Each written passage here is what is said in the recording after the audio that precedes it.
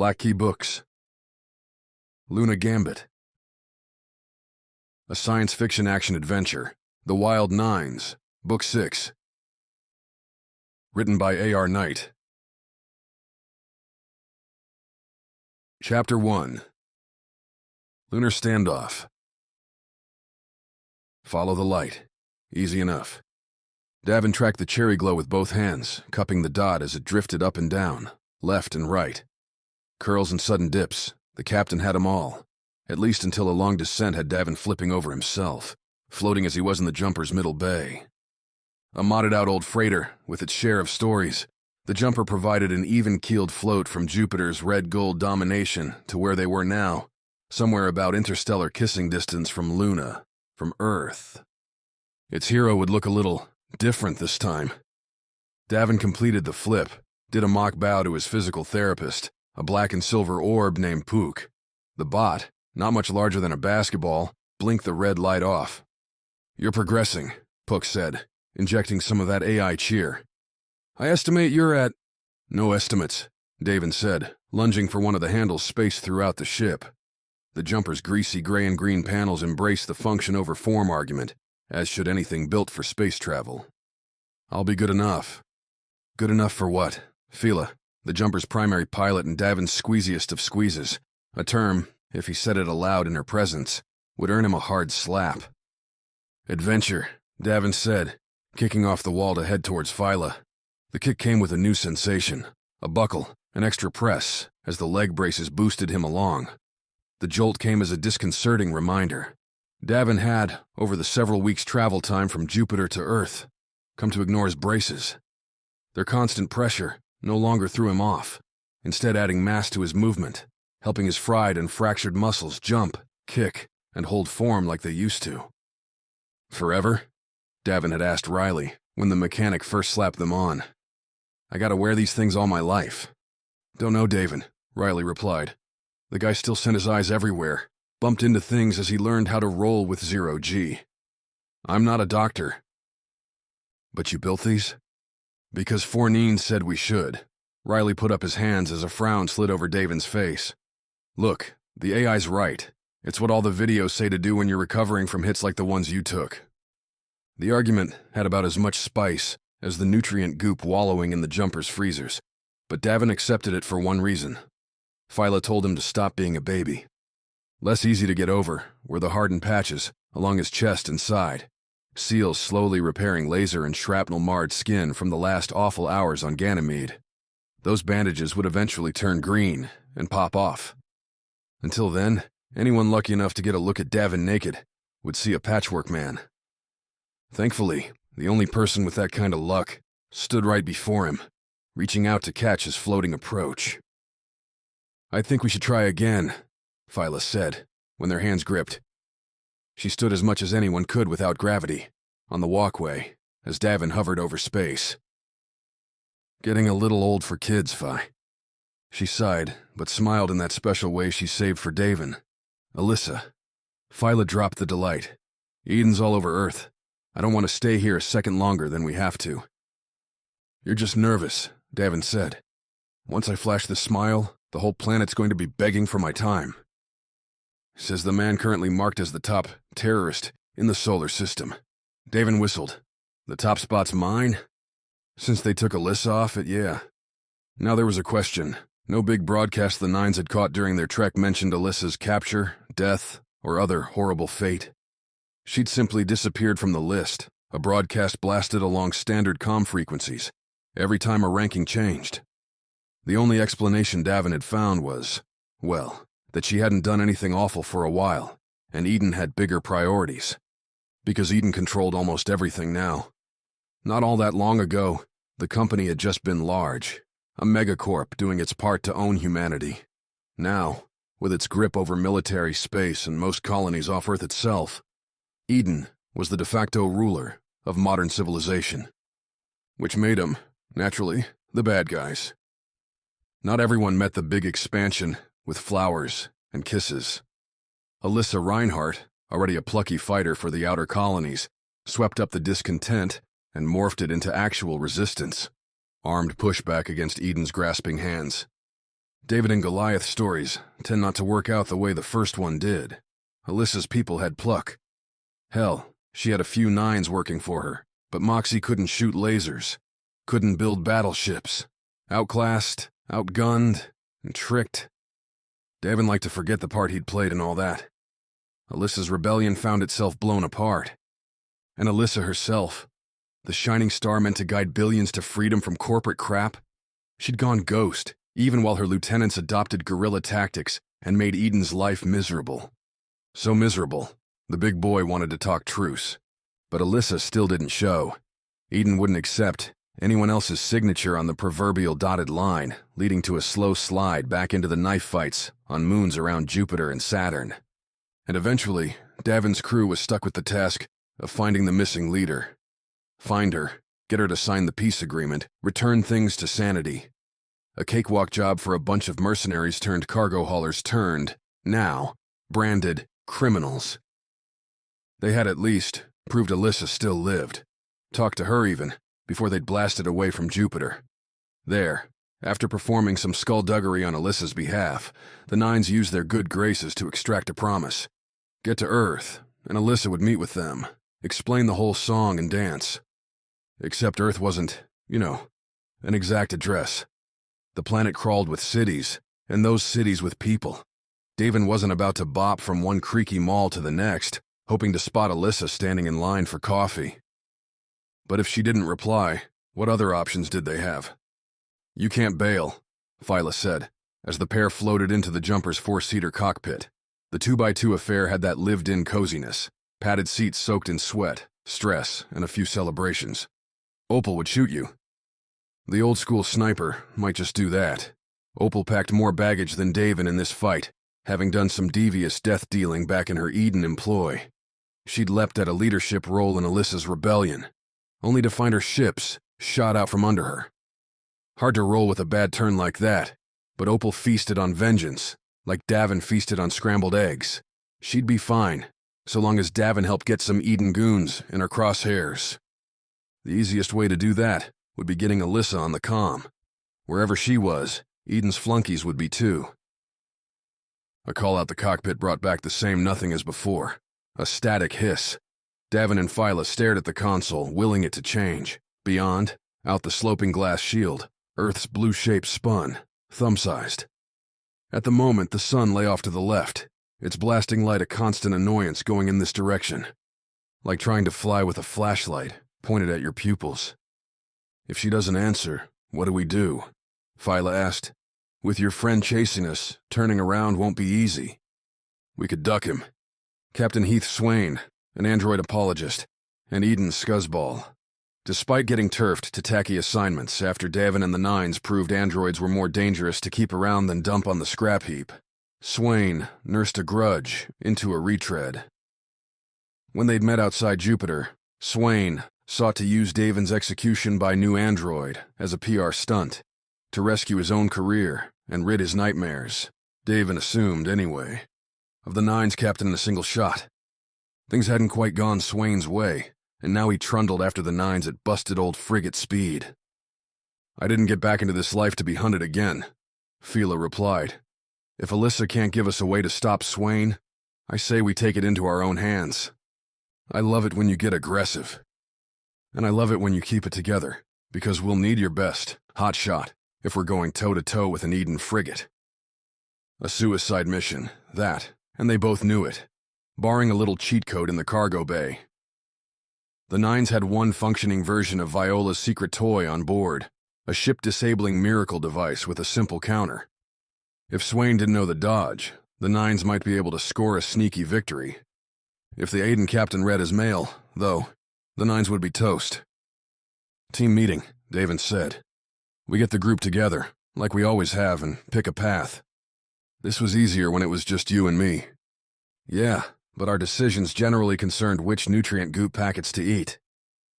There wasn't a good choice then, either. Davin made the call, and a full 7, 8 with Puck, and 9. If you counted 4-9, the jumper's converted android AI meandered into the ship's middle. Like Davin, Viola, Vi, floated in tentatively. Her torso and left arm, still wrapped up in heavy, ointment-soaked bandages. Her eyes wore the puffy smear that came from pain-killing drugs. Riley wasn't much better. Both had been lit up by lasers, much like Davin during the raid on Vi's homestead. Riley at least kept the wounds to his extremities, and the legs at that. Two of a human's least important bits, in 0G. If Vi could barely carry herself, Riley lugged a toolbox with him, as if this explained his place in the crew. Merc and Opal drifted down together from the mess, where they'd been enjoying a meal nobody envied. The two had fast-tracked their romance, dialed it up thanks to constant near-death days. Davin respected their back-and-forth dialogue, and the way both could turn an enemy to ash and laugh about it later. Relationship goals. Mox had already been in the center when Davin called the meeting, working out his exoskeleton's joints. All the carbon fiber woven into his muscles looked cool until you realized how much work it required to keep functioning. A greasy hinge was one thing. An arm that wouldn't move was quite another.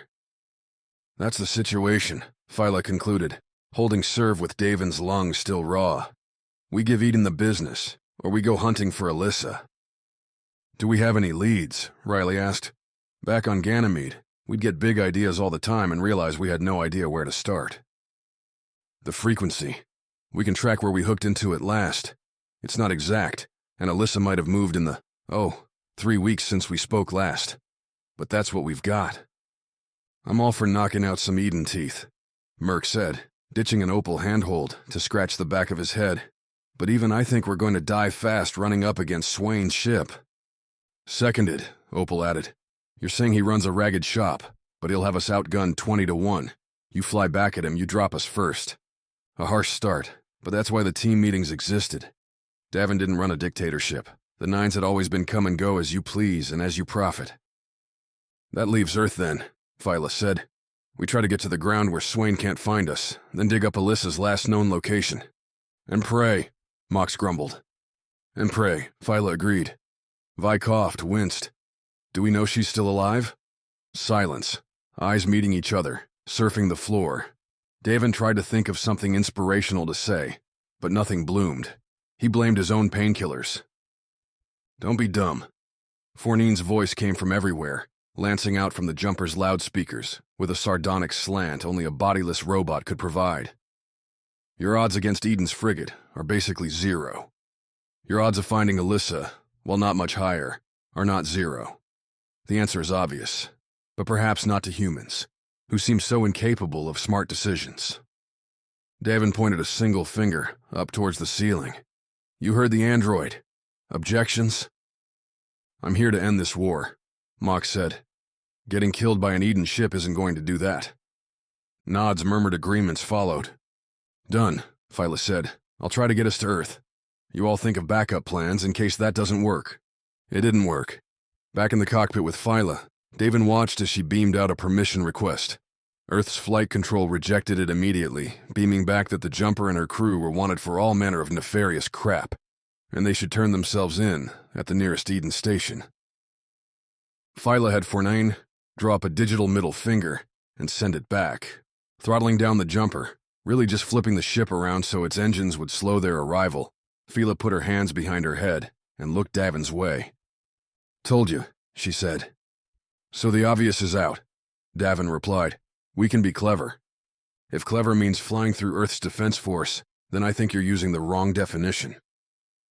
I think there's more than one way to get down there, is what I'm saying. Back when Davin had first met Mox, the Hulk had only just acquired his metal machination. Spurred on by vengeance, Mox had broken the rules and made some risky moves, ones Davin took as a sign that Mox matched the Nine's temperament. Part of the deal, to bring Mox into the fold, though, meant realizing that revenge. And the target had snuck onto the moon, through some more subtle channels. Not gonna work, Mox said, still in the jumper's center, still greasing up his rig. Phyla elected to hang in the cockpit, keeping an eye out for any harassing patrols. Since contacting Earth, the local space would likely know sooner rather than later the jumper and her wanted crew were around. The need to jet off, or fight back, might be imminent. You're about to tell me the moons tweaked their procedures, right? Davin asked. He lay on his back, floating about a meter off the ground, almost like laying in his bed. They're so good at monitoring traffic now, any sneaky play is foolish. Right. So foolish a Centurion couldn't get us through? Mox threw a narrowed glare Davin's way. I want a life to go back to Davin, not sacrificing that. If you don't, then we have to dive down Earthside. You know those odds aren't good. You're pinning me. It's what I do best. Mox grumbled, squeezed some oil onto a cloth and rubbed it along his left leg. Lucky you have friends like me, Mox said as he finished. Luck or design? I'm gonna design a new shape for your bones, if you don't float your ass away. Appreciate you, Mox. Luna's foremost former Centurion came through with a series of tight band calls to the moon. Thankfully, if there was one thing Lunar folks despised more than anything else, it was Eden. The company had ravaged the lunar economy, removing its Great Plains as the kickstart to space travel by building orbital stations everywhere. All because Luna wouldn't allow Eden to buy up vast swaths of its dusty regolith. Mox took the conversations private, refusing to deliver names and details to anyone. Phyla and Davin waited outside the cockpit, sliding door shut, for Mox to appear with coordinates, docking codes, and a new name. Stardust Swill, Mox said. That's what we're calling the jumper, while we're on Luna. Not much of a change, Phyla replied. It'll be enough, Mox said. We land, we leave. They'll keep her sealed off. Phyla issued one of her patented suspicious stares. Sealed off how? Evidence, Mox said, a slow grin. We're criminals, right? Luna's gonna keep our stuff locked away until we get caught or turn up for a trial. And if we want to leave, we gotta clear our names first. That's our ticket in and out, Mox replied. Either that, or give Eden enough trouble Luna thinks we've earned it. Phyla, Davin whispered. This is the only deal we've got. We take it. You're telling me to leave my ship. I'd better get it back. The pilot's words took on a sharper edge when she repeated them 2 days later, when Phyla and Davin were the last two hopping down the jumper's ramp into a dusty, near-abandoned docking bay on the moon's dark side. A motley bot collection waited to greet them, a remote-monitored skeleton crew meant to keep the 2 berths available for emergency landings. Tight ovals hollowed out in the gray sand, the berths lit themselves up in orange for the jumper's approach, and now shifted their spectrum to a pleasant blue-white as the nines moved into the bay proper. Davin told the crew to pack light, as if anyone on board had enough stuff to do otherwise, and the shambling collection looked more like wayward tourists than a hardened mercenary company. At least, if you ignored the hidden holsters, the long backpacks just large enough to store a rifle, or, in Davin's case, a particular energy-blasting shotgun. Mox's Centurion subterfuge served not only to get the nines onto Luna, but also to secure them transport. The enclosed rover would be picking them up shortly, then would ferry the nines to one of Luna's couple cities. From there, find a way to forge some IDs and sneak onto Earth. Simple. So simple, Davin actually napped while they waited in the bay's small terminal. The vending machines here, so isolated, held only water, and yes, nutrient goop. A disappointment so profound, Davin could do nothing else. Save, find one of the soft plastic benches, and spread out. The rest seemed more interested in stretching muscles gone so long without even a hint of gravity. To each their own. Phyla's hand squeezing his shoulder pulled Davin back from oblivion. It'd been a nice oblivion, too. Free from worry, pain, dreams, anything. The look on Phyla's face said there'd be plenty of stress, at least in the waking world. Our ride's close, Phyla said as Davin blinked sleep from his eyes. They brought friends. When Davin was the one making snap changes to plans, things were good. When someone else did it, well, Davin snapped open his bag and hauled out Melody. Any coffee in this place? Davin asked, as Phyla checked her rifle's power pack. Powdered, Phyla replied. I'll take it. Then get it yourself, Captain. Phyla nodded back towards the doors to the jumper's bay. I'm getting back on board to get her ready. Have a feeling we might need a quick exit. The other nines had themselves hustling too, gearing up for a fight that hopefully wouldn't be necessary. Then again, Davin's history tended to be filled with unnecessary fights. This one turned a whole lot worse when, powered coffee in hand, Davin saw Phyla stalk back from the jumper's bay, raw anger etching lines across her face. Davin called the nines together with a whistle, and Phyla gave the unfortunate update. The docking bay doors were shut, the jumper sealed in. "Can't blow our way through," Merc said. "These aren't thin." Phyla shook her head. "We'd need artillery." "Then we're assuming those speeders coming in aren't friendly?" Opal asked, her look angling towards Mox. "Thought these were your people." "They are my people," Mox replied. "They're also Luna's people." "They're cowards then," Riley said. "The only people after us are Eden, which means they're rolling over for their lives and everyone on the moon," Davin finished, putting a hand on Riley's shoulder to quiet the kid. "It's a bad call, but I get why they might be making it." His crew leaned in a bit to hear the whispered words, prompting Davin to clear his throat before he started in again. This was supposed to be inspirational, and a captain gasping his way through a pep talk wasn't exactly that. "We set it up right," Davin said. "Positions. Make sure these Centurions know a fight's going to cost them. And while they're thinking about it, I hit them where it hurts." "You will not shoot them," Mox said, the tone brooking no argument. "Don't worry, big guy," Davin replied. "Shooting's not what I have in mind." The Centurions swept in on their speeders, encircling the docking bay. The moon skiffs all had a couple flimsy turrets on the top, enough capacity for 5 and a pilot. 20 Centurions in all piled out, suited up for vacuum, their crimson capes drifting down as they came through the facility's lone airlock.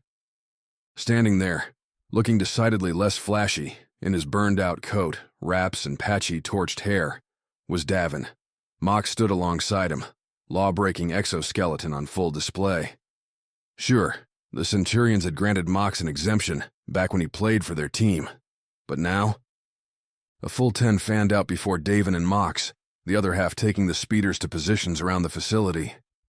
Davin only knew this because Vi fed the details into his ear. With Mox's door-busting help, the engineer had the base's sole office and its attendant systems at her fingertips, including area scanners. Truly a blessing to have a technical wizard on the team. The lead Centurion, denoted by gold fringes on her cape and around her crimson uniform, strode forward. Rifles hung on one side, short spears on the other. A striking look, though a bit grand. Not that Davin would ever say such a thing out loud. The Centurion touched the side of her helmet with black-gloved fingers, the visor whisking away to reveal the serious face so often worn by people who valued duty over everything else. Davin wanted to ask if she woke up every morning, believing the fate of the universe was at stake, but held his tongue. Authority figures liked opening things up their way. "Davin Masters," the Centurion spoke with bold certainty, a judge delivering a verdict. "You are under arrest as a—" Davin sighed, loud. "I'm gonna stop you there. Can we do some intros? Feel like it's not fair, you knowing me not knowing you?" The Centurion's eyes flicked to Mox, her mouth tightening. Her hand went towards the spear, which, Davin noticed, included a power pack built into its handle. The thing could probably send him into shock at a touch. So Davin waved a hand. A tiny blue dot appeared on the Centurion's forehead. "Let's keep it friendly, shall we?" Davin asked. The Centurion noticed the dot, or rather, the rifle creating it, and moved her hand away from her weapons. The other 9, thankfully, followed suit. Davin could feel their glares, could imagine the curses, the plans whistling through their comms. "My name," the Centurion said, "is Commander Farah Latrice, and you are making the biggest mistake of your life." Chapter 2. Medical Menace. Not even Mox could keep his composure at that threat. The man laughed, a low roll that echoed around the otherwise quiet facility. "Commander Latrice," Mox said, "do you know who you're talking to? This man has made more devastating mistakes than anyone I've ever known." "He's not wrong." Davin took the wheel back. The bluster was starting to take a toll on his lungs, so he'd have to end the party here. "My deal's a simple one, makes us all look good. You give us one of your speeders. We take off. You get to claim that you found this place empty, but you scored our ship." Did it hurt to give up the jumper? Always and deeply, but Davin couldn't see the Centurions stripping it for parts. Mox always claimed the Lunar police were reputable, honorable, a hell of a thing to trust with the ship that had been his home for decades. But life kept pushing him into these decisions. Latrice glared Davin's way, her fire giving a clue. She wouldn't impinge her honor by making deals with wanted men. Thankfully, Opal wasn't some novice who needed permission to take a shot. Latrice went for the draw, a light flashed, and the Centurion leader found her pistol missing the bottom half of its barrel, a dark line running along her leg where the laser scorched the uniform. "Nobody needs to die, Commander," Mox said, after looking at Davin and seeing the captain's finger pointing at his throat. "This is an easy out." Latrice fished her broken pistol from its holster, ditched it on the ground like a dead thing. She turned back to her Centurions, and for a long breath, no sound made its way to Davin. An earpiece aficionado himself, Davin figured there were hot takes spitting back and forth among the red capes.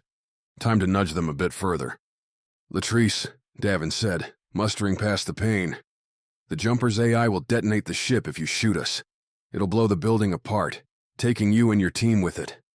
Latrice held up a single finger, turning back Davin's way. "You say you're here to hurt Eden?" Latrice asked. "Definitely. And you won't tie what you're doing to Luna?" "Not planning on it." Latrice searched Davin's eyes for lies. There were none to be found. The lunar surface looked much like Ganymede's, all crater-pocked. Unlike Ganymede, though, the first half of their journey across the regolith zipped by in darkness. Davin, resting in a chair behind Phyla's helm, admired the view through the bubble glass. "You get this in the jumper all the time," Riley said, next to Davin. "Why is this so much better?" "Not better," Mox answered, watching the stars like his captain. "Different. Something beautiful, seen from a different sides, still beautiful," Merc added. The fighter pilot and Mox held down the speeder's middle, while Opal kept her eyes out the back. The sniper's rifle hadn't left her hands for more than a few seconds, but now she sensed Merc looking at her and threw him a grin. "Usually she's watching me," Merc said with a happy shrug. Vi sat on Riley's other side, already asleep. An easy move, given the soft, bouncing ride as the speeder's microjets kept them aloft. It'd be an hours-long journey, too. While Latrice and her group came from a closer domed town, Mox wanted to make for the capital directly. More contacts, more options. And better doctors, Mox argued. "Eden will find us. You need to be ready." "Vi too," Riley added, ever protective. The crew had kept watch, but so far there was no evidence Vi had anything other than friendly affections for the man. Riley followed the fairy tale playbook, seemingly smitten with the childhood crush now returned to his life. Vi seemed happier to have backup scrubbing out the jumper's air filters. For his part, aside from amusement on a long, dull trek from Jupiter to Earth, Davin didn't give two craps. What people did, who they loved, wasn't his concern unless and until it messed with his crew's performance. Thus far, Riley hadn't let the love blind him to the daily drudgery, so Davin let it lie, closed his eyes, and let the speeder's gentle recyclers soothe him to sleep. "You want a picture of life off Earth?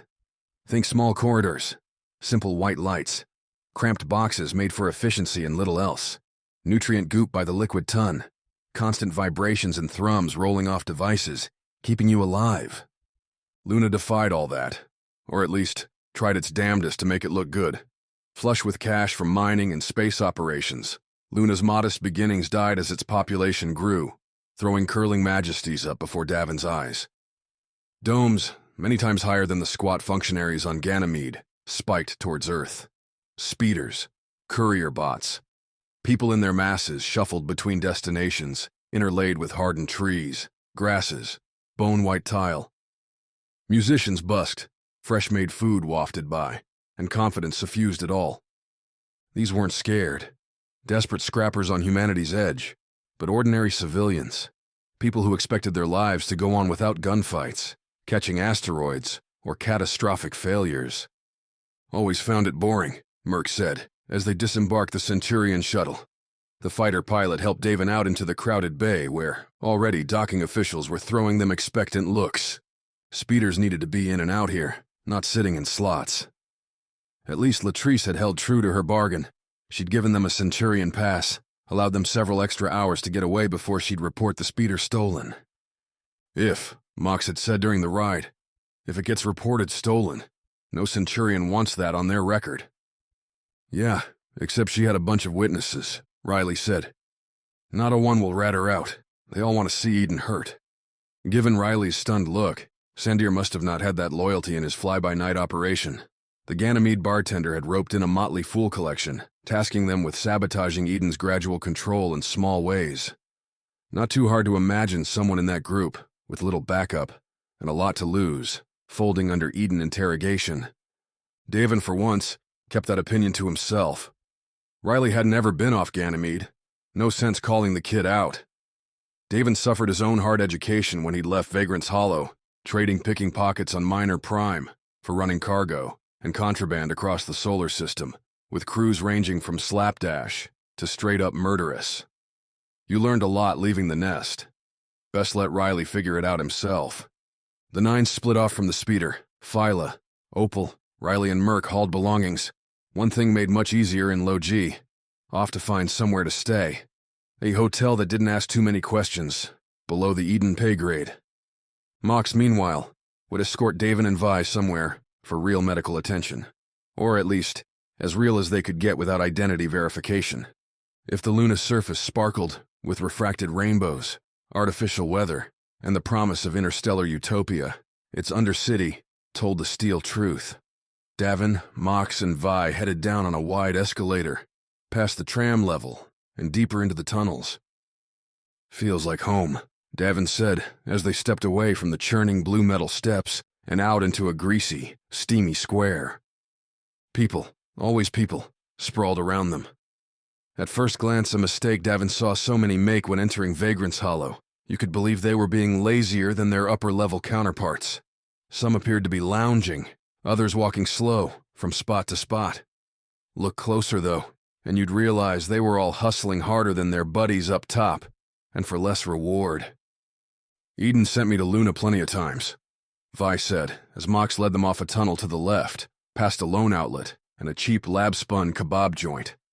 "Not once did I come down here." "We hide it," Mox said, not shading the words with any shame. "Luna needed tourism to survive. The Undercity didn't boost it. Them's the breaks. We need it, but we don't like to admit we do." "I tell that to Phyla all the time," Davin added. "No wonder she's constantly pissed, you ass," Vi replied. Pook, drifting behind them, let out a low beep. "You never say you need me, Vi." The engineer rolled her eyes, leaned a little more in Mox's helping arms. "Help, I have a robot with self-esteem issues." "You're a good bod, Puck," Mox said. On the right, in a scattershot sparking glow, Mox's destination came into view. A red cross, that symbol of health and help, undermined somewhat by the signs hanging in the front windows, advertising all sorts of questionable treatments, for all sorts of questionable prices. "Where the hell are you taking us?" Vi asked. "You need something done, without anyone knowing. You come here," Mox said. "We've let them operate for years, because it's better than having criminals die in the streets."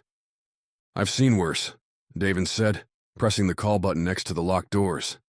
"This place on Io, literally carved out of a wrecked ship, used the old reactor for its power, flipped the wrong switch, and everyone would go boom.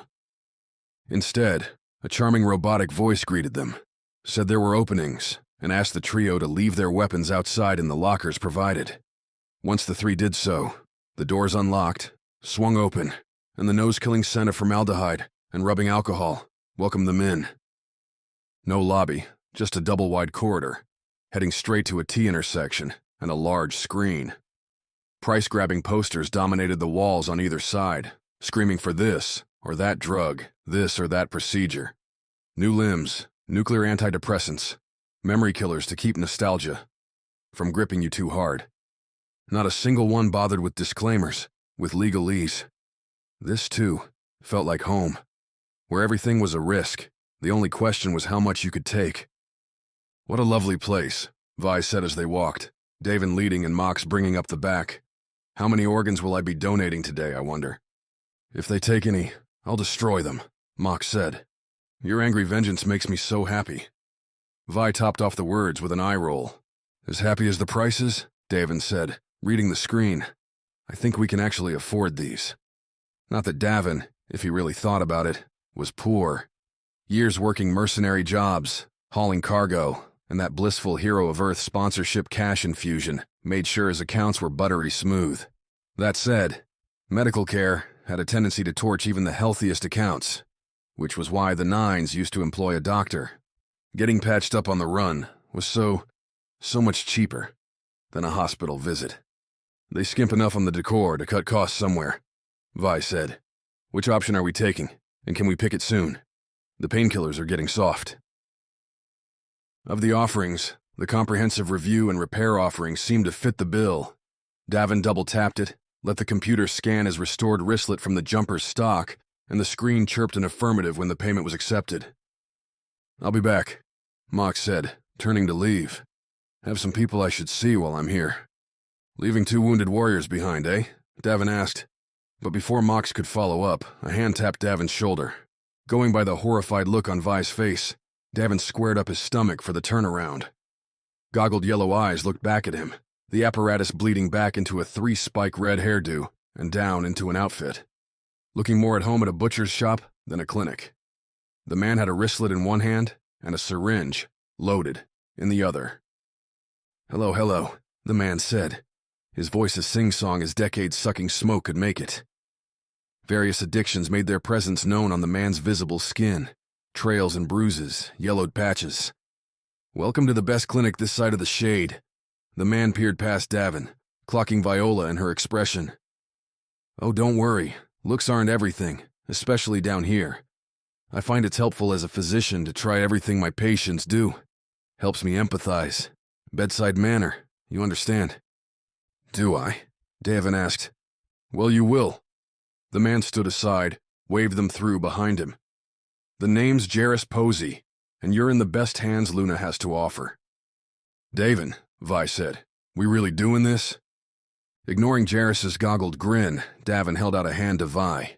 A braced hand, one whose every move crackled inexpert stitching, tugged at burned blisters still rippling over his body. We're already wrecked, Vi, Davin said. It can't get much worse. A great mindset to have, my friend. Jarrus nodded. Never fear, though. Our treatments are second to, well, many, but none nearby. Davin and Vi followed Jarrus into the clinic's bowels, which catered to the privacy offered by the front. Every room in the gridded-out place had slate glass coating the entrance, blacking out the insides. Patient details, all anonymized, splayed across the glass. Things like heart rate, temperature, ordered drugs, and scheduled procedures listed out in ways clear enough to suggest some skill was, in fact, at hand here. Vi's breathing slowed, and her snide comments disappeared. I know, the front is deceptive, Jarrus said, but we keep it that way for a reason. Our patients expect privacy, skill, and reasonable costs. We deliver all, as you'll see. See, they did. Jarrus dumped Davin and Vi into neighboring rooms, and within moments a combination of bots and masked personnel went in and out. Davin, lumped onto his bed, had his clothes tossed off in favor of a cream gown. The half-assed stitches were ripped away, replaced with strong salves. They stuck oxygen onto his face, had him breath deep while a whirling, blinding bot sliced and diced into his lungs. Torch tissue was scraped away, blisters were popped and repaired, and even older injuries, like a lingering bone bruise in Davin's left knee, had their causes removed. And how long did this take? Davin couldn't tell. It all passed by in a fog, a bedazzling drug cocktail that had him swirling through past, present, and various futures without ever setting foot in any of them. If there was a constant impression in that mental miasma, Jarrus was it. The man kept poking in, those yellow eyes, snapping Davin's slapdash senses back to the present. Jarrus would lean in close, as if counting Davin's nose hairs, then pull back and nod. After this happened several times, with the nod growing more vigorous, more excited each instance, Davin saw Jarrus again with shadows. The blurred forms didn't come close enough to take shape, but hung in the doorway. When Davin finally gathered enough consciousness to wiggle his toes and feel his fingers, neither Jarrus nor the shadows were there, only a single, forlorn medical bot. Feeling well? The bot asked as Davin blinked at its corroded gray, spindly form. An oval approximation of a face had been staked, like a scarecrow, at the top of the spindle, and it stared down at Davin with a fixed smile. Your vitals are good. As if vitals were the only thing that mattered, but Davin was almost ashamed to say he was feeling better.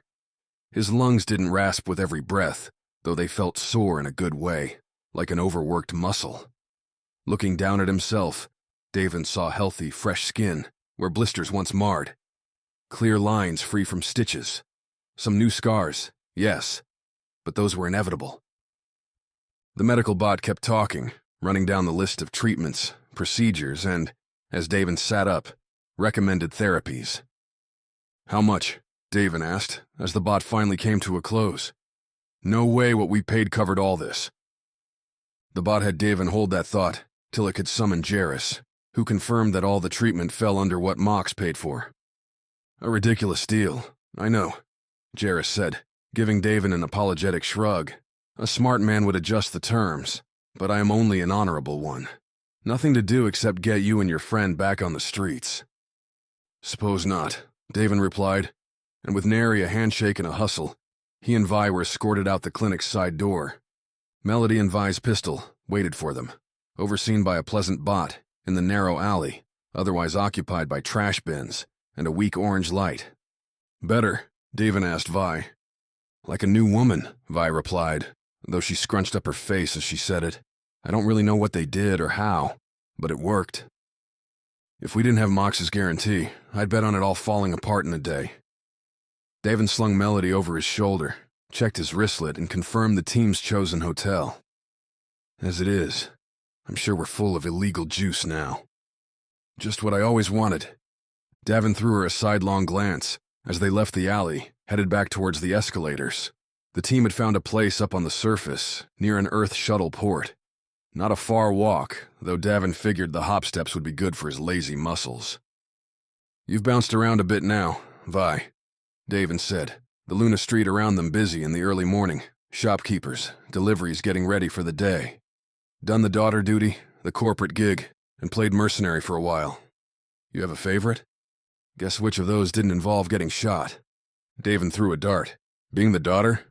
You'd think so, but I shot myself plenty with my experiments. Not with full-strength lasers or anything, but you know how it goes." "Again, do I?" As they crossed the courtyard, both stumbling here and there, while they reacquainted themselves with bodies not riddled with damage, busted tendons, or broken minds, Vi rattled on about her projects. Perhaps it was a childhood, growing up in a similar sketchy place, but Davin picked out the trio fast. They lingered near the boxed-in entry to the escalators, sucking on jolt sticks.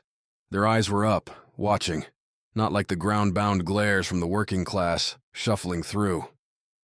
The real people down here, they'd be busy keeping themselves clear of trash, would be walking a route memorized by days doing nothing but. These three were hunting. Then I tried spooling up the battery to 200%, and you should have heard my father when I blew out our entire circuit board, Vi was saying, when Davin held out his arm to catch her latest hop. "Let's go right," Davin said. "The next escalator's not far, and it's closer to the hotel." "But it's so grim down here." "Then treat it as an education in class capitalism." "Okay, Dad." They swapped directions, cutting between a donut and coffee spot and a scrap dealer. Luna, playing to the day-night cycle, had its lamps shading blue-gold for the dawn. Someone in the donut shop played news radio, loud enough for the voice to spill into the street. Eden's stock shook up thanks to conflicts with Galaxy Forge. Good. Less good was that damn trio. Davin caught their reflection in the donut shop's glass windows, their shadows glaring off as they left their post, and Bounce walked in Davin's direction. "You're being so quiet," Vi asked. "What's up?" "Do me a favor," Davin said. "Keep talking like you were. Don't stop moving." The three tailed them with purpose, but not urgency. When Davin and Vi left the courtyard, hit the side street proper with its packed capsule housing burrowed into the sloping sides, the followers didn't speed up. And if you weren't worried about catching your prey, it meant you already had him trapped. Vi's story cadence went erratic after Davin's ask, the tales veering into nonsense, cutting off and starting up again without connection. She could fight under pressure, could repair a ship as the enemy blew it apart, but Vi was no spy. Oh well, neither was Davin, and in another minute, it'd be time to blow this charade. While they walked, Davin's fingers played on his wristlet, pinging the team their location, the situation. Replies were fast, with Phyla chipping in that she'd like to lay someone out after the frustrating flight from Ganymede. Davin, Vi said, finally taking a look at her wristlet. What's happening? Another day in our storied lives, that's what, Davin replied. Keep your hand near the pistol. Up ahead, the street and its houses bent to the left, curling along with the moon's surface. Around that bend came a quartet matching the first three in slick gray-black outfits. The tones unremarkable, the clear eyes and bulges, where weapons would be very much the opposite. In seconds, Davin and Vi would be surrounded. By whom, he didn't know, but he could guess why. Before they'd hit the moon, Phyla had joked about Davin's bounty, about how much Eden would pay for the Nine's captain alive. More than we ever made, taking contracts, Phyla said. How about that, hotshot? Can I turn myself in to collect? No, but I'm thinking about it, Phyla said, throwing a look around their quarters on the jumper. Could get this place a facelift. To his left, some poor sap opened his capsule, heading out to work, to live. Sorry, buddy, Davin muttered. Vi, follow me fast. Davin bounded towards the door in a sharp hop, nearly colliding with the dude, whose face was buried in his own wristlet. The sap, a squat sort with struggling reaction time, barely managed a yelp before Davin pushed him back inside the capsule, Vi following behind. The engineer knew enough to shut the door without Davin asking. Who are you, and what do you want? The man asked, as Davin unlimbered Melody and pointed the weapon in the guy's face. I'm not rich. You have a basement? Davin asked, looking out the front window as the 7 goobers assembled in the street. Yeah. Get down there, and don't come up till we're gone, Davin said. When the man tried to protest, Vi added her pistol to the mix. Now's not the time for questions. Do what he's asking, please.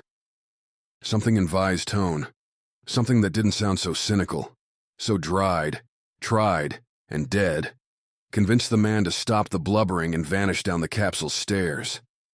Otherwise, the capsule held true to its name, a narrow single room holding the kitchen, the couple meters, dedicated to a screen and a chair. Steps going up to the lone bedroom, and a lavatory stuck in between. And people thought living on a ship was bad. What are we gonna do? Vi asked, as Davin confirmed no back door, no alternate entries. Ever been in a siege before? No? Davin double-checked Melody's power pack, nodded out the window. They're gonna come to us, and we're going to make them regret it. Chapter 3. Boarding, dead or alive. Davin's shoulders about spanned the width between the capsule's circular door and its front window. Vi stood to his right, one foot having drifted upon the upward stair's first step, retreat already on the mind as she typed on her wristlet. The small living room showcased its owner's spare life, a single chair, cushions malformed and splotched, a screen too small for the plain white wall it hung upon. The heart, though, lay on those walls, which were bedecked with pictures, framed one atop another, as though the house was built by those deep wood rectangles rather than the mortar, the regolith, the chemical bonds that had thrown up this entire tunnel. Who knew how many years ago? The family in those pictures, going by the quiet, clean house, was long gone. Wandering impressions tended to swallow Davin when his life stood at a precipice, surprise him, and he'd fall into the action without a thought, a whirling verb, until the enemies lay dead, his team alive, the danger dealt with. But the 7 outside decided to take things slow, gave the captain a chance at introspection, a chance taken because Davin felt pretty damn good for the first time in far too long. He'd just acquired health, and now here, these jerks wanted to tear it away again. They're coming, Vi said, and Davin snuck a glance out the window, expecting to see the gang approaching. Instead they stood, the gray-white goons conferring among themselves. I mean ours. Mox, Merc, you know. Vi would be in Davin's same spot, rejuvenated. So might the photographer cowering in his own basement. Davin would bet his hefty account the group outside was trying to decide how much ruin they could endure, to score Davin's head. It had to be Davin's head. Had to be that Eden bounty. If they went too far, Luna's centurions would rip them apart. What's the strategy? Vi asked. We wait for them to kick in the door? Hell, if the Nines came here in force and threw down, the centurions would come and take everyone away. Davin's team couldn't afford a street brawl. They needed a way out, one that had erased the gang without implicating the Nines. "New thought," Davin said. "How do we scare them away?" Vi squinted at him. "Scare them away? What?" Davin looked out again, did a double take. Only 3 enemies stood in the street, these all holding more conventional arms of thuggery. A bat, brass knuckles, and of all things, a crowbar. Where were the other 4? "Publicity," Davin said. "Luna's all about image. We get out that there's a gang terrorizing down here. The Centurions will respond fast. I can call the emergency, but you're a criminal, so—" "He's not." Davin nodded at the photographs. A crack, a glassy crinkle came from above. "Get down there. Get him calling for help in the most public way you can find. But don't put yourself on camera." "What about you?" Vi said as she stood, looked up the stairs. "They're coming in. I'll do what I do best," Davin said. "Charm." Vi shook her head, threw a look Davin's way as she hit the basement stair. "Don't die on me." "They won't kill their treasure, don't worry. They might beat him up, but he could take a punch or 2. Curling to the door, ignoring the stairs behind him, and the morons definitely about to descend, Davin opened the spiral portal. Strode out into the street with Melody in his hands. The 3 goons eyed the weapon, didn't make a move. "Gentlemen," Davin announced, loving the way the moon's gravity let his coat, frayed and fraught, swish around him. "I get the feeling you're looking for me?" The middleman stepped forward, bouncing his bat off a hand like some cliched movie cutout. His defining characteristic seemed to be his hair, which sprawled up and out in every direction like a spaghetti afro. A silver crescent tattoo curled beneath his left eye. Tight-fitting clothes, snazzy shoes meant more for clubbing than the muck. "Davin Masters?" the man asked, his voice glitching at the end of each word, a sign he'd had some implants put in. Kids these days, nobody liked it natural anymore. "Guilty," Davin said, savoring the word and spreading it out with a smile. Every second counted. "Who do I have the dubious honor of addressing?" "Echo," the man replied, "and you can take that dubious honor and shove it." "Done and done." Echo jerked his head to the right, down the street. Behind him, Davin heard the clacks as Echo's fellow henchmen descended from the rooftops. "We're going this way," Echo said. "Have a nice walk," Davin replied, sticking right where he was. Echo laughed. "You're a cocky one, eh?" The voice implant slid Echo's accent around like a hockey puck, matching tones and places to make Echo's history impossible to trace. Didn't matter. "Look," Davin said, sweeping his eyes across the 3 in front, then sidestepping to put the oncoming 4, also wielding a mugger's medley, into view. "We all know where this is going, so let's make it sporting." "This ain't about sport," Echo said. "It's about looking good, I know. So how about I give you the chance to show off before your buddies? A little one-on-one throwdown with Earth's greatest hero ought to do wonders for your street cred." Echo laughed again, the noise bouncing up and down the near-empty street. The few passers-by took note of Echo's group and scurried the other way. A known crap quantity, this guy. "Let's do it then, hero," Echo said, and he went from bat-patting to bat-hefting. No ceremony, just a duel. "Right now." Davin swept his left leg around, considered angling Melody up and blasting Echo to pieces. Would have been satisfying, not sporting, and if Vi was working the plan, there'd already be cameras pointed their way.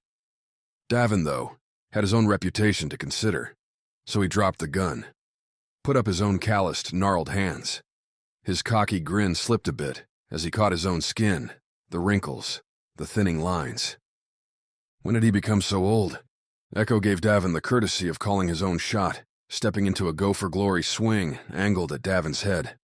The dude was still at distance, though, so Davin did a little backstep and watched the faux wood, a light cherry mix, swish right before his eyes. And caught the real play, in Echo's own. The spiker hadn't been going for a decapitation, but a setup. Echo's irises angled over Davin's left shoulder, giving the mercenary captain a split-second's clue to prep a sharp elbow. A heavy hand landed on Davin's jacket, and Davin drove his pointed left end to meet its owner. The blow stuffed its way into someone's gut, a grunted gasp, all the evidence Davin needed. The hand lifted off his shoulder, freeing Davin for a sudden dash right at Echo and his bat. People that dressed and moved like Echo tended to be actors, players putting appearance before results, giving a lot of bark and ignoring the bite because it might get their clothes messy. Davin hoped Echo went the same way, that he'd fold over after a couple jabs and call off the others. Turned out, Echo had earned his bizarre outfit. Davin's lunge made it inside Echo's reach, making the bat an awkward tool, but Echo made the savvy play, angling the wooden haft in front of himself like a shield, catching Davin's first swing, a right-handed kidney shot, on the bat's fat end. And ouch. Damn. Echo pushed back as Davin cursed, driving forward into the captain as a whistling told Davin something else swung at his back. Thankfully, gravity gave Davin an assist. Pushing off with his right foot, Davin fell left. The pipe, corroded and red-orange, whisked over his shoulder, forcing Echo back. The moon's lighter tug gave Davin enough time to get his feet under him, a dancing move that must have looked ridiculous to anyone watching. That nonetheless bought Davin. Two more thugs hit Davin from either side, the crowbar dude and another from behind with those grasping, leather-gloved hands. Gravity rescinded its help, leaving Davin stuck in a sort of slow motion, the crowbar crashing into his left shoulder, letting those hands get a stronger grip on Davin's waist, wrapping up for a tackle. Before Davin could throw another elbow, the grabby one planted him on the ground, face down in the stones. A soft buzzing filled the air as Echo told someone to knock Davin out. Stun batons. Great. The scum who threw Davin on the ground tried to plant a foot on the captain's back, to pin him. A neat move if perfectly done, but Davin's ratty coat and tilted body meant the step didn't stick. Davin rolled with the contact, sliding the foot off him and turning face up. The stomper slipped, giving Davin a clear view of the new guy with the glowing stun baton. This dude looked all business, shoving aside his bumbling pal and jabbing his glow stick right at Davin. Davin leaned on his left arm, kicked up with his right foot, and smacked the offender's wrist, throwing the baton jab into the street instead of Davin's chest. Planting his left palm on the ground, Davin pushed himself up and into Baton Man. Little unsporting, don't you think? Davin huffed, trying to keep the sparking weapon away from his body. At least the baton, and its propensity for numbing, kept Echo's other goons at bay. Oh, they angled for a strike at Davin's back, but the captain kept his feet moving while he held his opponent's weapon away. The world's dumbest, most necessary dance right here, folks. Give up already, man, Echo said as the struggle went his way. This is embarrassing. Maybe for you, Davin replied, while his partner in baton cursed him out. I've got no pride to lose. Echo must have found some courage in that response, because he came in with that bat again when Davin turned his back. The man seemed to know what he was doing, but boy did Echo make himself predictable. Davin heard the step, saw the look in the faces surrounding him, and dropped the grip war for the baton, falling away as Echo swung the bat in an overhead crunch. Echo made the adjustment, Davin's dive a hair early, and clipped Davin's shoulder, throwing the captain again into the dirt. But the spark, the flash. The bum with the baton thought he had victory in his grasp, lunged the freed weapon right where Davin should have been, and caught Echo in the thigh instead. With a yelp, Echo collapsed, dropping the bat and matching Davin on the flagstones. A minor victory, seeing as Baton Boy, backed up by the others, still loomed. Then Davin heard another surprise scream, followed by a gray-coated body soaring through the air over his head. The gangsters turned, brought up their weapons, and another went flying as he picked himself up. Baton Boy noticed, said a real, "Weak hey," and jabbed towards Davin, only to get smacked by the third body of a colleague to go flying in the last few seconds. Davin could guess at the cause. Bit late, yeah? Davin said, as Mox, picking up Echo's bat and wielding it like a sledgehammer, drove off the gangsters. 5 seconds later, the goons were gone. Save a trio, Echo included. Too beat up to run. Came as fast as I could, Mox said. Where's Vi? Inside. Davin pointed to the house as he scooped Melody off the ground. She'll be out shortly. Better be. We're drawing the wrong attention. With the graycoats' retreat, the street crowded over with curious onlookers. Some stared from a distance, while others edged towards the bodies, eyes on the weapons, the clothes. The same thing would have happened in Vagrant's Hollow. Not only would you lose the fight, you'd lose everything else, too. The others aren't here, Davin asked. The others are going where we need to be, Mox replied. There's an earthbound shuttle we can get on, and with this stunt, it's gotta be now. As if on cue, Vi emerged from the house, tossing back a wave to the photographer guy, who peeked out at them before bringing up his camera for a long shot. Davin gave the man a grin, held up Melody in an action pose. "I caught it all live," Vi said as she joined them, with Mox wasting no time heading back towards the square, its escalator. Said Eden's funding local thugs to attack people it doesn't like. "Beautiful," Davin said. "Why?" Mox asked. "I'm risking my reputation to get us cover, and you're blowing it?" "And I appreciate that, my guy," Davin said. "But here's the thing. Eden's got to play a bigger game than us. They've got investors, a nasty public to keep happy. If we're lucky, Vi's video will help make us untouchable." Mox grumbled that he didn't get the details, so Vi and Davin took turns rambling off the playbook. Davin was already a local legend, and while Eden had branded the man a criminal, they didn't have a counterweight to Davin's star power. Coupled with their earlier broadcast out beyond Saturn, the Davin Masters as Man of the People project was in full swing. "They'll see one guy versus 7, Vi finished as they crossed the courtyard, keeping away from a Centurion squad dashing towards the fight scene, red capes flowing. Davin will get sympathy points. Eden will go on the defensive. They'll have to be more careful. Best of all, Davin added, no snipers. Any kill shot now would look like Eden playing the wrong game, approving assassinations instead of rolling its wrongdoers through the justice system. Sure, Davin and crew could still be arrested, but outright murder? Lucky us, Mox grumbled at the finish. Damn right, lucky us, Davin replied. Can you imagine getting me in a courtroom? I'd have Eden arresting themselves before the day was out. Sure, Mox and Vi rolled their eyes at that, but deep down, Davin knew they agreed. You don't get to be a celebrity without getting used to watching eyes. As the trio ascended the escalator, Davin's skin crawled with uncounted stares. Some had to be collateral looks, splashing off Mox's imposing shirt and metal skeleton combo.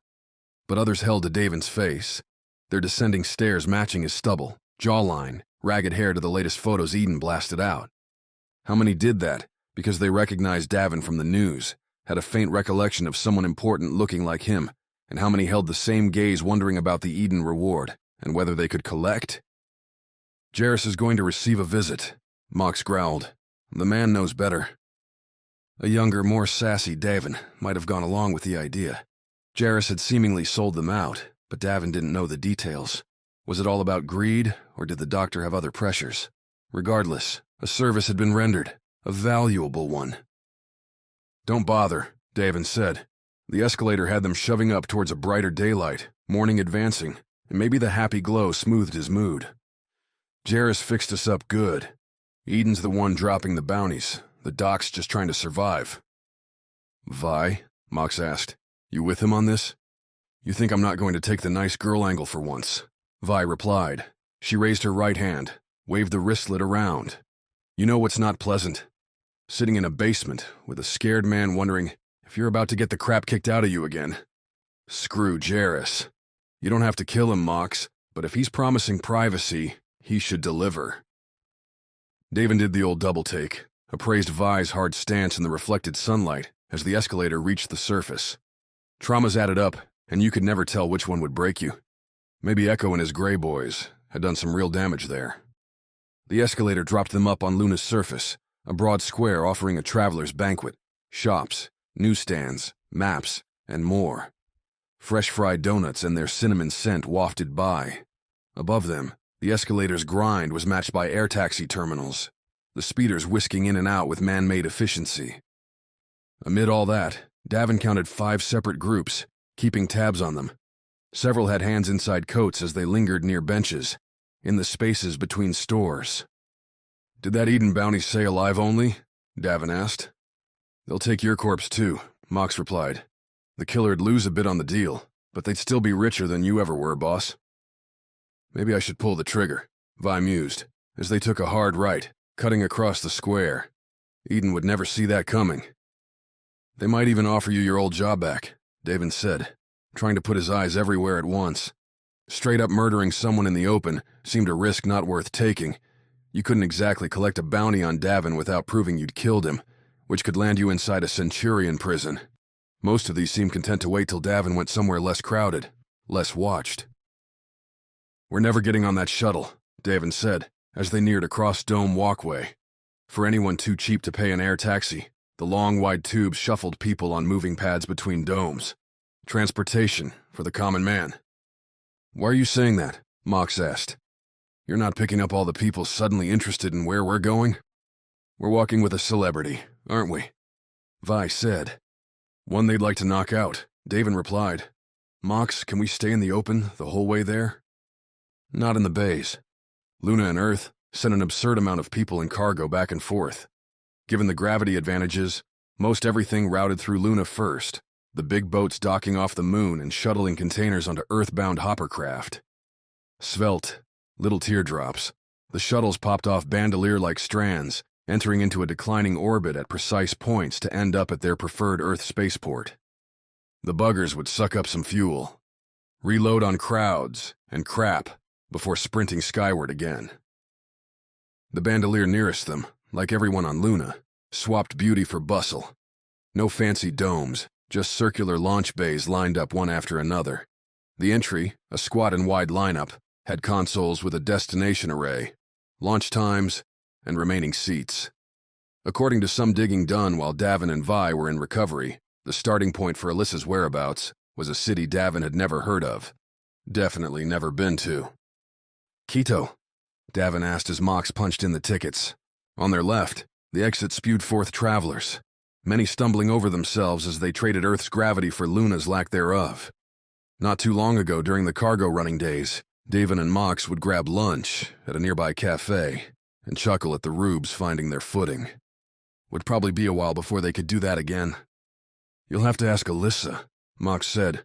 Opal used some of her old contacts to get the idea. While Opal had gone diving for Alyssa's whereabouts, Mox had used his own Centurion network to conjure up some new IDs for the Nines. Phyla, Opal, Merc, and Riley were already beyond the gates waiting for the shuttle, and Mox scanned Davin, and Vi through with him. What names did you give us? Davin asked, as they went through into the building, a not inconspicuous lineup following them to the consoles, no doubt buying the cheapest ticket to get through. The fun, if any fun was to be had, would start not all that far ahead, though it'd be an interesting sort. The bays had warnings plastered all over that weapons were forbidden past the cargo checkpoint. Mox scanned the wristlet again at one of several different screens, each scan spitting out a tag to slap onto whatever the Nines members wanted to send with their shuttle. Davin pulled out Melody, gave her the new white patch, and sent her sliding along. Vi eyed her pistol, as if wondering whether the small gun was even worth it, but shrugged, stamped on the tag, and dropped it after Melody. Mox took nothing, his big cannon left on the jumper. After the conveyor belt was a wide blue-black line. Warnings posted before the 2-meter thick strip insisted anyone dumb enough to try crossing with a weapon would simply be warned to turn back, and if they kept moving, would be shot immediately. On the other side of the line, 3 automated turrets, each 2 meters high and glaring with red lights near their barrels, made the threat more than idle. Guess what? Davin said, as the trio took their first steps onto the black line. Past here, it's all fists and feet. Or, we could try not getting in a fight for once, Vi suggested. The black line made Davin's body vibrate, an unnatural massage coupled with a faint burning sensation, as lights and lasers beamed his body and declared it safe. Mox and Vi, too, were given clean bills. Past the turrets, the warnings disappeared, and the berth bandolier put on a pleasant face, with restaurants, bars, and shops offering respite to anyone needing a pre-Earth pick-me-up. Where are they at? Davin said. We have a couple hours, right? Quito, not being a high-profile destination, only ran a single shuttle a day. Thankfully, that shuttle left in the mid-afternoon, perfect for a bite and a beer before departure. One Davin at least could use. You have a wristlet, Vi said. Sure, but I'm trying to see who's going to kill us first. The shifty scumbags, who'd been eyeing Davin the whole time, had followed them across the blue-black scanners. The bounty chasers took Davin and Co's loitering and disguised themselves in dumb ways, like vanishing behind a store's clothing racks or ordering an ice water at the bar. Mox, giving Davin a sigh, said, They're all at the gate already. Phyla says we should hurry. She say why? Yeah, Vi replied as Mox started off, Davin and the engineer padding after. The pilot doesn't want to fly with our wanted butts on board. Chapter. In the sights. What's a wanted man to do? Feeling rather infamous, with a gaggle of bounty chasers continuing to pursue, Davin joined his team at the shuttle to Quito. Looking rather drab, any futuristic mystique died at the hands of straightforward gate efficiency. A large screen, against the musty steelback wall, declared this was indeed the Quito shuttle. Next to it, a slim portal led to a docked shuttle, unseen behind the walls. Chairs, flimsy and padded, with only the cheapest plastics, sat in rigid rows. Their occupants, Phyla, Merc, Opal, and Riley. Not another soul dared fill them, though that hadn't always been the case. "We have a reputation now," Phyla said, as Davin, Mox, and Viola approached, Davin slurping a scrumptious mango banana smoothie. "Your video from this morning riled people up. Someone recognized me, tied me to you, announced it to the people here, and they all vanished." Davin shrugged. "More room for us?" "Yeah, except the pilot's refusing to fly," Phyla continued. Merc wore a small grin and sat next to Opal, whose eyes were shut. Only Riley looked the least bit worried. He'd noticed how many people trailed Davin's trio. "Tell him we'll fly the shuttle down," Davin said. "Like that's allowed." "Phyla," Davin turned to the side, waved at the bounty chasers. One, a young kid, was so brazen as to wave back. "In case you haven't noticed, we're criminals. Why not live up to our name?" "Stealing a shuttle," Vi asked. "Davin, that's borrowing," Davin replied, using the age-old movie logic. "In fact, I'd say it's better than borrowing. We're going to Quito. We've paid for the trip. There's no argument against it." "I can think of several," Phyla started, but Mox grumbled. Not words specifically, but a deep noise meant to cut off conversation. And cut it off, Mox did. "We can't stay here," Mox said. "There's too many after us." "You could scramble them like so many eggs if they tried," Vi noted. "Unlike you, I would prefer my job back when this is done. Where is the pilot?" "How is it that all our adventures turn into disasters?" Phyla asked. "I'd say bad luck," Davin replied, "but I think we just like him more this way." Davin's stride towards the shuttle was cut short by an accusing shout, beginning and ending with choice curses, and Davin's name between. Hard not to turn around at something like that. "You can't just leave," called the same kid who'd given him away. "It's not fair." Shooing Mox and Phyla on towards the shuttle, the craft needed to be ready for an evac. Davin folded his arms as Vi, Merc, Opal, Riley, and floating in, forgotten from the ceiling, Vi's bot puck formed up around him. "What's not fair?" Davin called back, the crowd building. At least 15 now, ranging from old to young, couples to trios to quartets. Most had hands in pockets, nobody openly brandishing anything yet. "What are you all looking for?" The rabble had, in their haste to pursue Davin's golden goose, forgotten to elect a leader. That's what thinking only about yourselves would get you. Davin's cocked eyebrow climbed higher and higher with every tick of the moment's metronome, looks thrown around the place, like darts. None struck home. "You," the same kid, finding some courage and desperation, called out as Davin started to turn his back on the bunch. "We're after you." Clarity and purpose restored, the mob seemed to find their courage, edging forward around the chairs, across the hall, much to the confusion of poor ordinary tourists, and towards the gate. "Davin, hate to be a downer," Merc said, "but I'm not feeling like brawling with all these people." "I'd feel bad shooting them too," Opal added. "Did enough of that before." Fair points both. Davin felt the pressure on his shoulders, the slight weight coming down whenever he had to make a captain's decision. Embrace the mantle, make the call. So he whistled. The noise, high and sharp, cut through the growing mob momentum. The closest two, a pair looked cut from a greasy cloth, their uniforms still on, came to a sudden halt. Had Davin just unleashed some rabid hounds, or summoned centurions to arrest them all? Eden had built up his legend, marked him as their #1 target. So who knew what Davin was capable of? "Run," Davin whispered. Genius came and went in many forms, and Davin chose to exercise his in fleeting footsteps, trailing Opal and Merc, with Pook buzzing along above, down the boarding ramp. The crowd, confused for a critical moment, found their voice and roared. Getting a coordinated stampede takes time and effort. Practiced soldiers marching in concert. Davin only had to listen to confirm the bounty chasers at his back were not such an illustrious bunch. The curses, the shouts, the bangs, the frustration came pouring after Davin, and not a single enemy's soul reached his back foot before it crossed the shuttle's threshold. "Shut the damn door and get us going," Davin hollered, though he didn't need to. Mox draped the entry, slammed the thick hatch as soon as Davin flew by. The shuttle lurched a half-second later, Fila at the controls. The others scrambled to their seats, the design the same, if a smaller size, than the Galaxy Song's escape option.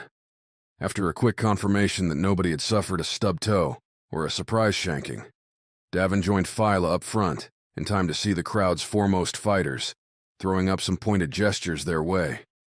Davin laughed, expecting Fila to do the same, but all she had on was a frown while her hands danced across the shuttle's controls. "To them, you'd mean everything," Fila said, when Davin asked her why. "That bounty would change their lives forever." "You trying to make me feel bad about running?" Davin asked. "Should I have held a contest, see who most deserved to drag me into Eden's arms? If anyone deserves that bounty, it's me."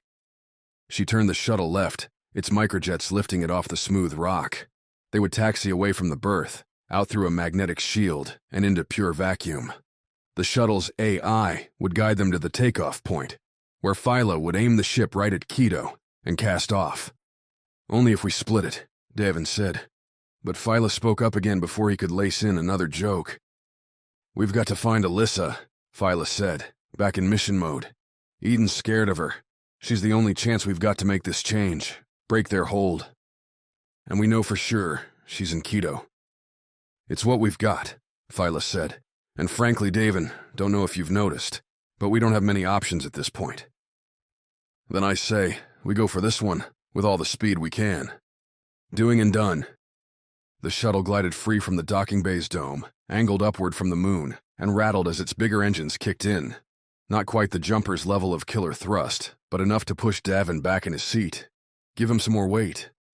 Not a bad thing, seeing as Earth would be the heaviest spot he touched in quite a long time.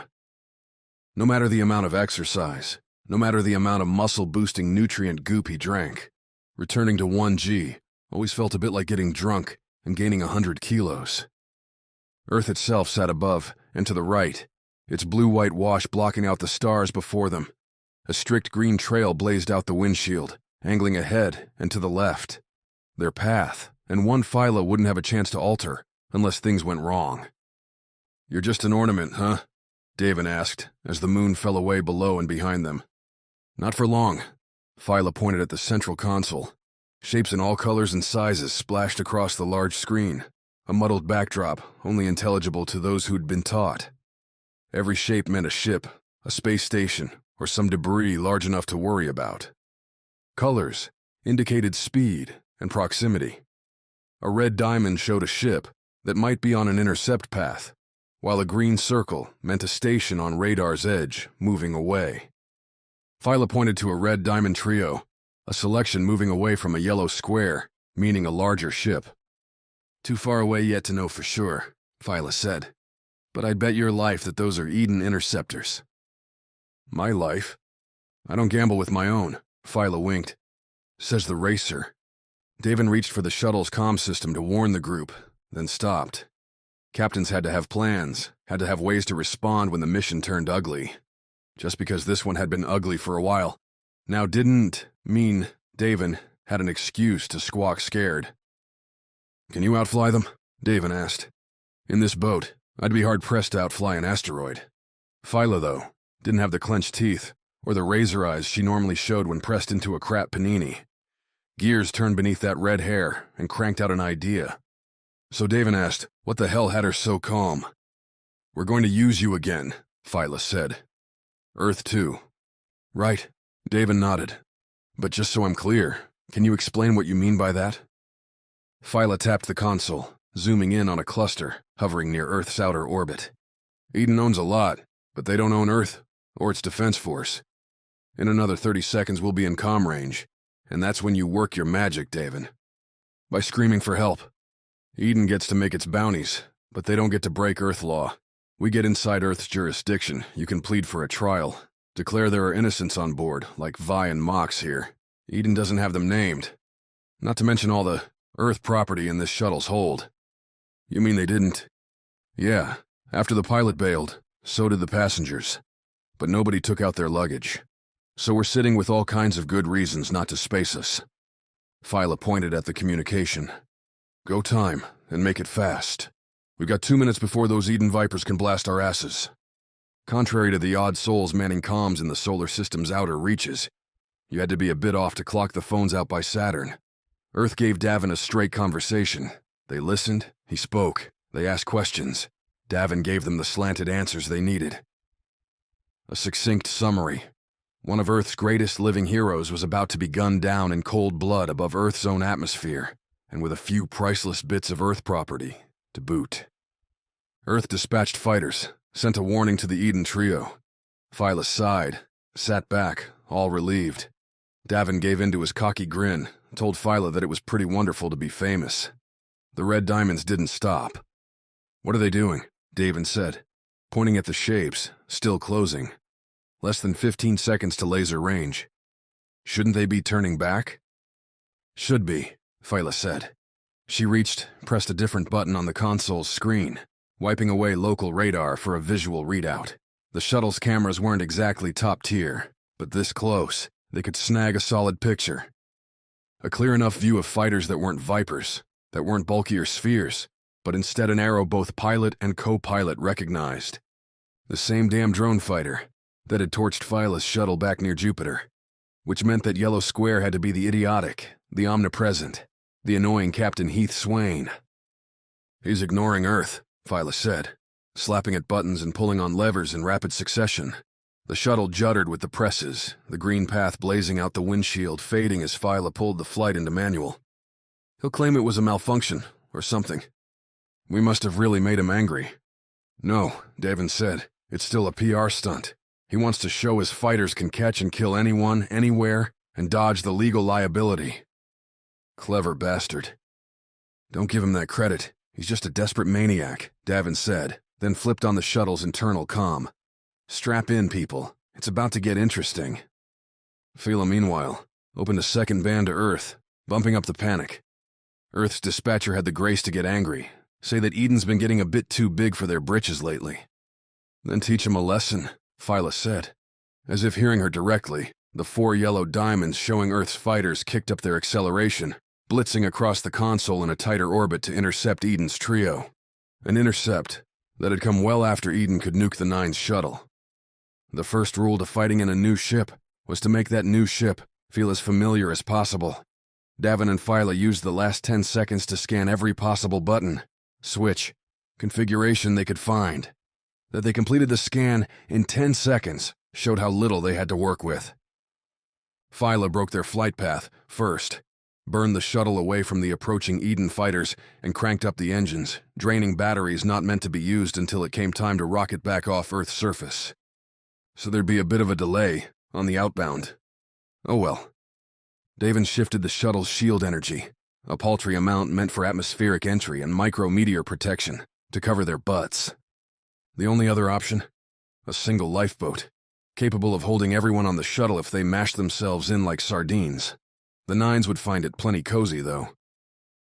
At least we can run, Davin said, as the Eden androids kicked into their opening salvos.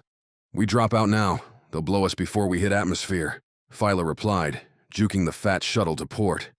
Declining the orbit bit by bit. We've got to get into cover first. The first hit came. As she finished the sentence, the lead drone fighter delivering a searing strike to the shuttle's left rocket. The shield sucked up most of the burn, but a flashing indicator still popped on the console. 20% of their thrust gone. New plan, Phyla said, twisting the shuttle hard as the drones neared. The Eden fighters, racing to close, had to flip too, and their velocity carried them past the shuttle. Laser fire splashed all around. We have to protect the engines, or we'll fall to the ground like a rock. On an asteroid hell, On the moon, that might be fine. On Earth, everyone inside would get pancaked. Real gross. Got it, Davin said, feeling a bit useless. There had to be another option. He slid the shields as Phyla continued the turn, burning the engines hard, then cutting them as the shuttle's cockpit faced the fighters. What if we do something different? Different? Phyla kicked on the shuttle's maneuvering jets. The things were too slow for dogfighting, but would keep the shuttle from sitting still. With Earth now sitting above them, Phyla shunted the shuttle that way, closing the distance. What kind of different? On Davin's right, 4 little buttons controlled the shuttle's cargo compartments. Each one could be opened, shut from the front, giving the shuttle more means to control its weight in a catastrophe's event. He flipped the first one, ejecting who knew what into space. Melody might have been in the mess, a chance Davin hated, but his beautiful shotgun wouldn't mean anything if its owner became space dust. Kick the reverse jets, Davin said, as the first lasers came spitting their way. The blue-white bolts crashed by, one smashing into the shuttle's forward shields and shrinking them by half. Others, though, went wide, went low, or high, erasing everyone, some spare luggage. What are they doing? Phyla asked. Trying to kill me, Davin replied. Heath wants me dead, and my target profile's a lot smaller than the shuttle. They're trying to make sure I'm not skipping ship. He flicked another lever, dumped cargo hold number 2 into its sacrificial orbit. The drone fighters took the bait, their angles flitting off to annihilate the disparate debris. 2 gave up their attack vectors entirely, looping around to ensure every spare suitcase met with a fiery end. Guess they're not all dumb, Phyla said, spinning the shuttle with its microjets to dodge another laser flurry from the lone remaining fighter. Any other ideas? Yeah, Davin said. Suits on. With the Earth fighter still a minute out, Davin broadcast the warning through the shuttle. The 9 scrambled, Mox throwing 2 suits up their way. The shuttle's shields absorbed another 2 strikes, crackling and fizzing out, leaving their poor boat undefended as Earth sucked them in. Davin released the 3rd cargo hold. Melody was now a sure loss, along with their various rifles, pistols, clothes. The drone fighter ignored the clutter, left it to the others. Sorry, Phyla said as the drone settled in for another straight strike. I couldn't do it. Not you, Davin replied, his helmet snapping into place, the oxygen levels going good. It's this crap ship. Appreciate that. The fighter shot. Phyla juked. The laser slammed into the shuttle's front right corner, blowing off a hole. Vacuum slammed Davin into his seat, the sudden leak throwing the shuttle into a spin. Alarms blared. Everyone alive? Davin called. The fighter shot again, hit the shuttle in its center as the craft spun. Something exploded behind him. Steam hissed from a busted valve, immediately racing off into the nether. The temperature inside the shuttle plummeted. Davin's seat going brittle. But the check-ins came. Mox, Vi, Opal, Merc, and Riley, all clicking that they'd lived through the volley. That they'd done the sensible thing and found the lifeboat, clambered inside. We should be doing that too, Davin said. Not yet, Phyla replied. If it gets another free shot, it'll torch the lifeboat too. The shuttle's waning batteries responded to Phyla's call, juddering the poor ship into turning one last time. She put the wounded side, the one without the lifeboat on it, towards the fighter, presenting a fat target, putting all the hull she could between the laser and the lifeboat. Now we go, Davin asked, reaching over and unclipping Phyla from her chair. The whole dance to put on uniforms mid-firefight had been bad enough, but fleeing in them. This isn't going to be easy. Since when is anything we do easy? She floated free from her seat, Davin kicking up with her. Using the windshield as leverage, he led the way with a kickoff from the cockpit. Phyla grabbed his foot as he went by, keeping his arms up in front to try and ward off disaster. Shrapnel sucked under all circumstances, but dealing with it suited up in space put a whole other mess on top. The tiniest slice would siphon off their air real quick.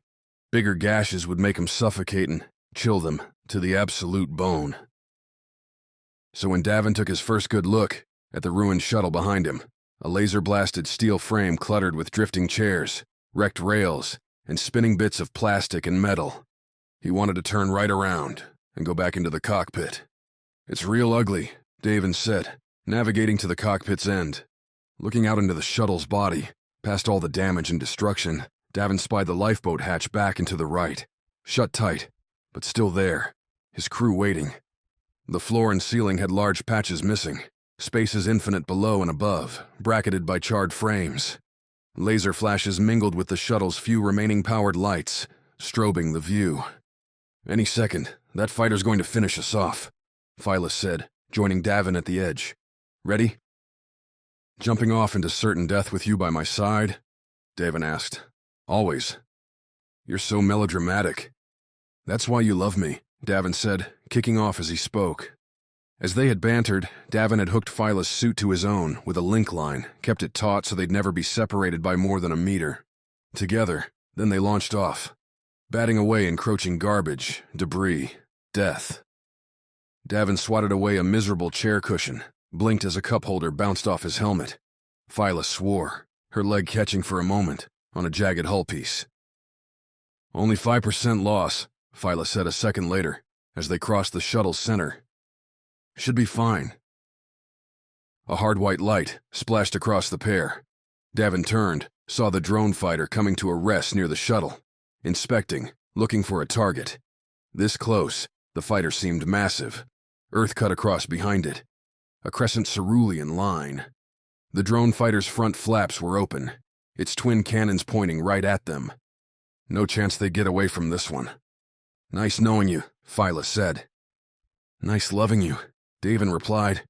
He couldn't help it. Immediate death tended to make him a bit emotional.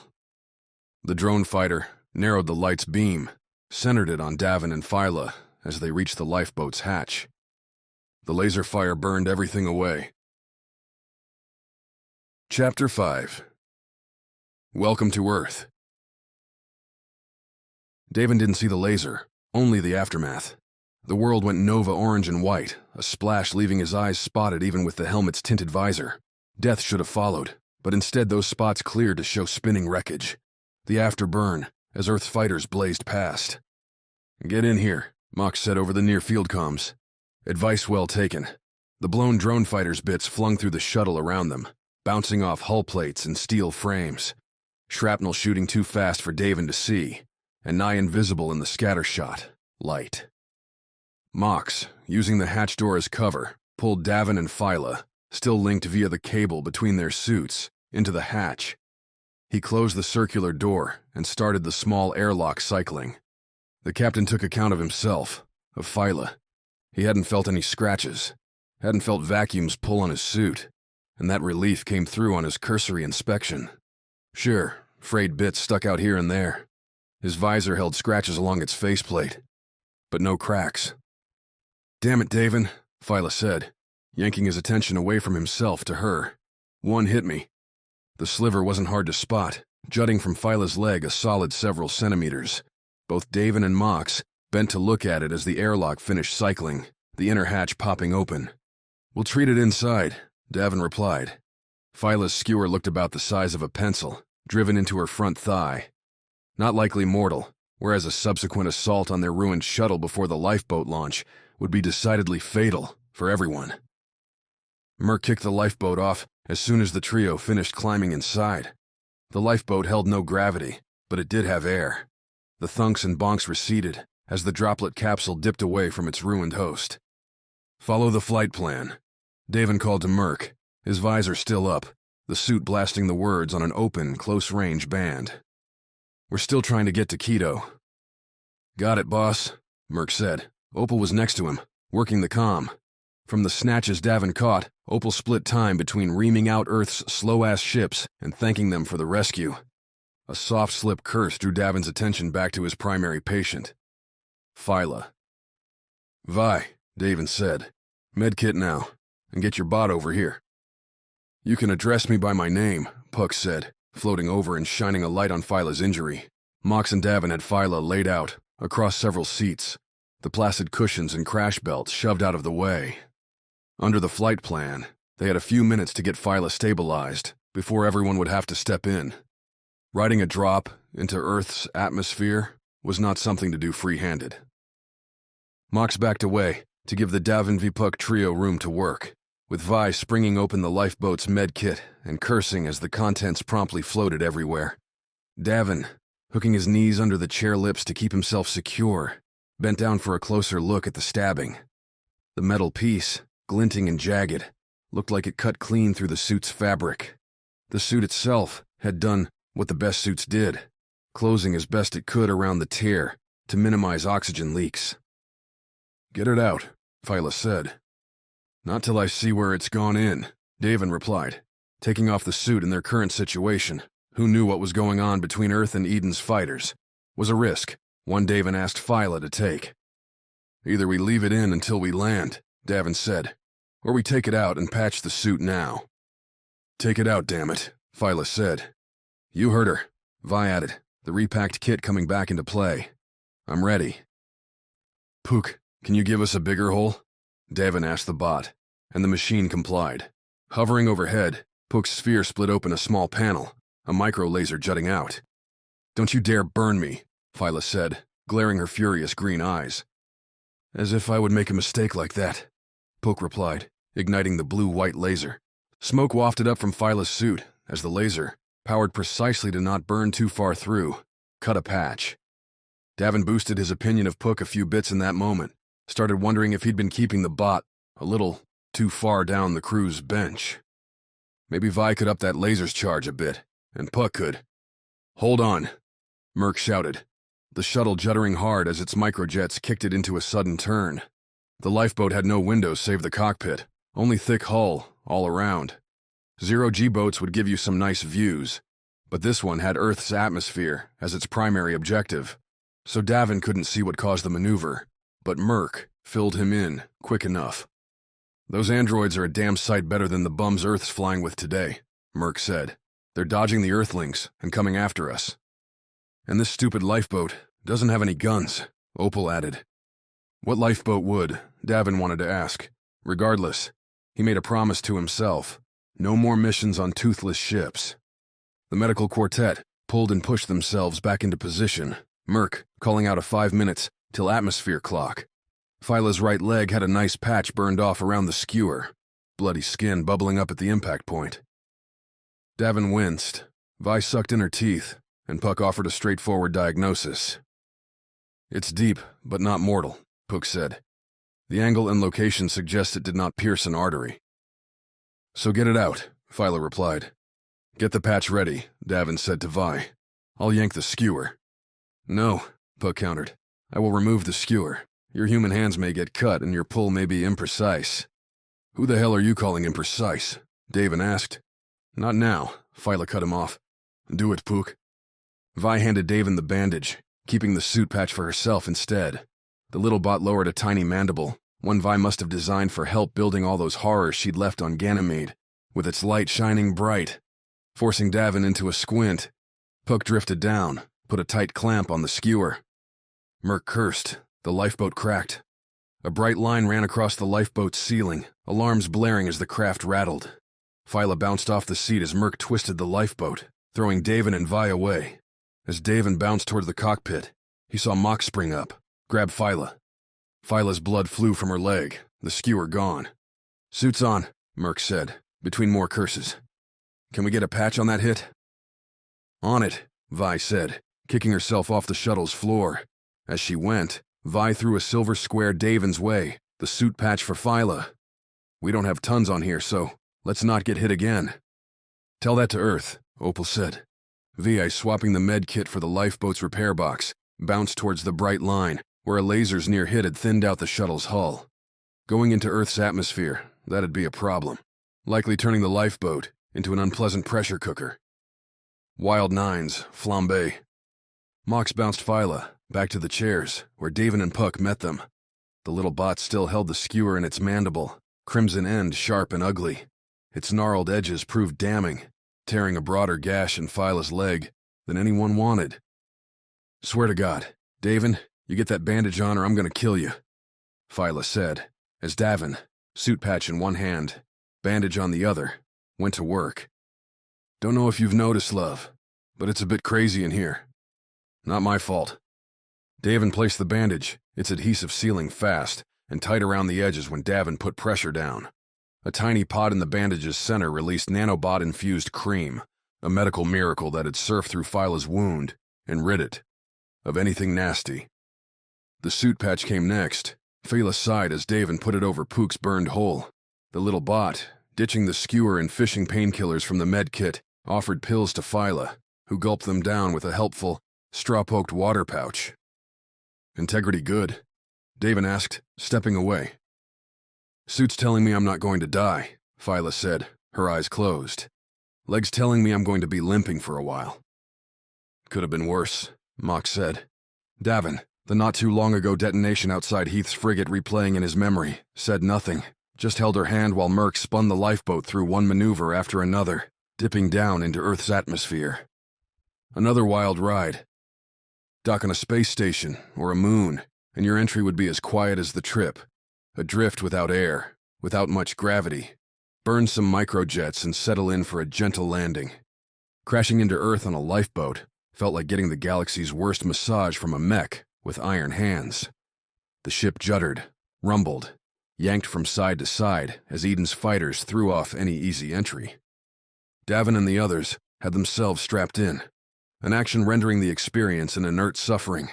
Vi, her rapid spray patch on the weakened ceiling line completed, nonetheless kept her eyes sharp, especially as Earth's heat and drag caused the line and plenty more to grow bright, all over again.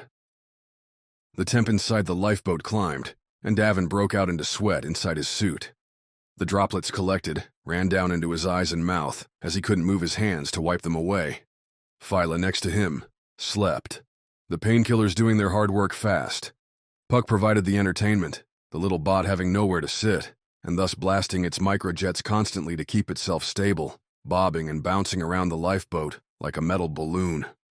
Merc cheered a few seconds into the crashing entry, Opal clarifying that Earth had managed at last to knock out a second Eden fighter. Only one left, as if that wasn't more than enough. Otherwise, Merc kept the updates streaming along. They were on a general course for Quito, where the spaceport was aware the Nines were crashing down. Of course, as Merc said, he'd given zero evidence only the Nines were on the ship, or even that he, the pilot, was a member of Davin's mercenary band. All Earth knew was that Eden had sent some rogue fighters to attack a shuttle, one potentially packed with civilians. "Gonna keep it that way as long as I can," Merc said. Not that it seemed to matter. Davin, with his head back against the seat rest, stared ahead towards the cockpit, watching the fire blaze against the windshield.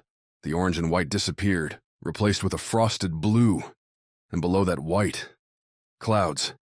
It had been a long time since Davin had been back to Earth. Cargo running in the jumper tended to be more profitable between Luna and the outer systems. Easier to stuff the ship full when you didn't have to leave Earth's gravity, well. So the blue planets, natural wonders, did what they tended to. Made all the other concerns fall away. Most spacers Davin met, Sandir on Ganymede, definitely included, took Earth as an unreachable legend. An expensive place to get to. A difficult one to survive. The planet's gravity meant you had to keep yourself in strong shape, suffused with muscle-boosting nutrient goop, or your bones might break just setting foot on the place. If you managed that, then you'd find a whole different culture. Out among the asteroid belt, the far-flung moons, everyone operated with extra caution. The knowledge that death was an atmospheric leak away. That everything necessary for survival came from off-world. Earth had abundance. The beauty stunned Davin every time. Earth had rebounded from climate crises and industrial pollution to transform itself into something of a paradise, genetic marvels coupling with massive vertical farms to make a planet of plenty.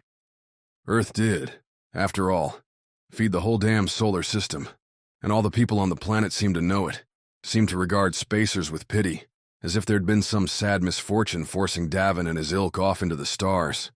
In moments like this, with his bones rattling, teeth chattering, the lifeboat veering between hot and cold, Davin could agree. Maybe Eric and Trina had it right, settling down on an island with a big family and watching the sunsets roll on by. "Hold on," Merc said, a pilot's angry slash in his voice. "I can't move this damn thing in atmosphere." "The drone's coming in right up our ass," Opal added. "Earth's blowing it." "Like they do every time," Mox rumbled. The laser struck the lifeboat's engines, blowing into the rockets as Merc tried to level the craft out. South America, its replenished jungles sprawling out below them, swung into view and out of it again, the lifeboat entering into a tumble as Merc tried to get its microjets working. Someone screamed. It might have been Davin. Merc and Opal jabbered at each other, hands flying frantically. The lifeboat lurched. A laser flashed by, then another, beyond the cockpit's windshield. Davin felt himself letting go. Not an easy thing for the captain, but he wasn't in a spot to change fate. He could do only one thing: trust his crew, and do it without getting in their way. The lifeboat took another hit, and the inside lights went dark. The engine whine ceased. Only one sputtering microjet played a pockmarked tune. Hull panels rattled. Wind howled. The temperature climbed again and the green drew closer. Popping the chute, Merc said, "You got a god to pray to, a lucky charm to rub. Now's the time." The lifeboat lurched again, swinging its nose to the sky as the chute launched from the craft's front, designed, per some smart person, to have the engines hit first and cushion any impact. Gave Davin a sublime view of the sky, a sunny day sprinkled with thin cirrus clouds cutting across the blue. "Looks nice out there," Davin said. As if hearing him, a narrow arrow, smoke bleeding from one side, swung into the view. The drone fighter, angling for another strike. 2 Earthcraft, 3-pronged ships, angled in behind it, lacing the drone with lasers. The android fighter twitched, its microjets shoving it ever so slightly to one side or another to dodge the lasers. Merc, utterly unable to do anything, held up double middle fingers towards the drone. Maybe Heath was watching. Maybe the man saw the gesture. Davin would bet anything Heath cared only about the final explosion and what it would mean for his android marketing scheme. His fighters had outflown Earth, had destroyed the Nines. What more proof did you need to invest? The drone zipped in closer, adjusting its angle. The lifeboat's chute, expanding, cut off the view. Gave Davin an idea. "This thing have a backup chute?" Davin asked. "Hopefully we don't need it," Merc replied. "We do now," Davin snapped, the moment clearing away his zoned-out gonna-die zen. "Cut the main chute right as it gets in close." "It?" "The drone fighter." Merc made a delighted noise, connecting on Davin's idea. The man waited another 2 seconds, saw the drone spit another laser round that miscalculated the lifeboat's descent by a hair, then released the chute. The lifeboat plummeted again, dropping fast towards a destination Davin couldn't see. A fall jolted away as Merc deployed the secondary chute. The first, its colors a brilliant yellow and blue, sucked right up and wrapped around the drone fighter. For a long few seconds as their second chute deployed, the Nines had a killer view as the drone fighter's engines, its contours, snarled in the chute's wrapping. Now with all the evasive qualities of a plunging whale, the drone finally proved killable for Earth's patrol. Another benefit of being in atmosphere? The explosions looked really cool. "The captain comes through," Merc said, as the second chute sprawled wide over the sky. "Amazing call." "Desperate call, more like," Davin said. "How long till impact?" "Couple minutes. Opal's trying to see about a lift." "Don't," Mox interjected, his rumbling carrying a more urgent tone. "We can't let them take us." "What's that?" Vi asked. "We're about to crash into wherever and you don't want help?"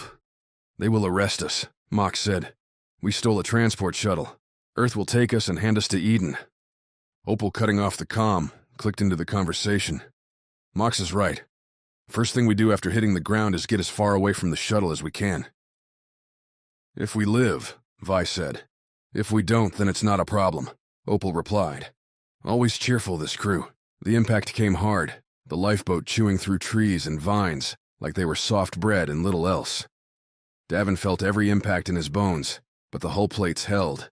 The lifeboat's battery packs, potential bombs waiting for their moment, were wrapped in enough protection to keep a wayward rock from making them all go boom. About the worst that happened was Pook, bouncing off the shuttle's ceiling as the gnashing crash continued. A little dent pocked its head, an almost charming divot in the otherwise perfect sphere. Phyla slept through the whole thing. Getting out of the settled lifeboat, its butt on the ground, and the crew in the air, was a patient process. Crash belts were unsnapped, suits were taken off and tossed aside with one hand on the chairs for support. The air, heavy with a chill humidity, felt delicious in Davin's lungs. This was the pure good stuff. Not recycled oxygen that had been filtered endlessly for decades. Scents intermingled, from flowers to ozone, from the shuttle's torched electronics. Sounds sparked from the wreckage, metal sighs as the damaged craft leaned into its natural crib. And what a crib. Climbing from the hatch behind Opal, Mox was coming last. Phyla held over one shoulder.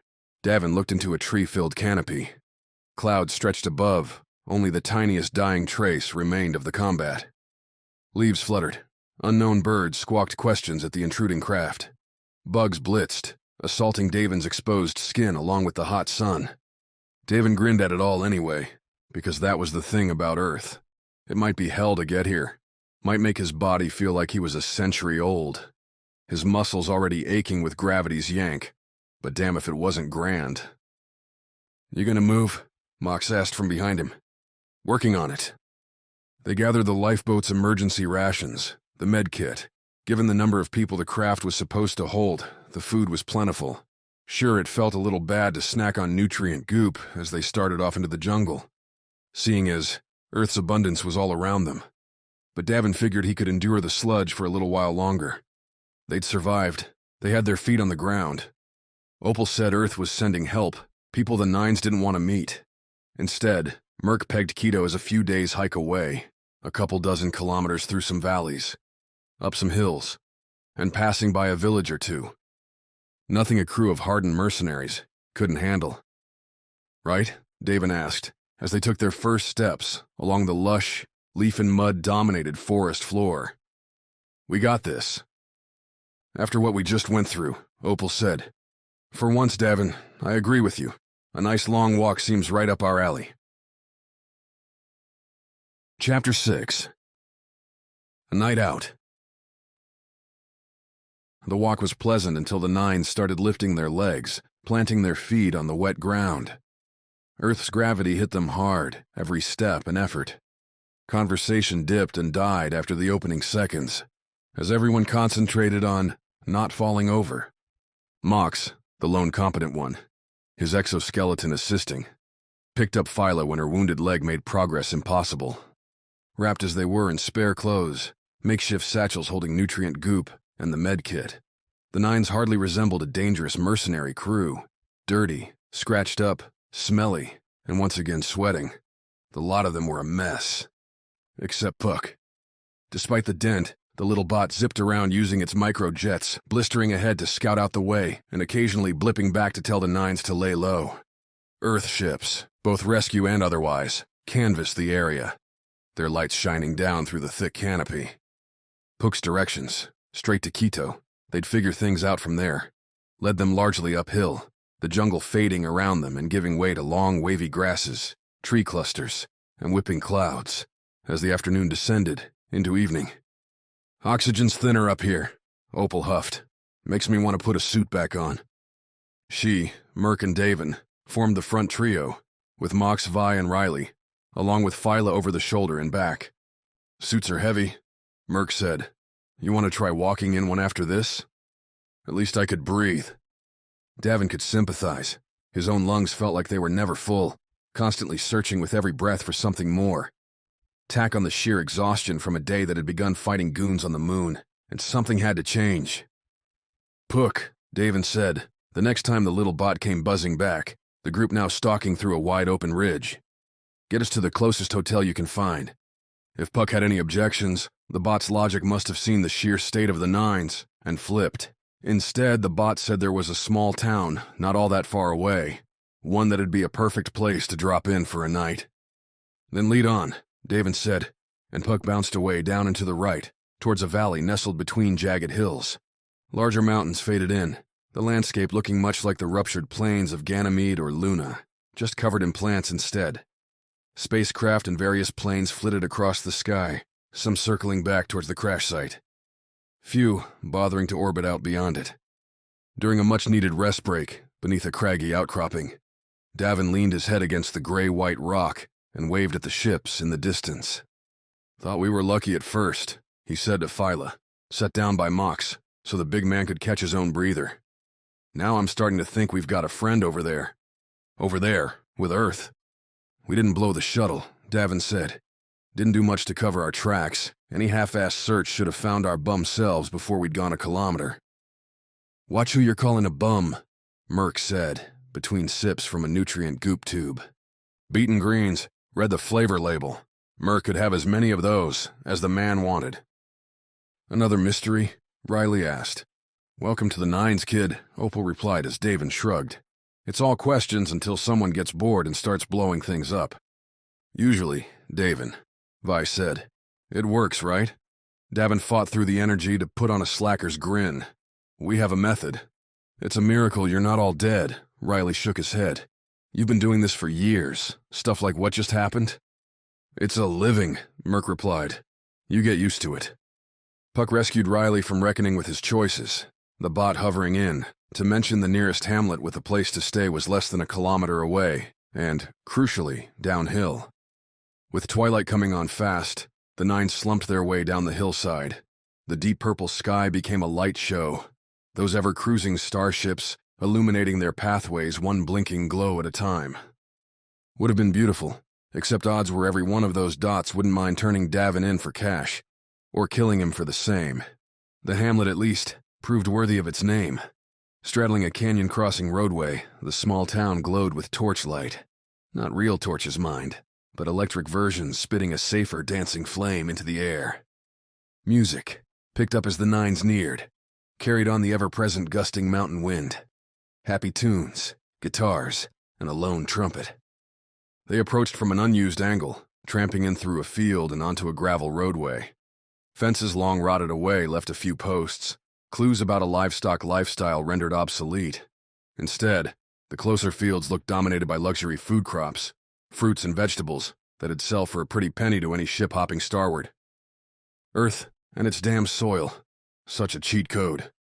Modest stucco homes rose up around them, most dark, many bearing stenciled art across the outside, rainbow banners, local traditions, things Davin could respect, even though he didn't know them. Looks like a nice place to spend a few days, Vi said as they padded on. Pook placed the local inn in the village center. Rest up, eat some real food. 1, maybe 2 nights, Davin replied quick, before anyone else hoped on the vacation train. Remember, every day we spend here, people are getting killed out there. Feel like that's on Alyssa, not us, Merc said. If she's able to make the call, Opal shot back. We don't even know if she's free. We keep telling ourselves this is some simple meetup, but who the hell knows what's going on? See, Mock said to Riley, all questions. The town didn't do anything to answer them either, save one, where and why the music played. By the time the Nines dragged themselves, under Pook's watchful eye, to the town square, they saw why the houses were dark, why the narrow streets were empty save the occasional wandering dog. 2 people danced in the center, around a statue of someone Davin didn't recognize. Around them, moving to their own beat but giving the middle couple the starring spot, swerved seemingly hundreds. All around the square, sat, stood, talked, and chowed hundreds more. Pop-up tables held victuals running from meats to fruits to chips to desserts Davin could neither name nor describe. His mouth, salivating, did its best. Nobody cared to notice the Nines as they stood beneath one of the torch lamps, watching human life celebrate. Davin didn't quite know how to take it, his muscles spent, his bones aching, his head mashed after the long day. After all they'd gone through in the last few hours, how could something like this be possible? How could people be so filled with joy? Is this a wedding? Phyla asked. Obviously, Riley replied. Shove your obvious, Phyla snapped, then softened. Mock still held her on his back, like some small child. Sorry. Long day. We've never been to one, Davin answered Riley's confused look. Not one like this anyway. There had been quiet celebrations in Vagrant's Hollow, but most people were too busy hustling for their next meal, their next chance to get away, to bother with life's fluffy side. At least, that's how it felt back then. Maybe Davin's parents would have said different, but they'd been gone a long time. Several numbers came and went, the dancing couples rotating in and out. The middle pair changed up too, though one of them always seemed to be in the spot, swaying with a brother, sister, father, mother. I found a way around, Pook said as yet another song came to a close. Unless you want to watch this all night, Watch no, but slinking away, faded as an option, while Puck spoke. Since the Nines had posted up at their station, they'd drawn glances, particularly Mock's, and those glances must have become words, because 10 or so villagers split from the party and made their way over. Davin expected suspicion, even fear, or threats to be thrown their way. It couldn't be all that often a group like them stumbled into town without a vehicle, without bags, wearing a long day, and not much else. But the first eyes he saw were kind ones. The first words, suggestions to help themselves, to join in, to escape whatever troubles they'd so obviously been through. Merc, with a grin Opal's way, answered for them all. Hell yes. Fruity wines and fruit itself banished the exhaustion, piercing the day's stress with a sweetness. Once welcomed, the town treated the Nines like their own. An arms-wide approach a more sober, less tired Davin would have found suspicious. Instead, he didn't give a damn. Opal and Merc were the only ones with enough confidence to get out onto the dance floor, where Earth's gravity threw off their steps, had them twisting like mad people, but his various spirits spiked the whole party, the dancing turning into a celebratory mosh. The trumpet wailed, the guitars went wild, and Davin found a chair with Phyla, food and beverages handy, to watch it all. Mox disappeared with their slapdash satchels to get them rooms, and with the privacy, handle clearing their names with Luna centurions. Vi did the same, promising Pook some repairs. Riley, at least, summoned up some courage and mingled. I kinda like him, Phyla said, as they watched. Along with the town, Riley try and fail to imitate a particular dance. He's real green, though. Like Vi used to be. Like we used to be, too. Davin chuckled. Were we ever? I don't think Vagrant's Hollow gave us that. For a little while. Phyla smiled. We had those adventures, the three of us. Nothing scary. Sneaking around rubble houses, searching for useful scrap amid the junk that'd get dumped on Minor Prime's worst level. They'd been kids as long as they were allowed to be. You're saying things are scary now? Davin asked. Phyla tapped a light finger on her wound. The bandage changed minutes ago. They hurt a lot more than the skinned knees, at least. But this, Davin raised his ruby-red drink, is a lot better coping device. You still going to raise one? Every time I win. Win, lose, I'll be there. Phyla nodded. The number changed. Riley, Merc, and Opal were pushed in a long line snaking through the tables, the whole village clapping in tune. At some point, a hand reached Davin's way and yanked him up, into the dance. The captain didn't know what he was doing, could barely lift his legs, but the grin gracing his face was the most genuine one he'd worn in far too long. The day had long since started by the time Davin had a coffee mug in his hands. The inn had a back porch to dine on, an open-air feast for the eyes. The hillside dwindled away beyond the stone patio, houses fading after not so many meters to crop fields and rocky grasses.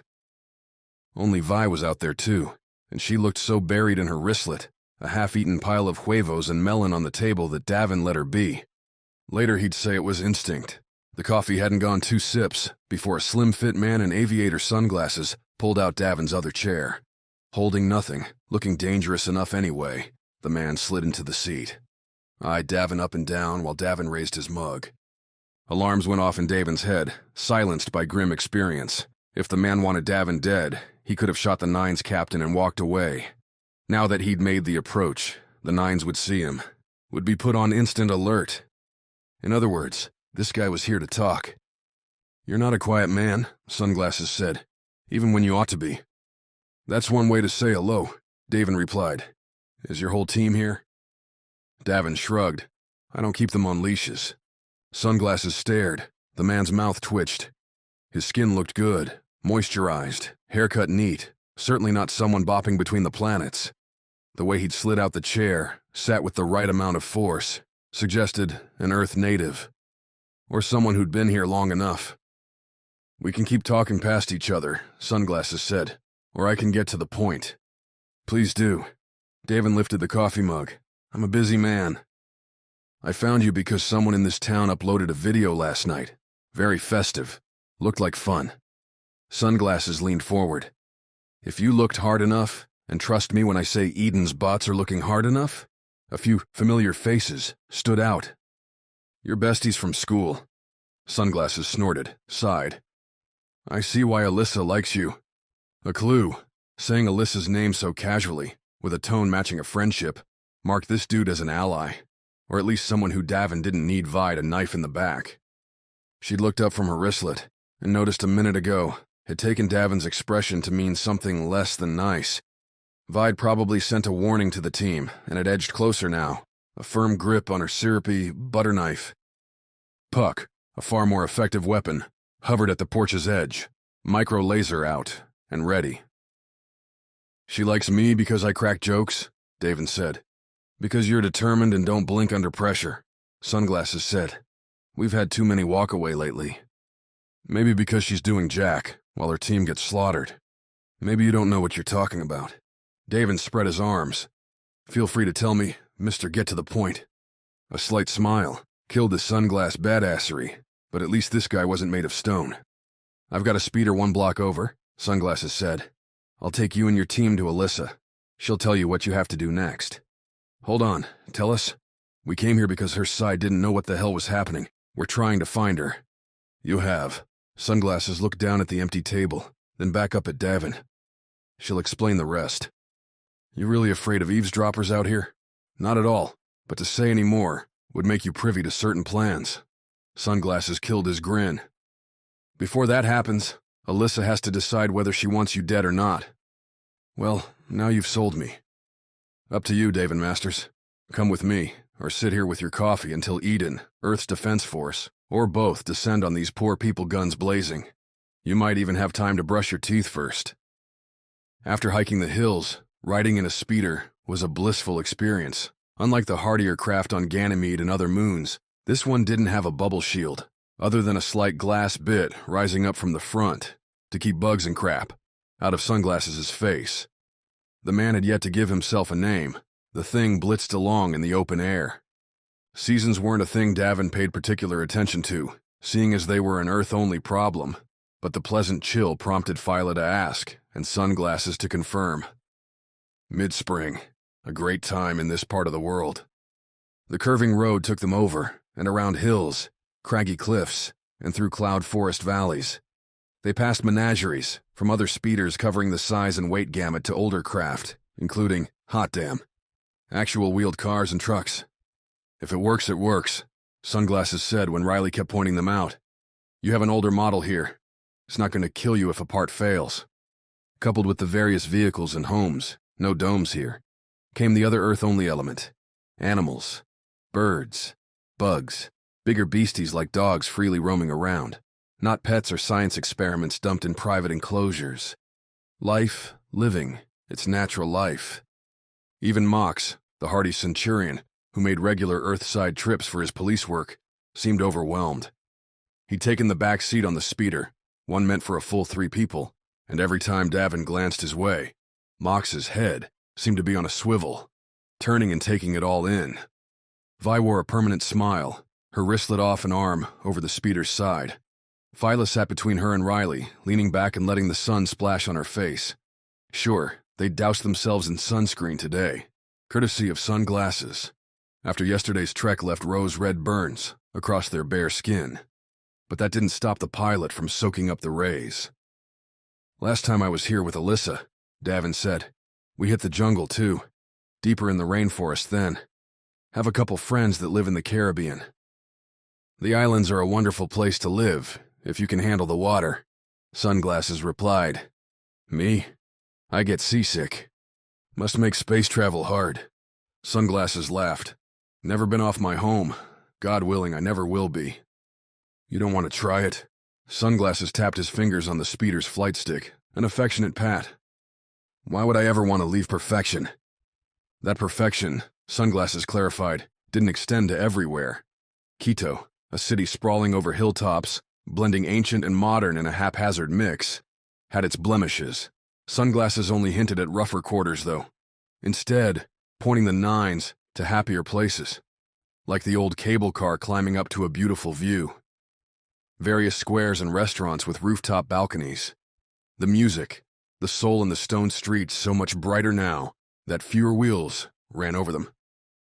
Sunglasses piloted them through newer neighborhoods, towards more classic quarters, where age mingled with choice upgrades, Shops within ancient buildings sold new model wristlets, and cafes boasted traditional meals alongside vitamin shakes, and, unfortunately, nutrient goop. Even the bars advertised Martian booze. "You look disappointed," Fila said, as Sunglasses took the speeder down a narrow descending street. "Sometimes I just like to be somewhere different, is all." Davin shrugged. "For all the work we did to get here, to see nutrient goop again?" Sunglasses laughed, the speeder slowing down. "Those signs are for people like you," Sunglasses said. "The tourists who don't know what to do with themselves. Tell you a secret." "What?" "I've never had nutrient goop in my life." That revelation stunned Davin as Sunglasses stopped the speeder alongside a pastel orange building. 3 stories, balconies carved along the top level and scratched up stone at the base. A flute carried a melody, from above, fighting with nothing else in the empty alley. City noise rumbled, a vague honey scent on the chilled air.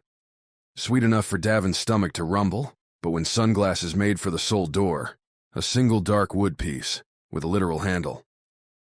Davin figured his hunger wouldn't be addressed anytime soon. Sunglasses led them inside, Mox taking up the tail, and through a restaurant-grade kitchen.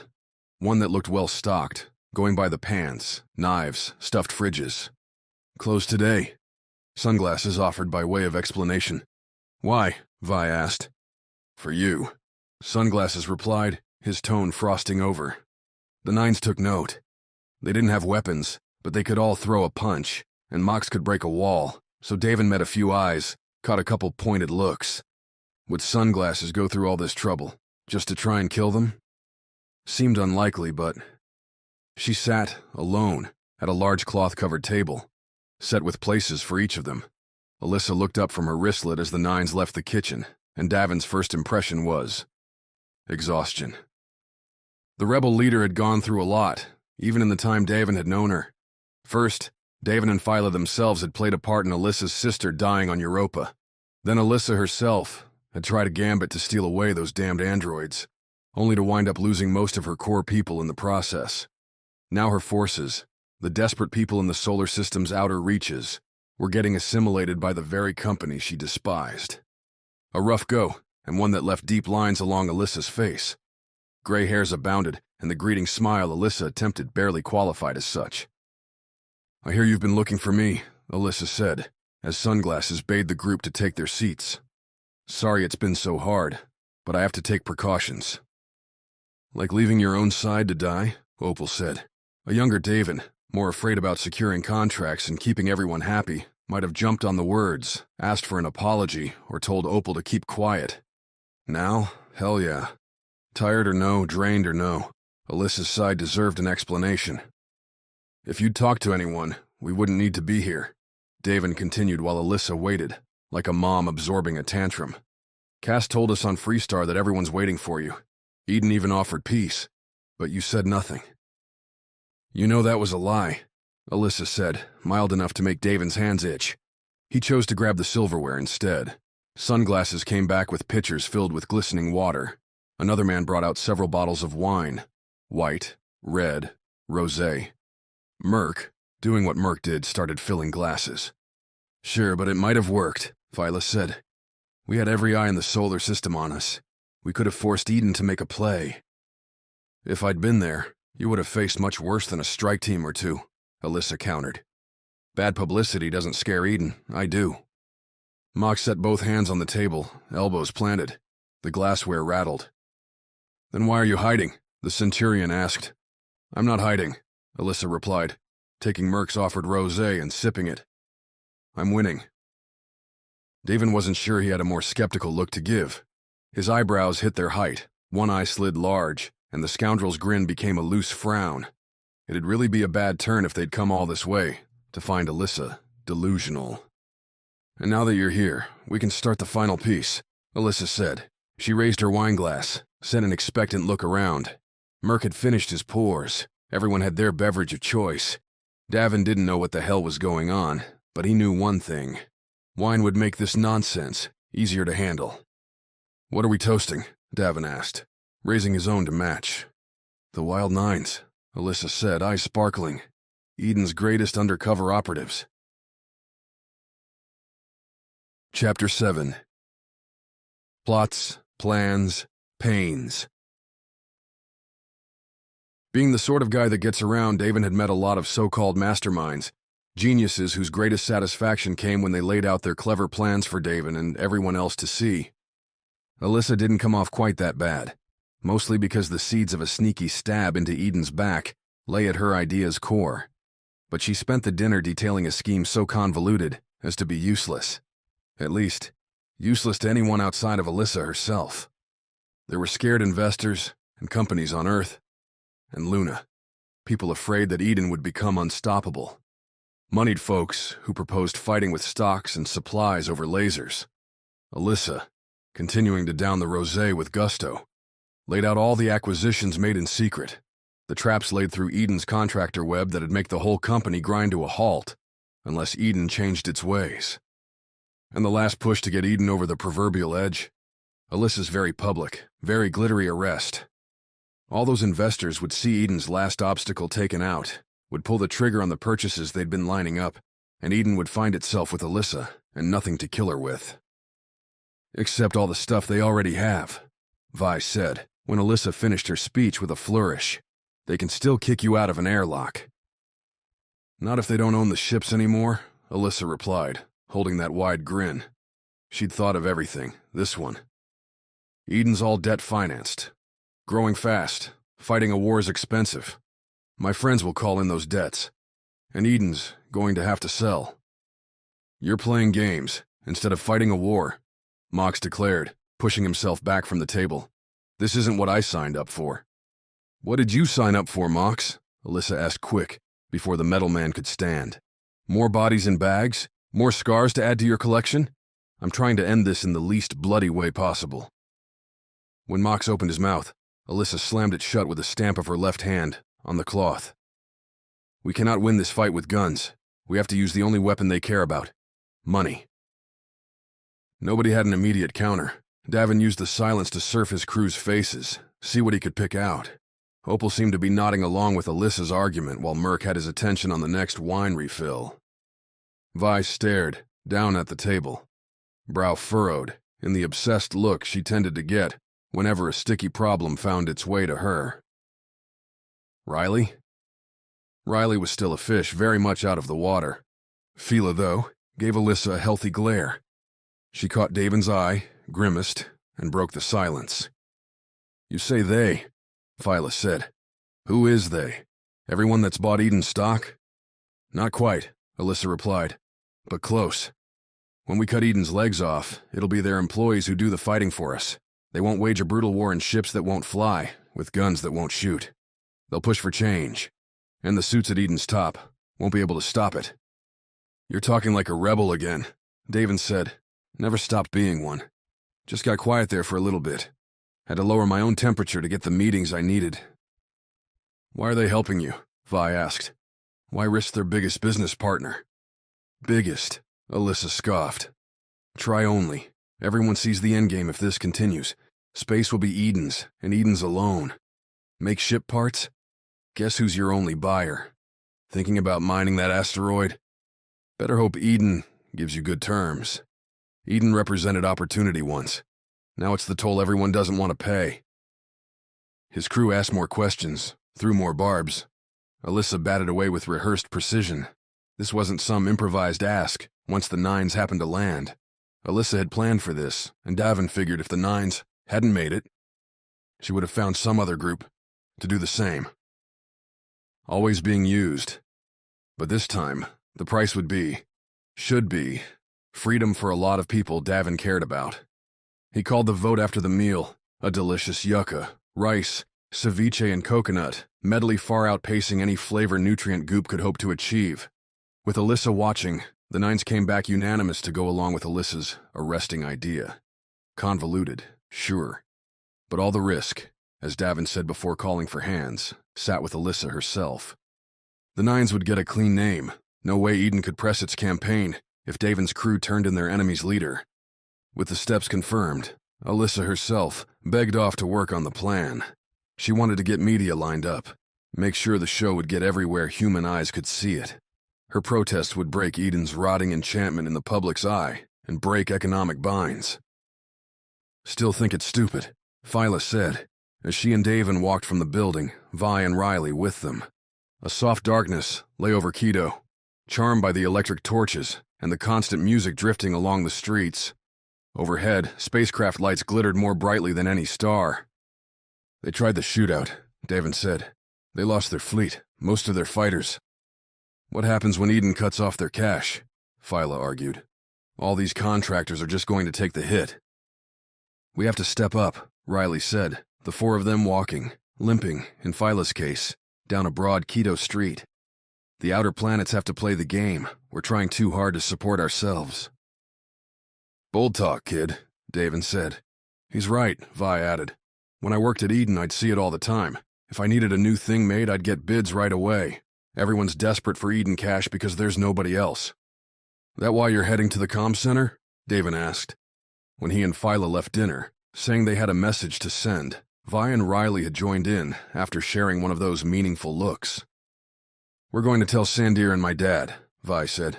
They get enough heads up, they can get in place to take advantage when Eden bites it. So you think it'll work? Davin asked. I'm choosing to bet on us, Vi replied. Davin should have used that phrase, would have, except he still had doubts about this whole enterprise. As it often did running around with rebel plans, a cargo hauler's life looked attractive, so boring, so many less shots to the back. The comm center came and went without much issue. Using the frequency and encryption Cass gave them, Davin and Phyla tossed a message out to Freestar. Without many specifics, encrypted or no, interested parties could intercept and probably hear the message. Davin emphasized pulling back from the fighting and trying not to die. Real inspiring stuff there, Phyla said as they left. Vi and Riley had already gone. Quito's night descended into an urban, dark, purple and yellow pools wherever torches shone. The dinner crowd drank their first round, was wandering for their second. The city hummed, and Davin found exactly nothing appealing about going back to Alyssa's dark, brooding haunt. Here, Davin said, pulling Phyla into a random bar. Earth sapped their muscles, made pulling the old, red-painted door open harder than it should have been, but the inside was worth the effort. In space, history was a recent feel. Everything came about within the last couple centuries. Rapid advancement coupled with equally rapid destruction as old components collapsed under radiation, micrometeors, poor piloting, or plain old neglect. Anything looking a bit derelict was cause for suspicion. Here, history reigned. The patchy bronze and wood inside bustled with more local flavors inlaying the countertops, adorning the walls. Screens abounded, all showing football matches while patrons quaffed pints. 2 pool tables lay in the center, coins docking the sides, where next-up staked their place in line. The balls clattered as shots struck, laughter mingled, and the thick, homey air of human camaraderie held sway. In that history, Davin felt it in the worn tiles beneath his feet, in the old signs on the walls advertising booze and events from years long ago. He used a handrail to get down a couple of steps, not quite trusting his control. And in the refinished wood was the 1,000 million nicks of customers past. Intoxicating. Though not as much as the cinnamon-spiced rum Phyla and Davin downed seconds later. They found a table against a side wall, forgotten and perfect. We could have been doing this for years, Davin said as they sat down, clinked glasses. Why didn't we? Because we went right from saving Earth to running deliveries, Phyla replied, throwing Davin a shrugging smile. Quite the come down. We needed a break. We took one, Phyla said. One that lasted a bit too long, went a bit too slow. One without a plan, too. Once the media circus wrapped up, the two had blundered about in places not too far different than this. Without a mercenary crew, Davin and Phyla couldn't exactly accept contracts. Not that people wanted him around. Most folks didn't want escorts, who'd draw more attention to the job. The first run came almost as an accident. A chat with a Luna docking official who said a ship had broken down, but a bunch of batteries needed to get out that day. If Davin and Phyla were heading towards Mars, could they carry them along? You were so nice, Phyla said. Whistled your way through, said look at us, helping the common man again. And getting paid. Money wasn't ever our motivation, and you know it. Could have fooled me, Davin said. knowing it was a lie even as he spoke the words. You didn't get to be a captain without loving the crew. The Nines took contracts as much to keep themselves together as to grow their credit accounts. The rambling back and forth through the galaxy, the bar nights and blasting days, all worth way more than any bottom line. So we're arresting Alyssa now? Phyla asked. Apparently, Davin replied. Getting to be Eden's best buddies. Just in time for them to fall apart? Davin shook his head. That's what I don't understand. She thinks Eden's going to roll over. I don't buy it. How many times have we cornered someone and had them surrender? Point. Bet you Eden shoots back. Tells those suppliers either work with us or we'll blow you to pieces, march in and take you over. Earth won't stand for that. Phyla's words lacked conviction, even as she said them, because she knew as well as Davin did, Earth had no way to force Eden to do anything. So Davin laughed. You want to change Eden? You either need to smash it to little pieces first, or you need to get someone, maybe several someones, high enough up their food chain to force a change. And who's that gonna be? Vi's out. We don't know anybody else.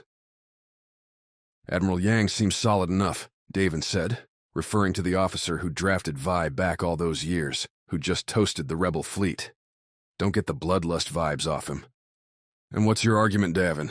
Phyla swirled her cinnamon cocktail. Hey, Yang, how about you and me overthrow this giant company and break it into pieces? Can you imagine me, or you, or any of us in a damn boardroom? Only if we're holding them all hostage. They wound up back near Alyssa's place, as the hours crept past midnight. Phyla and Davin weren't drunk exactly. Definitely not. They'd had plantains, they'd had fruits and nuts, they'd had lemony sorbet, and all that turned the alcohol from deliciously devastating to delightful. Alyssa's manor, her estate, whatever you wanted to call it, still seemed too dark despite the time. No lights beckoned through the windows. The fancy carvings on the walls around the windows hardly showed save for flickered shadows. Davin and Phyla both sighed as they found the main door, heard not a whisper coming from within. Just you and me, Davin said, hand on the door's handle. Since when did our crew get so lame?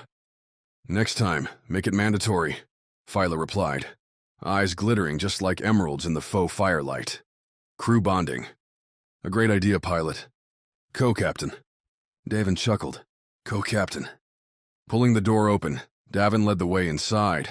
From the street, he could forgive a lack of noise. The rooms had windows. People might be sleeping. Maybe the urban sounds washed everything else out.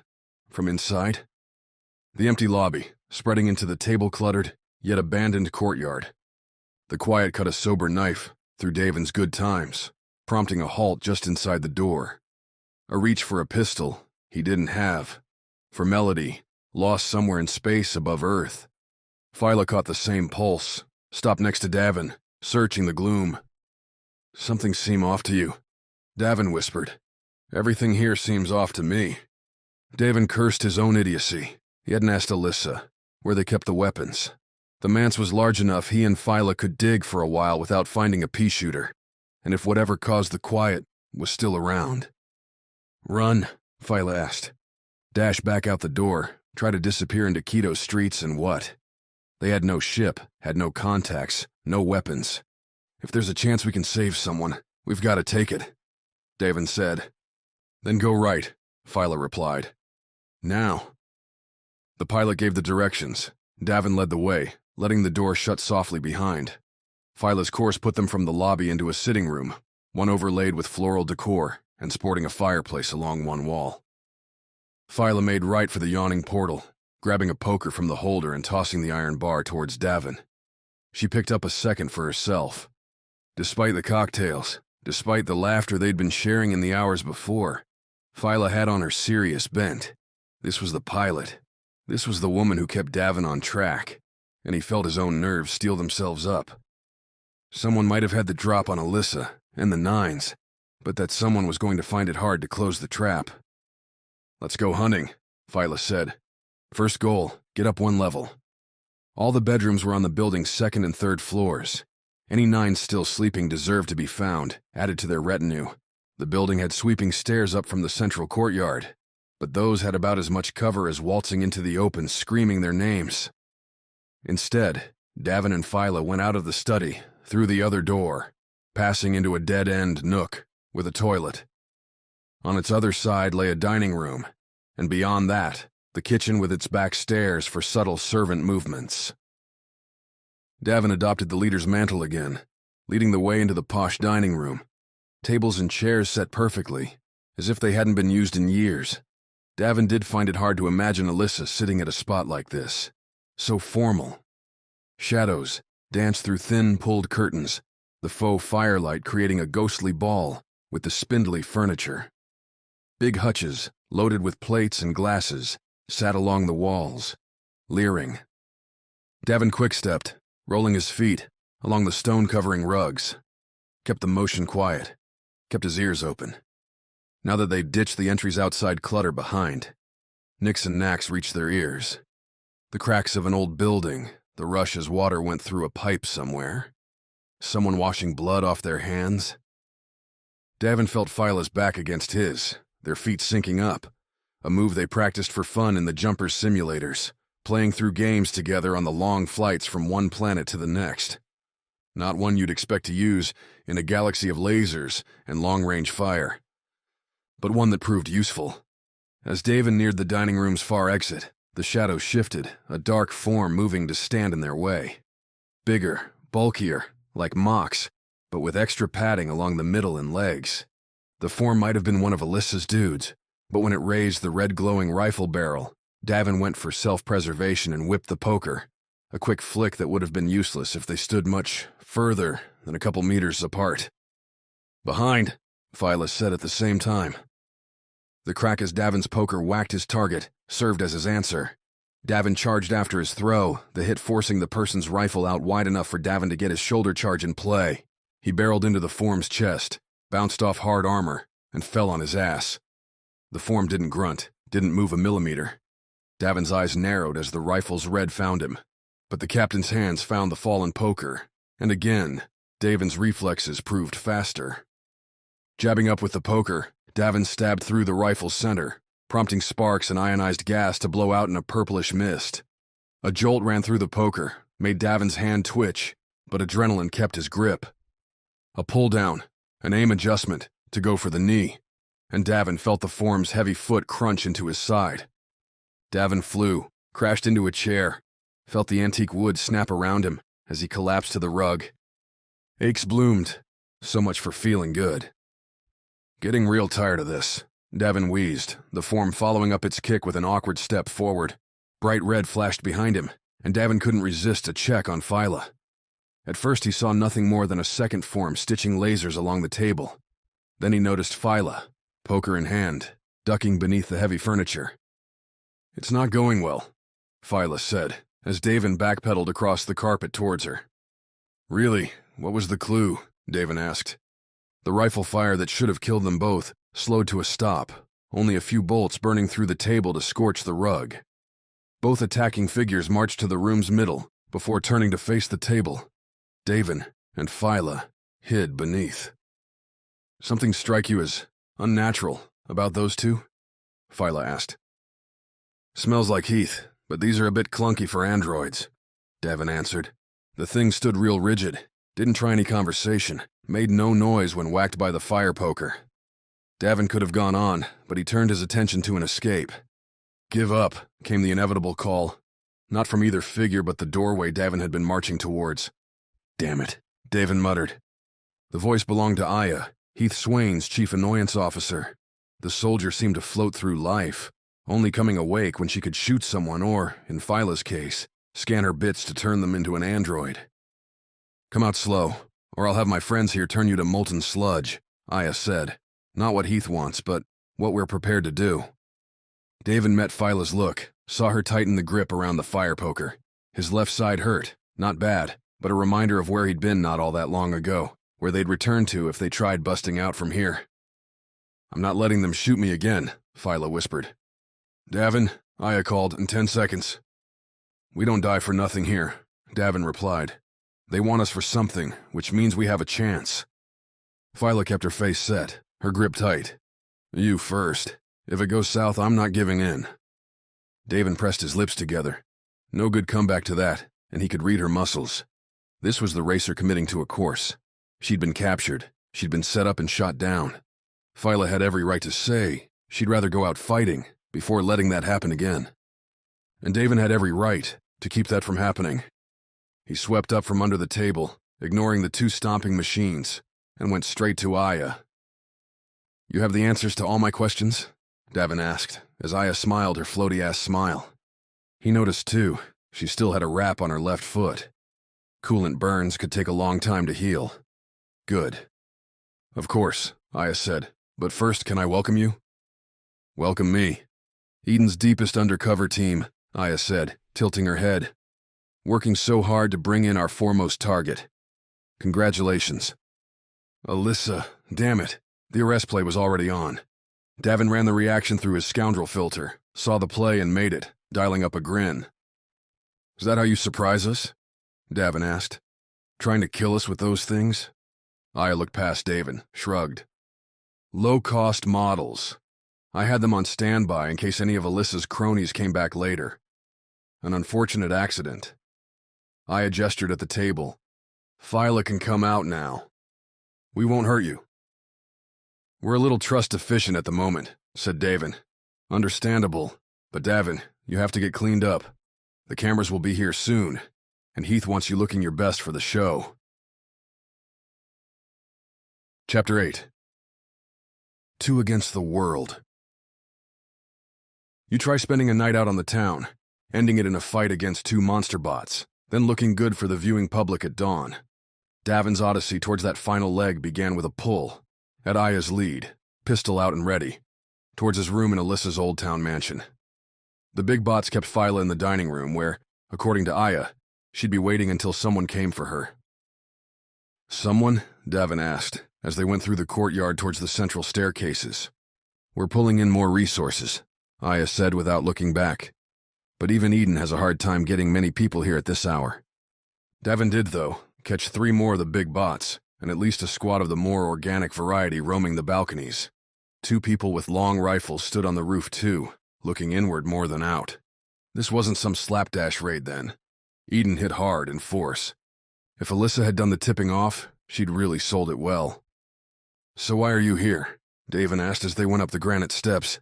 "Didn't think Heath was well liked by the big boys up at Eden HQ." "Heath is expendable," Aya replied, as carefree as ever, talking about her boss like a toy.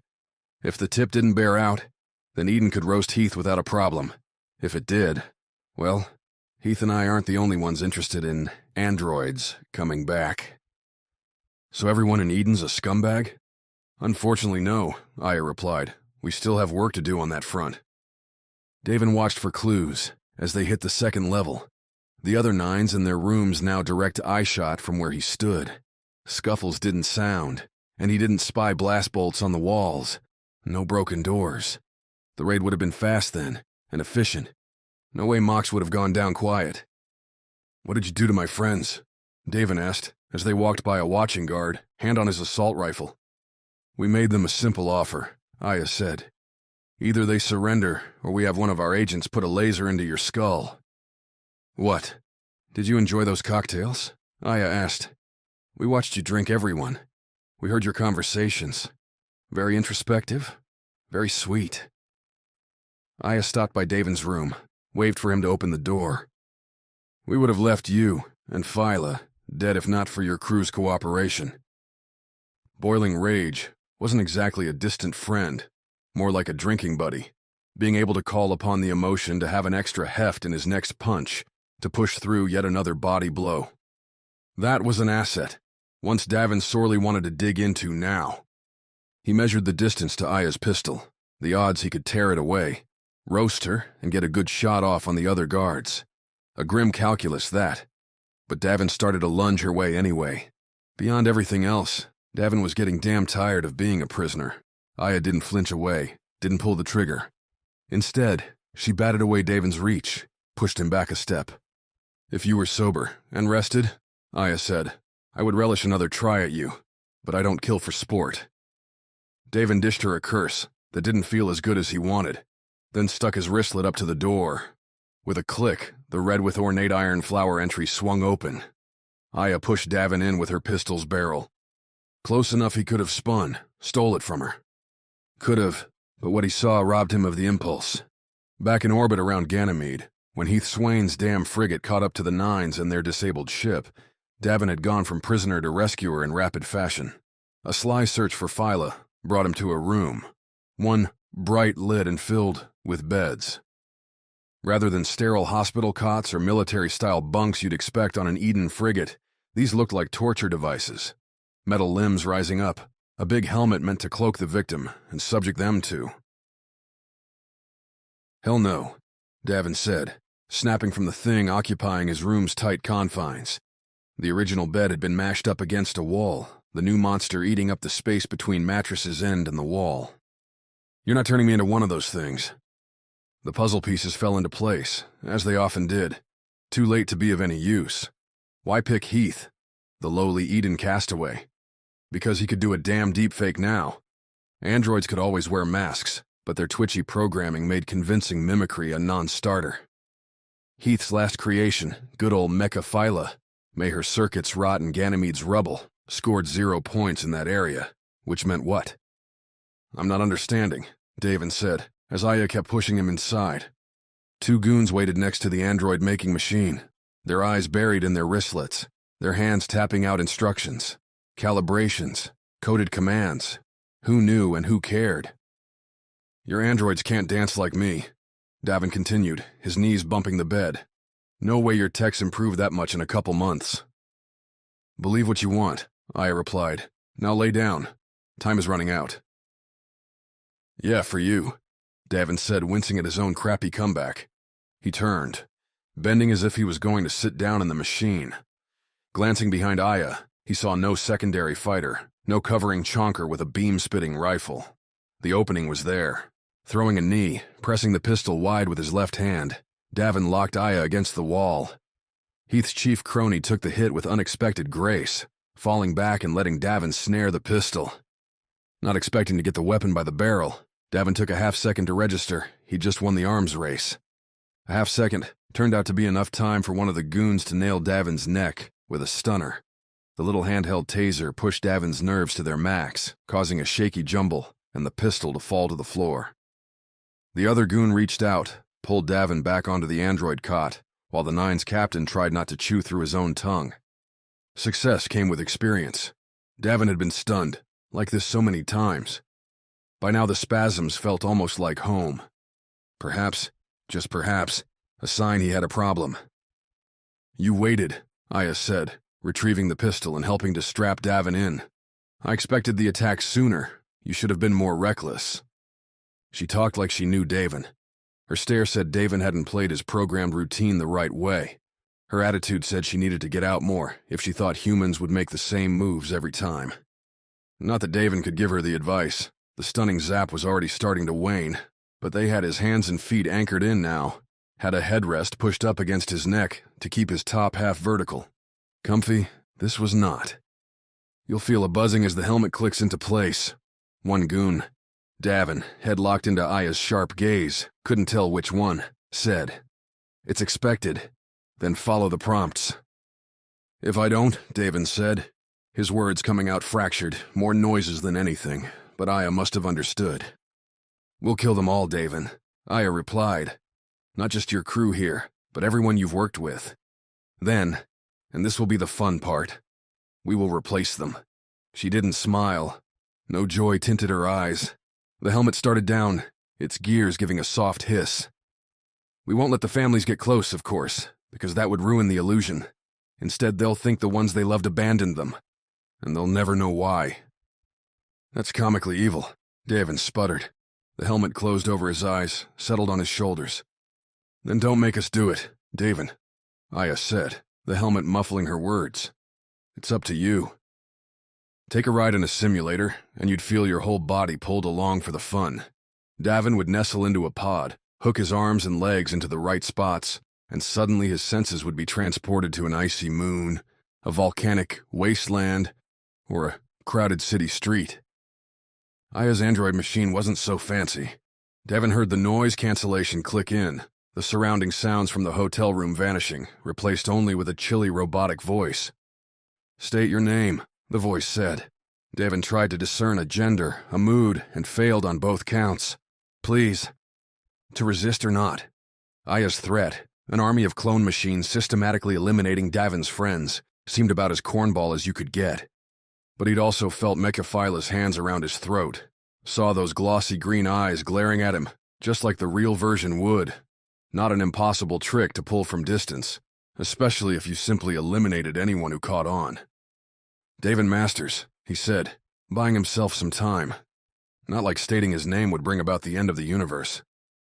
Repeat each statement, the voice continued. Dog, cat, red voice, murder. 2 of those sound normal. Please repeat the statements exactly as spoken. That's the only way I'm getting out of here, isn't it? Words began to pour out, 5 or 6 at a time in sentences. Both questions and statements that seemed to hold no relation to one another. Davin repeated each one, trying to figure out what the plan was. He caught a few familiar names, Alyssa for one, Eden and the Wild Nines, but always wrapped in nonsense. Mechaphila hadn't spoken, other than growls and grumbles. A couple ideas percolated, but the session ended before Davin centered on any one reason.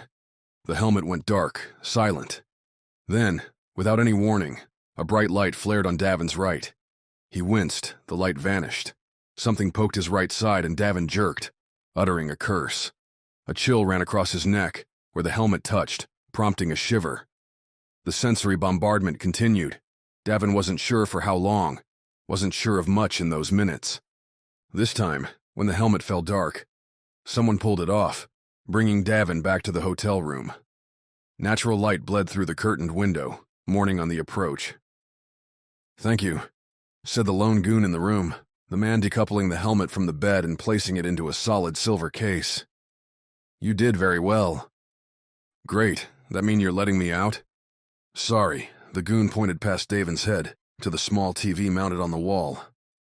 Aya said you need to watch this. After, I don't know.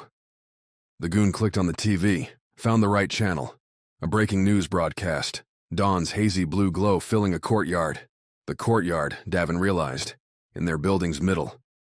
Captain Heath Swane stood alongside several other Eden officials, and at least 2 Earth Defense Force commanders, going by their uniform colors. All looked serious. Less so was the man in the middle. Hey, Davin said. That's me.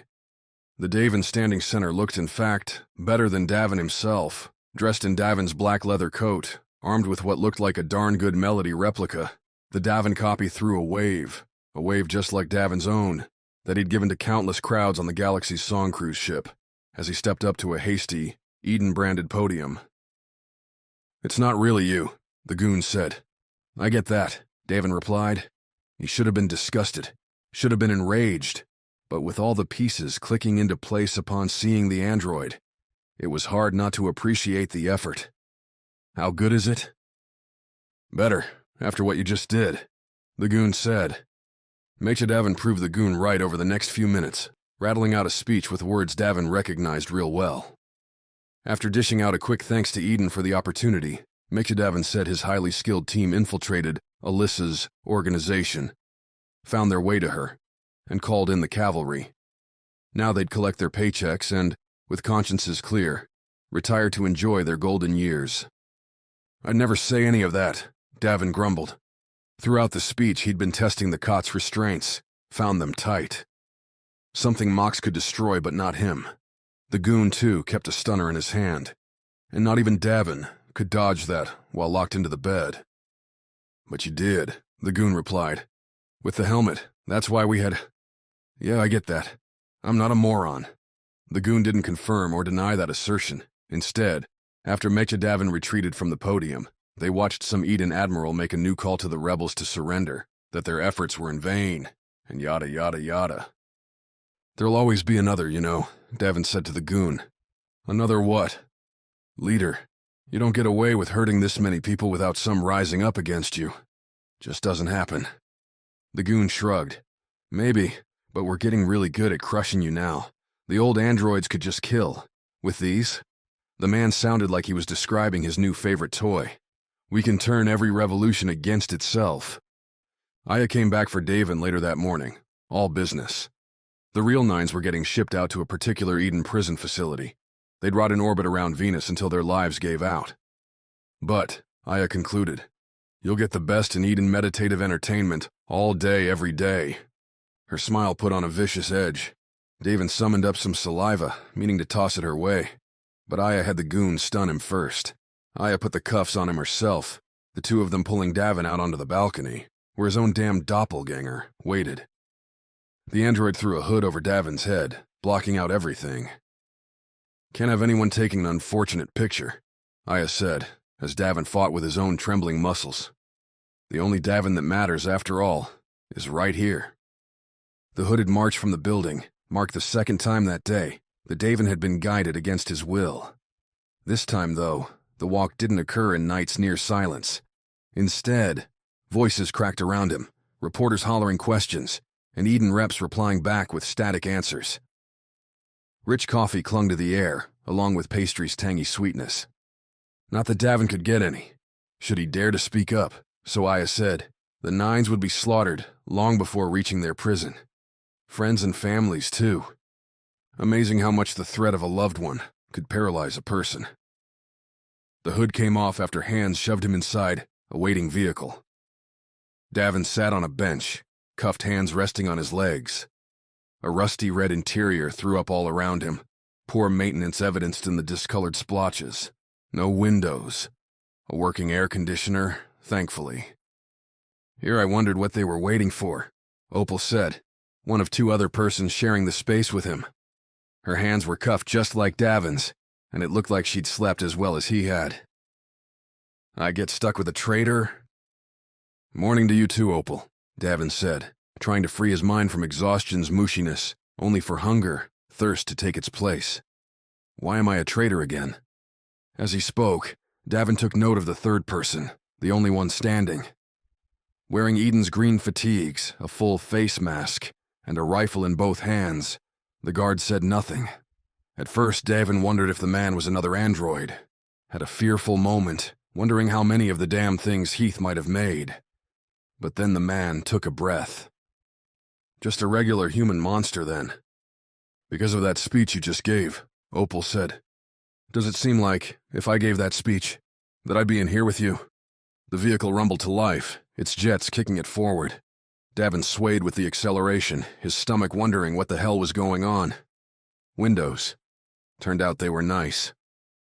Doesn't, Opal replied, but it sure looked like you up there.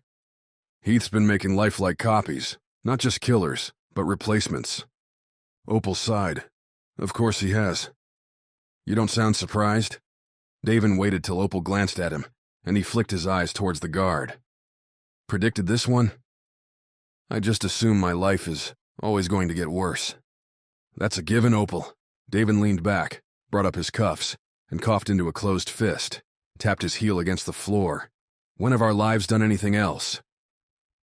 Opal resumed glaring, this time at the ceiling. Davin felt the guard's eyes on him. The captain coughed again, not bothering to bring his hands up this time. Have any water? Davin asked the guard, who shook his head. Silent type, eh? Don't blame you. Rolling along on jets, the speeder tilted as it finally went around a curve. Davin went for another cough, leaning left with the turn. He curled over, turning his back to the guard. Coughed again. Turn around, the guard snapped. Davin didn't bother, coughed. Ignored his throat telling him all this faking was going to have consequences later. You can't get the man some water? Opal asked, putting just the right amount of exhausted indignation into the words. Davin coughed again. Here, the guard said, marching forward a step, uncoupling his own water bottle and twisting off the lid. Davin, cupped hands near his mouth, looked back at the guard. The solid face staring back at him, the black water bottle held forward like a grim peace offering. Thanks, Davin said, reaching for it. Opal rose, wrapped her cuffs around the guard's neck in a single fluid move. She fell back between the benches, letting gravity whip the guard backward to the ground. Davin, grabbing the water bottle, stood and snapped a kick, knocking the little remote that'd activate the stun cuffs away from the guard's frantic hands. The tiny rectangle bounced off beneath the benches, so the guard went for his pistol instead. Pulled it from its holster, shot. a hair too slow to catch. Davin's backwards dive. The laser burned into the rusted interior, sparking up some smoke and splashing in a tiny ray of natural light. Davin told himself the guard got a good look at the sun before Opal's chain-linked choke took him out. "Remote's somewhere by you," Davin said, disarming the limp guard. "Kicked it." Opal squeezed out from the guard. "Figures." She turned over, started the search. "Good play. Been a while since we used that one. Been a while since you and I were in cuffs." Davin slotted the pistol away in a pocket, picked up the rifle. Standard issue, no advanced safety measures. Some of the things tied themselves to ID badges, to passcodes. But Eden wanted volume, and that meant cutting costs. "Found it," Opal said, emerging from beneath the right side bench. 2 quick presses and their stun cuffs popped off to the floor. "Where do you think they're taking us?" "Nowhere we want to go," Davin replied. An improvised plan formed quick, while they stripped the guard of useful gear. No grenades, but a second pistol and a utility knife. Davin and Opal didn't have their wristlets, stolen by Eden, so the guard's emergency radio delivered some options. "Ready?" Davin asked, the two standing near the hatch. A red lock said it wouldn't open while the speeder was in flight, but the red lock itself was none too sturdy. "I've been in these cuffs all night," Opal replied. "Let's get the hell out of here, please." She stayed back, while Davin unloaded several lasers into the lock, melting the thing off, and springing open the hatch. Outside, a highway zipped by. Not exactly a prime evacuation option. "Guess we do it the hard way," Davin replied. This time they stood by the open hatch together, each holding onto the doorway with an open hand. Davin aimed straight ahead, held down the trigger, and sent bolt after bolt flying towards what should have been the speeder's cockpit. The shots burned clean through, right onto the outside. No pilot. Hell, no cockpit in sight.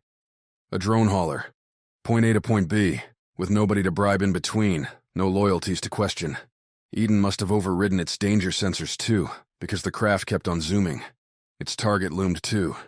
Quito's big spaceport, rising up as the speeder neared a cresting hill. "We never catch a break, do we?" Opal asked. "Not one," Davin replied. No sooner were the words out of Davin's mouth than the speeder slowed. Not a panicked braking, but a gradual decrease until it moved along at a fast walker's pace. Davin and Opal glanced at each other and leapt. The two caught the reason as they ran across the old concrete, stomping on weeds allowed to make headway in this era of floating cars. A traffic toll, charging anyone making entry to the spaceport's grounds and scanning them for dangerous weapons at the same time. "Thank you, Quito," Davin shouted as they ran. "Shut up, you moron," Opal said. "We're not done yet." "Celebrate the little things," Davin said as they hit the freeway's far side, then climbed over a pitted guardrail and dove into the grass. "Once we have our people back," Opal replied, delivering Davin a no-joking glare, "and once those Eden bastards are dead, then I'll celebrate. You hear me?" Chapter 9. Skybound. Fulfilling Opal's oath wouldn't be easy from the grassy hillside, so the pair took up a stumbling wander through the brush, angling away from the spaceport till they hit a dirt path heading back towards Quito. A sunnier day than the last, the rays cut through the lighter alpine air and had Davin sweating. A headache murmured, and his limbs dragged as sleep's lack crept on and adrenaline ebbed. Vengeance, rescue. Davin repeated the two words to himself, trying to use them as leverage for a bit more stimulus, a bit more energy. "You gonna keep muttering like that?" Opal said, as they trekked along the dusty, tree-lined road. "Was I talking aloud?" "The whole way, Captain." "Might be my mind's finally going, Opal," Davin replied. "Just saw myself give a speech to the whole solar system while sitting cuffed to a cot. Thing like that'll mess with you." Opal threw him an arch look. "If that's what's gonna break you, Davin, after all the crap we've been through, come on. Get me some coffee and I'll be all right." "Better be. We don't have time for a mental break right now." Truth. Assuming Aya and Eden would stick to their words, the Nines, Alyssa, and her band were on their way to swift, silent trial and a toss out an airlock. They would be on their way to Eden's prison station already, could be dead by tomorrow. That at least gave Davin some pep. "At least we've done it before," Davin said. Quito's bustle played backdrop to the words, growing as they neared the city's outskirts. Prison breaks are kind of our specialty. Might be worth wondering why that is. Thought we didn't have time for chit-chat? Davin flashed a smile, caught one from Opal in return.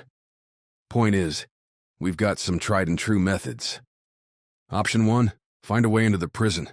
Get to a control center and pop all the cells open. Hope the prisoners cared enough to fight for their lives, rescue the Nines in the resulting chaos. It's worked before, Opal said, but I'm not betting on it here. Why? You ever been in an Eden orbital prison? Can't say I've had that honor. Davin tilted his head at Opal. Have you? Nope, not planning on it either. But I've met rebels who took stints there, Opal said. In fact, we had our own prison-busting missions drawn up, just never had enough people stuffed in them to make it worth it. So? Right. These things, Davin, they're cylinders. Prisoners stuffed into cells around the outer edges, every floor locked down at Eden's whim. They'll isolate anyone causing trouble and gun them down. Not helpful. The dirt path found its way through some houses as they spoke, transitioning to paved suburbia. It was around noon, and people young and old bounced around the streets. Davin and Opal drew more than a few stares. Hopefully nobody here cared to wonder why the face they might have seen this morning was going for a stroll. Prison break option 2. Bust through the prison from the outside, blowing cells open, attaching an airlock, and sneaking out the good guys. Opal had her head shaking before Davin was done talking. How are we going to get Mox in them suits? We'll just suck them into vacuum. Not something you want to see. Throwing cold water on everything? My optimism's taken a hit lately, Opal said. They veered towards a small shop, one selling a little bit of everything, including, thankfully, coffee and sandwiches. A bathroom turned into a major plus, too, and the two reconvened on the curb to eat while bicycles, and the occasional speeder, zipped past. Sitting there, hunched over in worn fatigues, a loose jacket over a tank top, begging for a spin in the laundry, Opal didn't have an admiral's bearing. Her look across the street at nothing in particular didn't bring with it the murderous determination Davin normally expected. Opal's back also looked empty without her long gun strapped to it, a mainstay during her Nines time. Pressed to pick an adjective, Davin would have called her haunted. Getting to you again? Davin asked. A moment's glance around the area suggested the passers-by kept to their own business. Probably wouldn't call Eden down on Davin's head. Remember how we used to deal with that? I go into the Sims and blow up some bots, Opal said, biting her cold bio-turkey sandwich one nibble at a time. Or Merc would get me drunk as hell. Or, the faintest smile curled Opal's crumb-covered lips. Or you'd pull me into the next job. Damn right, nothing keeps you feeling sorry about the past like the future. Wasn't long ago I lost a war, Davin. Not a bar fight, but a war. You kept it from being a slaughter. Eden was going to win any straight-up battle, and you know it. That's not what I told the people fighting with me. Davin sighed. What were you supposed to say? Chin up, everyone. We're all gonna die today? Seems to work in the movies, doesn't it? Davin gave himself a thoughtful chew. Embraced the thick bread, the cheese, real texture in his mouth. Sure, the day had been one big suck from the start, but he could hold on to this as a bright spot. Everyone knew it, Opal, Davin said. We held on to Vi's gimmick, but everyone going out with you that day knew they probably wouldn't be coming home. They fought anyway, rather than roll over. Now Alyssa's thrown them away. Can't say her plan makes the most sense. She's done that before. With the androids, remember? Opal finished her sandwich, popped open the canned cold brew, and guzzled it before shaking her head. You saying we're not just planning a prison break, but a full-on rescue of the whole organization? Davin nodded. Opal laughed. All that hero crap's going to your head. We saved everything once, we can do it again, and I've got an idea how. Prison break idea number 3. Take the inside track. Use the system against itself. New space-age prisons had all the fancy tools, so they didn't need to feed and support so many guards. Get inside, subdue anyone who gets in the way, get back out. You and me versus the world? Opal asked. Feels like your equation's missing a few steps. Might be. Davin felt his eyes lighting up. Normally, he'd get that feeling after a whiskey, but now, whether it was the coffee or the turkey, invigorating inspiration struck. but let me fill in those gaps for you. We're two of the baddest asses in the solar system, Opal. Time to remind Eden who they're messing with.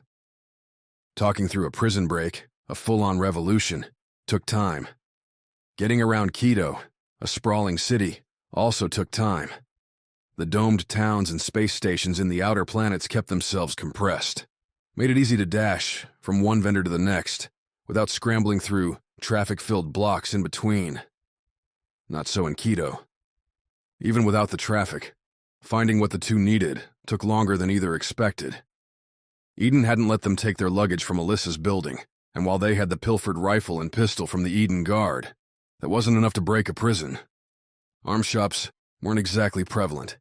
They weren't prevalent most places outside the fringes, but a few questions and new, cheap wristlets turned up some options on the city's outskirts. Ranges and power pack shops, nestled into the overgrowth. There, Davin spent far too much cash arming up with what he could find, namely another rifle for Opal, a pistol for himself, and laser-sucking body armor for the two of them. Not exactly military grade, but they shouldn't die with the first hit either. An early dinner, rice, beans, lab-spun pork, and a rented speeder dropped the pair a half-kilometer away from Eden's private docking bay at Quito's spaceport. Dusk set in as the two ditched their slapdash ride off the roadside, sneaking again into the tall grass. Approaching from the back like this let them skip the spaceport's entry scanners, though Davin found the hike even harder with a full equipment load. Earth and its gravity. Ahead, Quito's spaceport sparkled with white lights. The occasional launch rumbled as one spacecraft or another shuttered off into the sky. Depending on the engine, the ships left black or blue trails, dissipating energy or smoky chemicals. Nothing launched from Eden as they walked, both mostly sticking to silence. They'd spent the day together, dishing memories and ideas back and forth, and now they focused on the mission, the odds stacked against them. Davin figured he'd bust out the jokes again once shots started coming their way. Eden's docking bay didn't have the courtesy to sit undefended. A 4-meter-high fence wrapped the place, broken up by tall lights every few sections. The launch pad bled out from the bulky docking bay building. A gray, concrete platform, mostly unnecessary with today's tech. And yet, parked there, as if waiting for them, sat a small Eden shuttle. "It's meant for us," Opal said when Davin mentioned their good luck. "It's still here because we were supposed to be on it this morning. Nice of them to wait." "I'm sure that's what they're thinking." Opal flipped off her rifle's safety as they neared the fence. "I cover you?" "Always a pleasure to have the sniper watching my back," Davin said. "Once the chaos gets going, make for the shuttle and get her warmed up. You know I'm not a pilot, right? Just turn it on. I'll handle the rest." Getting through the fence would have been tricky if they hadn't planned for it. Davin took the heavy clippers he'd been hauling over his back, hoping they'd be good enough to chomp through the chain links.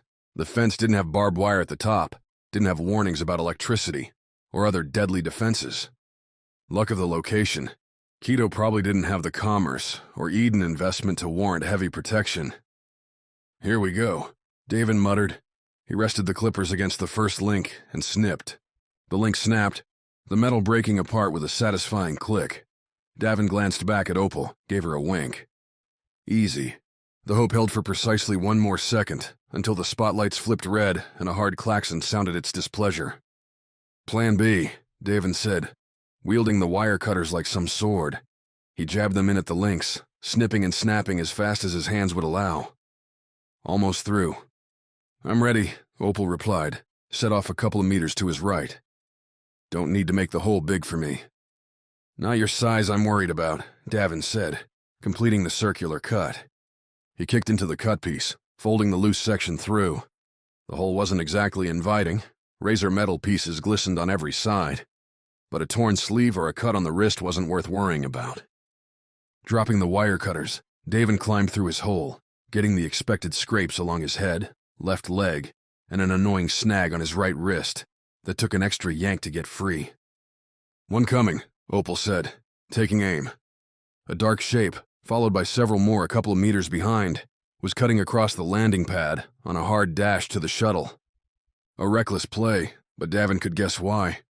Prepped for launch, the The shuttle's ramp lay down and open. Letting the enemy get inside would make everything suck loads, and probably get the pilot disciplined. If Davin had his way, everything would still suck loads for Eden. Opal's first shot flashed behind Davin as he started his own break for the shuttle. Rather than gunning for the lead form, Opal's laser hit a luggage cart near the following figures. The spindly wheeled vehicle crackled with the hit, sparks flying. "Come on," Davin muttered, watching as he scrabbled from the grass beyond the fence onto concrete proper. "Be a hero." Opal fired another, the red laser, low power, streaking to the right this time and beaming into a big emergency water tank. The bulbous thing blew out steam, a whistling whine joining the alarms. Eden's lead player kept on chugging, arms pumping towards the shuttle. The person's reinforcements weren't so strong-willed. Opal's shots had them backing off, diving for cover. "So perfect," Davin said. "Now get yourself going." "Already moving," Opal replied, her voice coming through their connected wristlets. "Don't blow my opening." Davin, his rifle bouncing against his chest as he ran, drew his pistol and fired a couple shots at the coming Eden runner. Both went wide, both intentional misses close enough to disguise, or so Davin hoped anyway, the point. He plugged a couple more bolts towards the water-spraying mess too, bursting more steam from the tank. A little more chaos, a little more opportunity. Perhaps a little too much chaos. "He's fast," Davin huffed, picking up the pace as the Eden guy closed on the shuttle. "Probably used to this gravity," Opal replied. "I'm through the fence. Lost a sleeve.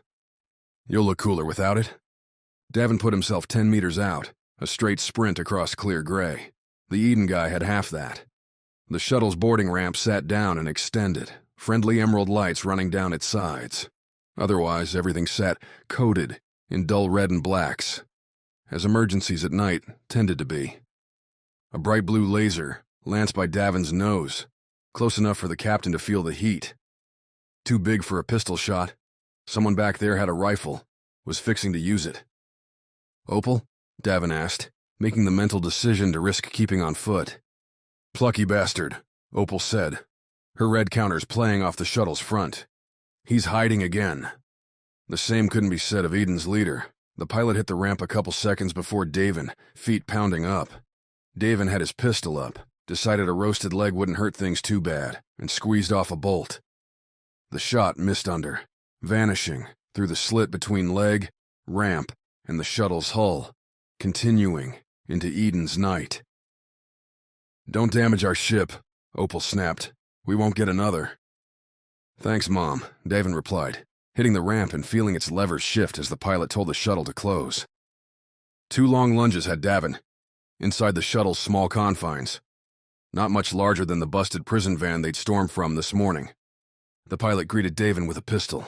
Davin caught the pilot's turn, her gun aiming where his head ought to be, and went to a crouch. Her shot blitzed over his shoulder, buried itself into an unlucky crash couch. Davin countered, throwing his own pistol. The small gun twirled end over end to smack the pilot's face, prompting a curse and a stumble, and creating an opening.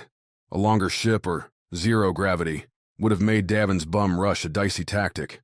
The shuttle offered no cover inside, and if the pilot had more composure, more time, she could have torched Davin just about anywhere she wanted to. Instead, by the time she had her pistol pointed back the right direction, Davin had a hand on it, pushing the barrel down. The pilot fired anyway, the orange shot flashing into the metal tiling at their feet. "Stop it," Davin said, wrestling the pistol away, only for the pilot to ball up her freed fist and slug him in the stomach. "Ow, damn it." He blocked her follow-up with his left hand, letting his right take the pistol and shove its hot barrel right up under the pilot's chin. She flinched away at the touch, but the shuttle's cockpit didn't leave her anywhere to run. "Just hold still," Davin said, feeling his kidney throb. That had been a good socking. "We're borrowing the shuttle, and you. After we'll let you go. No harm." "Screw you." A fair response, all things considered. Nevertheless, Davin didn't have time to play insult tag. "Your friends are going to be scorching us in a second," Davin said. "They start doing that, I'm going to shoot you and take my chances. You really want to die for Eden?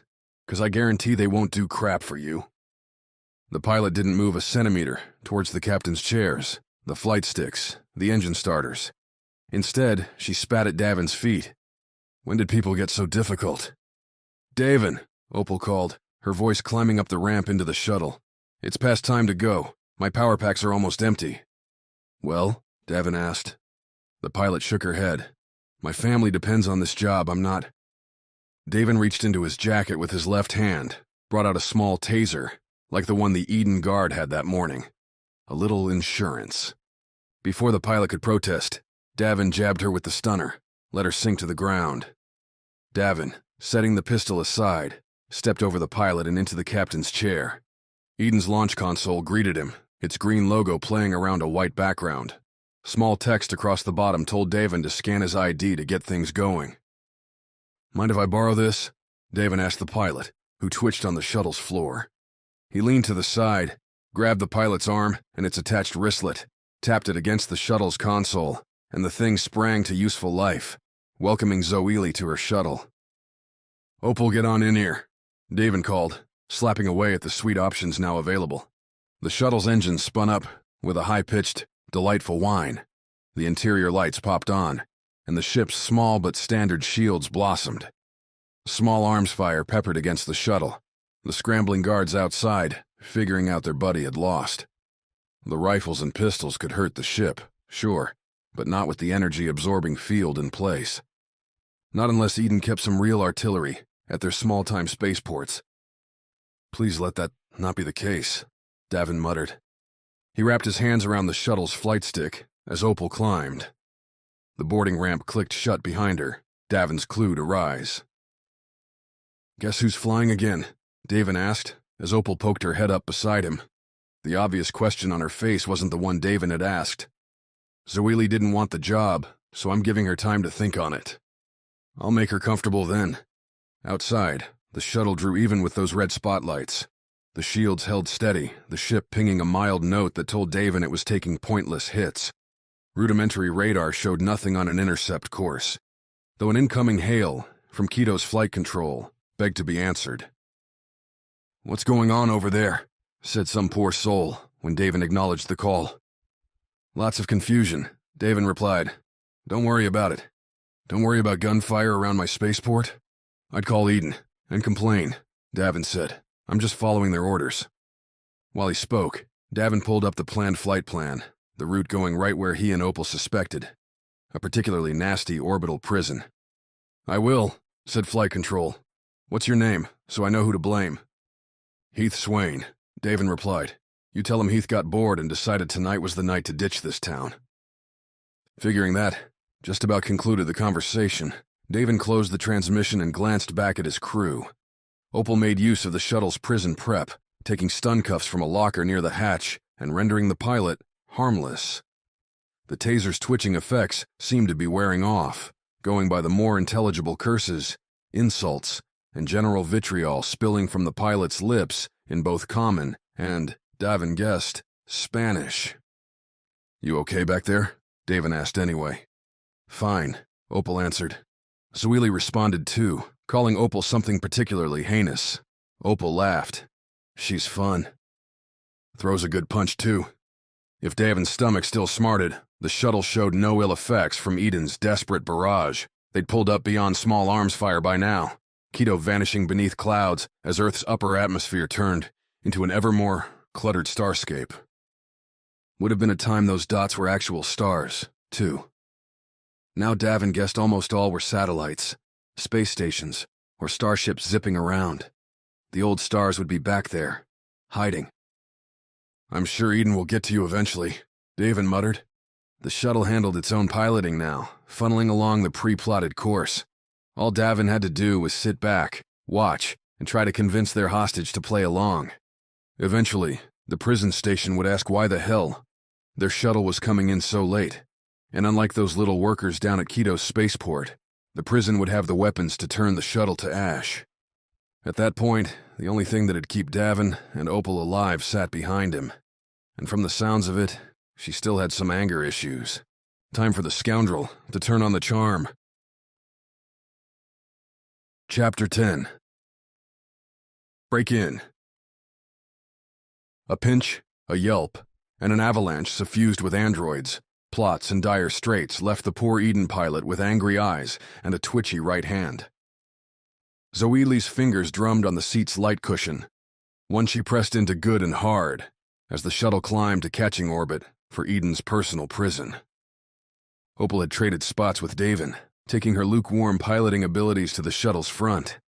Any minute now, the Eden prison would be asking a whole slew of pointed questions to which Opal had no good answers. She'd have to lie, evade, and spin. All things the sniper did, as well as Davin sang pop songs at karaoke. In other words, if Davin didn't get Zoele and her passcodes, docking procedures, and general authority on his side, this was going to be a rough ride.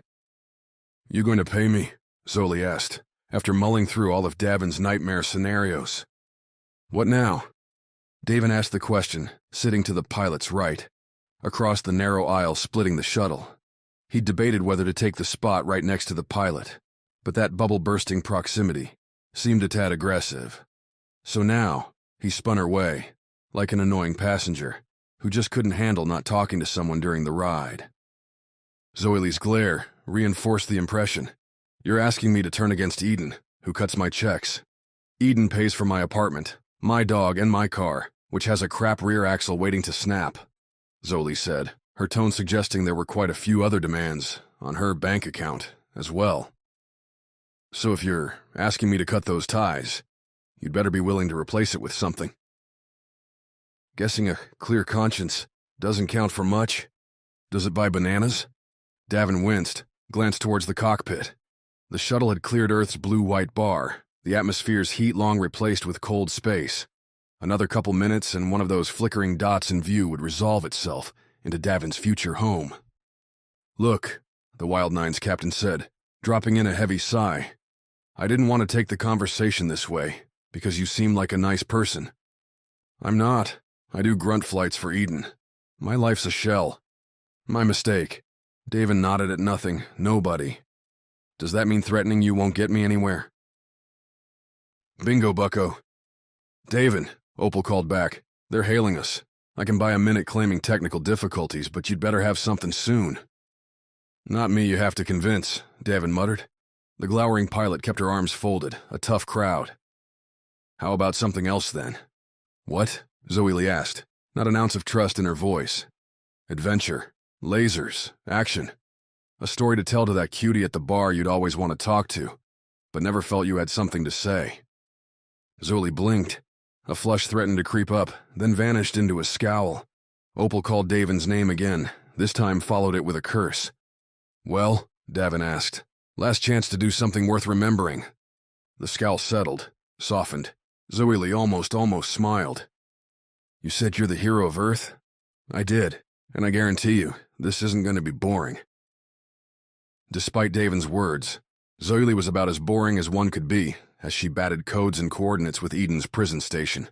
The cylinder circling Earth dished out details, from flight speed demands to docking bay numbers, mixing them in with the expected questions about why she was arriving so late, who were her prisoners, and so on. Zoele answered each question by casting blame where it belonged, on the universally mocked superiors. It'd been Eden Brass who delayed her launch. It'd been an unexpected prisoner change-up that had confused everything, and that also explained why the prison station had no names on its incoming manifest. "Two saboteurs. Red voice," Zoele said, repeating what Davin told her when she'd muted the chat. "Ugly customers. I don't have any help here either, but they're cuffed and waiting." The prison station took that as well as could be expected, protests and curses dying as inevitability took hold. Their docking bay changed to one for maximum security, and Eden's flight control said there'd be plenty of backup. Not exactly what Davin wanted, so he pitched a new story. "Sorry, you'll want to change that plan," Zoele said, playing along. "They're bioterrorists. They infected themselves with some nasty new virus. Get your vacuum suits on for these two, and I wouldn't risk more people than necessary." More cursing followed. The docking bay changed a third time, the new one requiring manual docking. Zoele was asked if she could help escort the pair, which she agreed to, saying she'd already been exposed. "And you're not dead?" came the question. "Just lucky genetics, I guess." The scintillating banter continued as the prison station rose out of the black, its silver and green shading doing little to make its vast rolling pin shape appealing. Viewports were few and far between, heavy plating covering the outside. Davin didn't have to guess why. Eden and Earth would plunk its worst prisoners up here, and none of them deserved a nice view. Nor did they deserve a chance at rescue from some flunky with a ship and a death wish. The thick hull could take a crash landing and keep the bandits out, buying time for Earth's defense force to get their slow selves over with hot laser. So far as Davin knew, not a soul had escaped by means other than mortal or legal, and the Wild Nines had no hope of the latter. Worse, hanging near the prison cylinder, sat a battered frigate. Heath Swane's ship didn't coast alone. Its bulk seemed to writhe as robotic repair ships scuttled about, replacing damaged plates and soldering new ones into place. This close to Earth, the work wouldn't take all that long, and then he could... What exactly? With his android doppelgängers running amok on Earth's surface, making a mockery of Alyssa's idiotic plan, Heath had no need to drift near a prison. Maybe he's that scared of us, Opal mused, as the pilot turned the shuttle in for the last stretch before the docking. Doesn't even trust an Eden prison to hold the Nines. "The who?" asked Zoele, whom they both ignored. "I'm almost vain enough to believe you," Davin replied. "But I don't think Heath's that single-minded. Eden ought to be crowning him right now. He saved their asses and might have resurrected the android program at the same time. He should be getting a hero's party." "Guess you'll just have to ask him yourself." "That'd mean talking to him. Figure if I see Heath, the first thing I'm doing is shooting a laser down his throat." Opal frowned. "How do you think that'd work, Davin? Shooting a laser down his throat? You have a pistol that tiny?" "Shut it, Opal." Even Zoele, she of the perennial glower, chuckled. Landing came and went, with a smooth precision that clowned Davin and Phyla's continual jank with the jumper. Not a reflection on Phyla's skill so much as how the dives they docked with ran their bays. Eden preferred strict standards. A haloed white square against black-painted metal, giving the pilot a clear zone to park the shuttle. The rest of the bay, marked for sensitive prisoner drops, had biohazard signs blazing on the walls. Those swirling, interlocking diagrams mirrored onto the forest green uniforms of the Eden personnel greeting them, a foursome sealed head to toe in what could have been an ancient spacesuit. Two carried stun batons in their thick gloves, one held a tablet tapping away, and the last moseyed their way around the shuttle as she sat down, apparently curious whether there'd been any outboard stowaways. "No way they can move well in those," Opal said, as she and Davin took up positions on either side of the boarding door. "We each take a baton, and then the fun starts." While Davin was a fan of Opal's apparent bloodthirst, he had some reservations about starting a brawl in a giant prison. Eden would have backup, and they'd come running with lasers quick enough. Stunning these four wouldn't be... "Wait," Davin said. "I have a better idea." "I get nervous when you get ideas, Davin. It's not mine. Stole it from a movie." Opal's sigh said all the wrong things, but by the time Davin finished the explanation, when Zoele unlocked the door and lowered the ramp, the sniper had bought in. Zoele greeted the thumping pair, climbing into the shuttle, the two galumphing guards with the stun batons. The pair looked past the pilot to Opal and Davin, both sitting in their seats with stun cuffs resting on their wrists. Glum expressions, coupled with slouched shoulders and an affected sniffle or two, completed the picture of prisoners looking forward to an eternity surrounded by space and steel. Eden's guards told the pilot to scram. She'd have reports to file about everything while the shuttle recharged its batteries for the drop home, and Zoele didn't protest, slipping past and down. Whether Davin's appeal and his promise of Alyssa's large bank account would work was immaterial now. He couldn't do a damn thing except hope the woman's conscience took his side. At his side now, but very much not on it, was the Eden guard, looming over him with the stun baton crackling next to Davin's ear. The suit coated the guard's face in shaded plastic, a shield that made Davin's surprise surge. Left hand, gripping the baton's hilt, while his right slugged the man's chin. Easier. The guard grunted, stumbled back across the narrow aisle towards Opal's seat. The sniper stood, threw her stun cuffs and the link between them over the guard's neck, and pulled tight. The choking started as the guard's buddy, cursing, tried to raise the baton, only to hesitate. A tough problem. Save your distressed friend, or deal with the enemy ripping the stun baton away from the same. Davin helped the guard answer the question by taking that freed stun baton and jutting it, spear style, towards the person, the suits belied telling whether a man, woman, or android lurked beneath. The Eden guard jerked back, tripping over the thick boots, while their pal gurgled away next to Davin. "Stop struggling, and she won't kill you," Davin said, taking a light hop over the kicking boots. Eden kept its prison spinning, generating enough gravity to keep bones and muscle from turning to mush, but a little twisting left a lot of lift for legs just off Earth. Davin's head brushed the shuttle ceiling, and he tucked his knees up into a tumble, leading with the baton in a display that might have fit in with a low-budget circus. His target had no idea what to do. With one hand steadying themselves after the unstable retreat, the other waved the baton at Davin's oncoming form. A simple thrust batted aside by Davin's two-handed grip, the swing turning Davin enough, so his shoulder led the impact. The pair ground into the shuttle's aft, passing by the open boarding door. Not quite the plan, that, and certainly not helped by the shouting beyond. Tablet Tapper and their friend would be making all the wrong announcements, which meant Davin needed a new idea. The movie suggested a simple knockout and costume change would buy Davin and Opal a quick in, but without that. The guard headbutted Davin.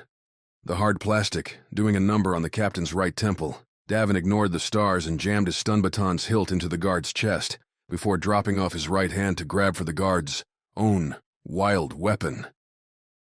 The reach put Davin's back to the guard, had him sitting, as much as he could, in the guard's lap.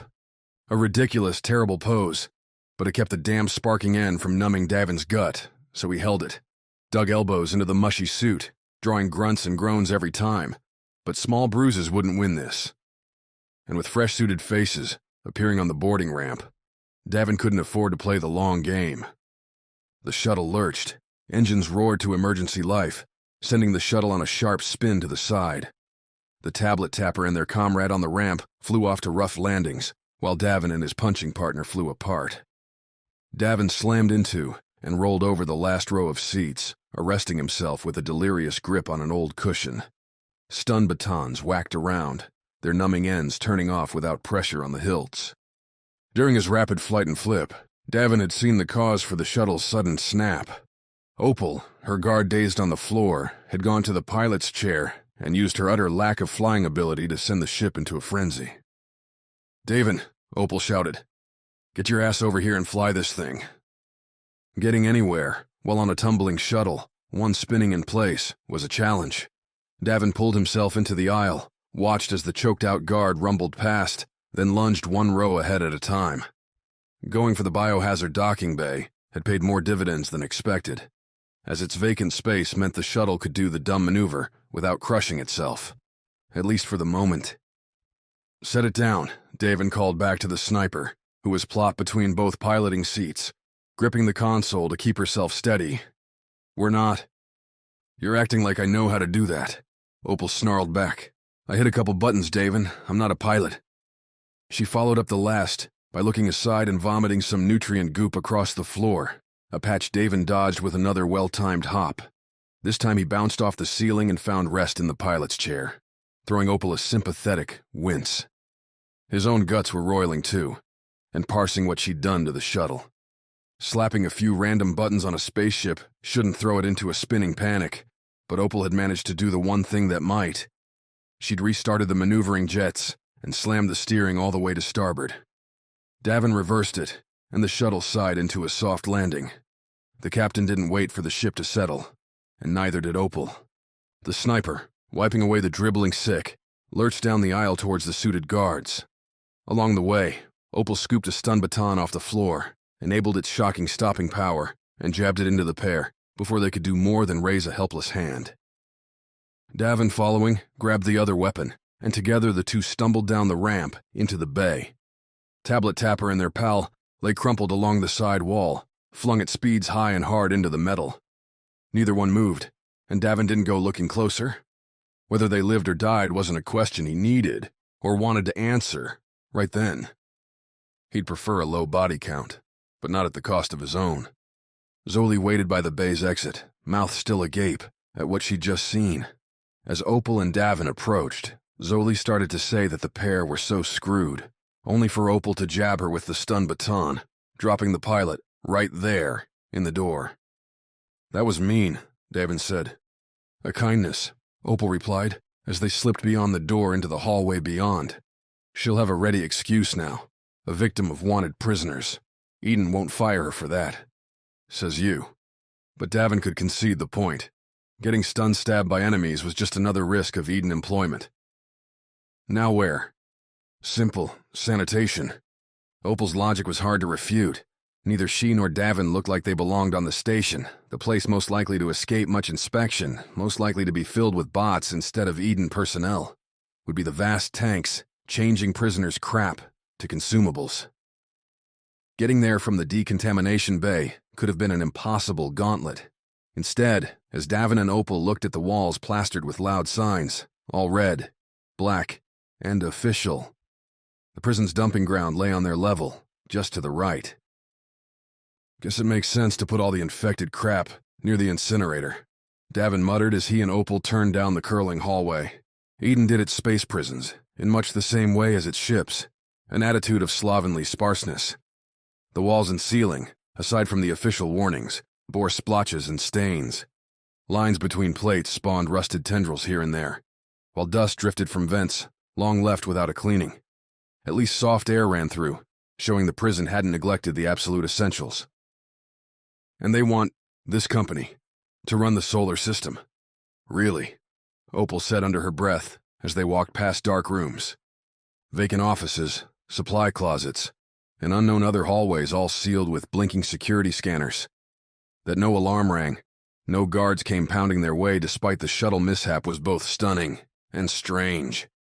Without much explanation, Davin wanted to chalk it up to Eden incompetence, but Heath Swane's proximity suggested something both dumber and more sinister. "Why you think this is another ploy?" Opal asked, as the hallway continued its wraparound. "Heath letting us stage a prison assault, so his androids can wrap us up." "Seems as likely as anything else," Davin replied. "Eden's awful, but I can't imagine they're this lazy." That question was again put to the test as they hit sanitation's entry, an inward double door, again locked with a security panel. The prison didn't run on easily stolen ID cards, instead demanding both a fingerprint and voice identification to open up. A fact Davin discovered when he tapped the scanner and found little leeway. "I could shock it," Opal said, flicking the baton on and off so little sparks shot into the air. "Maybe it'll short." "You're feeling violent today." "Oh, I'm sorry, Davin. Is this too much for you?" "Just because Mark's not here doesn't mean you have to be mean." Opal laughed, then reversed her grip and pounded on the double door with the stun baton's back half. The sound echoed. Davin sniffed. "What are we going to say? That we're selling insurance?" "If they're dumb enough to open this door, we're not going to say anything." Also left unsaid was the plan if the door didn't open. Trekking back down the hall would, Davin had to imagine, run them into some sort of Eden resistance. Even if not, assuming every way off the level was locked meant Davin and Opal were stuck. And there were few hells more unappealing than a space prison corridor to be trapped in. Davin was just about to voice that dire outcome when the door shuddered, slid apart. "Well, well, well," said the man standing inside. One Davin did not, definitely did not, expect to see again. "Nice to see you after all this time." The Wild Nine's captain didn't say a word. He did cock his left fist, sans stun baton, and swing it. Some people only deserved a punch to the face. Chapter 11. Old faces, new ideas. Euros, the bearded, quiet rebel captain, had adopted a severe diet and a grungy stained jumper. That beard, busy, red, and wild, seemed the only thing clinging to what the man had been, and Davin found his swing catching in its bristles, losing weight before connecting with Uros's chin. The man retreated a step, then burst out into a mad chuckle. "After all this time, that's the punch you throw?" Uros declared, as Davin eyed his right hand like he would a traitor. Cold cocking had never been Davin's strong suit, but laughter? That was insulting. Now he'd have to go practice. Opal's greeting measured better, on human scales. The sniper reaching out and shaking Uros's hand before drawing the man into a friendly hug.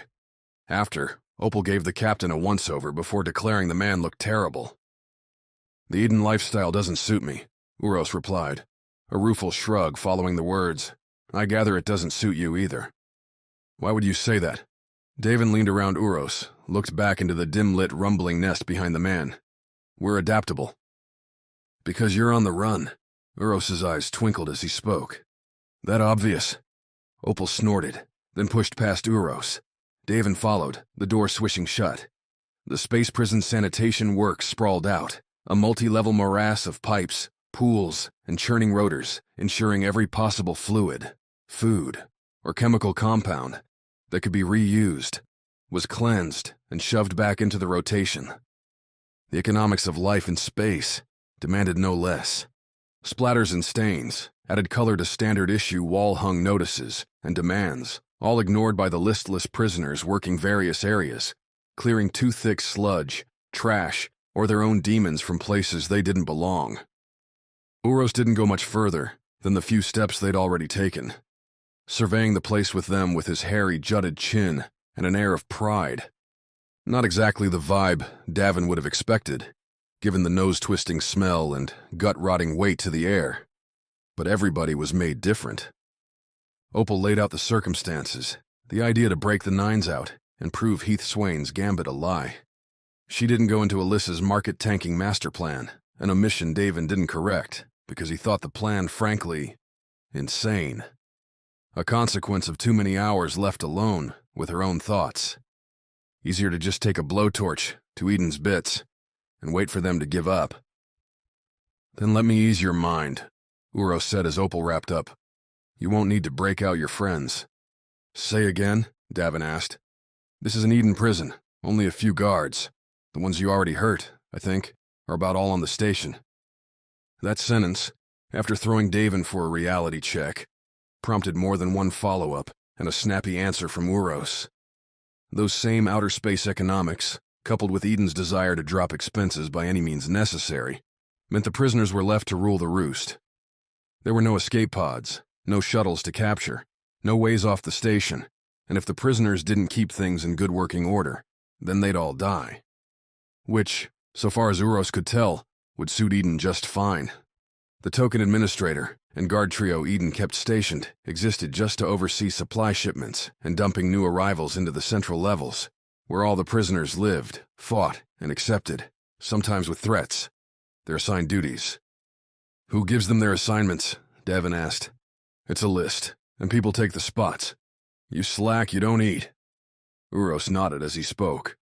It works, mostly. That a whole bunch of rebels, criminals, and random troublemakers would unite to keep a space prison in operation seemed far-fetched, but Uros made the compelling argument that staying alive, staying fed, and staying free from your own refuse tended to motivate people. Beyond that, Eden delivered cheap movies, books, and time-wasting tidbits to burn the days away. "For some here, it's a better life than they had," Uros concluded, by which time Davin was rubbing his forehead, and Opal leaned, eyes closed, against the nearby wall. "You might find it so." "Yeah, but no," Davin muttered. "Not staying here. My ship's on the moon, and there's people back by Saturn that are depending on us." "Then you want to leave?" "Uros, was it your capacity to see the obvious that brought you to the captain's chair?" "That, and my good looks." Davin blinked, took a deep breath which he immediately regretted, then coughed his way into another question. "Any ideas for how we get out of this place?" "Didn't you come here in a shuttle?" Man, again with the obvious. Coupled with the man's revelations that Eden regarded its space prison as a money sink best ignored, Davin figured he might be overthinking things. Maybe, having made it here, they could waltz right in and take his crew out. One step at a time, then. Access about the station came courtesy of those keypads and daily code changes delivered to the prisoners, who took every area's jobs.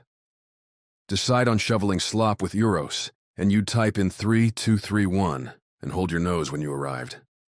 Leaving was a simpler choice, one Uros explained by giving Davin and Opal directions to the space prisoner's central lift ring. Won't those guards get in our way? Davin mused. As Uros guided them back to the sanitation sector's exit, the man's shift far from over. They aren't paid enough. If they're moving, they will leave you alone. The confidence in Uros's voice suggested more than one tussle that had been left to lie.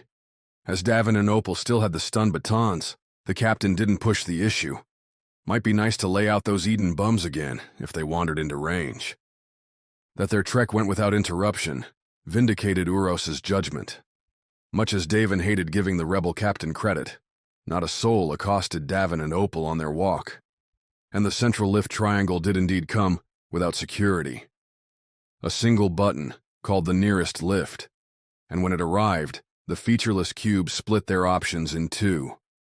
On the left, a single button declaring the main floor. On the right, a keypad and a simple sign listing codes for the cell block levels and cafeteria. Enter the code, reach your destiny, Davin said, wondering what had happened if he started punching in random numbers.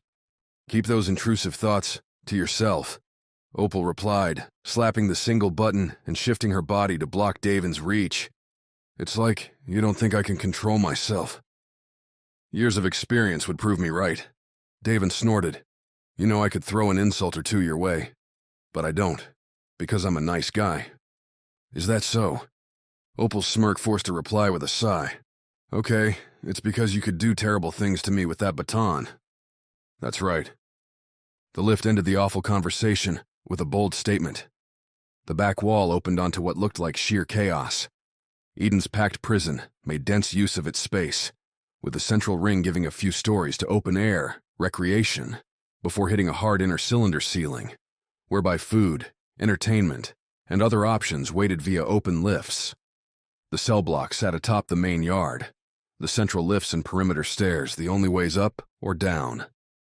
Prisoners demonstrated gravity's weak hold, with wild romps, engaging in absurd basketball games, weightlifting, and other idle athletics that had earned devotion in space's friendly physics atmosphere.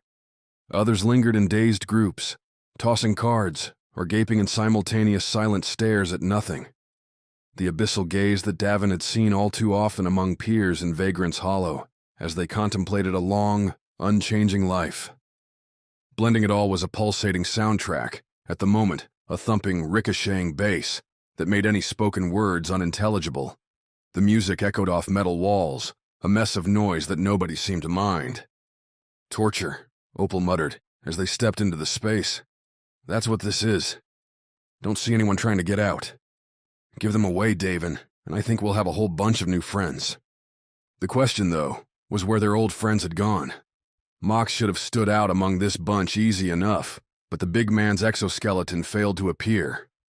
Phyla and Merc didn't saunter up with sarcastic comments about Davin's late arrival, while Viola and Riley weren't lingering off to the side, confused and concerned by Eden's collected troublemakers. If the Nines were here, they'd been stashed elsewhere. Two options, then, Opal said, as they continued to make their way into the mix, drawing no attention whatsoever. Davin told himself nobody would expect him here, so his celebrity wasn't recognized. Yet it was a bit hard on his vanity that not a soul left so much as a lingering look on the captain. We either scour all the cells searching for them, which I'm really not feeling, or we get a bit weird. Opal, you don't know how long I've been waiting for you to say that. What? Weird? Always so serious. It's time you went along with the Wild Nine's peculiar brand. We have a brand? Davin waved the words away, asked Opal what she was thinking, and the sniper laid it out. They needed two things: to find their friends and convince Eden to land a ship here, or steal back the shuttle, for them to all ride out on. As for getting Eden to bite, Opal figured the easiest way was the hostage route. We go get those guys we tossed around, have them convince Eden to send in a rescue party, and let Mox take out his frustration, Opal said, as she and Davin continued wandering around the great central grounds, earning casual looks here and there, but nothing more personal. No Nines appeared either. Then we coast back to the moon, grab the jumper, and disappear. Disappear? You want to give up? I didn't. Alyssa did. Her crazy scheme to what? Get Eden's investors to force it to change course. Know what that sounds like to me? She's getting the yips, going yellow, losing her mojo. Davin blinked. I think I get it. Just like you did after Bosser went down. All those talk shows, all those thank yous, and not once did you get anything for all of us. The Nine's captain squared off from Opal as they stood beneath the inner cylinder's flat bottom. The 3 lifts lazed up and down on thick beams, passengers as aimless as the ones waiting to board. A few nearby tables gave them company, most occupied by prisoners catching late-night grub. Davin figured the hour might have been behind Opal's acerbic cut, but he wasn't going to let it lie. She was giving him a test, seeing just how much fire Davin had. If there'd been a slug of whiskey in his hand, the captain might have tossed some harder words. But as it was, after a long and not particularly great day, Davin gave Opal a squinted sigh. You think there was anything behind all that? Save some cash, and a bunch of forms promising if I said the wrong word, I'd get thrown right into this damn prison? Davin answered. Eden needed its image buffed, and I made a good show pony. I had no power, unless you wanted free drinks in the green room. I could have scored you those. Davin flipped on a grin. Some were pretty good, too. Like this one with the pineapples in. I swear, Davin, Opal started, but her argument petered out into a shaking head. It's late. I'm tired. Think we'll find our crew if we head up? With our luck, I wouldn't bet on it. Davin should have placed that bet, because the Nines were right where, if he'd have thought for a minute, his captain would have expected to find them. Eating in the narrow cafeteria band, where nutrient goop dispensers offered endless, chalky options for the discerning convict. All 5 of the Nines, from Merc to Riley, sat clustered around a single table in the greasy circle. As places went, the Eden Space Prison cafeteria continued the company's trend of sparing most expenses. The nutrient goop itself came from 10 flavor tanks in the room's center, each stretching to the ceiling, several meters above. Davin imagined vast pipes shuttled the awful stuff around at all hours. Nozzles at their end placed the goop into metal cups beneath handwritten labels describing the contents in colorful language, both accurate and unutterable, in polite society. Not that this society was very polite, as the conversation drifting around, including the enthusiastic expletives shot from Merc's mouth as he saw Opal, put the prison cafeteria well into adults-only territory. The Nines erupted from their chairs after Merc's outburst, drawing cursory attention from the other prisoners, who all returned to their late dinners upon determining the current chaos wasn't directed their way. Davin contributed, breaking into a short run to Phyla and wrapping her in a hug, one she returned with a tight enough grip to spark some worry. Did you actually miss me? Davin said, pulling back. Always. When you're around, nobody bothers shooting at me. Because they're scared. Because you're such an easy target. Davin relaxed into a grin. There we go. That's the Phyla I know. Stories flew back and forth, adding color to the sudden abduction that had occurred in Alyssa's keto hideout a couple nights back. The various android clones had hit the Nines one by one, posing as their real-life pals, until the proper chance came for a stun baton to the back. They'd been dumped on a shuttle and deposited up here without much word, without a single damn clue. But Alyssa's not here? Davin asked. Haven't seen her at all, Merc replied, returning from the nozzles with some fresh, bluish nutrient goop. Opal started slurping hers, but Davin pushed his grumbling stomach away. Not quite desperate enough. Not in the shuttle here? Not before the attack on the surface either. So she'd been arrested and shipped off somewhere else. A question Davin wasn't so sure he cared to answer. So here's the plan, the Nines captain said, drawing on the voice of authority every real captain had for times like these. We're breaking out of here, getting our ship back, and... Davin trailed off, running his eyes across the crew, seeing the thing every combat leader wants to find, staring back at them.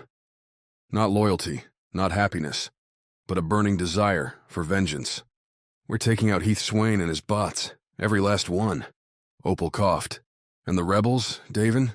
Cass and the others?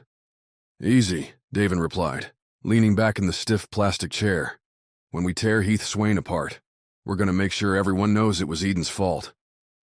Confusion met his words, and Davin let his grin grow wider. The suspense grew, and Davin figured he could let it simmer. Take a few bites of that nutrient goop. It was, as Davin expected, terrible. Phyla gave Davin the finger as she took her spot in the central level, the prisoners starting to fill it up after a long night in their hard-as-rocks bunks. Davin hadn't slept more than an hour, even counting a little bit of reunion fun with Phyla after his grand scheme won the Nine's approval. What, though, had sounded good overnight had a different feel in the morning, especially when it meant drawing everyone's attention to one particular bullet. Pilot. You got this. Davin mouthed her way, his arms folded, hair wet after a fast shower with towels too thin to dry a desert. The jumper's pilot didn't respond to that one, except to raise her right arm, a metal nutrient goop cup in her hand. Phyla threw the container down, smacking it off the tabletop at her feet. The timing was precise, hitting in the slow transfer between bass-bumping songs, a musical assault that never stopped, no matter the hour, on this level, and getting a few looks. Not many because this was a prison, and who gave a damn? But a few, and that'd be enough to get things spreading. 6 hours, Phyla announced. 6 hours and we're bringing this place down. Davin repeated the time, calling out 6 hours, and hearing it echoed across the level by Mox, Riley, and Merc. Opal and Viola would be saying the same in the cafeteria, crowded with prisoners resigned to another nutrient, goop breakfast. They'd get stares. They might get questions. But neither mattered. The time, the phrase would be repeated, and it would make its way to the right ears.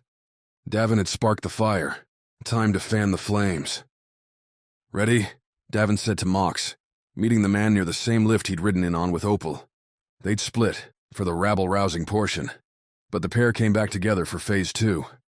How many phases there'd wind up being, Davin wasn't sure. Best to keep plans flexible.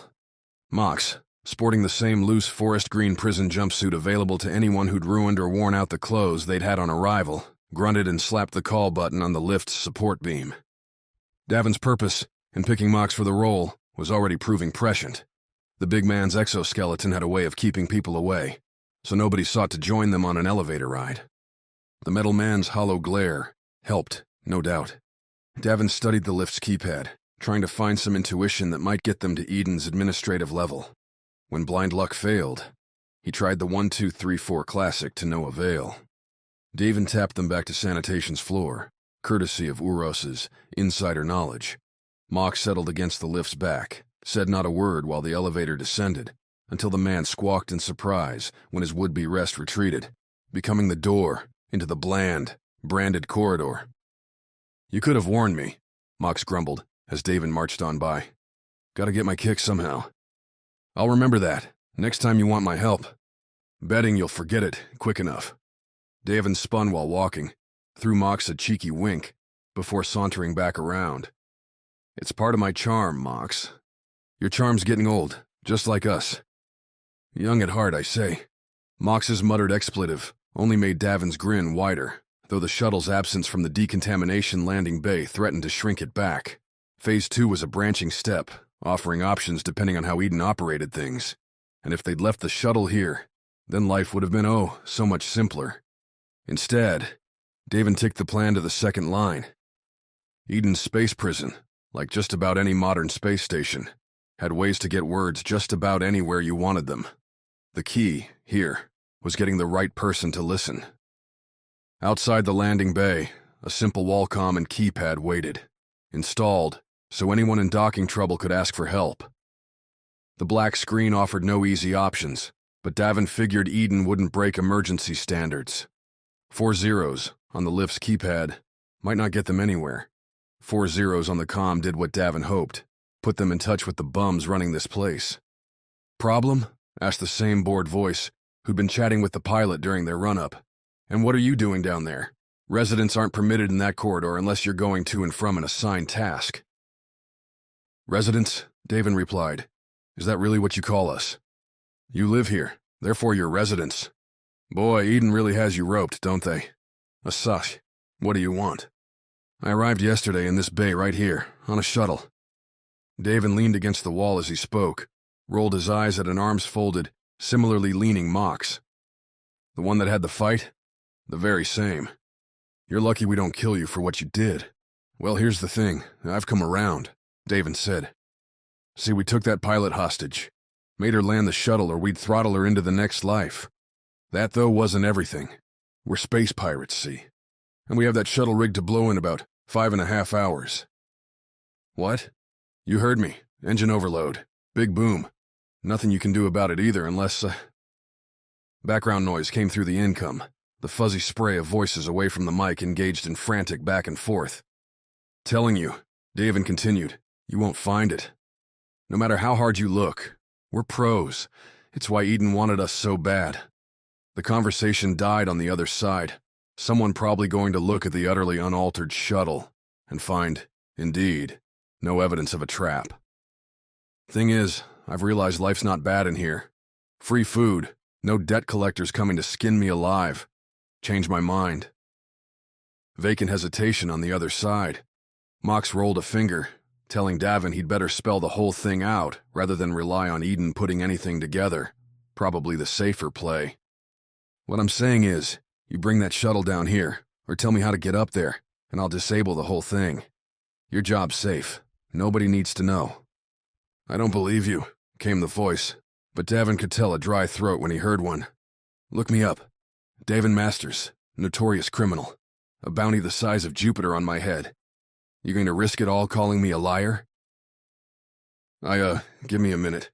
Davin glanced at Mox, tried to figure what gesture he ought to use to show his mocking confidence.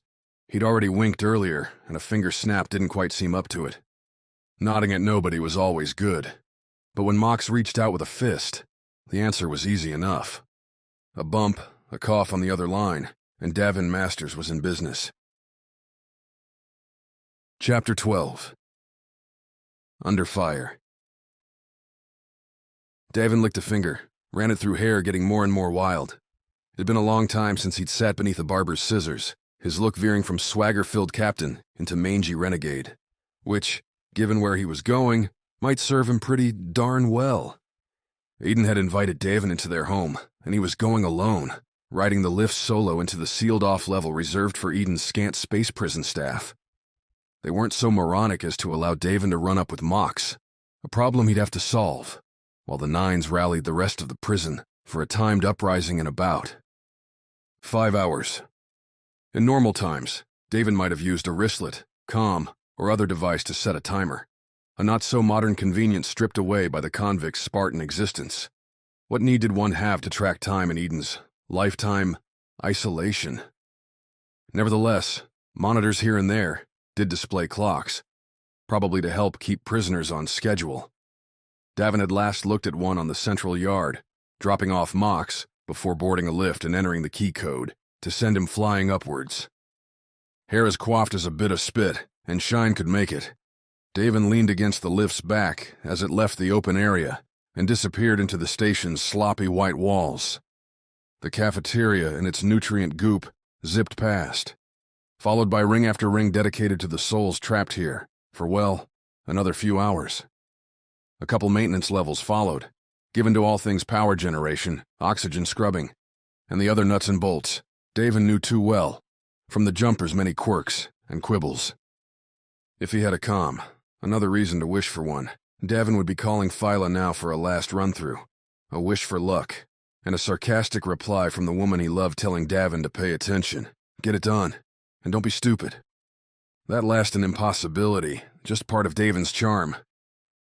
When the lift slowed, Davin folded his arms and put on a bemused grin. Sure, there was every chance Eden had cameras in the lift, were watching his every move, but bravado was always worth it. Especially when the doors before him opened, to reveal a nervous quartet sans decontamination suits with stun batons. Davin had left his own stolen baton with the other Nines. Eden knew he had it, and no need to press their jumpy selves further. Howdy, Davin said, sliding up from the lean. How are we doing? Not great, said a craggy, bag-eyed man in the middle. The foursome all wore Eden's forest green uniforms, though Davin noticed creases and stains aplenty. All four, too, seemed at the upper end of Eden's hiring spectrum, perhaps stashed here, at their career's end. I'm not keen on a bomb being on my station. Hopefully I can take care of that for you. Davin stuck his hand out, almost laughed when the bag-eyed man shook it. Davin Masters, here to save the day. Tam Ways, the man said. I run this station. And these? Davin asked, running his eyes along the two other men and a bleary-eyed woman completing the Eden semicircle around the lift's plain metal landing lobby. You don't need their names, Tam said, flicking his right hand to dismiss them. "We would prefer our staff stay anonymous. It prevents conflicts." "Conflicts? Some of our prisoners may have free friends. If they get out word, those associates may threaten our families." "But not you." Tam stretched a craggy smile. "Not every name is real, Davin Masters, as I'm sure you've come to know during your auspicious existence." "Ah, then you have heard of me." Tam had, and explained that Davin's exploits had bandied around Eden's internal forums for years now. At first a hero, and then a thorn, a rogue, and a ruinous man who deserved nothing less than a laser to the eyes. "To the eyes?" Davin quipped, as they passed by personnel rooms not far off the prison cells in size and sparse amenities. "That's cruel. You've killed or hurt a lot of Eden, and therefore a lot of our friends." "Yeah, well, I'll claim self-defense," Tam snorted. "Your type will always be violent, no matter the situation." Thankfully, Davin didn't get the chance to ask what the hell Tam meant, as they'd reached the small docking bay reserved for private transports, small deliveries, and whatever Eden felt couldn't be trusted, getting anywhere near the prisoners. There, much the same as it had been the previous day, sat the shuttle. One very much harmless. Standing next to it, the glower having never left her face, was Zoili. She'd received the same spruce-up treatment Davin endured, and seemed to be running on the same mix of adrenaline and caffeine that had fueled the Nines for decades. Sure, Zoili didn't know the plan the Nines had concocted lower down, but the pilot had made the connection that proximity to Davin Masters meant the usual was taking a long vacation. "Hey there," Davin said as Tam hung back a step, whether because he thought a single stride might keep him alive if the shuttle went boom, or because the man wanted to judge Zoli's reaction. Either way, Zoli grunted in acknowledgement, and moved aside to give Davin a clear walk up the boarding ramp. "That's all I get after our conversation?" "Conversation?" Zoli's eyes flashed. "You took me hostage, almost killed me with my own ship when you pulled that maneuver in the docking bay. What do you expect? A smile and a hug? Wouldn't hurt." "It'd hurt me plenty. Get in there and fix my ship." "You got it." As Davin walked up the ramp, he noted two things. First, the docking bay was hard closed. Thick metal doors had slid across the opening into the black expanse of outer space, preventing an easy dash. Doable if the bay had left itself, spread with magnetic shields only. Second, Zoli didn't follow Davin up. Did Zoli believe Davin had rigged the shuttle to blow somehow, or was she still choosing sides? The answer to that troubling development didn't reveal itself as Davin walked into the shuttle's main hold, moving down the aisle and peeking out the windows to see the pilot have a brief, sharp word with Tam before leaving the docking bay behind. Tam pulled up a frown, folded his arms beneath his armpits in the classic pose of someone none too used to oddities. At least it didn't seem like they were buddies. Davin settled into the shuttle's pilot chair, the several screens powering up to show all kinds of fun details. First, Zoili had charged up the shuttle's batteries to well beyond a usual flight's needs. Either Zoli was planning on making a run to the moon, or she'd hedged her bets that what was coming might need some extra slack. Second, several plotted trajectories had been dropped into the autopilot, including one that had the shuttle floating out this bay and flying right back down to the decontamination level. A perfect pickup that had Davin breathing his first relieved sigh in far too many minutes.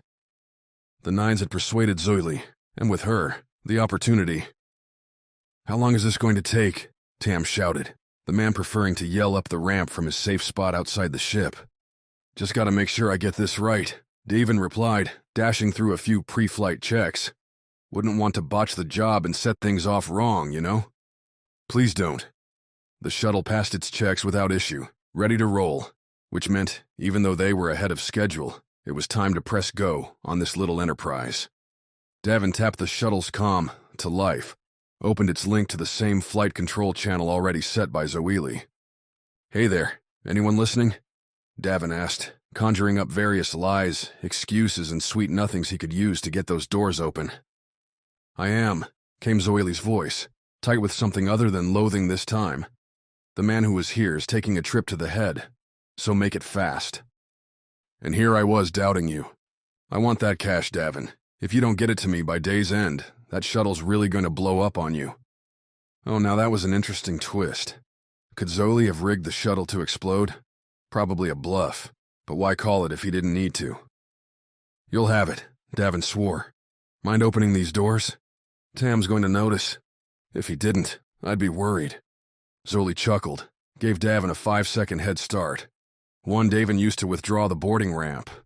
Tam did indeed notice, and started calling out this and that threat without moving, or even drawing his stun baton. "Where do you think you'll go?" Tam yelled as the ramp finished its withdrawal. "The doors are shut." "Thinking I'll try my chances. Better get running, Tam." The Eden man cursed, seemed to decide Davin might be the kind of gonzo maniac to try ramming his way free of the station, and fled, just in time for the bay doors to slide open. Davin goosed the shuttle's jets, found the calm thrum as the ship rose a few hairs above the floor. The flight stick didn't have the jumper's heft or bevy of accessories, and, could Davin believe it, he missed Fournine's lacerating commentary, but the Eden ship had top-notch maintenance and turned like a charm when he nudged the stick to the left. A calm spin, and soon Earth's great bulk sliced through half the black, the other a sparkling mess of other ships, stations, and Heath Swane's frigate, still parked in close orbit to the space prison. Davin eyed the big ship, scarred from the jumper's surprise shuttle bomb way back out near Saturn.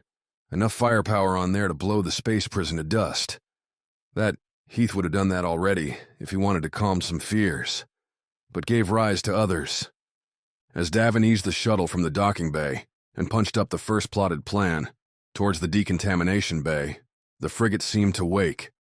Turrets along the ship twisted, something Davin only knew because his shuttle lit up with warnings. Meanwhile, slits on the frigate turned yellow-white as docking bays opened, shuttles like Davin's own leaking free. Having his gut turned to ice was never a fun experience, and this time was no different. The only way Davin knew to fight that feeling: take control. As the frigate's turrets opened up, Davin punched the shuttle's throttle and prayed he'd live long enough to deliver the justice Heath so dearly deserved. Dodging lasers in the prison shuttle felt too much like ducking blows after several Martian martinis, every move sluggish and apt to get Davin floored. Heath's frigate would have hard rounds, physical slugs that'd perforate the shuttle's slim energy shields, like Davin's incisive repartee would penetrate dull dinner conversation, but the shuttle's damage reports were energy only. Easy to explain, with the floating prison off to Davin's left, any wayward blast would smack the station. A laser would get sucked away by the station's own shields, but an explosive round might leave a mark, which gave Davin a chance. "Tell me you're listening." Davin spat through the shuttle's comm system, opening the band wide. The pilot back up top would hear him, but she wasn't the important one. "I'm going to need a helping hand at the decontamination bay. Real quick, because this boat's not going to make it in good shape." Any reply fuzzed out under the assault. The Nine's captain winced as the viewport near his face flashed white and orange, the colors showcasing low-powered lasers meant to blow Davin's escape into a tumbling disaster rather than an outright annihilation. Or again, sparing the prison collateral damage. Hits didn't shake the shuttle, didn't blow hull plates away. Instead, where Davin's jukes failed to evade the light-speed zaps, the shuttle's wires melted.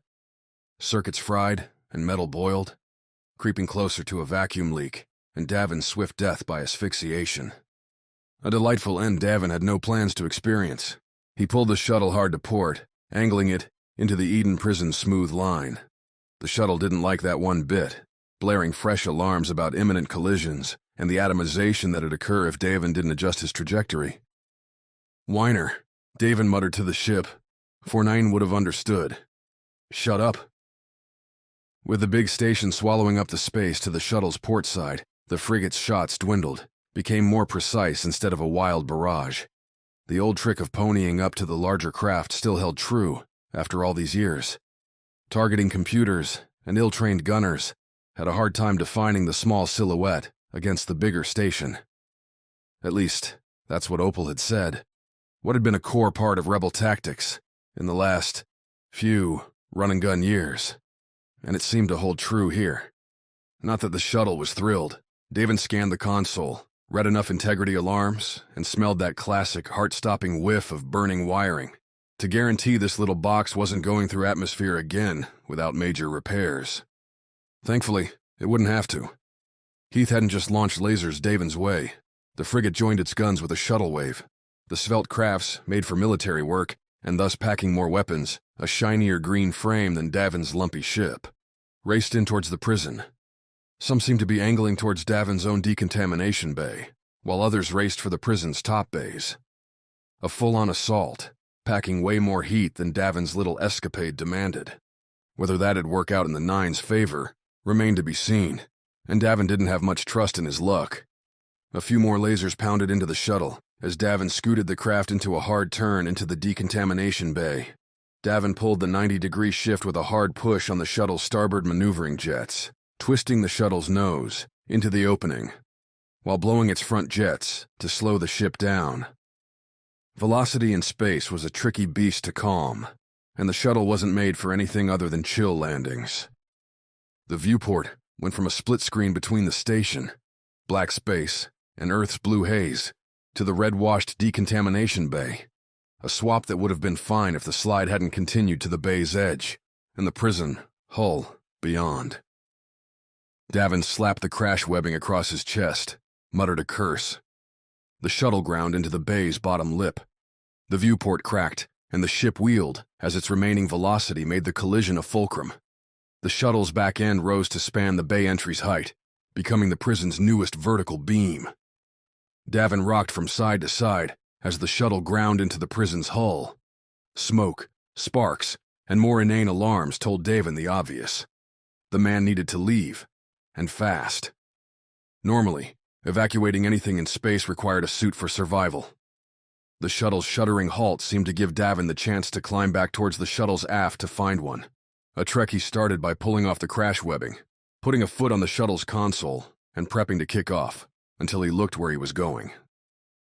What had been a few rows of sedate seats, followed by a bathroom and small cargo slot, had turned into a blazing disaster. Wiring dangled free from confines, wrenched open by the impact. Bolts, rivets, cushions, and shrapnel floated through the air in dizzying turns, some bits and pieces ablaze. Coupled with the blue-white sparks, smoke, and the techno-crunch of metal bending and breaking, the whole scene made a beautiful modern art canvas. Definitely, told Davin, any shot at getting back to a suit was impossible. Spinning back around towards the console, Davin glared at the viewport's crack. The bay's floor lay beneath it, with the space station's outer hull and space itself still visible on the starboard side. Even if he punched through the thin, splintering line, Davin would have to squeeze between the shuttle and the bay floor to get to safety, something he wasn't skinny enough to attempt. Any ejection from the shuttle's emergency options would be suicide here, too, likely splattering Davin at high speeds into the docking bay. "Come on, give me something," Davin said, pressing his hands on the bulkheads around him and getting nowhere. The shuttle was so shot up, but the only part keeping its integrity was the cockpit. Right here. Davin cursed again, felt a pop in his left ear, a telltale sign the shuttle was losing pressure. Oxygen would vanish with it, dropping Davin into an unconsciousness he'd never come back from. Davin turned again to the cracked viewport. Not skinny enough, but maybe there'd be some miracle there. Staying in the shuttle meant death, anyway. One heel kick, then another, and the splintered line didn't spread. Glass meant to handle Earth's atmosphere couldn't apparently absorb a Davin boot without much difficulty. The captain glanced around, his lungs starting to strain for every breath, and snagged a long metal chunk that had once belonged to the shuttle's roof. The edges cut Davin's hands, adding bloody drops to the air, but Davin chalked the pain up as one more item in a long string of things he'd continue ignoring. He swung the bar like a bat, slamming it into the viewport, and with the force, pushing himself back. Zero gravity was so cool in so many ways, and so bad in so many others. Still, Davin used the momentum, kicking off a passenger seat, and flying forward, leading with the bar like an avenging angel. That Davin and angels likely wouldn't get along didn't make much difference. That the momentum and metal shattered a hole in the viewport did. If the shuttle had been floating free in vacuum, Davin would have felt his body temp drop, would have found himself gasping for breath in the brief time before pressure took his insides and broke them free. Instead, he fell onto the station's floor, still trapped within the shuttle's crushed cockpit, but alive. The prison's docking bays, like most every station in civilized society, leveraged a magnetic, energy-burning field to keep pressure, oxygen, and other essential bits and bobs where they belonged. Another meter to Davin's right, and he'd leave the field, drift into open space, and die fast. Still, a look to his left, through the viewport's sparkling sharp remnants, lay the shuttle's hull and crumpled supporting beams, a tangled mess of metal Davin couldn't hope to navigate, couldn't squeeze through. But he had to try, right? "That you down there, Davin?" came the question. Came the one voice Davin needed to hear right then, right there. "Damn it, Mox. Get the shuttle off me." Aided by his exoskeleton and gravity's flimsy grasp at the station's edge, Mox did, in fact, get the shuttle off of Davin. The extraction came with ripping metal, with Davin curling into a position not unlike the one he had been born in, and with flying sparks as the craft continued its collapse. The shuttle scraped on the docking bay's upper lip as it slid down into a shaky rest, a third of its battered bulk hanging beyond the magnetic shield into open space. Mox, breathing hard, stepped back from his feet and issued a single, sighing expletive. "You think you've had it rough," Davin replied, crunching glass as he rose. "Tried dodging lasers in that thing. I wouldn't put myself in that position." Yeah. Davin gave Mox a friendly smack on the shoulder. "Always surprised you're that strong." "Batteries," Mox said. "Don't expect anything like that again for a while." "Oh, don't worry. You can take it easy, the rest of today." Mox didn't chuckle, didn't give Davin a grin. A baleful stare, another curse, and the pair turned to the bay's exit. The crashed shuttle had an incidental benefit. With its damage to the decontamination bay, none of Swane's invasion forces would be able to slam in here, meaning Davin could set up a right and proper defense, or rather, join in the one Opal and Merc had already cobbled together. Eden's prison wardens gave voice to the work before Davin saw it with his own eyes, their broadcasts warning everyone to return to their cells, calling for various groups to move away from other landing bays, and lifts a clue that Davin's fellow criminals had bought into their chance at, if not freedom, then at least a satisfying fight. Davin's grin grew as he and Mox walked the corridors towards their level's main lift, the one that'd bring them back to the nines. Ready for a bold stand, and naturally, a rollicking getaway. That grin, though, faded as fast as so many others in Davin's roughshod past when the captain tapped the lift's call button and received an angry beep in return. "Locked lifts?" Mox asked. "Unfortunate. Guess we're taking the long way then," Davin replied. "You have enough juice left?" "For this." Davin stepped aside, and Mox delivered the goods, a 1-2 punch that dented and then broke through the lift's door into the long shaft. As with any good, up-to-snuff construction, gray rungs ran up the shaft's left side. Maintenance once again coming through to help the marauders. As Mox rubbed his hand, gloves scuffed from the impact, Davin offered to take the first step. "You're the captain, Captain," Mox said. "So I am." Davin heaved himself onto the first rung, glancing up to make sure no lift plummeted his way, and began the long climb, hand, foot, one after another. Mox followed, and together they'd make the prison's yard soon enough. Perfect reinforcements to a fight that'd probably be well underway. Davin could dig that timing, could. "The door's opening," Mox snarled, looking up past Davin to the level they were about to reach. The lift wasn't screaming down, but the doors were splitting anyway.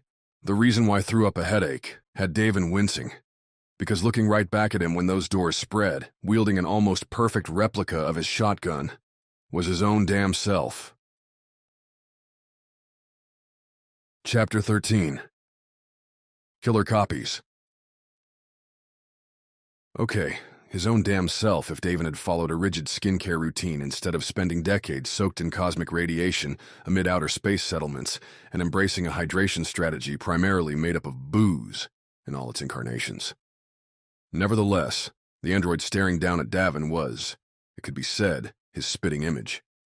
Davin sure spat anyway, a loud curse followed by the only thing he could do to avoid getting perforated by a bad guy laser. "Dive bomb," Davin said, as he kicked off the rung, plummeting down the shaft with Mox right behind. A flash behind Davin's head proved his theory right. His robo-clone wasn't here to play games.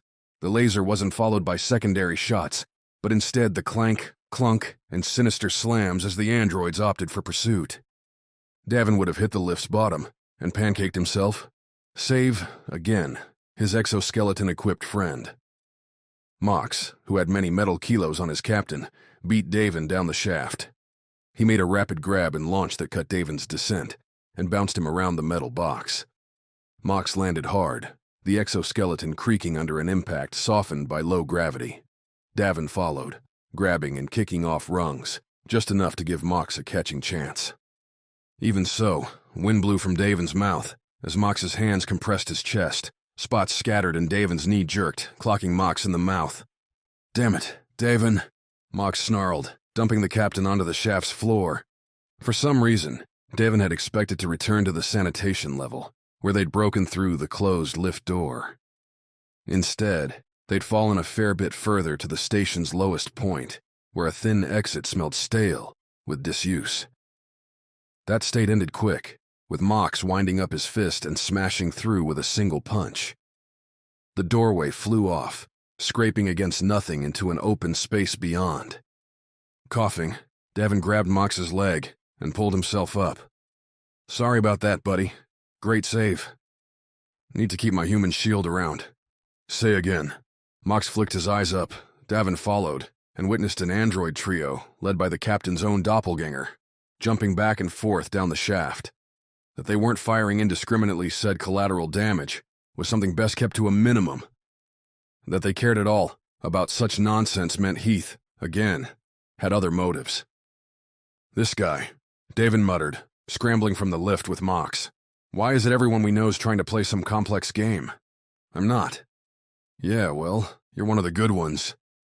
The pair straightened in the prison's basement, finding exactly what you'd expect to see in a little used space. Stacks of material, from stun cuffs to cots, replacement nutrient goop dispensers, and oxygen filters.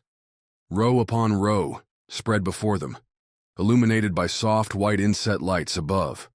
A small panel to the lift's left lit up as Davin took the first step inside, offering an out-of-touch catalog of useless crap. "Want to bet there's only one exit," Davin said, his voice coming back to normal as his lungs made a full recovery. "No chance." Mox nodded ahead. 2 on 3. Ready?" "The 9s are always ready, Mox." "I'm a 9, Davin. I know that's not true." The captain grinned, then broke ahead and right. Mox matched Davin for all of 2 strides before he bent, picked up the battered lift door. A squeeze narrowed the rectangle further. In a single motion, as Davin reached the first rack, filled with replacement parts for Eden crap. Mox threw the door back to the lift's entry, just as Davin's clone landed in the space. If Davin ever needed a picture of what he'd look like, with a great metal spear jutting from his chest, Mox provided that visceral image. The android, complete with Davin's slight stubble, jerked and sparked around the throne door's sharp edge. Melody's copy dangled for a moment, before Mecha Davin smacked the bent door aside, raised the shotgun, and fired. Mox, though, hadn't stayed around to offer himself as a target. Melody's green glowing energy balls rocketed to strike random garbage deeper in the level. Davin felt Loss's faint pang before twisting the sight into fresh possibility. Mecha Davin could die and leave Davin a brand new Melody. This new objective acquired, Davin snagged a long pipe off the rack and backed up against the level's curling wall. The space prison's long cylinder gave most of its edges a wraparound flavor, and the bottom was no different. Davin crouched, watched the small hallway's entry into the large room. Mox had disappeared among the racks, plotting his own ambush. If Davin could... His clone wasn't the first one through. Instead, Opal's android clone marched in. The sniper's robo-copy didn't carry her scoped killer, instead opting for bare hands. That those hands could pop Davin's head off his body, like Davin might open a beer, meant he ought to turn and hide. Davin did the dumb thing instead, and swung. Over his median-length life, Davin had wielded a far above average number of weapons, but a meter-long chunk of replacement pipe was new. The whistling sound as the tube swept through the air belied the hefty construction, some mix of plastic and plaster, smacking into the android's shoulder. Mecha Opal lurched, as if Davin had shoved her on the way to the bar, while the pipe bounced back. Davin's hands shook with the hit. A tremor the captain took in literal stride as he followed through with a second strike. Biology had a rough go when pitted against an android's kinetic computing. Mecha Opal might have been lax on swing one, but she pivoted faster than Davin's eye could register, catching the follow-up and wrenching the weapon free. She raised the pipe as Davin tried to reverse his momentum, as if he could outrun the retaliation.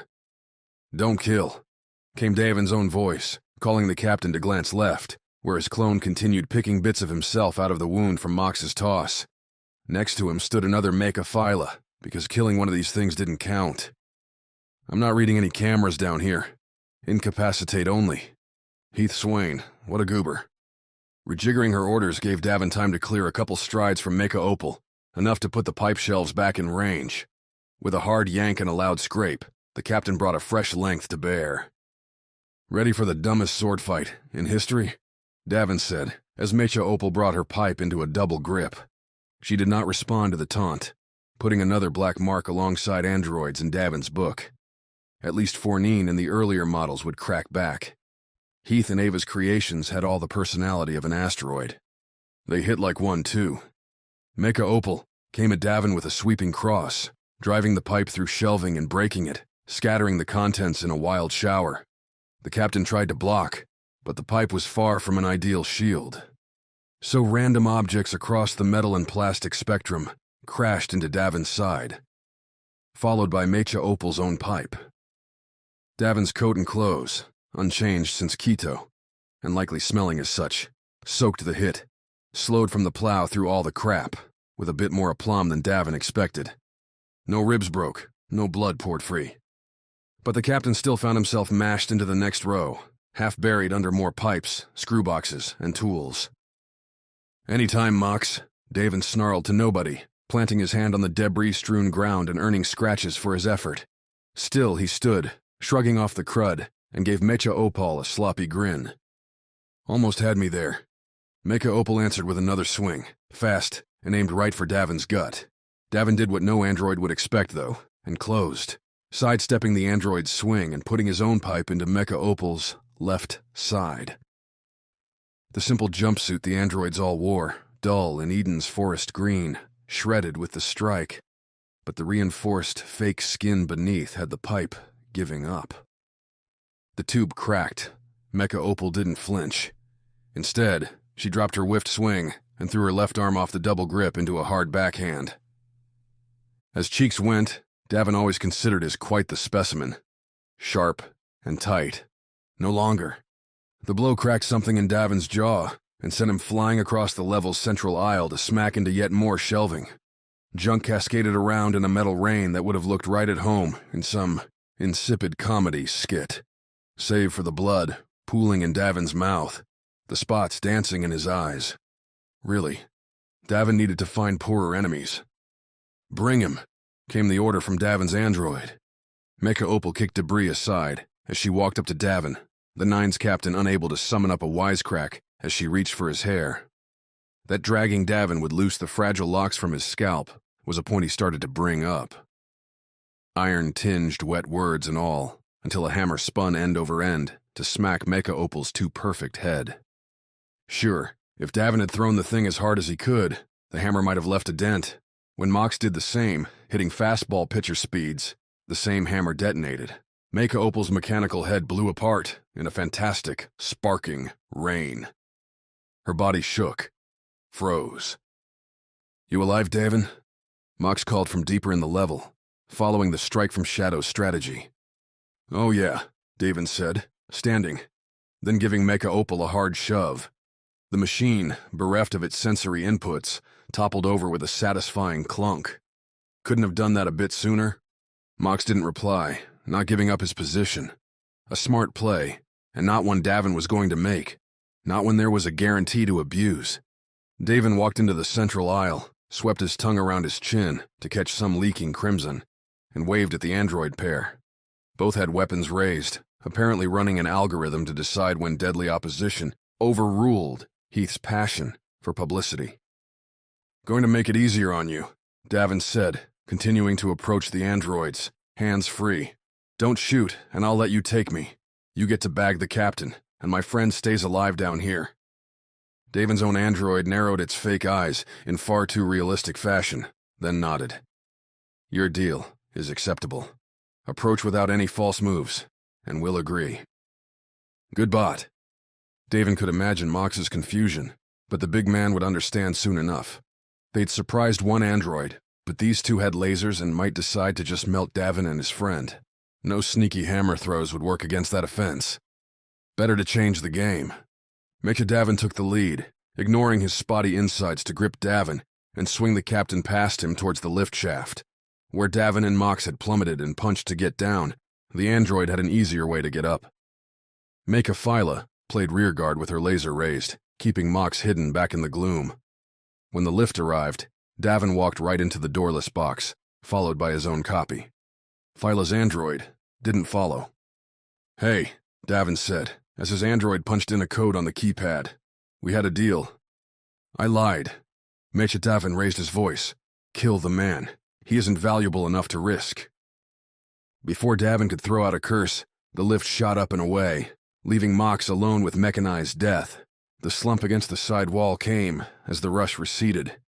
The lift continued its cruise upward, evident more from gravity's shifting tug than any change in the decor. Davin wallowed in his aching jaw. Broken? Just marred? Who could say? Amid attempts to engage his android cousin in conversation. Davin didn't respond. He stood near enough to Davin for a quick reach and ravage if the Nine's captain attempted anything funny, but otherwise adopted a monk's serenity as Davin peppered the bot with insults, invective, and interrogatory questions. When Davin accepted that he'd get nothing from the android, he closed his eyes and reran the plan. Still viable, even with the unexpected bumps. Heath Swane, though, remained an unknown. His frigate and these androids were more than just chance, and seemed to have a bigger objective than just tearing the Nines limb from limb. Lights and cameras being necessary pointed to an intended audience, but for what? Another attempt to resurrect his pet murder projects as a viable product? Davin found no clear answer. By the time the lift stopped, back at Eden's administrative circle at the station's opposite end. When the door slid open, Tam stood right there, red-faced and steaming. After sputtering in momentary confusion, Tam correctly identified the real Davin as the one without metal scarring and sparking wires in his chest, redirecting his ire only for Davin to push the man aside. Follow me, Davin announced to his biological counterpart as Tam bounced off the curling lobby wall. He's been in a bad mood, Davin said to Tam as the man coughed, caught his breath. Androids, Tam growled, falling into step with Davin. What'd you do to get androids on my station? Ask Heath Swane. Who the hell's that? Davin chuckled, his jaw telling him that wasn't the best idea. Betting you'll find out soon enough. Sorry about your shuttle, by the way. You'll find what's left in the decontamination bay. Tam relayed. He knew damn well what happened to his shuttle. Stated the traitorous Zoili was locked away in the visitor's cell. If you don't want me to shoot her this minute, you'll tell me what else you've got going on. Figure you'd have noticed already? Davin was taking them along a familiar route, past the barracks, including the pilot's timeout box. The docking bay would be coming up any minute, and with it, Davin had to guess, a swift ride to Heath Swane's favorite execution spot. They're riled up, Tam answered, a mix of gruff and befuddlement blending in a delightful way. What we can't figure out is why. But I suppose it doesn't matter if there's more of these things on board. How many, you think? Androids? 4 shuttles docked, including the one on this level. Tam's eyes unfocused as the man did some random math. A couple dozen? Davin winced. Mox one-on-one with an android was bad enough, but 20 or 30 of the things could turn this whole prison into a mausoleum without much effort. At least, not without a particular trick or two. He could really use a comm right now. Davin's reason for bringing Davin all the way up here, instead of the mid-level docking bay they'd come in on, became obvious when Davin saw the shuttle. Unlike the bare-bones military transports Davin was used to, had ridden here. This one belonged to the brass. Eden's decals were all over the green ship, but its boxy form shone with more care and better quality than its fellows. If the ship flew into a fight, Davin wouldn't be surprised if the bumps abounding. The boxy shape would pop open to show turret teeth. As Davin walked into the bay, That the android hadn't bothered turning around once showed the machine's invincible confidence, a vain assumption Davin left alone. The shuttle opened up, its boarding ramp descended, and no soul appeared to greet them. Instead, Mecha Davin turned around, faced Davin, and its head twitched. "You okay there, buddy?"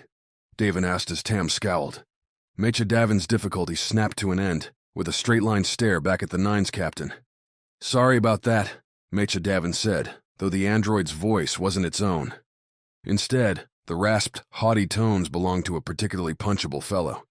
"It seems this android's been damaged. Something to add to your tab, Davin Masters?" "Heath, the only thing I owe you is a sock to the jaw. By that bruise on your face, it looks like you've already had that yourself." Mecha Davin laughed, an awful, tinny sound. "How do you like this new feature?" Mecha Davin waved the laser rifle in its hands, swooping it through a few combat poses. "Remote control, something the original models never had." "Because they were designed to be neutral arbiters," Tam grumbled. "Not weapons." "Oh please, Tam, neutrality's dead. Eden has to show Earth it deserves support, and the best way to do so is staring you in the face right now." Mecha Davin leveled the rifle at Davin. "A politician, a criminal, a rebel. We make our own version and out it goes, free to change the narrative to whatever we want. Brilliant, right?" Tam kept up his admirable, old man scowl, while Davin rolled his eyes. "Heath, what's with you, and justifying yourself to people you're planning to kill?" Davin said. "I don't care what you're planning to do, because you'll be dead long before you can pull it off." Mecha Davin's smile vanished. Puzzlement didn't replace it. Now there was a feature he thought to work on, but the flat line and stiff body said enough. "Dead, Davin. You're the one who's about to be dead, along with your crew and every rioter on this prison, cleared out without the loss of a single innocent life." Mecha Davin stepped aside, gestured towards the shuttle with the rifle. "Now, if you would please get on board." "So you can what, eject me into space?" "Something like that, if you would." "Gee, you asked so nicely. How can I refuse?" Mecha Davin followed Davin up the boarding ramp, a journey Tam wasn't allowed to undertake. Despite grumbling, he didn't dare push the android, and the man disappeared back to his bureaucracy without raising a ruckus. Too bad, but not essential. As Davin sat in the shuttle's back, Mecha Davin forcing the issue with that rifle, the shuttle's ramp closed, the doors sealed, and the jets spooled up. For the second time in little more than an hour, Davin was taking off into space. For now the plan held, but the seams were showing. Davin leaned his head on the hull, plating behind him as the docking bay spun around, stars showing out the cockpit, and drifting into view on the far side, the moon's great, gray expanse. As good a sign as any. "Heath, you listening?" Davin asked his android clone. Mecha Davin glanced back and told Davin the Eden commander wasn't available, that it wasn't necessary at this point. "Oh, really?" The android didn't answer, returning to the pilot console, setting some trajectory, and Davin could guess as to where. A captain had to be ready to zig when zags weren't allowed, had to duck when he couldn't jump, had to fight when he couldn't flee. Davin rose, took several floating steps up the aisle towards the android. Mecha Davin turned, pointing towards the shuttle's aft, a command Davin ignored. "You made a mistake," Davin said, nodding past the android towards the console. "Just there." The android didn't flinch, didn't buy the bluff. Straight on, Mecha Davin had seen better days. Mox's door-busting blast had rent a big hole in the android's midsection, right where a human's lower lungs might have been. Dangling wires and scaffolding glimmered in the shuttle's placid, icy light. With both hands empty, arms loose at his sides, Mecha Davin seemed unaffected by the damage. But Davin knew better. Or rather hoped. The laser rifle sat in the co-pilot's chair. Davin made a sudden dart that way, using his left foot to kick off the last passenger seat in the aisle. The android read the move with its impossible reaction time, snatching out and snaring Davin's left shoulder with its own right hand, a curious frown alighting on the robot's face. Standard self-defense accounted for the obvious, grabbing weapons, punching the face. But Heath suffered from his own pride. So when the android halted Davin's forward momentum, put the pilot to the brakes right in close, Davin jammed his hand in the android's open gut and pulled. Metal shards scratched, more stinging additions to a constant litany.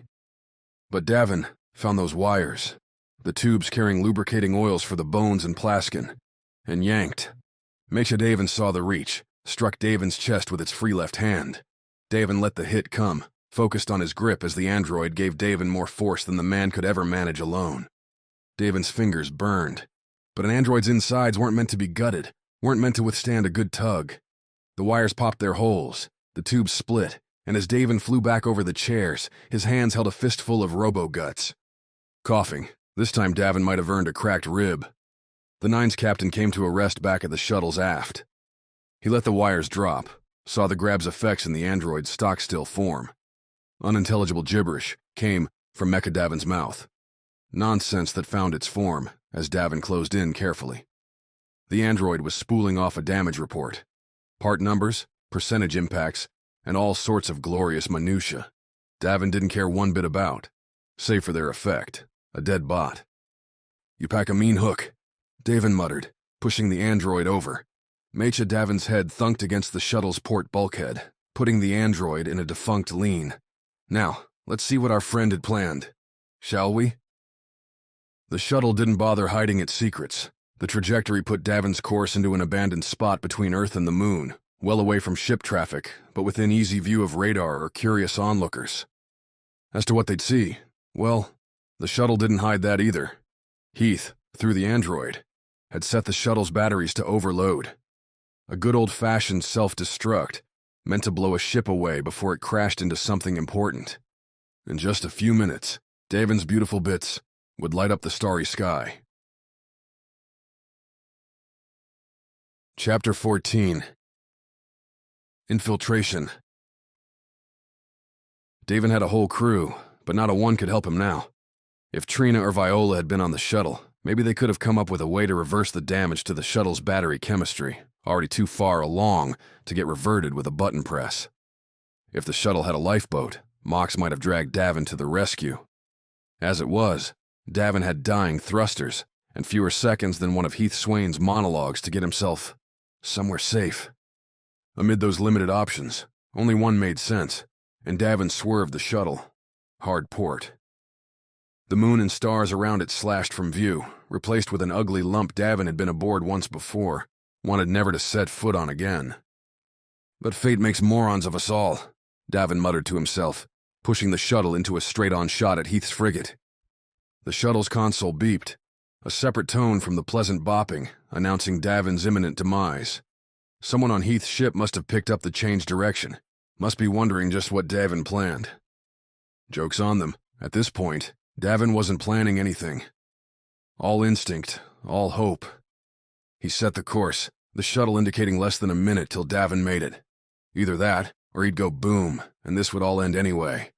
Davin turned, grabbed the leaning android, and kicked towards the shuttle's aft. The robot would have been too heavy in any normal situation, but here in the magical land of zero-G, the lifeless metal was merely awkward. Its head bounced across chair tops as Davin bounced aft. "Sorry about that," Davin said to the bot as he bounced past the final row, swerving as his internal clock hit 0. The turn revealed a terrifying glassy sight, lightning flashes zipping all around the shuttle as Heath's frigate tried to defend itself, too little offense coming far too late. Davin scrunched himself up, slung across the crash belt, hugged the android close, and prayed to any listening god to make it through the other side. Crash a spaceship into another one, and you invited a cavalcade of calamities. Leaked atmosphere, fires, broken holes, and lost lives. When the shuttle struck the frigate's uppermost bridge, the private space where far too recently Davin had been tossed around by Mecha, the Nine's captain hoped it'd be as deserted as it had been then. Not that Davin could tell, because he wasn't looking. He heard the shuttle's cockpit smash through the thick glass shield, heard the shuttle's own viewport shatter. The craft's metal frame dug into the dual-level space, crunching into Heath's domineering upper console, the thing's sheer size stopping the shuttle's grinding entrance. The crash belt held for a moment before snapping, and Davin shot forward in what would have been a soul-splattering experience, save for one thing: the android. Dragged back on its side, Mecha Davin continued its crosswise existence as Davin's battering ram. The Nine's captain pulled up his knees, rode the bots back as it ran first into the shuttle seats, one line after another. Every break slowed Davin's momentum, even as it jolted his teeth, even as his ears popped with the pressure changes. Chairs flew, sparks showered, gas and shrapnel filled the air. Davin didn't let go, and Heath's androids proved their sturdy construction. After mashing through the last row, Davin and the remnants of his robo-clone crashed out into the upper bridge, tumbling through a fiery wall to bounce off the floor and roll to a bone-crunching stop. With the android turned mostly to mush, Davin let the machine go and lay on the metal floor, feeling the aches abound and cackling anyway. Behind him, the shuttle's aft jammed in the reinforced glass, leaving room for leaks but saving an all-out rapid decompression. Burning blooms expanded before his eyes as the shuttle continued its collapse, those batteries completing their meltdown in lurid pink, blue, and white bursts. They were beautiful, but they'd also be the last things Davin ever saw if he stayed on that bridge. One more second. So the captain lurched towards the exit. Any smart ship, in a vacuum emergency, would slam shut doors to keep any leaks from spreading. Davin figured Heath's frigate would do much the same, and sure enough, the big double doors had closed. A blinking red light above their middle suggested they'd stay that way. Adrenaline, fear, trauma had a way of dooming or defining a person, and if Davin hadn't ever been in a situation like this before, with the very air alternately igniting or disappearing around him, the Nine's captain might have given up right then. Instead, in a bleary glance at his ruined robot clone, he found inspiration. He slapped the keypad at the door side, the same panels along all the damn things that let you lock and let you talk. Target eliminated per orders. Davin spoke into the microphone, as low and robotic a growl as his pressure-scarred lungs could manage. Open the door. A bet placed, a bet made that the smoke, sparks, and chaos would convince some Eden toady that the Davin making the call had insides full of circuits, not blood. A bet made, because Davin had no other. Trace a common thread through Davin's life, and you'd find steady beats where the captain had rolled dice and come up a winner or a dire loser. There'd been the Gambit bringing the Nines out to Europa and Eden Prime for a steady job. A win until he decided to risk the crew by helping some soon-to-be dead inspectors on the down low. Then Davin had thrown everything in with Bosser to keep the Nines alive. A losing play, corrected by betting Trina and Viola, could twist an android's insides. The list would go on, and Davin figured the ups would become downs often enough. But when the doors slid open, letting him lurch from the collapsing bay, Davin thanked whatever gods had given him the lucky day.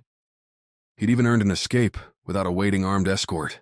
Heath's frigate followed protocols well enough to toss anyone lacking a wrench, and a death wish well away from the impact site, leaving Davin in a familiar circular anteroom with a hallway and a couple lifts staring back at him. Death's retreat to the background gave a million minor problems their chance to shine, and Davin stumbled to his right as the doors closed behind him. He felt for and found enough grace to keep upright on the smooth, grungy. Heath's lack of sanitary discipline continued. Metal tiles. He reached for his blurring eyes with a hand before remembering his fingers might be coated in who the hell knew what awful substances. Space travel, spacecraft, were made possible by so many nasty chemical constructs, Davin figured he'd probably go blind, rubbing some sanity back into himself. So he squeezed his eyes shut instead, leveled out his breathing, took stock of the pangs and spikes, the bruises and twinges. Nothing came back screaming broken bones or bearing the dead heat hallmark of internal bleeding. Davin could keep on walking, living, and trying to figure out a way back, because a side trip to Heath's Happy Land wasn't part of the plan, and now the clock was ticking past the mark Davin needed to hit. Getting off this boat was step one, but before Davin could do that, he'd need to find a shuttle. The lifts wouldn't help him, as they were in use, and anyone coming this way wouldn't be a friend. The hallway offered his only chance, and Davin skedaddled in a shambling dash. Any idiot scanning the cams would see Davin looking very un-android-like in his rough breathing, his shuffling steps, the curses muttered out alongside both. That the frigate's alarms and their minders were otherwise occupied with the crash gave Davin a break. one he couldn't find a damn way to use. Doors in other halls presented themselves, each and every one a dead end, barred with a badge scanner. Davin tried once, pressing his thumb to one, wondering if Heath had gone so far as to replicate Davin's fingerprint on the android. But the wild shot came back a bleeping negative. Either Davin would get caught, or he'd run all the way to the frigate's far end and get caught. His lonesome spiral wasn't helped by people beginning to emerge. The damage control crews must have contained the crash, because alarms quieted and doors began to shunt open. Eden drones resuming their awful lives, working for the worst bum Davin had known. Quite an achievement to top that list. At first, Davin ducked away here and there to dodge glances, a technique that worked for precisely 2 people before bumping him into a third. She was backing out of a slim doorway, one marked for laundry services, and had Eden's strict, no-frills forest green uniform on. A basic cap marked the woman, who Davin snap guessed as somewhere around his age. As a functionary, one of those invisible cogs, keeping the Eden machine rolling. She stopped, mumbled an apology, before looking at Davin with wrinkles creasing into confused worry. "It's worse than you think," Davin offered as an opener. Misdirection beat flat-out lying, and the bait worked, the woman turning away from the cart she'd been pulling and its heaps of clothing bins. "What's worse?" she asked, her clipped accent putting her as an asteroid cast-off. "Because if you're telling me there's another batch to run today, I'm quitting right this minute." Davin winced. "Sorry, it's why I'm wearing this. Accident down by the bays, whole lot of us covered in coolant." The woman cursed, while Davin nodded in sympathy. She shoved the cart back into the laundry room and pushed by Davin, heading presumably towards the bays. The laundry room door might have shut right behind her if a certain Nines captain hadn't stuck his arm in the way. Followed it with his body, and soon found himself amid a churning clean machine phalanx. Was it the clean laundry, the sterile room, with its shelves stocked with cleaning supplies amid a sallow white light glow, or Davin's collected maladies, so recently discarded on the moon, only to be earned again, that slapped his focus into a new direction? Davin couldn't answer, but the plan, concocted in Nutrient Goop's tasteless embrace, was beyond him now. Phyla, Opal, and the others would see as best they could that the prison faltered, that they could get the word out on a wide band that Eden's androids were replacing bodies rather than burying them. That was a larger mission, a broader objective. Complete the task Cassidy had set for them, that Alyssa had abandoned, a job that didn't pay damn near enough. And if you couldn't get the cash you wanted, Davin figured you had to make up the satisfaction somewhere. Taking Heath apart and tossing this frigate on history's scrap heap would go a long way towards balancing the accounts. "Never liked you," Davin said, fishing a hand into the nearest basket, loaded with forest green uniforms. "But what's a guy gonna do?" The laundry room didn't need a keycard to leave, a break, kind enough to give the newly dressed, still battered Davin a second wind. The frigate's soundscape had achieved a similar makeover. The calamity from Davin's crash, apparently not rising to abandoned ship levels. Instead, calm voices popped over ship-wide broadcasts, directing this and that group, this and that squad, and some poor sap named Ref, to and fro. Ref seemed incapable of finding the right way, as Davin measured the time it took to get to the next lift, by steady cadence, calling Ref from hither to yon and back again.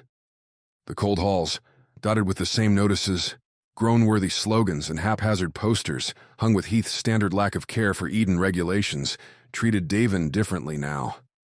The cuts and sore muscles had fresh, clear purpose. He wasn't a victim, but an unknown assassin with a juicy target. "Hey," Davin said to the first set he came across, a 3-team combo hustling along in hunchback maintenance mode, their bodies covered in tool belts and hands pushing a decked cart laden with sealants. "Be careful." The trio stopped, stared. "You get a new update?" asked the first, a sweaty man who reeked of cleaning solution. "Did I what?" The three glanced at each other, gave Davin, almost as one, a squint.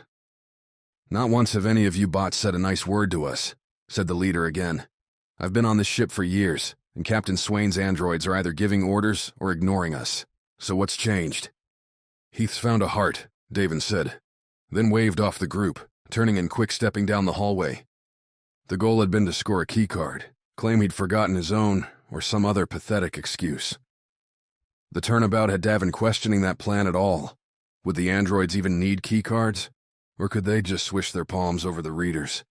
Maybe scan their crazy robot eyes? Wait, Davin stopped, almost tapped his chin until he realized the hallway had begun to fill. More people shuffling here and there, from more maintenance crews to staff returning to their regularly scheduled drudgery. No android would do something so pointless as tapping their own chin. So Davin kept his hands at his sides, resumed walking until he found the next lift. The keypad mocked him, so Davin tapped the small red button in the panel's corner, reserved for emergencies and idiots, and Davin figured he probably qualified as both by this point. On the other end, a bored voice confirmed Davin's location and that he wanted a lift. When the voice, more robotic and lifeless than any android Davin had heard, demanded identification, Davin again suppressed the usual grand sigh he'd give and barreled right into an explanation. Damaged in the crash. Can't access data. Need repair, Davin said, doing his level best to match the communicator's apathy. Either he'd done a good enough impression, or the shift slave on the other end figured they needed an easy win, because the lift's keypad flashed green and gave Davin an entry.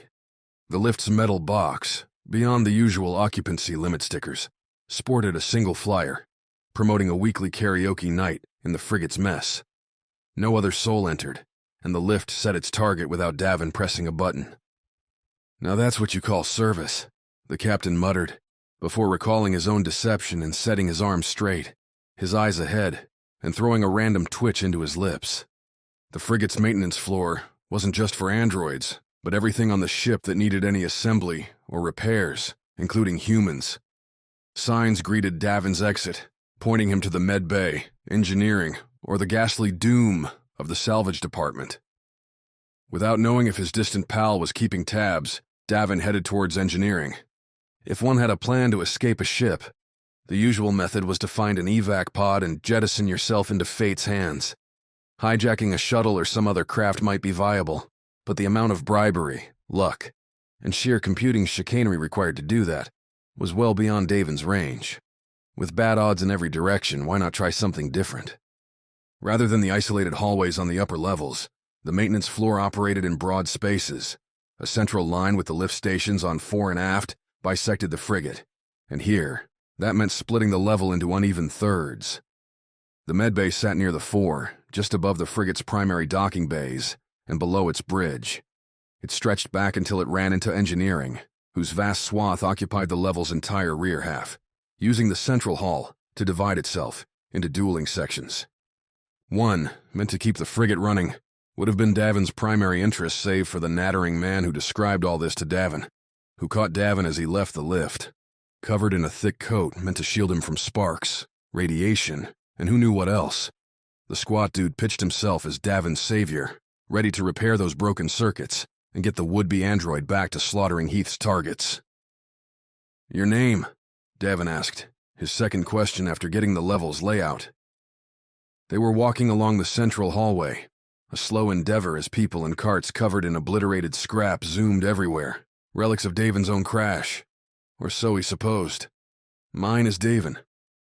"Davin Mark III, to be exact," the engineer chirped back, then clucked his own tongue. "Oh, my name? Layman." He crinkled a sweaty brow. "Asking me my name. Must be a new software update." "Yes." "Strange. You'd think I would have noticed. But then again, Heath's had us pulling doubles all month, ever since we tried to capture your, well, inspiration out by Saturn." Layman shook his head but kept up the smile.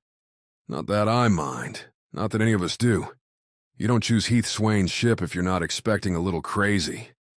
Davin said nothing. How would an android respond to that? The non-answer worked well enough, as Layman kept right on blabbing, this and that about future androids, about Eden's coming acceptance that the robots would once again return to their proper, exalted place, which Heath would be happy to deliver. When at long last, they reached Le Mans' target door, and the man tapped his keycard against the lock, Davin managed not to sigh in deep, profound thanks. Engineering, or at least the android portion of it, bore no resemblance to the setup Davin had last encountered on the frigate. No beds with bright lights, No helmets meant to scan your brain so some robot could mimic it. No, this looked and smelled like Vagrant's Hollow. A constant ozone reek, clanking noises as metal made contact with itself, and a steady stream of curses behind it all. Workbenches, longer than Davin was tall, interspersed between racks filled with wires, Plaskin tanks, and techno bits and bobs. Trina, the jumper's old mechanic, might have fallen in love at the sight, just like Layman apparently had. Every wall sported hooks bearing tools, and directional lights followed spoken commands to focus on this, highlight that. Small floating bots that looked an awful lot like Pook drifted about, fetching tools and handling precision work. The human engineers didn't care to attempt. Viola had championed Eden's engineering for a few years. Maybe she'd proliferated her own ideas across the fleet. That little amusement aside, Lamont directed Davin through the buzzing maze to what Davin assumed was the man's own workbench. That assumption came with queasy support, given what lay across it. Mecha Fila had been Davin's nemesis, back on Ganymede, and too recently, in the prison, and now another copy lay here again, though this version wasn't going to jump off the bench and throttle him. For one, her chest and stomach were opened up like a box, sides flopping up and over, to reveal a nest of wires beneath. Third edition, Layman said, every word laced with pride. We've made so many upgrades from the first model. Your sequel's going to get them too. First and foremost, Layman tapped on Mechaphila's forehead. This is all empty space. Turns out everyone goes for the head first, so we're moving the processor down here, where it'll be wrapped in enough titanium to stay safe. Lamont hesitated, his eyes flicking to Davin, in search of a compliment. Whether an android would provide one seemed questionable, so Davin held his tongue. Lamont deflated, said they ought to have made the androids nicer, before touching a switch on the workbench's side. With a whir and a whine, the bench elevated itself, lifting Mechaphila several meters up on extending poles at the bench's four corners. Beneath, sliding out to cover the fresh opening, was another flat metal slat. Lets us handle interruptions without putting all the fun away, Layman explained, waving at Davin to lay down. Activity limited Davin's options. A sudden strike might knock Layman out, but all those drifting pucks would see Davin zapped before he went more than a couple strides. At the same time, letting Layman slice him up would be, well, a non-starter. Davin kept puzzling through his surroundings, discarding and pulling up new ideas as he stretched his legs out on the table, as Layman leaned over and took a sniff. The man frowned, sniffed again. Those eyes narrowed, the bright curiosity curdling to nervous suspicion. If there's one thing no update ever delivered, Layman said, taking a step back from the workbench, it's body odor. Chapter 15. Hijacked. If lying atop a workbench had any benefits, they rested in the prodigious tools within Davin's reach. As Layman declared his olfactory revelation, Davin found a wrench with his right hand and whipped the thing at the unfortunate scientist. The shiny, strong object found its mark square on Layman's forehead, dropping the man with a silent thud to the ground. The wrench, bouncing off Layman, wasn't so quiet as it clattered to the floor next to its victim. By then, Davin had already rolled off the workbench to Lamont's side, leaning over the man and fishing inside his pockets for anything useful.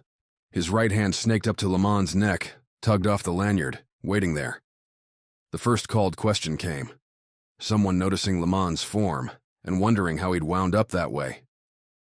Davin, slipping the lanyard into his Eden uniform pocket, glanced up with too much hope.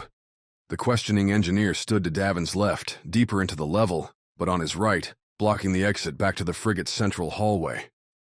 The bots, too, were getting reinforcements. The Puke clones, 4 of them, had corralled several engineers, and while Davin couldn't imagine the brightest torque tuners in the galaxy would work for Eden, these dunces were smart enough to puzzle out a problem. One Davin could solve with the same old playbook. I seem to have malfunctioned, Davin said, standing. He activated my self-defense protocol. Whether or not the androids had such a thing was immaterial.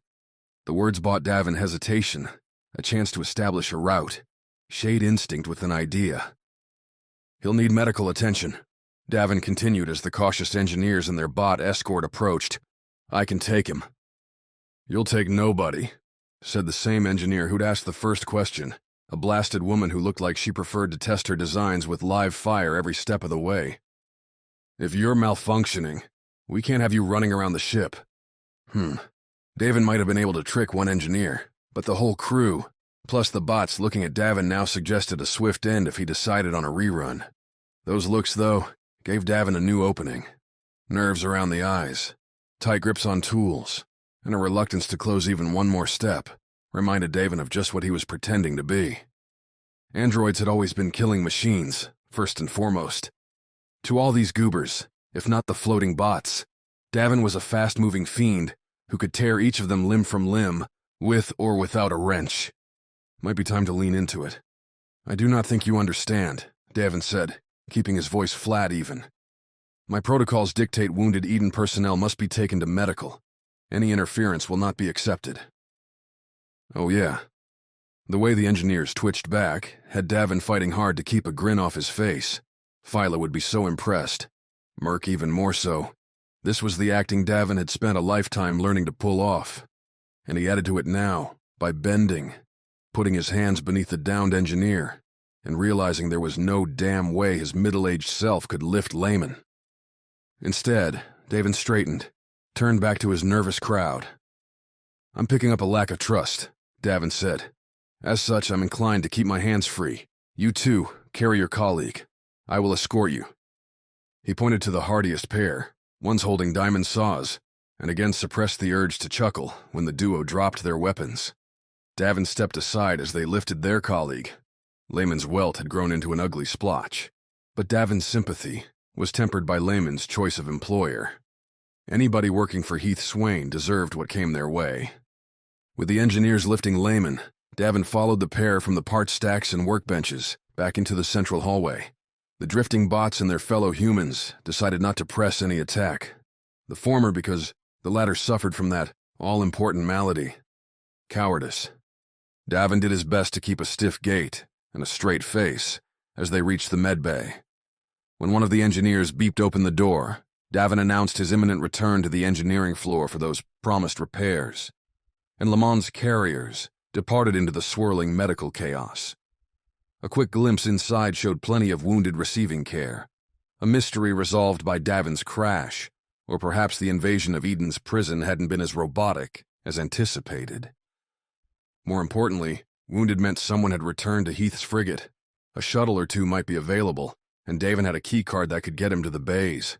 This time, the lift took his tap without issue, and Davin rocketed upwards to the level just beneath the one he'd rammed into. The keycard and Layman's access offered escape. Eventually. The Nine's captain had business first. Heath Swane's frigate kept Eden's standard layout, though the top level with its android experimentation and second now smashed bridge was a tad unusual. As Davin stepped into the back-and-forth crowd, rumbling through afternoon tasks, with the frenzy brought by combat action, he reacquainted himself with the ship's insides. Courtesy of the level maps plastered on the walls near the lift, Davin tracked a line to the bridge and headed that way. He didn't have a gun, didn't have a weapon at all besides his fists, but Davin figured he'd come up with something by the time he found the Eden captain. The walk, falling in line with soldiers, technicians, and random Eden support personnel. Let those morbid plans flourish, blossom into a hideous multitude only to collapse back into a question as Davin arrived at the bridge proper. Those big doors held open by constant traffic.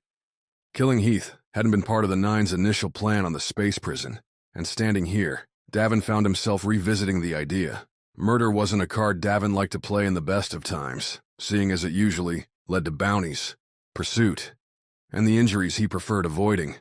With Bosser, way back when, death had come via Viola's laser in a desperate moment. Marl had cast herself off the Terramorpher. Sure, Davin had a few ghosts haunting his steps, but if he walked onto that platform and took Heath out, what would that get? A recording, certainly, of the Nine's captain killing a man.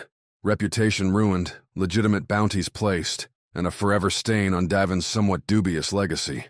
Taking Heath as a hostage seemed similarly impossible. What would Davin do? Grip the man by the ear and bellow at the whole bridge crew to abandon ship? Someone would take a shot at Davin before long, and he'd roast beneath the "You're looking good," said a familiar, awful voice, right as a hand landed on Davin's shoulder. Heath Swane, separating from a pack exiting a nearby lift, grinned in Davin's face. "Not like we discussed, of course, you crashing into our ship, but I suppose Davin was never going to go quietly." The hand on Davin's shoulder pressed, pushing the Nine's captain towards the bridge.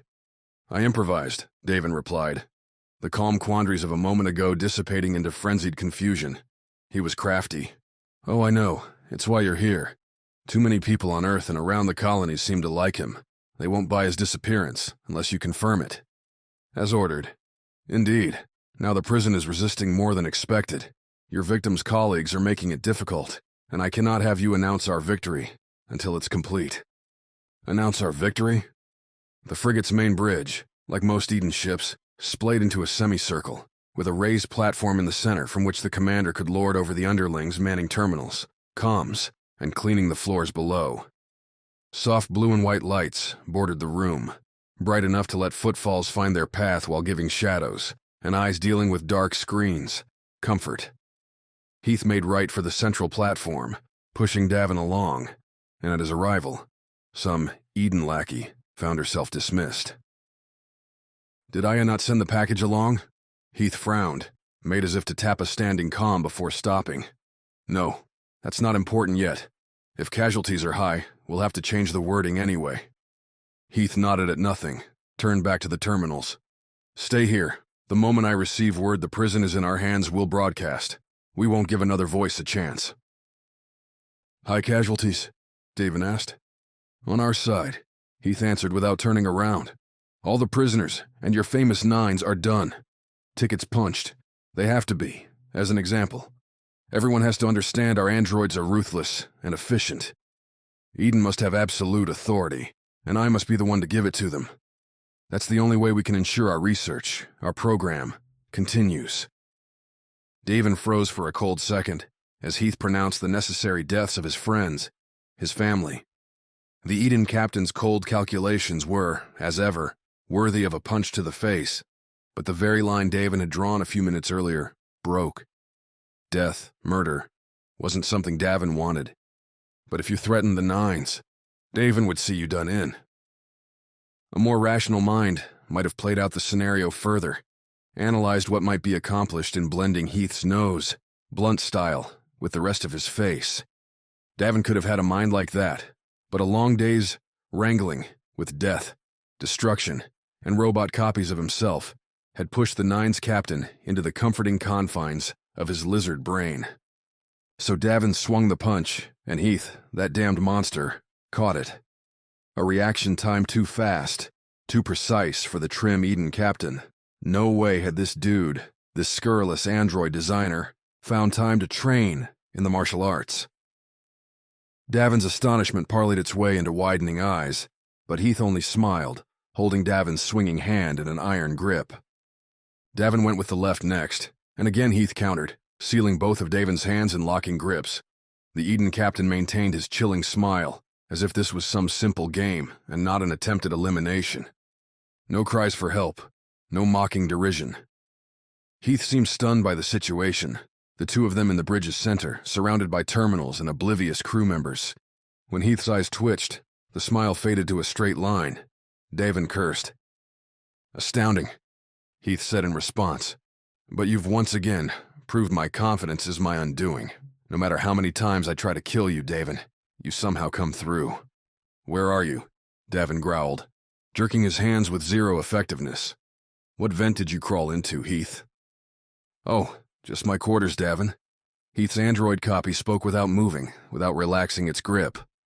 "As you're no doubt seeing, I've become convinced of yet another android utility. Why put myself in harm's way, when one of these can take my place?" The android raised its arms, dragging Davin's captive hands along with them. "A lesson you should have learned, Davin. A whole crew ready to step into the fire for you. And here you are, leading the way. Wanted to punch you myself. And you did. Admittedly, not to any real effect, but you crashed a shuttle into my poor frigate.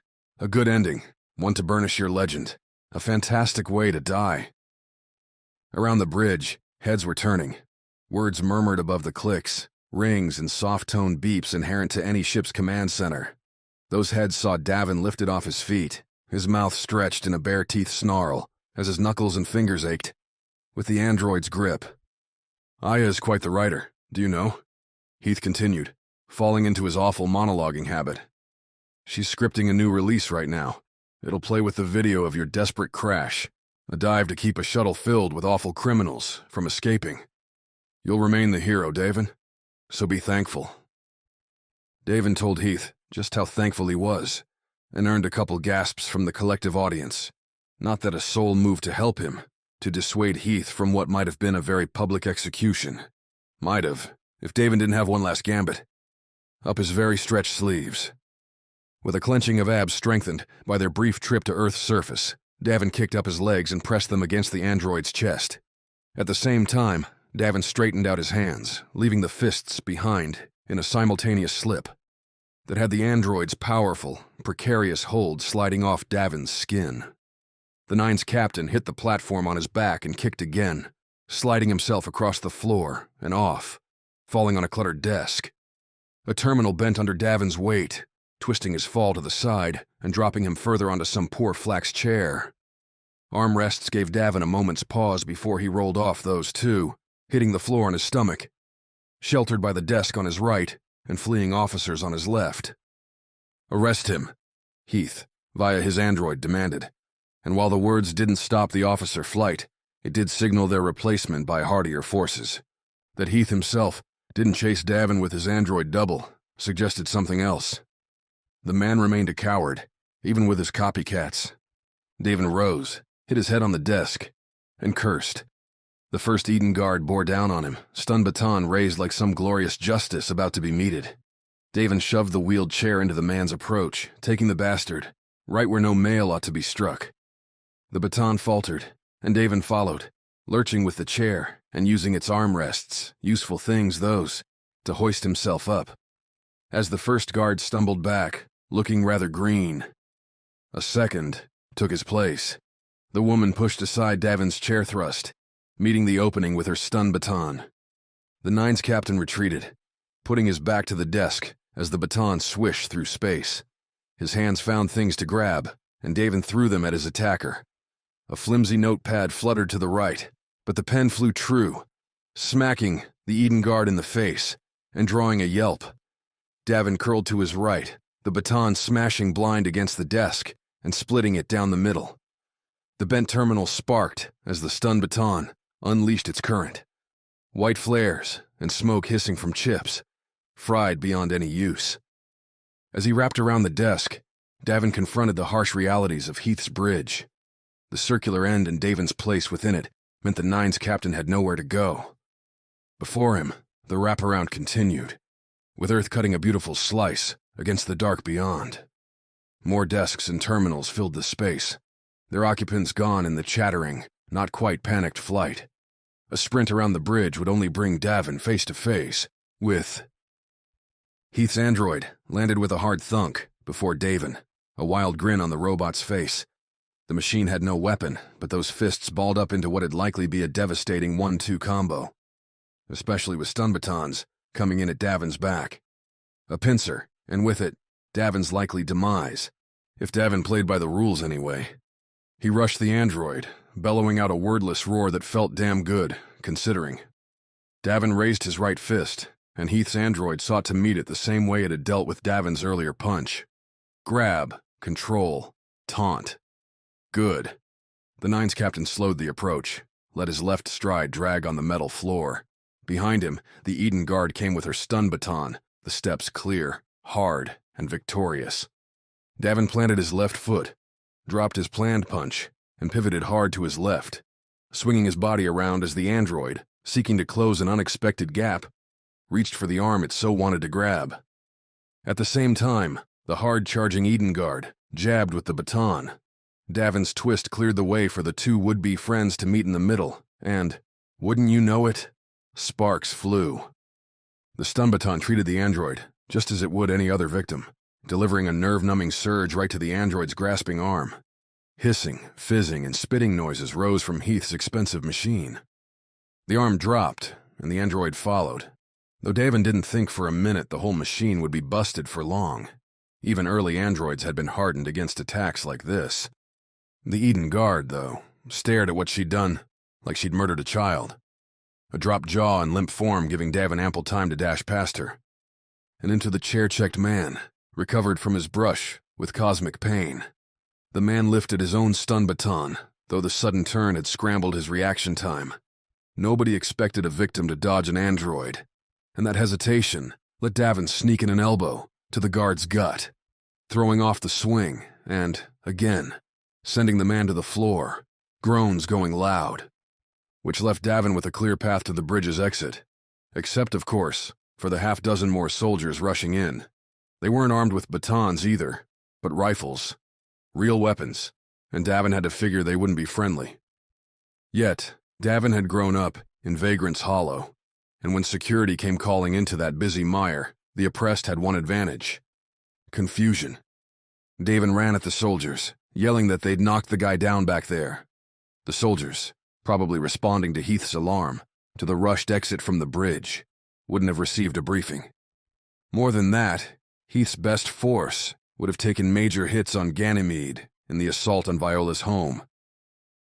These scrubs lacked the training, the will, and the knowledge to know how to handle Davin's wild panic, his waving arms, and his green Eden uniform. At least all that came through in vague hope, as Davin ran towards the bridge exit. The soldiers slowed, glanced at one another in that classic hope that someone else might take the reins. One of the Eden guards behind Davin demanded the soldiers to shoot Davin, but the order, what it meant, and just who Davin was, took too long to process. With a shove and a stumble, Davin ran through the bridge exit and into the crowd outside. What had started as an attempt to turn Heath Swane into sludge had turned into the more rational alternative. Amid curious looks, shouts, and general chaos, Davin escaped. He jammed into a crowded lift, slapped the docking bay level button, and heaved a heavy sigh as 4 other Eden staffers stared at him. Long day, Davin offered to their looks, and if any recognized the man who'd just escaped an android, guards and soldiers, they kept that knowledge to themselves. Smart cookies, the bunch. Ditching the lift put Davin in a familiar place, a central corridor with big bays opening along either side. Frigates weren't huge, but they could stock a fair shuttle complement, and as Davin had heard, some were already coming back from Heath's subjugation mission to the prison. Medical staff ran Eden soldiers on carts towards the lifts, sparing little more than glances at Davin as he slipped past them. The first bays on the left and right were empty, but the third held what Davin was looking for: a landing shuttle, engines still warm. The pilot was standing by those nacelles, inspecting something, and Davin took advantage, broke into a straight dash towards the boarding ramp. One boot hit the metal before the pilot noticed, yelling at Davin to stop. As if.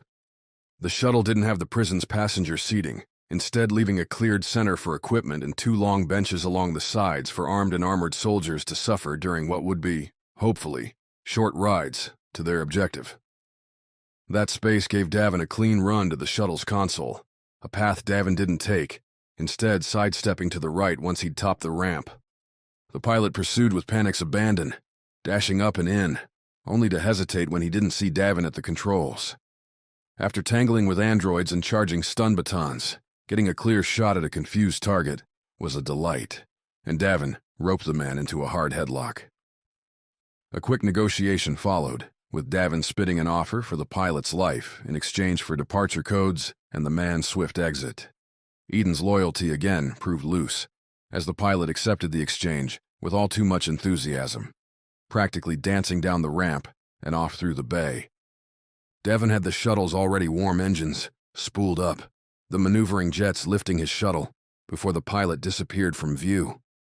A slight rotation, a push forward, and his new ship graced the beautiful void. As he tossed the pilot's codes back to the frigate, the Nine's captain opened the comm wide, trying to pick up anything, everything, and hoping a certain voice would be on the other side, telling Davin how to save his crew. Chapter 16. Whiskey. The lasers told Davin his codes were bad. The frigate fired once Davin's shuttle cleared the bay's shield, and put a few kilometers between itself and Heath's big boat. There'd been no warning, just a sudden spray that would have turned Davin to so much space dust if the shuttle hadn't been tasked for military duties, if its shields weren't already up from its retrieval runs to the space prison. Energy crackled, and the shuttle blinked alarms as Davin threw it into jagged evasion, kicking maneuvering jets on while throttling up the shuttle's engines. The combo let Davin shunt the smaller craft from side to side at erratic intervals, making it hard for the frigate's gunners to draw a bead. The bright rays continued, zipping past Davin to vanish against the Earth's bright halo to port, or off into the twinkling dark to starboard. Missiles and hard slugs, the solid metal that pierced the shuttle's shields like Davin's jokes would a dead dinner party, didn't follow, suggesting Heath Swane hadn't picked up on this particular shuttle swiper. Those weapons were expensive. And where, after all, could Davin go? The wide comm crackled with the wrong messages. None emerged from the space prison, suggesting the bad guys still controlled the top command center. Instead, a request shot from the Eden frigate to Earth's perimeter defense force, alerting them to Davin's hijacking and requesting assistance. When Earth's fighters replied to ask whether the shuttle needed capturing, Heath's lackeys demurred. Destroyed would be just fine. That put half a dozen fighters on Davin's trail, even as he neared the frigate's maximum gunnery range. The space prison sat well behind Davin now, with the frigate placed between him and that hopeful return, making a run to Phyla and his friends worse than a suicide mission. It'd be a stupid one. Yet flying straight on into Earth's teeth, a gauntlet that had snapped down on Davin if he tried a hard port dive to the big planet's surface, wouldn't play either. He had a narrow window to make a choice, and only one way offered itself as a chance. "Mox, I wish you were here," Davin muttered, pushing the flight stick towards the big gray ball, or rather, where the moon would be in a few hours as its orbit brought the crater-blasted sphere into view. "But since you're not, I hope you won't mind me asking your friends for a favor." Davin slid the shuttle to starboard and opened up the craft's comm, angling the communications towards the approaching Earth squadron. The lead pilot jumped on quick to Davin's greeting, demanding this, that, and other nonsense that Davin countered with a single word. "Whistleblower," Davin said. "I'm running because I can't take what's going on with that ship, what they're doing. It's illegal, immoral, and terrible. That Heath Swane's android program counted for at least one of those things, only gave Davin's protest weight, enough to make Earth's pilot hesitate. You're claiming protection?" the pilot replied, after what Davin assumed was a quick lookup of the relevant laws. Davin only had a fuzzy memory of the things himself, but you'd catch occasional news blurbs about disgruntled workers making crash dives off corporate vessels, seeking to divulge secrets for safety. Usually, that safety came from skinflint working conditions, like spacewalks in suits prone to leaks, or weeks on some asteroid with dwindling nutrient goop reserves. Whether those poor souls who attempted the negotiations actually wound up with anything, Davin couldn't say. He didn't have time to follow up, so he banked this particular request on hope. "I'm claiming that frigate behind me is going to cause the solar system far more trouble than I will," Davin said. "Their captain's a right nut, and he's busy massacring everyone on the prison right now." Another several-second pause before the Earth captain clicked a reply. "The prison?" Davin had to clarify while the Earth fighters continued to stream closer.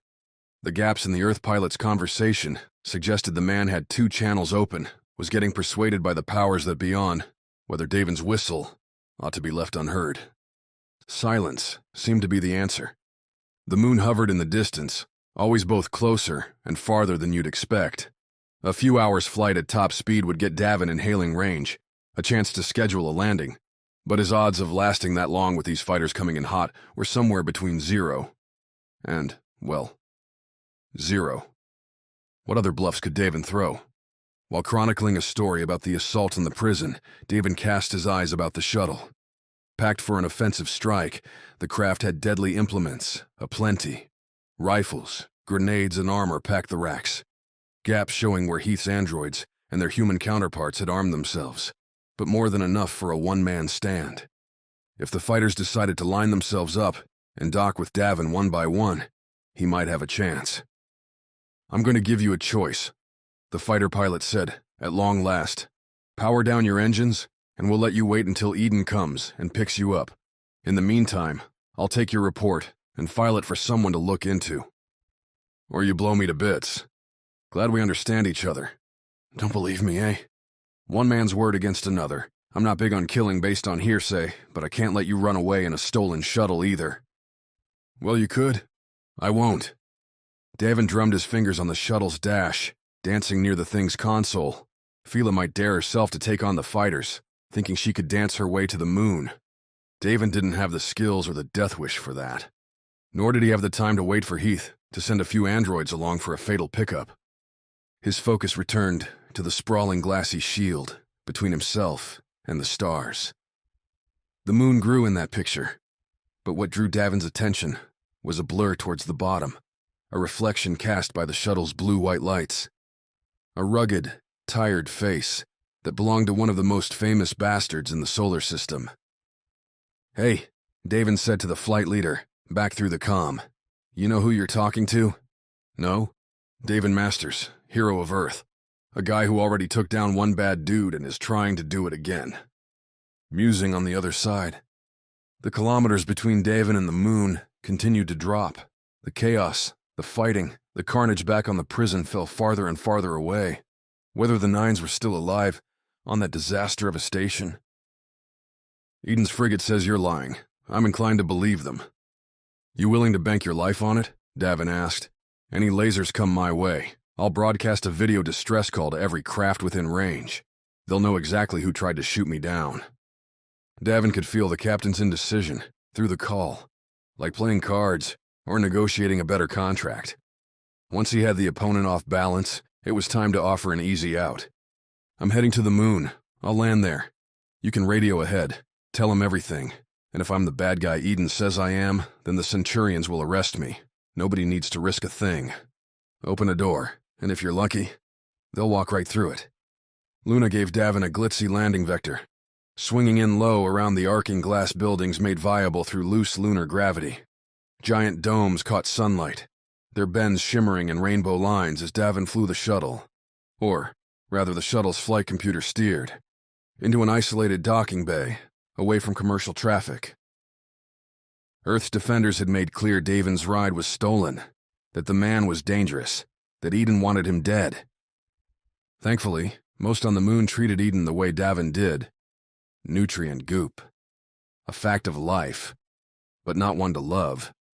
That reality played out when Davin stepped down the shuttle's boarding ramp toward a slim greeting party, headlined by a particular Centurion, all done up in her red-caped best.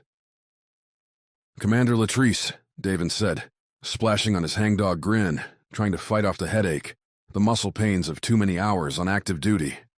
"Not exactly how—" "Shut up," Latrice declared, her sharp face and equally razor eyes adding to the hands-on rifle stance she and her pals had going on. "I let you land on this moon once as a wanted man, and you threatened me. Now you're landing here a second time, and as far as I can tell, there's no backing up whatever nonsense you're about to spew. You belong in a cell or dead. Davin Masters." Yet she didn't move to take him into stun cuffs, didn't shoot him on sight. "But you have questions," Davin said, folding his arms. "Might be I've got answers. I don't have questions. Luna does. Earth does too. And I've been told in the last hour that I need to wring some answers out of you. And I'd be damn happy to give you some, but see, time's not a thing I've got. My friends are probably fighting for their lives right this minute, so..." "You want help? You'll talk. You want your friends to live. You'll talk fast." Latrice's suggestion aside, the docking bay wasn't the place for an interrogation. When Davin acquiesced, the Centurions marched him to a featureless box of a room just off the bay, a spot designed for hard questions and easy kills out of sight, should the party prove problematic. Davin sat in a cold chair, warmed by coffee and, yes, some infernal nutrient goop. When the Nine's captain made a pleading ask for something, anything else. Latrice noted, Davin's friends might be dying that very moment. A hard negotiator, this Centurion. Latrice, though, didn't have dumb questions, and they came from people with real power. Earth and Luna both had noticed Alyssa's supposed arrest, the odd statements made by Davin and other rebel leaders, seemingly all on Earth's surface, in Keto, declaring the movement a folly. What served to fool the compliant masses smelled wrong to politicians, intelligence services, and Eden's various rivals, all of whom were happy to see the fringe fighters keep up their resistance. "So answer," Latrice said. "Why did you say all those things? Is the war actually over?" "Let me tell you a secret," Davin said in between deep whiffs of the coffee. Sure, it was cheap, machine-brewed stuff, but a smell other than sweat, burning wires, and fear was to be treasured. None of those people you saw were us, or human. Latrice didn't flinch, though one eye widened a hair. "Androids? Sharp one, aren't you?" That eye narrowed damn fast. "Explain." "It's a power play, Latrice. Eden's not a monolith. You've got groups all pushing for their pet projects, and one of them's led by this joker, Heath Swane. He's the puppy bosser Oates left behind, and now Heath's trying to make his big dog move. Thinks he can swing things back in the robot's favor by making mock-ups of you, me, and everyone Eden needs to fall in line. Only thing left is to make the real versions disappear. Yet you're still here. Hey, I never said Heath was competent. His androids aren't perfect out of the box, as I understand, so Heath wanted to stuff us in Eden's orbital prison until he confirmed the copies were good to go. At least, that's what I'm thinking." Latrice tilted her head. "So Alyssa's there?" "Not sure. Didn't see her." Davin swirled the coffee. "Put a gun to my head. I'd say she's the reason Eden's giving Heath the resources for all this. They're letting him play his games with us, but Alyssa went to more important people. Like Eden's leadership? Look, Heath's little escapade isn't free. Someone up the chain's responsible." "And who do you think that might be?" Davin grinned, finished his coffee. Only one way to know for sure. Not for the first time, Davin found his assertions questioned by people who, for some reason, didn't trust a mercenary for hire, known gambler, and one-time murder suspect. Those questions didn't come to Davin's face, but were delivered by Latrice on the way to the jumper's distant bay, where she'd rested well away from the public eye since the Nines first dropped her days, and seemingly years, going by how Davin felt. A go. Pieces shuffled on a board beyond Davin's view, moves resulting in his being returned to his old ship under a heavy Centurion guard. The jumper had been restocked and restored, while the Nines jaunted earthward, part of a favor negotiated by Mox with his Centurion colleagues that now paid off as Davin slid into his co-pilot's chair.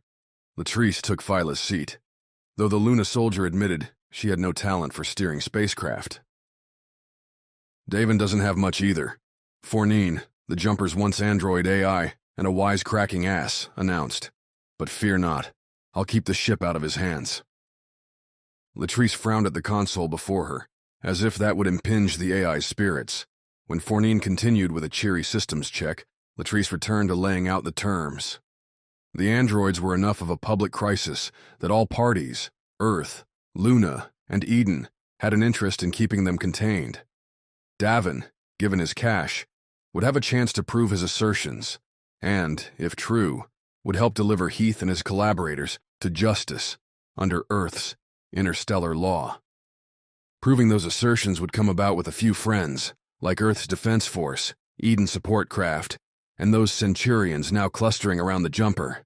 Heath's frigate had already been ordered to cease operations and wait for further instruction, while various curious vessels made their way into position. Davin pushed for a return to the Eden prison first, a chance to showcase the damages the androids were capable of, and a chance to rescue his team. Latrice, playing the intermediary, relayed that ask and the subsequent approval, paving the way for a surreal return to the prison on the jumper. Ordinarily, Davin would have spent those hours in nervous wonder, playing out scenarios while the distance to damages fell to 0. This time, he slipped back to the captain's cabin he shared with Phyla and dipped into a sedative, knocking himself out into a dreamless instant that had him groggy when Fournine's incessant alerts shattered the sleep. While the jumper's pillows had the rumpled, weather-beaten quality earned by too many used years, Davin didn't have a cramped neck, didn't feel anything other than a hollow guilt when his eyes struggled open. Lying in bed while the Nines fought for their lives, if they still had them, in Eden's prison. Not exactly captain material. Neither is missing the action, Fournine said. What? You mutter in your sleep, every time without fail, when you take the sedative. Davin sat up, ran his arm across his eyes. And you listen? Oh, I record. Phyla and I listen to them later and laugh. With the nagging image of his wife and ship's computer chuckling to Davin's unconscious mutterings, the Nine's captain returned to the jumper's cockpit to find Commander Latrice right where he'd left her, albeit with coffee. Latrice sipped on the straw, lid, and cup combo required to make zero-G drinking possible, not otherwise acknowledging Davin's return. Rather rich, considering his ship crawled with the red-cloaked Luna soldiers, all bumbling through the few curling corridors, packing the central area with their gear and occupying the lavatories. You take a shower, or is that a post-mission thing? Davin asked by way of greeting, sliding into the pilot's chair, usually Phyla's, but it seemed wrong to cede the space to anyone non-Nines. Latrice didn't respond, her mouth occupied with caffeination duties. Instead, she nodded at the console screen before her. The rectangle had a single scrolling image, a circle, and a dotted line, counting down the distance to Eden's prison. Davin might have time to finish his own coffee, and then they'd be docking. 4-9 had clarified the developments, while Davin developed his clarity in his cabin, explaining that Heath had declared the prison to be an active rebellion, that his soldiers were putting down the troublemakers, and any investigation needed to wait until things were safe. While nobody seemed thrilled with that idea, Heath had sent along broadcast clips taken from the prison's too many security cameras, showing carnage, firefights, and bodies aplenty. The evidence persuaded Earth and Eden's other players. The corporation seemed inclined to push back on the accusations, to wait until peace was restored to make a push. Luna, led by Latrice, disagreed. As she said, one of their own. Mox was on that prison, and she meant to see him off alive. A bold thrust, and Heath gave in, accepted the proposal. Latrice and her Centurions could land, find Mox, and get him off alive. Though he made clear, the prison is not controlled, Latrice said, as the jumper angled towards a familiar docking bay, the smaller one on the prisoner's administrative level. We'll be heading into active conflict. That was evident enough, in the activity rumbling throughout the jumper. The 15 Centurions Latrice had co-opted for the operation busied themselves attaching sidearms, rifles, stun batons, and protective gear all along their bodies. Crimson capes, so flashy on Luna, and worn as much to identify the Centurions as for any real measure, would be left behind. They weren't, as Latrice said, trying to impress anyone here.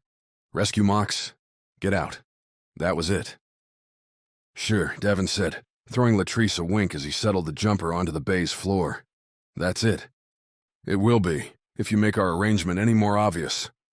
Davin's never been known for his subtlety, 4-9 said, via the console speakers.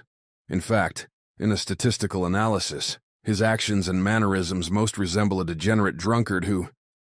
4-9, if you don't shut it, I'll wipe you. Latrice chuckled. A strange sight on such a serious face. 5 Centurions stayed behind on the jumper to ensure it remained where Davin had put her down. That made a full 12-person squad with Davin and Latrice at its head walking down the boarding ramp and right up to a particular Eden officer. The woman bore a patchy resemblance to who she'd once been, a limp and a shaved, capped head, hinting at further injuries beneath. Aya kept those cool eyes, though, and they glittered with scintillated rage as she locked on Davin. 2 Eden soldiers flanked her, their fingers awful close to the triggers. The Centurions followed, fanning out in the small bay to form a semicircle behind their commander, a pure show of power that Aya seemed not to notice. Any pity Davin might have felt for Aya's damaged form never found a hold, seeing as Aya had tricked Phyla into her near-death flight. The woman was Heath's right hand, dedicated to developing those androids at just about any cost. Davin and the Nines had left her burned and broken back on Ganymede, a move made in the aftermath of enough carnage to keep another shot to the head from seeming reasonable. Seeing her now, Davin found himself regretting the mercy. You should be dead, Aya said flatly, ignoring Latrice and talking right to Davin.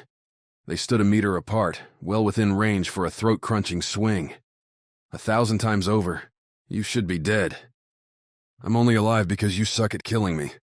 Latrice flashed a look between them. You two know each other. Latrice, meet Aya, one of Eden's more evil monsters. Aya swiveled, stuck out a hand. As Davin said, I'm Aya, the ranking Eden officer on this prison, and I regret that we're not meeting under better circumstances. Because if you were, she'd try to make an android out of you, Davin added. Excuse me? Latrice asked. What? If you haven't learned to disregard everything Davin Master says, you will soon, Aya stated. My superiors said you were here to retrieve a Centurion. At Latrice's nod, Aya frowned. Unfortunately, we haven't run across Mox. As you'll see, the prison is very much in a chaotic state. We are attempting to restore order, but the prisoners here seem to think they have a chance at escape.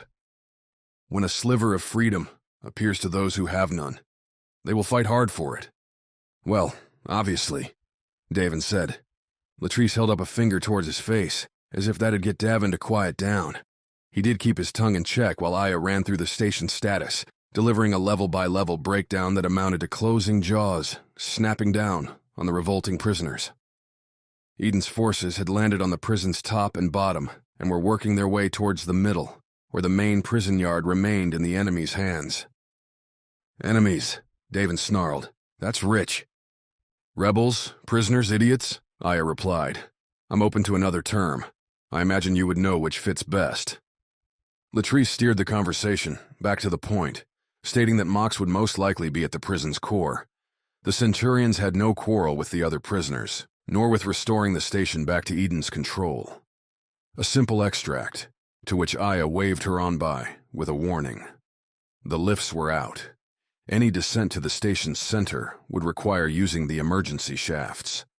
Latrice confronted that daunting prospect with an order to move, and her Centurions obeyed. Davin didn't linger, though he did flip Aya a particular finger on his way out. Be careful, Davin Masters. The Eden officer called to his retreating form. Everyone's luck runs out sometime. Chapter 17. Bad Odds. Up and down took on different definitions in space. Counting the levels tended to serve Davin well enough, with Eden's administrative hive near the station's top and, thus, their objective downward. The space prison stairs didn't wind back and forth, instead, adopting a tight spiral, not conducive to an armored squad's descent. That's the point, Latrice replied, when Davin pointed this out. The pair leading the 10 Centurions down the wrapping, no frills gray metal. This is a prison, not a luxury cruiser. You make stairs like these for maintenance personnel, who won't be traveling in large numbers. The converse was obvious enough.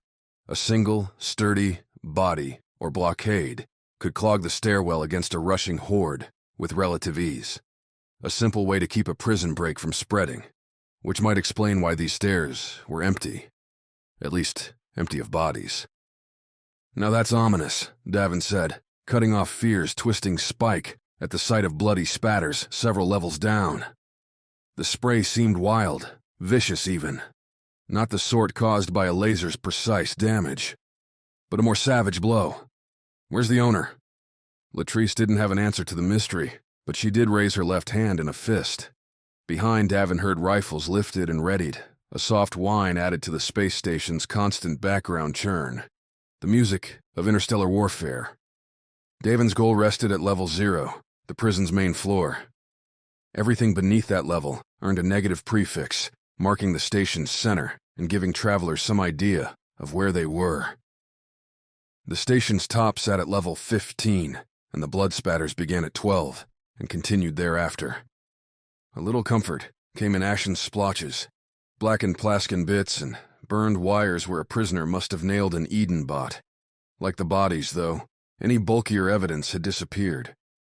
Latrice kept Davin's focus with silence, a stern and steady progress down the steps, without the slightest concession to Davin's random banter. After she ignored his initial prompts, asides, and vague assertions that his friends could handle any attack, Davin dipped into the same ready resilience as the Centurions. His nerves might be calmed with a few choice words, but now was a time for action. Or so Davin told himself. The 8th level, right amid the prisoner bunks, stopped the march with a bad end. The blockade had arrived, courtesy of melted steps, bent rails, and what looked like a torqued prison cot shoved amid the curl. Not an impossible barrier, but given the mess sat right near the 8th level's open door, Latrice opted not to waste time shoving the debris out of the way. As she took the first steps through the door, Davin poked at the barricade, looked at the arrangement. The cot's crunched form suggested it had been punched up into place, and blast scarring on the walls above the melted steps said the defense had come from below. The nines and the prisoners, holding to the plan then, making any Eden assault a little harder to perpetrate. That the androids hadn't tried to smash through suggested worse things. Little fear they could subdue the rebelling prisoners by marching the long way. Every one of the prison's bunk levels rolled out the same style, with prisoners slotted into single and double rooms along the outer expanse. Like a classic wheel, the circling corridor had spokes leading into the center, every so often, where Eden's captives could find lifts, lavatories, a few token refreshment areas, and little else. The emergency stairs opened right into the lobby level, a would-be bland, silver expanse decorated with warning signs about proper conduct, punishments, and Eden's all-powerful might. That these signs had been defaced with enough suave to make Davin grin suggested Eden didn't care much about maintaining the look and feel. As Tam had said, the prisoners here controlled their own lives. Latrice signified the less fun elements in the landing with a short breath, snapping her rifle up to her shoulders, finger on the trigger. Davin, without his shotgun Melody, whose glorious bits had likely vanished in Earth's atmosphere, lumbered up the same, with a Luna rifle on loan. The stocky thing, meant to match the moon's lighter gravity, swung too fast in the prison's grippier environs, causing Davin to whack himself on the cheek and stumble. Latrice bumped him back upright with her shoulder, letting Davin take in the gory sight. The stairs had been kept clear until the barricade, and now the Luna squad took in just where those casualties had gone. Several bodies lay about the landing, pressed into corners with bone-crunching efficiency, as if the blood and bone sacks were little more than tissue paper. Davin didn't recognize any. No nines among the 4 corpses here, all in Eden green prison uniforms, but he'd bet their family and friends wouldn't recognize them either. The androids that had dragged these bodies here hadn't cared to keep them whole. Faces were based in, limbs bent in all the wrong ways, and the uniforms bore terrible splotches where stuff designed to stay inside had burst out. The worst of it all was the smell. Burned hair, moldering skin, and bowels emptied in the wrong ways, all swirled together in a space station that didn't make ventilation a priority. "Keep moving," Latrice said, picking a direction from the hallway spokes on offer. "Stay tight, don't shoot first." A bold order, and one Davin damn sure wouldn't obey if he caught an android trying to off Phyla. He didn't speak up that treasonous intent, instead following Latrice's measured steps from the landing without a look back. The other Centurions mumbled to themselves, and one asked Latrice if it wouldn't be better to split up, to which Latrice shot back a straight explanation. "Davin says Mox will be on the main level. Our job is not to secure the station, but our Centurion. We stay together. We try not to present a threat, and none of us dies." Was it noble to walk into a war zone with no intent to stop the fighting? Davin couldn't answer that question, but he couldn't argue with Latrice's words. He'd always strived to get the nines in and out of bad spots altogether, and she was doing the same. Shame he'd have to screw up her plan. "Not just Mox," Davin said, waiting with the bait until right that moment. Latrice halted, the Centurions clustering behind her and Davin. "Say again?" The malevolence in those 2 words almost had Davin retreating. Almost. "We're getting the nines out of here, all of them," Davin said, taking care to let his fingers fall away from the rifle's trigger. No arguments. Davin had seen icy masks aplenty, but Latrice's face went downright frigid, with not a twitch, not a blink breaking her glare. "These are my Centurions, Davin Masters. They go where I ask them to. Ask, not order, but ask." Latrice flicked her eyes to the 10 soldiers behind her. "We're a civilian detail. Trained, loyal, and deadly when we need to be. But we are not drafted. We have families and friends, lives beyond the station and your stupid plans. We're here to rescue Mox, because we know he would do the same for us. The rest of your crew is your problem." "The rest of my crew has no business being here. Eden took us by force." Then it seems like your problem is with Eden. Oh, it definitely is, but so is yours. Davin turned back towards the lobby, nodded past the Centurions, who matched his look back towards the battered bodies. Those androids aren't going to stop here. Eden's gonna pop them out like nutrient goop soon. Not just to bend bodies like pretzels, but to take the places of everyone who works against them. You're not just saving the Nines, Latrice. We're breaking Eden's hold. This time for good. Your plan, Latrice narrowed her eyes. I assumed all of that was blather meant to get us to come along, but you're really carrying it through? We get my crew back. This all ends. Today. Latrice held her silence for another slow breath before raising her rifle, its barrel in Davin's face. A vote. Centurions, this man is asking you to risk your lives to save his crew. He believes this would hurt Eden. He believes this could allow Luna to escape Eden's influence. I doubt it, but I will let all of you decide. If Davin had another speech, ready to persuade the doubtful Centurions, he didn't get a chance to give it. Latrice's rifle commanded silence from the Nine's captain, and he stood there as Latrice's troops voiced, to a one, that they'd come on this mission to rescue Mox. And that hadn't changed. If Eden's nose got a little bloody in the process, so much the better. Move, Latrice said when the vote finished, the result clear. Davin, you're in front. You want to bluff your way into being the hero. This is the price. 1, with 11 armed and ready Centurions at his back, that Davin would gladly pay. Replacing wandering prisoners and bland lighting with laser scars and crimson spatters turned Eden's prison from a soulless trap into a terrifying one. Lights had been shot out, caught by stray blasts, or done deliberately to confuse. Shadows and sparks mingled with distant cries, cracks, and foot-shivering tremors. Blood's sweet scent flooded everything. With the stairway blocked and the lifts inactive, Davin and Latrice needed to find a different way down. Davin figured that way could be found by following the carnage, as Eden's forces would have discovered, or made, a path somewhere. That hunch bore out as they left the spokes hallway, another debris barricade pushing them left. They walked past room after room, cell after cell with beds, chairs, and other junk lobbed in front of the doors. Narrow gaps offered spots for someone to poke through with a rifle or a sidearm, as if the prisoners were well armed. Or wanted Eden to think they were. Delay, Davin said to Latrice and the Centurions as they walked along. Why? What hope could they have? Latrice replied. Me, obviously. She snorted. That can't have been everything. It was, but Davin only shrugged and kept on. The minutes were crawling, and he'd taken long enough already. The path down came almost all the way around the level's ring, a popped hole in the floor of the last cell. A hard drop to the next level, work done with blunt haste. Davin stared at the ripped metal, the jagged edges almost a meter across, in every direction. Eden's prison had made the cost-saving play to keep its structure light, betting on the fact that there was no way off to keep its prisoners in line. Fast work with a utility cutter, and you'd get this.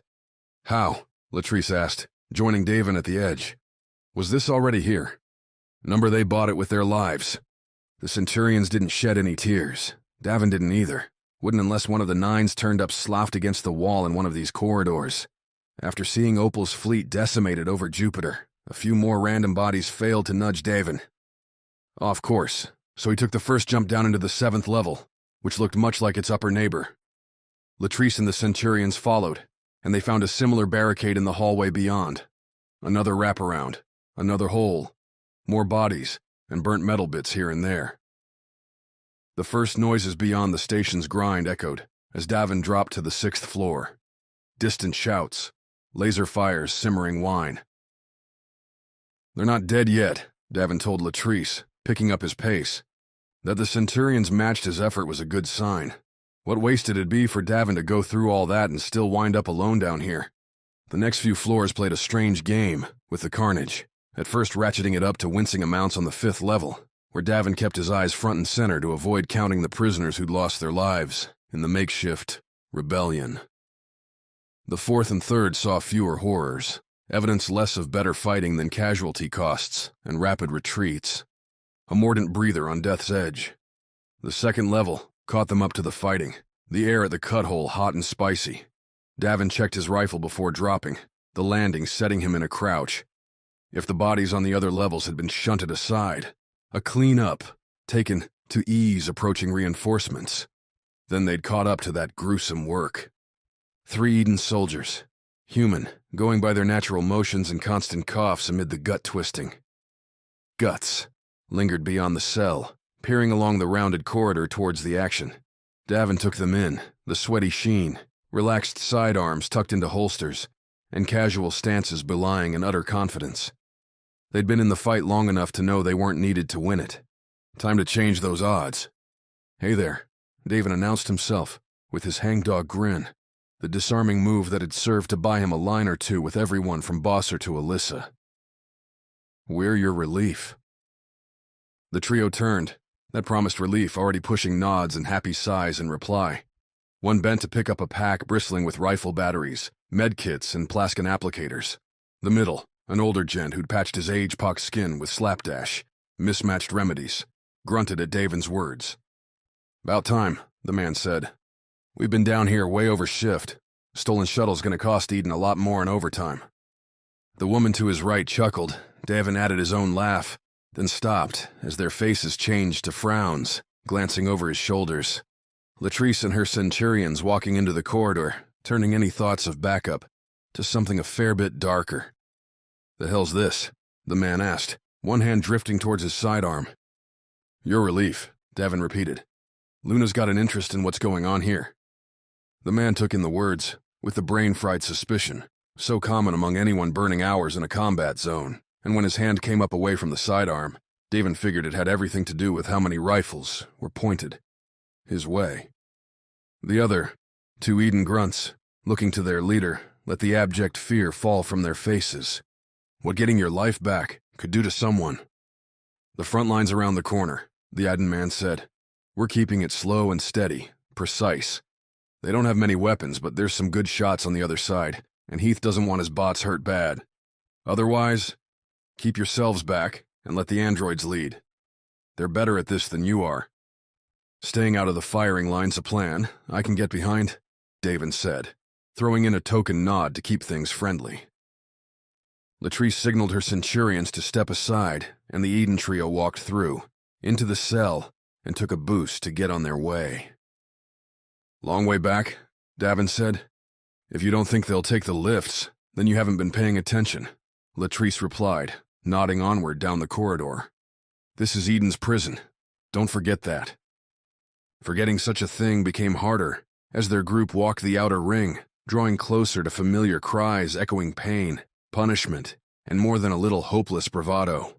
Android-themed invective mingled with the screams, as if the prisoners were trying to bolster their own spirits by declaring the bots useless. Based on what Davin saw, the burned and battered bodies littering the hallway, Heath's creations delivered on their promise. They caught the androids outside the last, unblocked spoke hallway. The quartet, a mishmash of unfamiliar faces, had the intersection under control.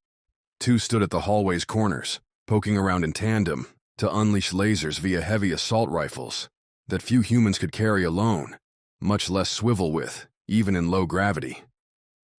The great guns unleashed steady blue-white streams every time Davin saw them fire, and he didn't need to witness the devastation on the other end, what would be liquefying cover and bodies in equal measure. That the prisoners had held out this long against an arsenal, like this was a testament to the androids' caution. The bots spoke to one another, calling out clear and fire in a careful cadence. The 2 androids without the big guns darted here and there across the intersection, their eyes flashing before snapping the precise coordinates of their targets, 2 meters high, a quarter meter right, after which their gun-toting pal would turn and unleash hell at the spot. Hopefully the prisoners had learned to keep moving. Latrice kept her centurions back around the curve, walking forward with Davin, their rifles pointed low. She'd forced Davin to try negotiating first, on the idea that they could go beyond the android lines, find the nines, and escape without too much death. Heath's robots took her overture with the same mix of placid stare and aggression Davin was used to. "Turn around and return to your ships," said the closest android, one of the spotters, a milquetoast man who'd taken a few scalding hits to his bot self, every blast patched over now with fresh plaskin. This is a combat zone, and you're not authorized to be here." "Actually, we are," Latrice said, adopting more of a bluff than Davin thought her capable of. "There are several high-value VIPs among the prisoners that we need to evacuate. Eden has given us permission." "No, they have not," the android replied. "Your arrival has been anticipated and communicated. Our orders are clear. You are to turn back, or your lives are forfeit." "Oh, Aya, always trying to get Davin killed." Latrice stood on Davin's right, her rifle at her waist. Trigger hand a slight move from firing. Davin's own was already right where it needed to be, his rifle angled at the android's knees. Not a kill shot, but a crippling one. Behind the android, its supporting trio busied itself with another scintillating round down the hallway. The laser light cast Davin's target in a silver silhouette. How many seconds would it take the Centurions to get into play? And did it even matter? The androids were only a couple floors away from dropping into the main level, and there had to be other bots climbing up from below. Waiting wasn't an option anymore. Davin had come back to save his crew, and that's what he was going to do. The trigger pulled easy. The orange flash hit the mark, burrowing a burning hole into the android's left knee. A human would have crumpled, cursed some nonsense in pain. The android shifted its weight without a hitch, its unharmed left arm pulling the sidearm from its belt as Davin sent a second bolt screaming into the bot's waist. The sidearm leveled, and the android's chest vanished beneath a salvo from Davin's left. This time, the android fell twitching and smoking to the ground. He would have thanked Latrice, except the other three bots weren't granting that opportunity. While one continued its streaming assault down the hallway, the other two snapped in eerie unison towards Davin and Latrice. "Run!" Latrice shouted, as if there were any time. Instead, Davin dove into an open cell. The space where he'd been vanished beneath techno-fire, hot enough to singe his pants and superheat the air. Frantic breaths burned Davin's lungs as he rolled away from the doorway, spinning on the metal floor to aim back at the entry. Not that it mattered. He was cornered, and cornered meant dead. Opposite the cell door sat a bland, burned wall. Davin couldn't see Latrice, couldn't tell if she remained among the living. Another salvo blazed past, this time not angling at Davin's cell but the hallway beyond, scaring back the Centurions. A tactic, and a dangerous one. The androids were trapped.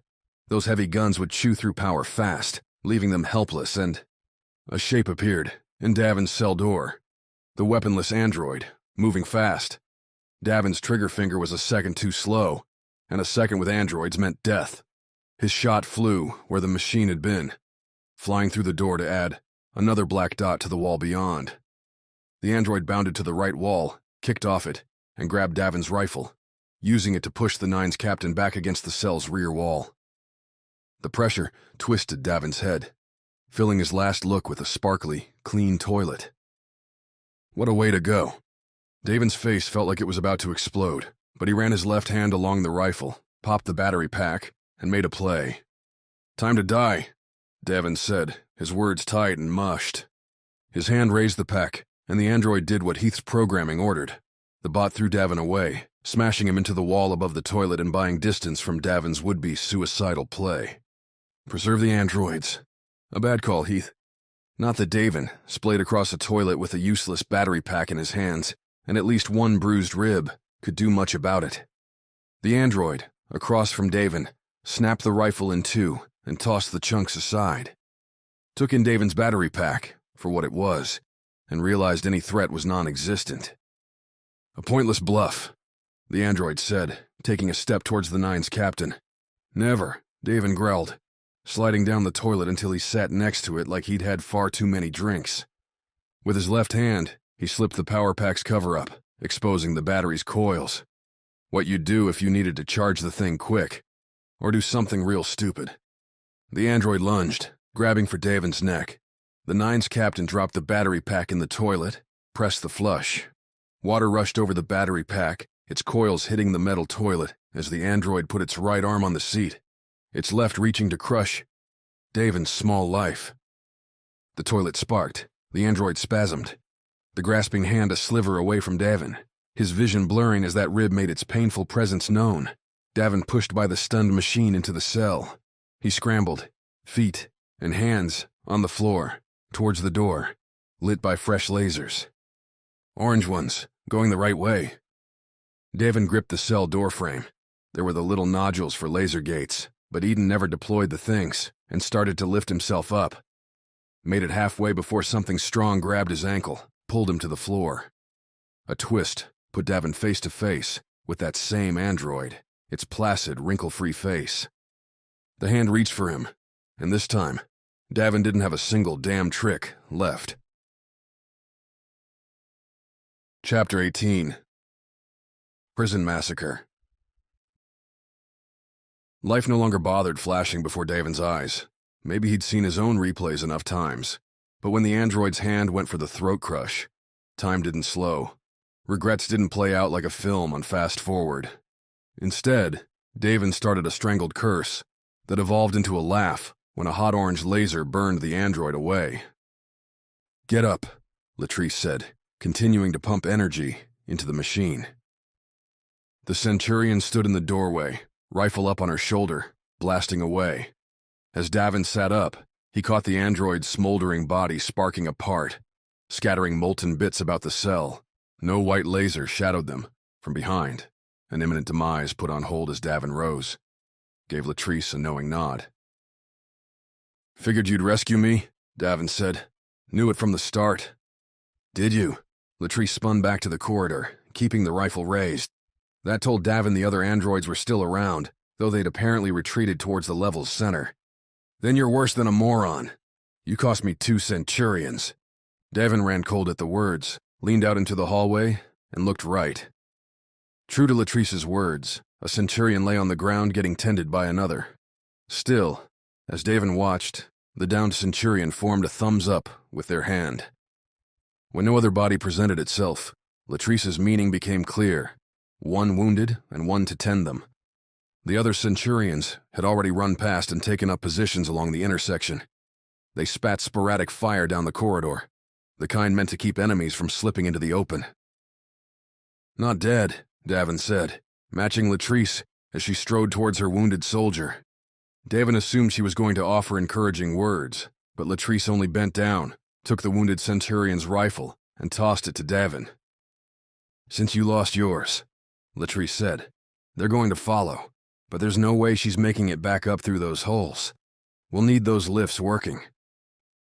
The challenge in those words was clear enough.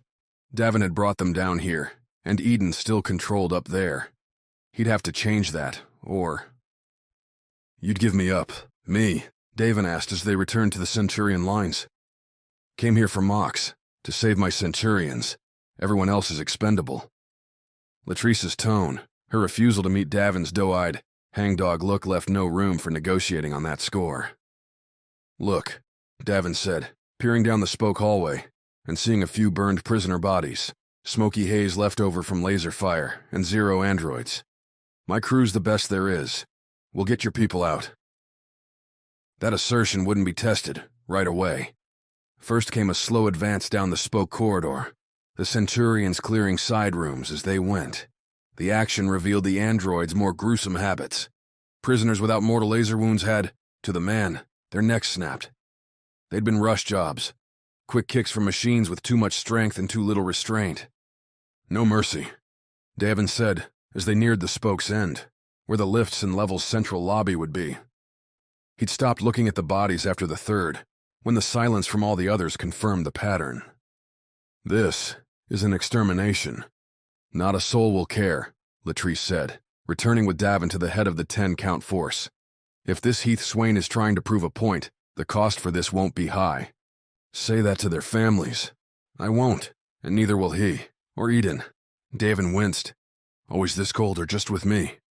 "Focus, Davin." Latrice and Davin leaned against the last bit of covering wall before the lift lobby. Centurions flanked their left side and their opposite. Latrice led the wheel, spinning around the corner and dropping into a crouch, while Davin followed, his own rifle up and over Latrice's shoulder. If this level had been like the others, there'd be nothing in the lobby save an exit, another corridor, and another cell dropping down to the next level. All Davin saw were barricades, hasty ones built of chairs and cots. They'd been battered, shot through with no evidence of return fire. The prisoners wouldn't have much for lasers anyway. The shaky blockades were, however, intact, as were the lifts. They ran, Latrice said as they took over the lobby, ignoring another 4 dead prisoners. A couple clutched broken chair legs, pathetic weapons in what had turned to a desperate stand. The lifts must be working. For them. Davin pressed the call button, received no reply. Betting that means they're chatting with Aya, letting her know we've picked a side. Expected. That Latrice could continue her cold streak, knowing the station's owners could regard her Centurions as hostile, that they'd be trapped here now unless Eden was driven away, chalked another point in her favor.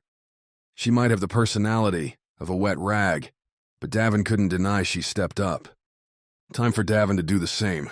The Centurions made for the barricades, beginning to tear them down, when Davin whistled their attention back. "We're 2 floors up," Davin said. "I say we ditch the small drops and go big." Now it was Latrice's turn to squint Davin's way, and his turn to grin. The laser rifle beat out slug throwers, for more than one reason. A battery pack ran cheaper than solid bullets, sure, but the energy weapons were multi-purpose. Creativity found its cradle with these beam-blasting bad boys, and Davin took several spare packs from the Centurions to lay across a lift door. Mox's might could force things open, but without that exoskeleton, a solid blast would torch the flimsy barriers. "You're insane," Latrice said. "You're the one who didn't bring grenades." Davin judged his handiwork, good enough to blow a hole. That would have made all this easy. Explosives aren't a good idea in space, or on Luna. We're in the center, no chance of a hull breach. Whatever Davin's argument, Latrice backed her squad up all the way to the injured one and her caretaker, both advancing slow. Davin took responsibility for the blast and its trigger. Shuck the shielding, expose the battery to a low-grade laser, and the heat would set the little bricks to blow nicely. At least that's what Davin told himself, as he took aim. Fired from around the corner. The red laser, dialed down from combat-ready orange, hit the batteries and sparked up a merry flame. The glow turned blue and white as the battery pack succumbed, smoke and a few pops bouncing along. But when the flames died down, all Davin saw was a pile of melted batteries and a black sludgy spot on the lift door. "Huh?" Davin said, scratching at his chin. "Really thought that'd work." "You watch too many movies," Latrice replied. "Now we try my idea." The android's arm, separated from its body back in the cell, wedged between the lift's closing halves. Centurions combined their strength, gripping, pushing, and wriggling the arm until its handless stump burrowed into the door's seam. Once the wedge had its opening, Latrice had the Centurions wiggled the limb like it had been electrocuted. Without preamble, the lift's doors shot open, revealing an empty shaft beyond. "Standard safety protocols," Latrice said as she waved Davin ahead. "These lifts are made on Luna, and they'll always open if something's caught between the doors." That Luna made the lifts wasn't surprising. Most everything heavy was cheaper to manufacture on the Moon, asteroids, or Mars, where gravity didn't make shipping expensive. But Davin had to give Latrice credit. "Don't," Latrice said, as Davin loped over the lift's edge, starting down the rungs in every shaft. "It's a trick we use all the time at home." "Then why did you let me try the battery packs?" Latrice smirked, followed Davin. "You looked like a man who needed to be humbled." The rungs, bare gray things, bolted into the shaft on its side, offered a narrow hand-over-hand option to descend one more level. Beneath his boots, Davin could see the point where the shaft gave way to the glass walls and open prison yard. Vague noises drifted up, the opening too narrow to reveal lasers, crushing bodies. The lift's box was visible enough, though, a dark square against the silver-white yard floor. Getting so near the goal had Davin skipping rungs, releasing and grabbing a few further down. He held his breath as he dropped the last few into the glass shaft, where the rungs continued, albeit painted a soft white to blend in. Not that Davin noticed because the view was enough. The plan, hatched over nutrient goop that first night, called for a siege and an escape. Draw Eden personnel into the prison yard and overwhelm them, then take the shuttles and blast to freedom, all while exposing Eden's androids as fake copycats and killers. Whether or not that'd finally get Alyssa's investors to yank back Eden's murderous ambition was questionable, but it'd at least buy the Nines some cover to figure out what came next. The siege played out beneath Davin's feet, with the yard's tables, chairs, and structures bent and broken into barricades surrounding the 3 lifts. Prisoners in Eden green uniforms mobbed the haphazard walls in a slow sponge towards the yard's right, starboard side, some holding stolen weapons while the rest played support. Their targets, Heath's androids, and a few supporting Eden soldiers, hunkered down in the lifts themselves, turning out to spray fire before wheeling back under cover. Those reinforcements must have raced down activated lifts, or up from clearing out lower levels. Both sides had losses, though the prisoners pulled theirs back to get what medical attention they could manage. Eden's, both machine and man, laid out on the battered white tile. "Ours," Latrice said above Davin, as they slowed their descent, taking the battle in. "This isn't a few minutes of action. They've been at this most of the day." "How do you know?" "The routine. Your side has stations set up and used. They're passing out food and water, working in shifts. That doesn't happen in a short engagement." Latrice mused, humming to herself. "What I wonder is why Eden is bothering to let this continue. This is their station. They could drain the oxygen from this level." A risk the Nines had talked about, that Opal had broached, and Viola rebuffed. For the same reasons Alyssa wanted to twist opinions. Eden was in enough hot water as it was without massacring a space station's population through suffocation. "It's different when they're out by Saturn, but most of these prisoners came from Earth," Davin said, resuming the climb down. "Eden needs to show they're not monsters, that they have a good excuse." Davin scanned the yard, hunting for his crew, and spied Mox first. He'd made his way back up from the shuttle hijacking, seemed to be housing some nutrient goop near the yard's fringe. Phyla was next to him, her red hair flaring hope. If she lived, then this whole exercise was worth it. At the same moment, the shaft shook. Davin looked down, saw several bright blue-white laser streams emerge from all 3 lifts at the same time. Androids advanced, laying down burning lines that chewed through the barricades. Burning prisoners, behind them, as tables and chairs proved woeful protection. The machines, 2 or 3 from every lift, advanced. "Time's up," Latrice said. "Eden knows we're close, and they want this thing over." "Then what are we waiting for?" Davin fell 5 rungs before grabbing the next, keeping his style from busting his bones. Nevertheless, his point made, Davin continued skipping down the rungs, while blue-white laser chewed through his allies and their makeshift defenses. The glass lift shaft gave the scrambling retreat a clear view, prisoners realizing their commitment to a sketchy cause didn't stretch to suicidal limits. Eden's androids, Davin counted 8, plus 4 more Eden soldiers offering support, advanced with the implacable doom afforded those who knew they'd won the battle, or at least believed they had. The Nines had been playing the commander's role, giving orders from the back. Not the hero's stand, but one that had let them leave alive, and a damn smart move. They joined in with the wild retreat, not bothering to rally a broken, overwhelmed, and ragged force. Mox himself scooped up Phyla and Merc, running with them towards the level's farthest band. All they'd find would be solid wall and a few more pieces of furniture. That, and seconds more time. Opal, Viola, Pook, and Merc scattered after them, scrambling over blazing bodies and broken chairs. Davin wondered what they'd be barking to one another, what desperate ideas they'd be throwing around. Send Viola's bot on a bombing run? Have Mox try to punch a hole in the prison's hull to suck them all out into space, hopefully destroying the androids in a final flipped finger to Eden? All unnecessary, if Davin did his job. He hit the lift's metal roof as the androids reached the barricades. Letting their lasers die, the machines tore through the burning remnants, flinging the bits into the air like poor fireworks. Davin figured they had to have seen either him or the long line of Centurions descending the lift shafts, but none bothered turning back, spitting fire his way. And the reason came clear as the lift juddered into an ascent, rocketing up several meters in as many seconds. Davin wheeled, brought the rifle up to his shoulder, and fired at the cabling attached to the lift's center. Meant to hold weight, not resist an attack. The cabling frayed at the first, and snapped at the second, just as Latrice hit the roof, next to Davin. What had been a rise became a fast fall. The lift didn't stay centered either, swinging to Davin's left and bashing against the glass wall. Did Eden build their lift shafts for battle? They did not. Davin would have sighed at the predictable realization, but instead, he jumped to his right, dropping the rifle and catching a grip on the lift's upper edge. His stomach swung as the roof went vertical, the side at his feet, shattering the glass wall and driving the lift's cube through. Glass cascaded over him, but Davin was more concerned with the heavy weight on his ankles.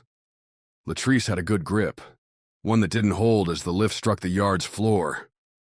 The Centurion flew free as the lift threatened to roll on over, ready to squash Davin. Until the lift stopped, victim to some cosmic force, or... Davin glanced down, saw Latrice on the ground, 2 androids next to her. One, the big laser cannon slung around her waist, had both hands up holding the lift. Good instincts, keeping them from getting squashed.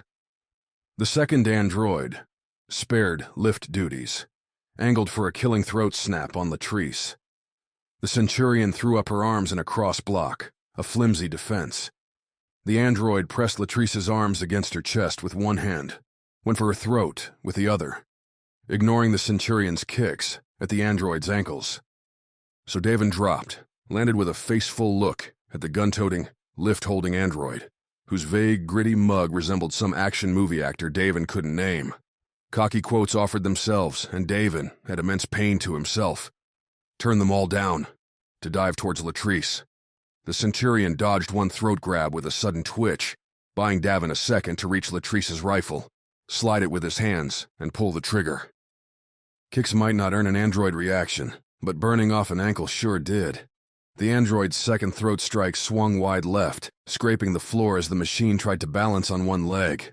Latrice rolled to her right, dragging the hand holding her arms with the motion, and the machine toppled to the ground. Davin worked fast, flicking off the straps holding the rifle to Latrice. He snapped them free, brought the rifle up to angle on the one-legged android still making for Latrice's murder, only to hear bending metal overhead. "Oh, come on," Davin muttered, swinging to see the second android tossing the entire lift his way. The metal block eclipsed the stale white lights, flecked Davin with falling screws, and gave the captain no chance. The rifle's orange bolts, fired up at the lift with nothing more than impotent fury, scored a few dark marks as Davin's doom fell towards him. He kicked back as he fired, an effort to spare perhaps, his head from getting mashed. The ceiling disappeared, then snapped back into view as Davin slid in reverse. Latrice yanked hard on the captain's shoulder, a heave clearing Davin from the falling lift with a centimeter or two to spare.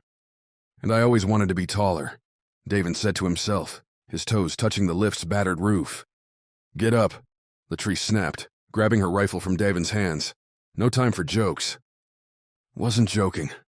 Latrice swiveled, aimed, and blasted down the one-legged android, whose lurching disaster had been scrabbling towards the Centurion. Davin made it to his knees before the lift broke apart before him, the second android bashing through the thin shell.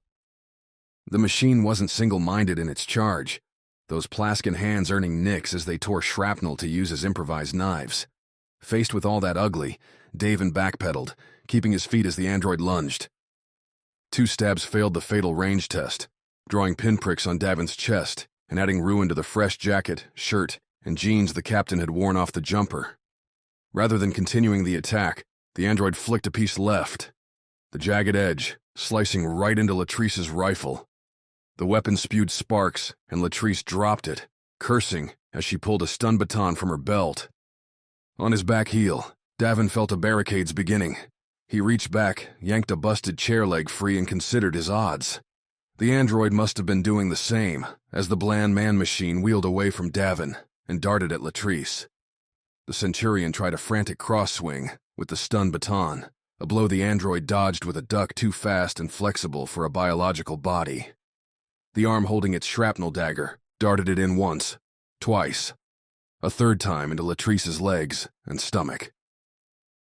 The Centurion staggered back, fell, wet crimson spreading. Davin's swing caught the android on its too-perfect skull, the chair leg's flimsy plastic shattering, the fake hair flattened, but Davin felt no skull give way, saw the android reverse its stab. The captain dove left, towards the ruined lift, and the android's swiveling strike slid overhead. A miss. Considering his opponent, a damned achievement. Rolling on glass and metal was the opposite of pleasant, but Davin kept his momentum, a move he'd had way too much practice with in his life. Rising, Davin felt the android's follow-up coming in hot, and he broke into a stumbling flight, dashing with the lift, on his left back, towards the disaster that was the yard's center. The other 8 Centurions had descended the ruined shaft with rifles firing, laying into androids with less than total success. Davin couldn't see all that much with all the smoke from missed shots, but the continued blasts, going in both directions, suggested a fight well underway. The androids and their unnatural accuracy were making easy work of the Centurions too, forcing the Luna soldiers into desperate dives. 2 bodies, rifles flying free, smacked the ground not far before Davin, their owners groaning, bleeding, and very much out of the fight. Their weapons, those rifles, were not. Davin had a step on the android, and that meter let him scoop up a fallen rifle, wheel around, and pull the trigger without aiming, with trust. Androids were the deadliest things in the solar system, but they had a single-minded ferocity that put this one right where it needed to be. A straight-on rush to Davin's heart. Davin's at-a-glance shot wasn't perfect, but the laser burned into the android's leading arm, set for a crosscut, with its glinting metal shrapnel. Like a muscle shocked, the android's arm lost power with the blast, the weapon falling from limp fingers to the ground, which did absolutely nothing to stop the android's bulk from bashing Davin and sending him flying. The fleet, floating rush, as Davin's limbs went akimbo, ended fast as he whacked into an intact lift shaft and landed on his chest. The metal floor chilled Davin's cheek, and he held to one positive. This spot wasn't yet covered in slicing shards. Yet, his ribs hurt, his head fuzzed, and he knew that android wasn't far behind. "Stand up." Davin repeated the words to himself. Didn't speak them, because that required breath he didn't have, but the captain repeated them again and again, until he made it to his aching knees. Blood dripped in his mouth, a sweet taste from a cut lip. His tailbone protested, and those already cracked ribs left no doubt Davin's remaining life, short as it might be, wouldn't be happy. Except his ribs weren't counting on a face, on a hand to emerge from the smoke, nor the cries and the curses. Red hair tangled, blue eyes sharp, Phyla had a hand swinging beneath Davin's shoulder. Her legs added their strength to his, and they both straightened. "Not the best rescue," Phyla said by way of hello, a slight grin flipping her lip. "But I'll give you points for style. Cracking a lift shaft? Not my idea." Davin let Phyla drag him backward. "How are we holding?" 4 androids left, by my count, though the smoke makes it hard to tell. "And us?" "Not enough, Davin. Not nearly enough." Chapter 19. Improvised action. Davin hadn't ever played with dominoes, but he understood the concept well enough. Line the pieces up, hit them, and if you'd done it right, they'd all tip over in perfect order, as he and Phyla bought distance from the broken lifts. Davin was forced to concede these dominoes weren't falling as he'd hoped. The Centurions were fighting a desperate skirmish, their numbers cut in half, and drawing even with the remaining androids. Heath's machines had the Luna soldiers trapped on rungs in the lift shafts, while they darted around behind cover, beneath smoke. The prisoner resistance, as Phyla informed him, had broken down amid the android fire, with the convicts flat out running as certain death lost favor to a bland existence on board the station.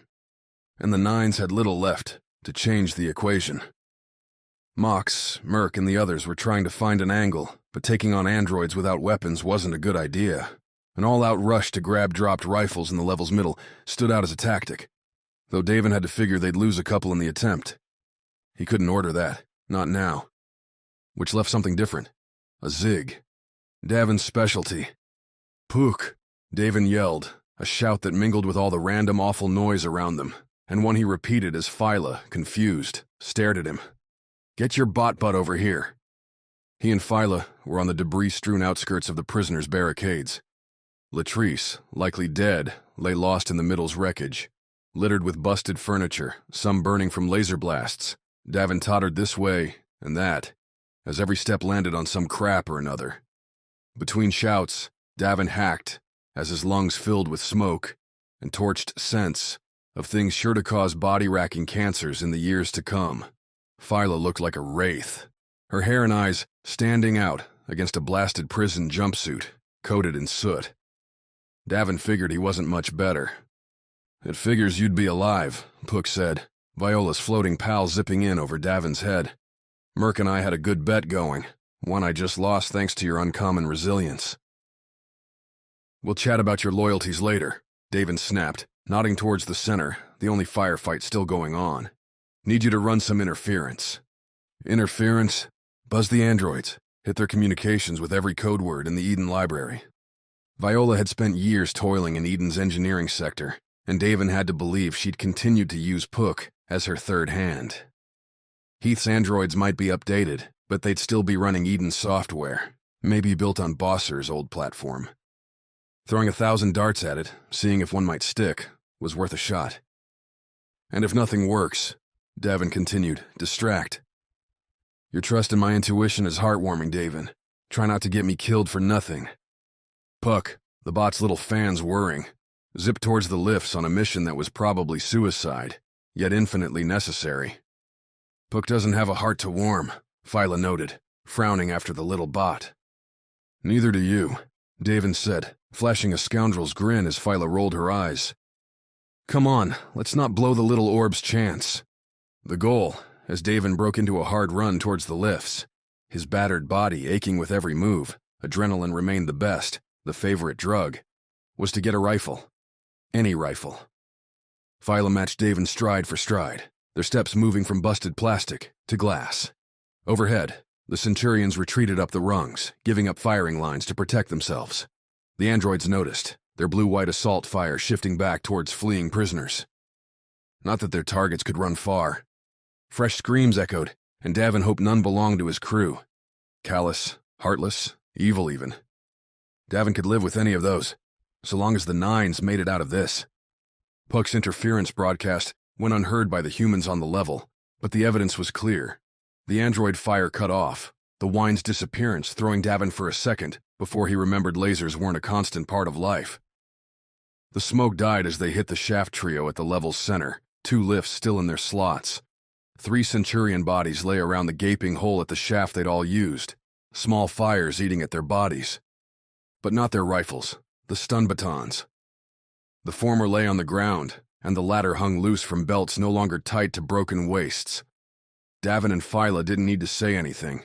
They just darted in for the dropped weapons. A bolt, hot orange, flashed by Davin's head, and he slipped on instinct into a slide. The Nines captain twisted as he went, scooping up his target rifle and aiming towards the attacker. Not an android, which explained why Davin wasn't dead, but an Eden soldier. His wide-eyed look and sloppy hold on the rifle said Eden's gunnery training hadn't prepped the man for combat. Hadn't prepped the man to dodge, either. As the poor sop tried to reorient, angle the rifle low, Davin squeezed off 2 shots, each plugging the soldier in the chest and dropping the soul. Davin didn't waste time, rolling over and yanking a stun baton from the fallen Centurion at his back. He rose with the baton in one hand, the rifle in the other, the whole shabby, blasted picture feeling like home. A home he and Phyla had run away from for a while, but now they were back. And as Phyla took the Eden soldier's weapon for herself, a dozen fond memories flitted through. "This again?" Phyla asked, looking at him. "It's what we do." Another blue-white cascade flashed through the smoke, and Phyla grimaced. "Then let's do it. Before the Nines are back to just you and me."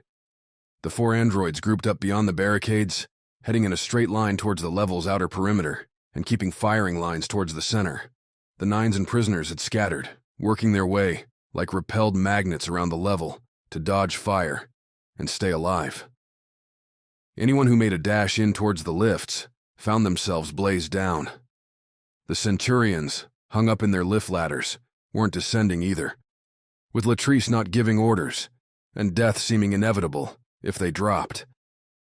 A rescue mission for one didn't seem worth losing more. Puck filled Davin and Phyla in on all this. the bot returning unscathed and unsuccessful in his code barrage. Heath's androids had been upgraded, the trick rendered useless. They'd need the old-fashioned route to render these robots to ruin. And for that, Davin would need numbers. He'd need the 9s. "We'll provide the cover," Davin said to Pook. "Tell them to break to the middle. There's weapons here. Then we overwhelm the androids together." "Your confidence, as ever, defies logic." "Just do it, Pook," Phyla added, the two of them crouching behind a blasted table. The androids prowled beyond, moving in a clean, sweeping unit. Cut off from Eden resupply, the robots swapped salvos for precise shots, lining the air with an orange or blue blast for a second, before falling dark again. After each attack, eerie silence resounded, the strikes so accurate the targets didn't have enough life left to scream. Drifting conversation died, as did the prisoners' numbers. "It's a total execution," Phyla murmured. "This isn't about restoring order." "It's a showcase," Davin replied. "Heath's made that clear. Ganymede didn't work out for him. This is try number 2. A showcase for who? You want my guess? It's Earth. Not Eden, but Earth that Heath's aiming this at. The planet wants order on command. Heath can deliver it." Phyla digested the words, while Davin peered back through dwindling smoke towards the level's center. The busted lift that had nearly turned Davin into a pancake sat off to his left, and near it lay Latrice, too far to tell if she still lived. He would have broken her way, but the androids had taken that route through the barricades and would have a clear firing line. Maybe, against faulty humans, Davin might have tried the sprint. The androids wouldn't let him live through it. "It's the same fear, isn't it?" Phyla said. "They don't trust us, because we live out here. Don't trust, but don't want to enforce. That's what Heath's betting on. We sprawl out across the solar system and maybe beyond. Earth loses power with every kilometer. Androids get to be their strike force, their soldiers. Nobody has to leave Earth, and they still get control. But why does Earth care? The real question, Phyla, is who on Earth cares? Answer that, and we know who Heath's dancing for. Then again, seems like we're jumping ahead here." "Saying we should blow up some androids?" Davin grinned at Phyla. "Read my mind." Whether Puck had delivered the message or not, the androids had gone about a quarter of the level's distance in their perimeter sweep along its northern band, immolating prisoners along the way. They'd pass out of Davin's sight line soon enough, forcing Davin and Phyla into a dash across deadly space. Worse, if the robots kept moving, they'd get to the level's far side, where the rest of the prisoners and the 9s had clumped. That just wouldn't do. Davin wheeled, fired without aiming. 2 shots, fast, and likely misses. Davin didn't bother to watch, instead diving away to his right across Phyla. Lasers replied, melting through the table and confirming Davin had attracted the wrong attention.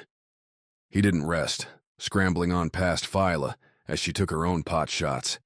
Then she joined him in a sprint along the inner barricade circle toward its southern end. The androids kept up their fire, the flashes blinking around Davin's eyes.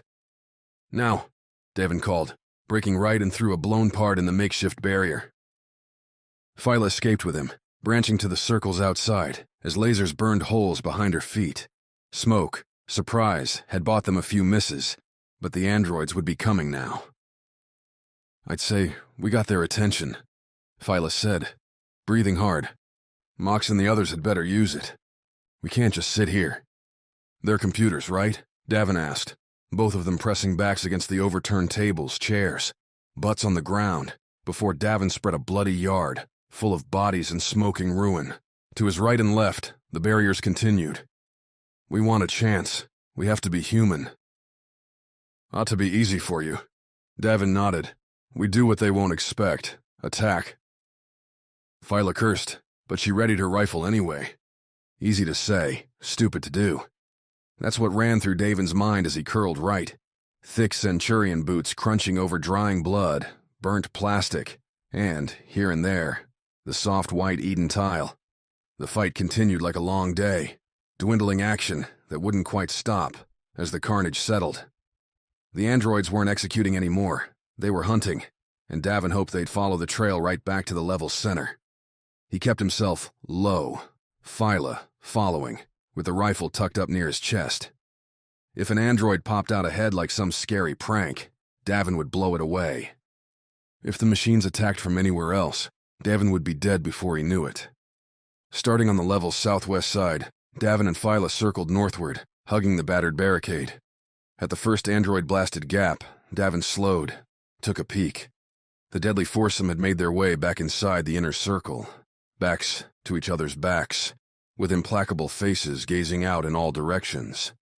Davin slipped back, gave Phyla a nod. Time to see if they'd bought the nines enough time. She scooted in front of Davin, leveled into a crouch, with her knees on the ground. Rifle ready. Davin brought his weapon up to his shoulders, took in a breath, and held it. Felt Phyla's ready nudge from her foot against his ankle. She fell forward, twisting to angle the rifle, right where the androids ought to be. Davin stepped to his left and ahead, turning with the move to get a perfect angle. Apparently his sneaky peek had been spied, because both nines found themselves facing 4 androids and their assorted weapons. Aimed, ready for fire, and Davin, even as he pulled the trigger, figured he'd at least go out blasting. A silver orb flashed down as the first lasers flared. The androids aimed their shots at Davin, 4 sniped bolts going right for Davin's head. Puck caught them all, the burning lights blowing the poor bot from the sky, in a superheated puff a few meters away from Davin's face. The Nine's captain didn't dance back, didn't scream or fall away, didn't mourn a bot that Viola could, hopefully, rebuild. Instead, like Phyla, he held the trigger. Orange bolts sprayed back at the androids, Davin pushing forward as he fired. Phyla let her rifle stream for a long couple seconds before curling back behind the barricade. Davin felt heat brush his back, his right leg, a fire so hot that he fell forward, pitched onto the tile. Agony skittered up and down his right side, a sensation he knew too damn well, one he didn't have time for. Using his elbows, Davin crawled ahead towards the next gap. He'd get there and, behind. At Phyla's voice, Davin twisted. His vision blinked black as his wounded leg dragged on the ground and brought up the rifle.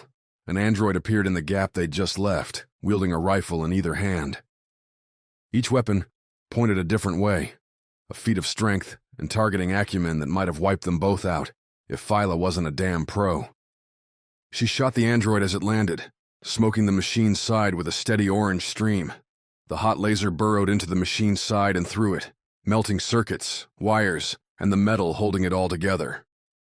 The android's top half split from its legs, falling forward to sprawl amidst the other debris. The bot still fired its rifles, a last command spewing orange across the ground. Flame trails lingered. Phyla put a final end to the android with several more shots, then frowned her smoke-smudged face. Davin's way. "You're hit." "I'll live," Davin said. "Won't be running anywhere fast, though."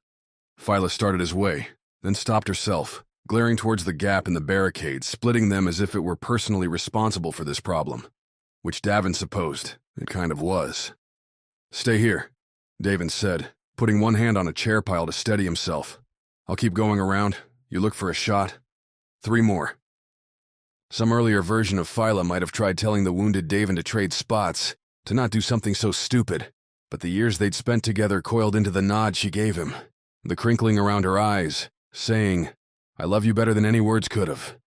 They knew each other, in every way, and in that ruined prison Davin realized this was a life he very much did not want to lose.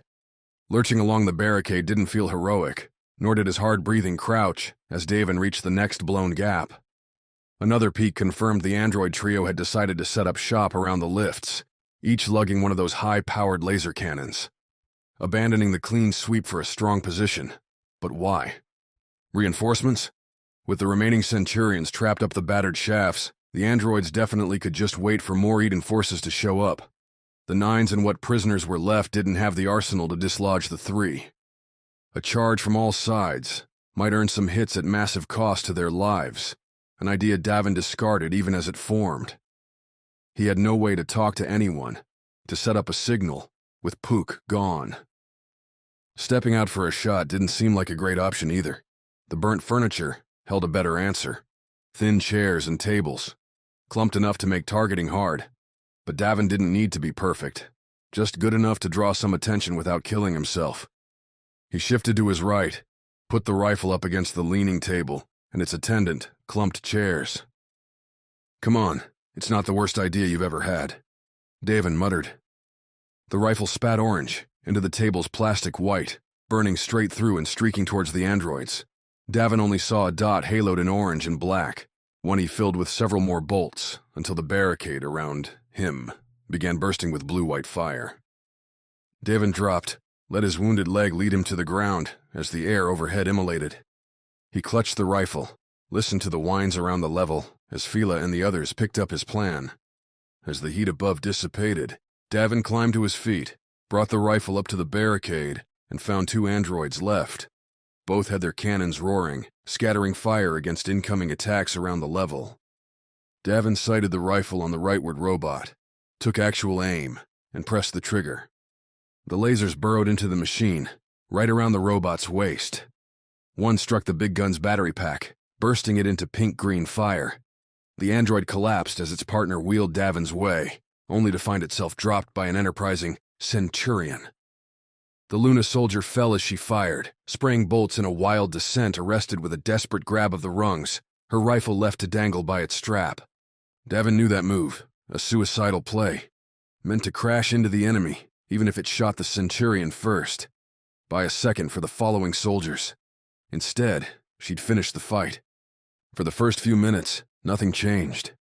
The level crackled with fires burning themselves out, the groans of the wounded not finished off by android fire, and the space station's churn. Davin ventured into the dissipating smoke, keeping the rifle up as he approached the androids and checked each one, dropping an extra shot into a couple whose eyes still twitched. His right leg burned, but apparent victory dulled the ache enough for him to limp around. Latrice numbered among the living, pale and glassy. The 4 remaining Centurions circled up around her, first aid kits coming out to handle the stabs. Davin watched as Phyla found him, as the survivors began their cautious approach into the level's center. The 2 working lifts zipped up and away, a detail Davin registered and did nothing with. If Eden decided to send another android swarm down in those boxes, the machines would be trapped, gunned down without mercy. He figured Eden would know. Would. "You lucky bastard," Merc announced, walking with Mox into the level's center. "How'd you make it through all this alive?" "Cheating death, as per usual," Phyla answered for him. What could have been a cheery reunion, under better circumstances, went sour, as Merc detailed injuries. Riley, Viola, and Opal were all hurt, all laid up at the level's outskirts. Shrapnel, lasers, and in Viola's case, a broken ankle earned from a bad drop on the levels above. The androids had come in precise and furious, slaughtering most of the prisoners and throwing their plans into chaos. "The only thing that saved us," Merc continued, "was how cautious they were. Like Heath didn't want to lose his toys, so they gave us chances to run away and regroup." Mox had counted 10 androids in total, a smaller force than Davin expected, until Phyla reminded him this was a prison.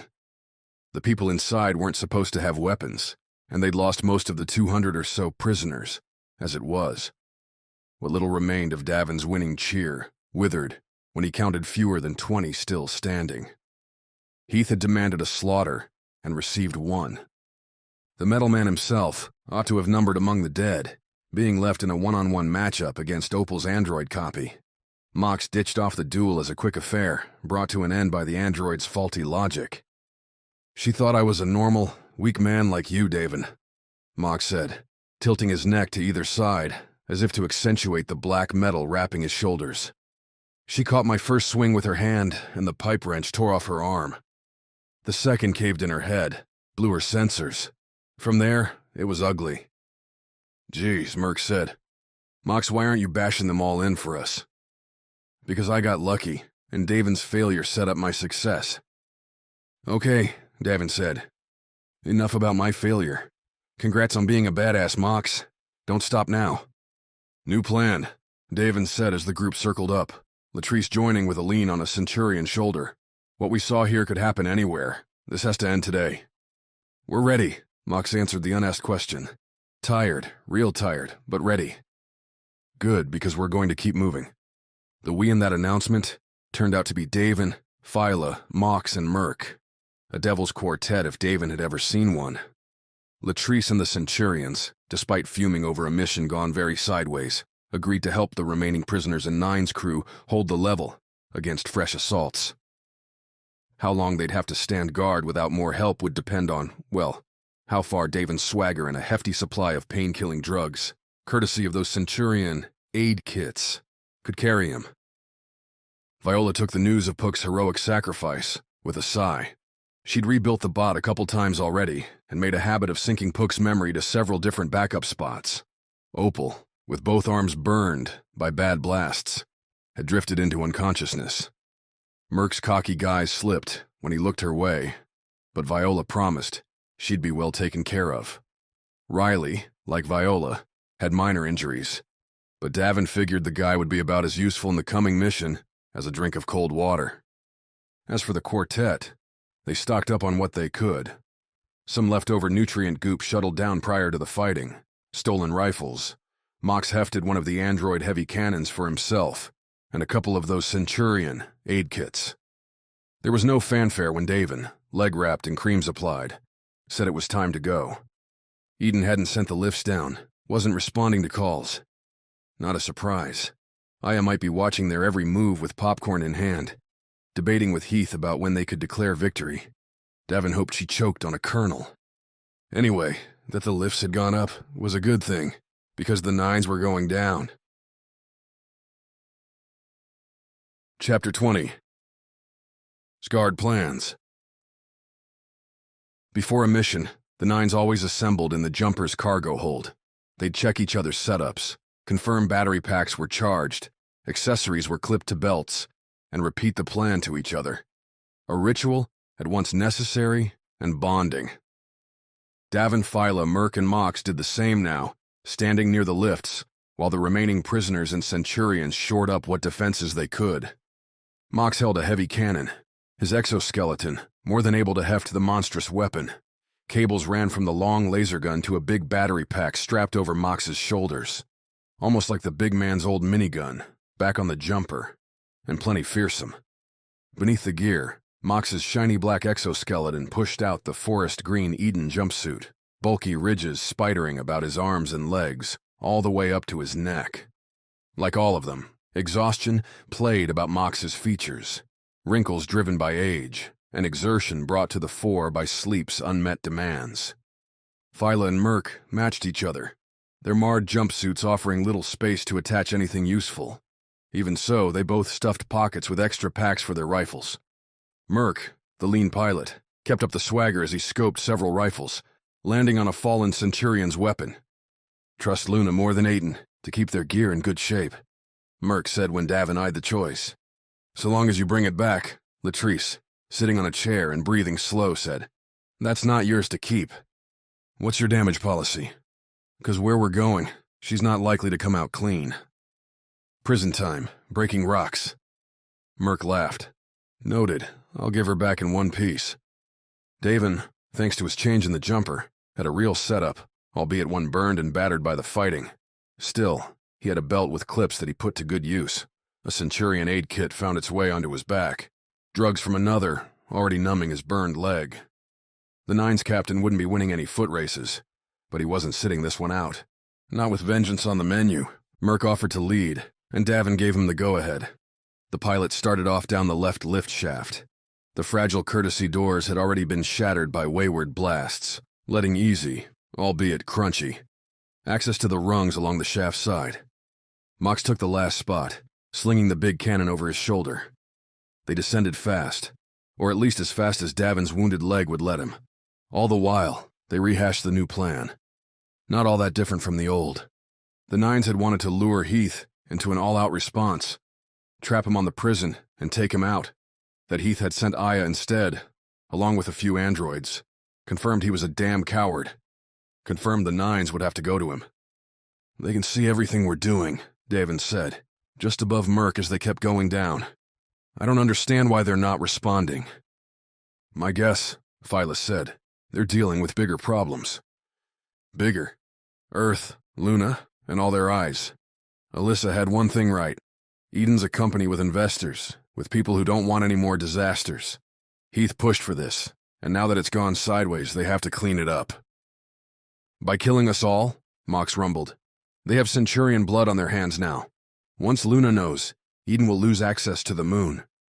Mox's words made Davin twitch. The proverbial chill followed.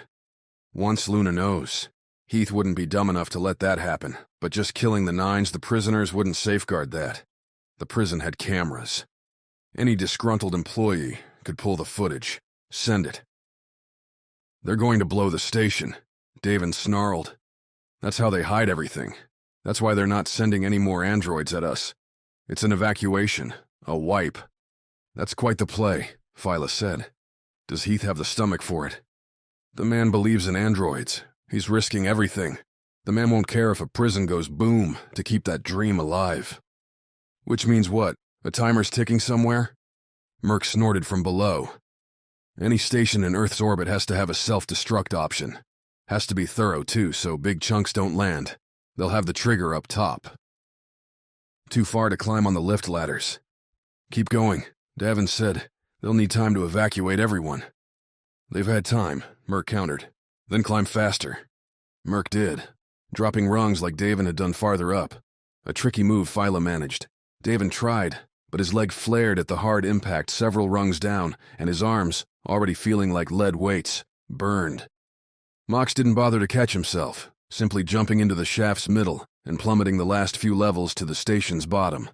He landed with a loud crunch, the exoskeleton catching the weight and converting the kinetic energy into the power all that metal needed to keep moving. The lift doors down there were already gone, courtesy of Davin's earlier escape, and Mox ran through as the rest caught up with him.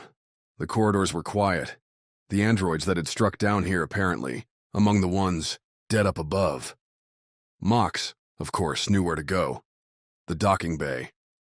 The corridor's silence spread to Davin and the others. The white metal walls splattered with Eden posters offered no evidence of war, no stink of burned bodies or curling smoke. Groans, screams, and shouted orders swapped with a space station's gentle thrum. The trio walked quietly after Mox, giving room for the last few hours to fill the gaps. The first body was a shock. Always. Davin had seen his first at a far too young age, bumbling around Vagrant's Hollow, until a fight's noise drew him, Phyla, and Lena. A little too much anger, a knife's quick cut, and a person's life ebbing out onto the dusty street. He'd stared then, but learned soon to look away fast. Less chance of nightmares that way. Now, though, Davin was seeing carnage by the dozens. Europa, Ganymede, this damn space prison. How many ghosts would he collect before all this ended? Snack break? Merc offered, nodding his head to a closed door on his left. The sign outside suggested a break room, and Mox opened it with a single smash. Inside the squat room were plain lockers, stuffed with nutrient goop and canned coffees, juices, and fizzy waters. A plain bump in an otherwise absurd day. Not that the crew enjoyed it. A snatch-and-run affair that had Davin alternating plain black coffee with strawberry nutrient goop. Tasted like old chalk, no matter the flavor. They hit the decontamination docking bay several minutes later. Nary an alarm or call from Eden to explain themselves. To cease. To offer terms of surrender. Davin cursed, and Phyla asked why. Because they really did leave, Davin said. I keep hoping people aren't going to be so heartless. But here we are. They're willing to let us die for their jobs, their dreams, Phyla answered. Screw 'em. The decontamination bay gave Davin exactly what he expected, a thick door, and a warning that the atmosphere inside had been compromised.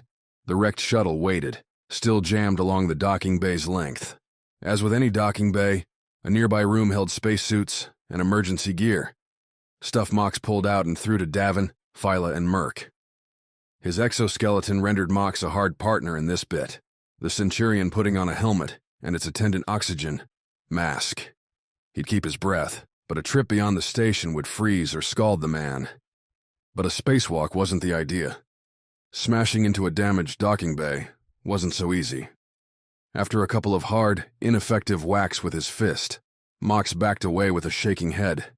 He waved off the others, then leveled the high-powered laser cannon. Don't you dare miss, Merc said. taking cover behind Mox along with Davin and Phyla. His voice puffed into their ears on the near-field comm relay connecting each of the suits. "If I do, I'll make sure to hit you," Mox replied. But the doors made easy targets, and the white-hot cannon melted through resistance meant to seal oxygen, not repel an energy assault. Hissing began, and ears popped as Mox burned a line along one side, severing the sliding door's connection to the walls around it. This time, Mox's fist warped the door, bending it far enough with a second swing to let a careful walk through. Davin, witnessing the whack through a thick helmet, announced pole position. He bonked off the metal, with that same helmet on the step-through, but avoided any ruinous tears from the torched, battered door. There was debris everywhere, but otherwise, the docking bay remained peaceful enough. The lights had died, replaced by headlamps on their helmets. Davin didn't stick around for a thorough inspection, instead loping along to the damaged shuttle. The craft had smashed so hard into the station, the front end looked like a snub nose. Davin angled towards the rear, where, outside of laser scoring, the vehicle was intact. Its boarding door hung open. The panel popped out by the crushed roof, and on the ground. "You really did a number on this one," Merc said. "Remind me never to let you fly again, Davin."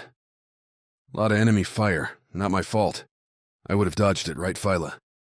"We both would have, Merc. There's a reason Davin doesn't touch the stick unless it's an emergency."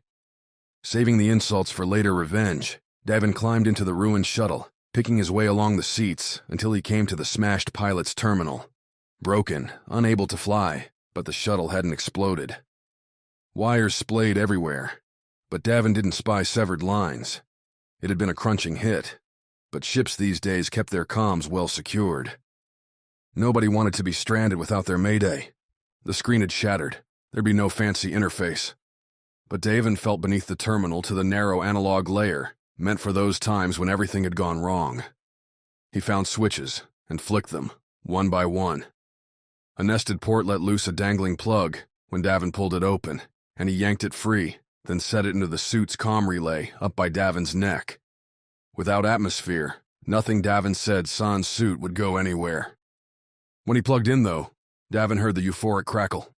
"We're up and running," he said, the words traveling both to his friends and out along the shuttle's open band. Only, Davin didn't want to talk to the void. He had a specific target. Without a functioning console, he had to do things the old-fashioned way and get his target to come to him.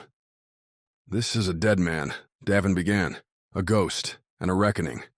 He slowed, threw Phyla a wink she probably couldn't see through their visors. "Heath Swane, if you're listening to this, tune to my frequency, and let's decide how your dream dies." Davin rattled off a band at the end, twisting the analog dial beneath the crumpled terminal to the desired frequency. Now, to wait, all while the space prison's presumed destruction ticked closer. "Think he'll answer?" Merc asked, hanging with Mox at the shuttle's back. "Very ominous, though, Davin." "That's the idea," Davin replied. "Heath's the kind of guy whose imagination will create a worse picture than anything I could say. A man so warped by a singular obsession that any threat to it would drive him beyond rational response. And Davin did have a good threat. He could dance back to that open band and deliver what had happened on the space station to everyone within hailing distance. Out beyond Mars, that might not amount to much. Around Earth, Davin would have an audience of billions, and most wouldn't take kindly to a story about androids massacring prisoners. So when Heath's voice crackled over the comm, tired and angry, Davin couldn't help but grin. As negotiating positions went, sitting aboard a busted shuttle that, itself, was crash-landed into a space station likely to self-destruct, offered little. Being an underdog put Davin right where he belonged, though. "You'll tell Aya to stop the space station from blowing apart, and then you'll send us a proper pickup," Davin said, taking care to talk evenly, cocky, as if this was all expected. "Because you'll reveal my little subterfuge, Davin. Is that your threat?" Glad we're on the same page. Behind Davin, Merc, Phyla, and Mox waited. Their oxygen tanks, small and meant for quick in-and-out action, dipped lower, as low as the station's blow-up clock. "I'm waiting," Davin spoke again, as Heath hadn't. "Agree to the terms, or I start talking. And if I play it slow, Davin, if I keep you bantering long enough for the station to explode, tell me why that won't work." "Because I have insurance." Heath laughed. You have nothing, only... Davin opened up the comm. Back to the wide band. Hey there. This is a Centurion squad on Eden's prison. We're in need of rescue, and Eden's set the station to self-destruct. Please advise if you're able to assist. A little nudge, and a spin back to Heath's frequency. How'd that play? Davin asked the void, hoping Heath waited on the other end. Now you blow this up, people are going to ask questions. You want me to get them asking the right ones? What happens, Davin? I send the shuttle, leave the station spinning, and then what? Where do you go? You bring us to your frigate, we have a nice chat. Settle all this. A final meet on my frigate, Davin, that's foolhardy. Even for you. My problem, Heath. Your solution. Davin stared out the crunched cockpit. Shattered glass. Bits of his own blood among the shards. His cool wavered. How close he and the Nines. How close Phyla had come to dying because of this man. He needed to take a shot. Needed to... Davin, Heath said. Do you know what I will do to you? You will land on our frigate and we will capture you. I will make androids in your likeness, and they will crush your little friends. One after another, they will look at who shot them, choked them, broke them, and they will see you. I don't know your dreams, Davin, but I know your legacy, and I will ruin it. Good, send us a lift up top. Then we'll catch a ride your way. I'll be waiting, pal. Davin closed the comm channel, nodded back towards the docking bay. He's a monster, isn't he? Merc cracked as they left the shuttle. Almost makes me wish we had Bosser back. I don't, Phyla said. Bosser was smart. Heath's a moron with Eden's cash in his pocket. And a whole bunch of androids. 4-9 and 312 were better. Not sure why, but these all seem off. Deadly, sure, but with the numbers we've been up against, we should have been immolated by now. Been thinking about that, Mox said, as they made it through the ruined bay, back to the corridor. Betting it's on purpose. Getting philosophical now, Mox? Davin said. Practical. Androids used to just kill. Now Heath has them doing more. Lying, giving speeches, working in teams rather than as lone bounty hunters. Davin wasn't savvy enough with tech to know whether any of that might twist an android's combat effectiveness. But if Heath was screwing up his battle bots, all the better. The foursome played pitch and catch on that idea while they walked to the lift. The box was already waiting for them, doors open. Not a single dead body in sight. What a treat. One sarcastic remark from Merc, comparing lifts to climbing the rungs, and the quartet hit the station's top level. Any access locks had been removed, the keypad giving them a cheery green light. That freedom extended off the lift too, into the cramped warren usually dominated by Eden admins. Empty now, Davin and the others explored.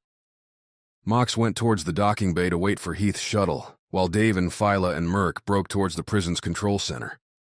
Thankfully, Eden's signage was up to the task, and a couple of short hauls brought them to the prison's brain.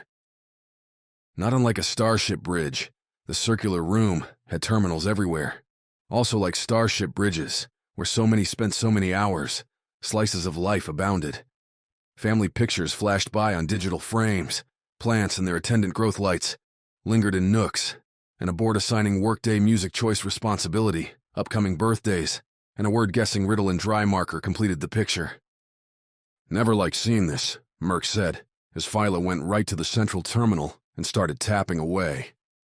What, plants? Davin asked. All of it. Reminds me that our enemies aren't just faceless losers that deserve a laser. Doesn't mean they didn't choose to get in our way. Even as Davin said the words, Zoe came to mind. She wasn't here anymore.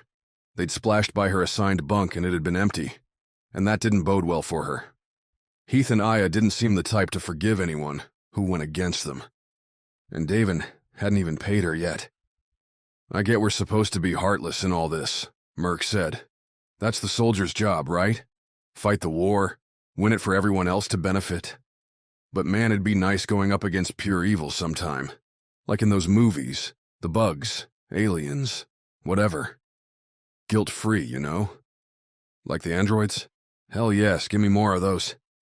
You'll get your chance, Phyla said, glancing back from the terminal.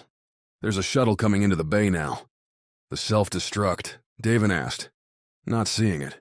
They've left these terminals unlocked too, so they want us to know. Heath's keeping his word. I'm sure he'll twist it. Then we'll twist it back after he's gone, Merc said, patting the rifle slung over his shoulder. Come on, let's go see our ride. Davin asked for a minute and received it, taking Phyla's spot at the terminal and tapping around until he found the prison's broadcast system. Opening it wide, he sent out a message telling the Centurions, Latrice, the Nines, and whomever was left of the prisoners that the 2 working lifts were clear. They ought to take a ride up here, get some better medical help. And Viola, Opal, Davin said, there's a ship waiting for you that I'm betting you'll be happy to see. The jumper's here, and you're sending us in a shuttle, Phyla snapped as the trio walked back towards the docking bay. Why? Because we jet out in the jumper, Heath's gonna blow my baby apart. We'd never get onto his frigate. Get a full crew on the jumper, though, and we might give that frigate a beating, Merc mused. This close to Earth, fry those engines and it's going to sink into atmosphere fast. Davin squinted at the pilot. Didn't you just get done saying you didn't like killing people? Lot of paycheck pushers on that frigate, Merc. They deserve to die for Heath? Merc sighed. This is too messy, Davin. I just want to get Opal out of here and lay low for a while. Have a Stardust Martini and watch Saturn's rings. Stardust Martini, too sweet. Phyla stuck out her tongue. Give me something that burns, and I'll join you. The great drink debate carved up the remaining minutes till they reunited with Mox and watched Eden's shuttle put the final touches on its soft landing. A small bay forced the shuttle to nestle in, nice and close to the jumper, the pilot performing the task with enough skill. The ramp went down, and with Davin in front, the Nine's foursome went up. When he saw who sat at the shuttle's controls, Davin couldn't help but chuckle. We were just talking about you. Zoe glanced back with her perennial, sour expression. Great. Sit down. A question first, if you don't mind. Why'd Heath put me here? Always suspected you were smart, Davin said, coming up and sitting in the chair next to her. Phyla and Merc took the next closest spots, while Mox, too large to fit in the seats, hung at the rear, where he could brace himself against the walls. It's a deal. I fly you back to the frigate. He doesn't ruin my life. Why you, though? Davin pressed, a vague unease blooming as the pilot powered the shuttle up, dipped it out into space. Heath could have an android do the job. Zoe nodded out into space, then tapped the center console, killing the comms. Davin noticed the slightest moisture around her right eye, a tear that didn't quite want to escape. Because, Davin, this shuttle's toast. In 3 minutes.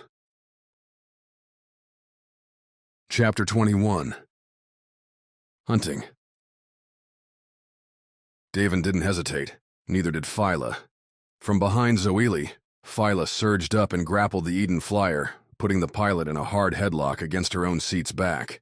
Davin leaned over the pilot's console, expecting to see a ridiculous countdown timer, a directed power surge to the engines, or a trajectory that'd send the shuttle diving into Earth's atmosphere at a vector best described as belly flop. Spit it out now, Phyla was saying, as Davin scanned the console, found no immediate indicators. Merc let fly a few choice curses. The pilot coughed. Talk, or I snap your neck and we figure it out after. Harder than you think, Zoe gasped. Davin gave the pilot his most disappointed look. Breaking a neck isn't easy. We've done it, Davin said. Plenty, explain. Phyla let her arm slip, though a single jerk would bring it back real quick. He's going to shoot. When we're clear of the prison, Zoe said. Heath knows there's no Centurions on here, at least not any he cares about. And you agreed to fly this suicide mission to save your life. Davin turned back around, found the flight stick and sent the shuttle starboard, across the prison and away from the frigate. Doesn't make much sense to me. Because you're a renegade, a random. I have family, friends. People Heath said he'd go after if I didn't. The man lies, Zoe. The man has androids, Davin. If there's not a bomb on the shuttle, Merc ventured, then we're good, Captain. Folding his arms, Davin centered himself against the console, put his back to the stars and stared at the crew he'd dragged with him on this little revenge mission. I'm saying, you got me and Phyla on here. Best pilots in the solar system. If I'm being fair, Merc said. That frigate's going to be manned with autoguns or a few Eden burnouts that couldn't crack the front lines. Merc's grin grew as he talked. Even if we're in a crap boat like this one, they won't touch us. We won't let them, Phyla affirmed. Not after all this. I was going to suggest going back, getting in the jumper, Davin said. Can't imagine Heath's going to open up his docking bays for us. He won't have to, Mox said from the back. You already gave us an opening. I'll make sure it's big enough. Zoli, Phyla ushering her out from her seat and into the shuttle's aisle, where Mox came up to guide her, with all the kind certainty that said a wrong move would be her last, shook her head and cursed again. Heath's going to... Zoli started, only for Davin, ceding his half to Merc to put a heavy hand on her shoulder. Heath's not going to do a damn thing. He's going to watch the shuttle crash, dive into his ship, panic and forget you ever existed. Davin threw on his scoundrel charm, and by the time he remembers, he'll be dead. Bingo, Merc added. Now if you'd all strap in, this is going to get a little crazy. Davin found his spot in the first row, leaned forward with his elbows on his knees to watch his two favorite pilots put on a show. Merc took the primary controls, with Phyla volunteering to dance with the shuttle shields and auxiliary systems. The Eden craft wasn't quite the crap box they'd flown up from Earth in, its role on Heath's frigate giving it stiffer shields, heavier plating, and a single light turret up on top. Just enough firepower to clear riffraff from a hot landing zone. Merc kept Davin's spur-of-the-moment starboard course, letting the shuttle wrap most of the way around the prison before pushing it into a steep dive. Earth's blue majesty conquered the dark, save for the prison's dagger edge off the starboard side. The shuttle hummed as Merc throttled up the engines near maximum. Going to smash us into Earth? Zoli asked. Do Heath's job for him? Dolphin kick, Merc replied, not looking back. Phyla whistled. You ever fly a real ship, maybe you'll learn some real moves. The namesake maneuver started as they hit the prison's bottom point, Merc pushing the engines past their safe point for a hot second.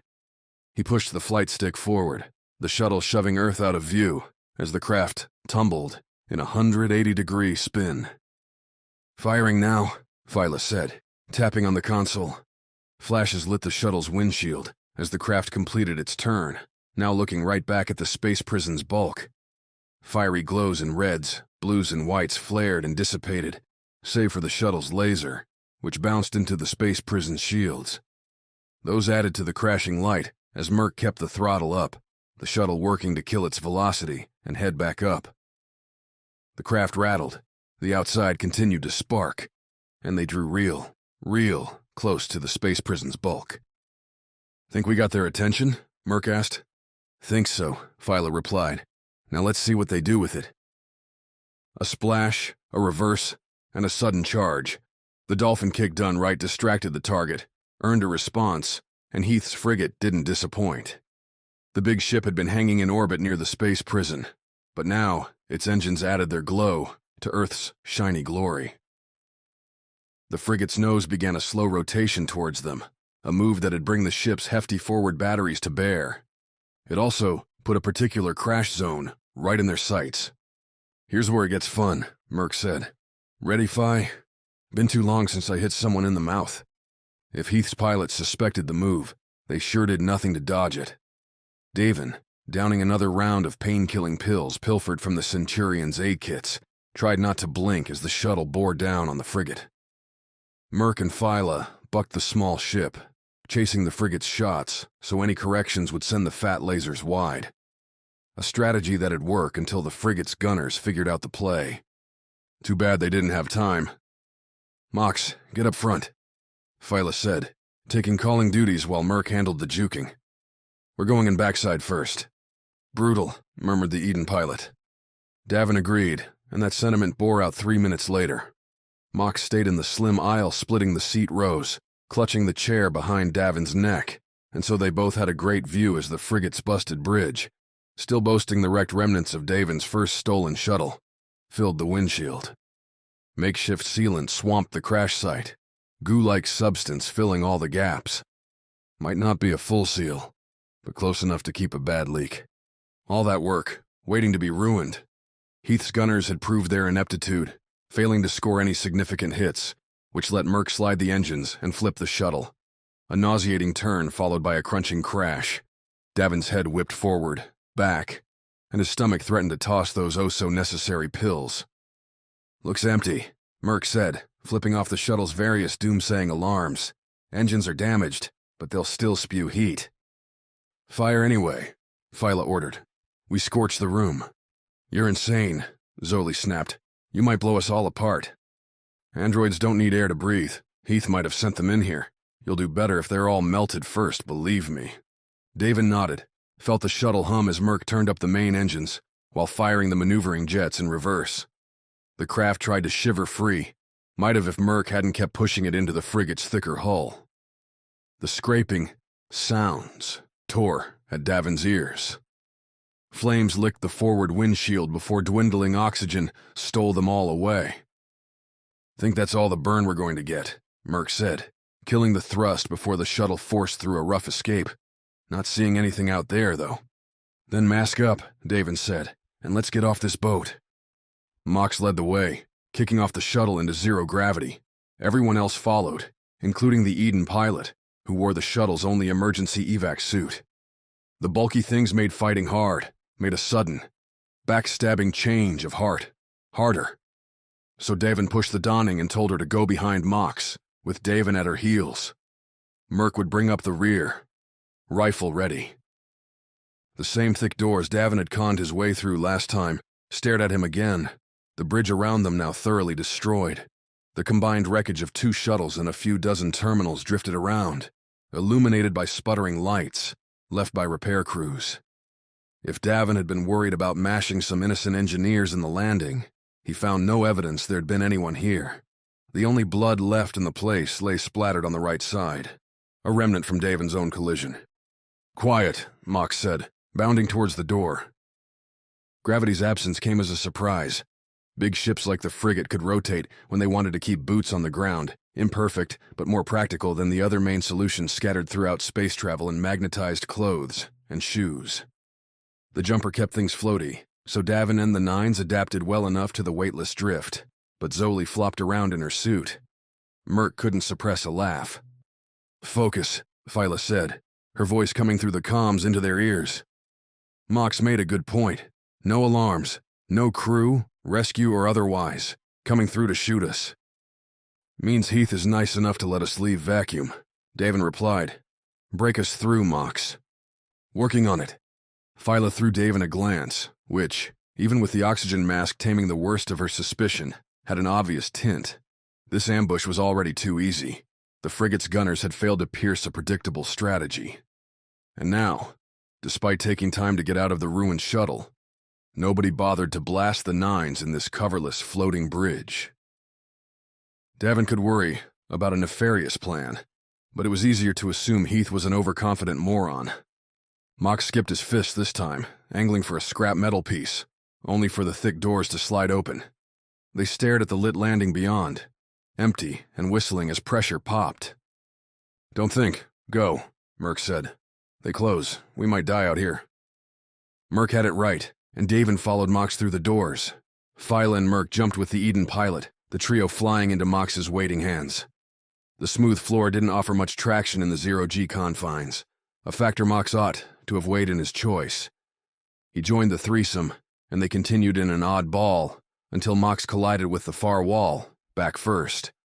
Behind Davin, the open bridge doors shut with a hard click, followed by pops as the frigate worked to replace lost air. On a smaller ship, opening the doors like that might prompt such violent decompression as to tear the ship, and idiots like Davin caught in it, apart. The frigate's size left them all alive, though Davin figured any doubts as to Heath not having a plan were gone. "This is his game now," Davin said, as his friends righted themselves in the landing. "He'll tell us where to go next." "And we'll listen?" Phyla asked. "Sounds like a bad plan, Davin." The Nines captain gauged the landing. 2 lifts, both shut with red keypads. The hallway running along the level's length was likewise sealed off by an emergency door. Another side room sat to Davin's left, the only opening. Inside, a quick peek revealed a lame break room and attendant lavatories. "Welcome." Heath's voice came over the ship's broadcast as Davin shook his head at the Eden stock. All nutrient goop and cheap coffee. "Somehow, Davin, you and your crew remain a problem. You've thrown what should have been a simple plan awry, so I have nothing left. You get what you seem to want, me and the destruction of my androids. You shall not, however, hurt my crew any longer. They are leaving as we speak. As for you, come find me with the ghosts of your victims." Davin nodded as he listened to Heath's little speech. The man did like to hear himself talk. When it wrapped, the right lift swung open, its keypad green. "He really cleared his ship for us?" Merc asked. "Could have let me go with," Zoe muttered. "He will," Davin said. "Heath wants us. We go down the lift, you wait here, and I bet he'll give you the out." "Think so?" "Sure do," Davin said, then pointed a finger to the open lift. "Let's go, people. Heath wants to make this easy, and I'm inclined to let him." Concerns about traps, ambushes, and other crap weren't worth worrying over. The Nines were well beyond borrowed time by now. If something waited on the other side of the lift ride, they'd either smash it to pieces or die trying. "You really think Heath will care about her?" Phyla asked, after the lift doors closed, the small box shuttling downward. "Nope," Davin said, "but I don't want to cover her. We take care of Heath. We can come back and get her later." "That's mean, man," Merc said. "I'm a practical guy, removing problems one at a time. Now check your rifles, because the next one's almost here. Ride a lift in 0G, and you'd better be ready to flip to the ceiling." The Nines executed the roll in almost perfect synchrony, save Mox, who just stuck a hand over his head and let that ballast keep him level, if not comfortable. At least it was a short ride. The lift opened onto a dark, quiet level, a bunk and block floor meant for storage and sleep for unessential crew. Dim blue lights glowed here and there along the floor, emergency options in case power failed. Seeing as the lift worked just fine, bringing them here, Davin doubted the frigate had suffered a local outage. "Heath's got a dramatic flair," Phyla noted as they exited the lift, rifles up and at the ready. The pilfered headlamps offered the Nines good views as they advanced aftward, one floating kick at a time. Locked doors and halls offered targets, all of which Davin ignored, the fuzzy memories coming into focus. "Do you remember, Davin, when you were first here?" Heath's voice crackled through again. "I see Phyla is with you. I offered you both peace then, a chance to end the war, a clean compromise. No more death. You rejected the offer. Instead, you injured innocents and fled to cause more carnage. You were a hero once, Davin. I was heartbroken to see you fall." Merc stifled a laugh. This guy's either drunk or on something I'd very much like to try. "A game," Mox said, low and serious. "He is playing with us." "But why?" Phyla asked. The answer to her question would need to wait. They'd arrived at the right cargo hold, a fact made clear not through Davin's recollection, but because it was the only door so far unlocked and evident. Davin stared at it, fought off exhaustion, the ache in his leg, and tightened the grip on his rifle. "If Heath has any androids left, they'll be in here," Davin said. "We go in, flare out, I'll advance head on." "No, Captain," Mox said. "You go right. I take the center." Mox patted the hefty cannon, and Davin couldn't deny the logic. He kicked off a step, let Mox get into position, then punched the big button on the keypad. The door whisked open, revealing more dark blue diodes, stacked crates, and a single form far back amid the stacks. Davin caught a glimpse as Mox's headlamp found the silhouette, the flash revealing an Eden uniform, and nothing more. Too fast to catch anything else, but after the ship's eerie emptiness, it was nice to confirm they weren't alone. Davin mimed zipped lips, flicked his left hand forward. Stale air and spaceship sounds filled in the senses. He slipped right, his knee continuing its dull protest. Crates, bins, and lockboxes stuffed metal shelves bolted to the floor and ceiling. Little lips kept the containers, each section labeled with a number and a name, in their spots. Shadows stayed steady around Davin's headlamp as he advanced, rifle raised. Phyla tailed him, while Merc held the exit, watching for any retreats or come-from-behind attacks. Side-eye glances confirmed Heath's obsession with Bosser's first android attempt had been all-consuming. The boxes held parts, from extra limbs to early processors and Plaskin molds. The names, Davin realized, weren't the owners but the android models. 2-6, 1-3, and so on. A mechanical life litany that offered up unsettling questions. Were these boxes all that remained of the bots? And wasn't that a good thing? Even strides eventually brought Davin to the first turn, a hard corner. He steadied himself, waited for Phyla to tap his shoulder, and the pair did what they'd done so well. Davin swung out low, dipping with the rifle up, while Phyla came after, aiming high. Headlamp beams illuminated a box-filled length all the way to the back wall's gray blot. Not a thing waiting for them. Blue-white flashes lit, leftward, rapid for 2 seconds, before cutting out. Metal tore. A curse echoed, then a thump. "Go back," Davin whispered. "I'll keep on." "No damn way, we're together." Phyla's tone brooked no argument, so Davin gave none, advancing as he rose back to standing. 2 strides brought him to the next cross, an intersection he traversed with another low swing, though this time Phyla kept her aim down the long passage. Nobody in the cross, but Davin did spy something bulky on the ground, way back in the center. A moment's squinted inspection confirmed. Mox's laser cannon, ripped apart and tossed on the ground. How had there not been more noise? Either way, Davin hadn't come all this way to lose Mox. Chasing an ambush was a sure way to get yourself killed, though, so he pulled away, motioned Phyla to keep going towards the back. His steps went faster now, every footfall padding out his sure reasoning on the split-up, the rationale that Mox could handle himself better than any of them, that Merc would see anyone coming and... Do what exactly? Davin broke into a run, Phyla whispering his name, frustrated, but keeping up. As he passed the intersections, Davin wheeled with the rifle, keeping on the move. Nothing for the first 3, and with one more until they hit the rear, Davin's light found a mark. Heath Swane, standing over a senseless Mox. The metal man's huge frame lay face down on the floor, headlamp blasting into the ground and haloing the pair in white. Heath turned, saw Davin's look, and as the Nine's captain sighted the rifle, the man ran forward. Towards the exit, over Mox. "Cut him off," Davin snapped, heading towards Mox. Android heads, some with skin and some without, leered from their containers. Not a welcome addition to his nightmares. Davin crouched as he neared Mox, the headlamp showing emptiness all the way down the hall, to the room's far side. He swerved as he reached the big man, sending light down the middle towards the exit. An empty exit, no Merc in sight.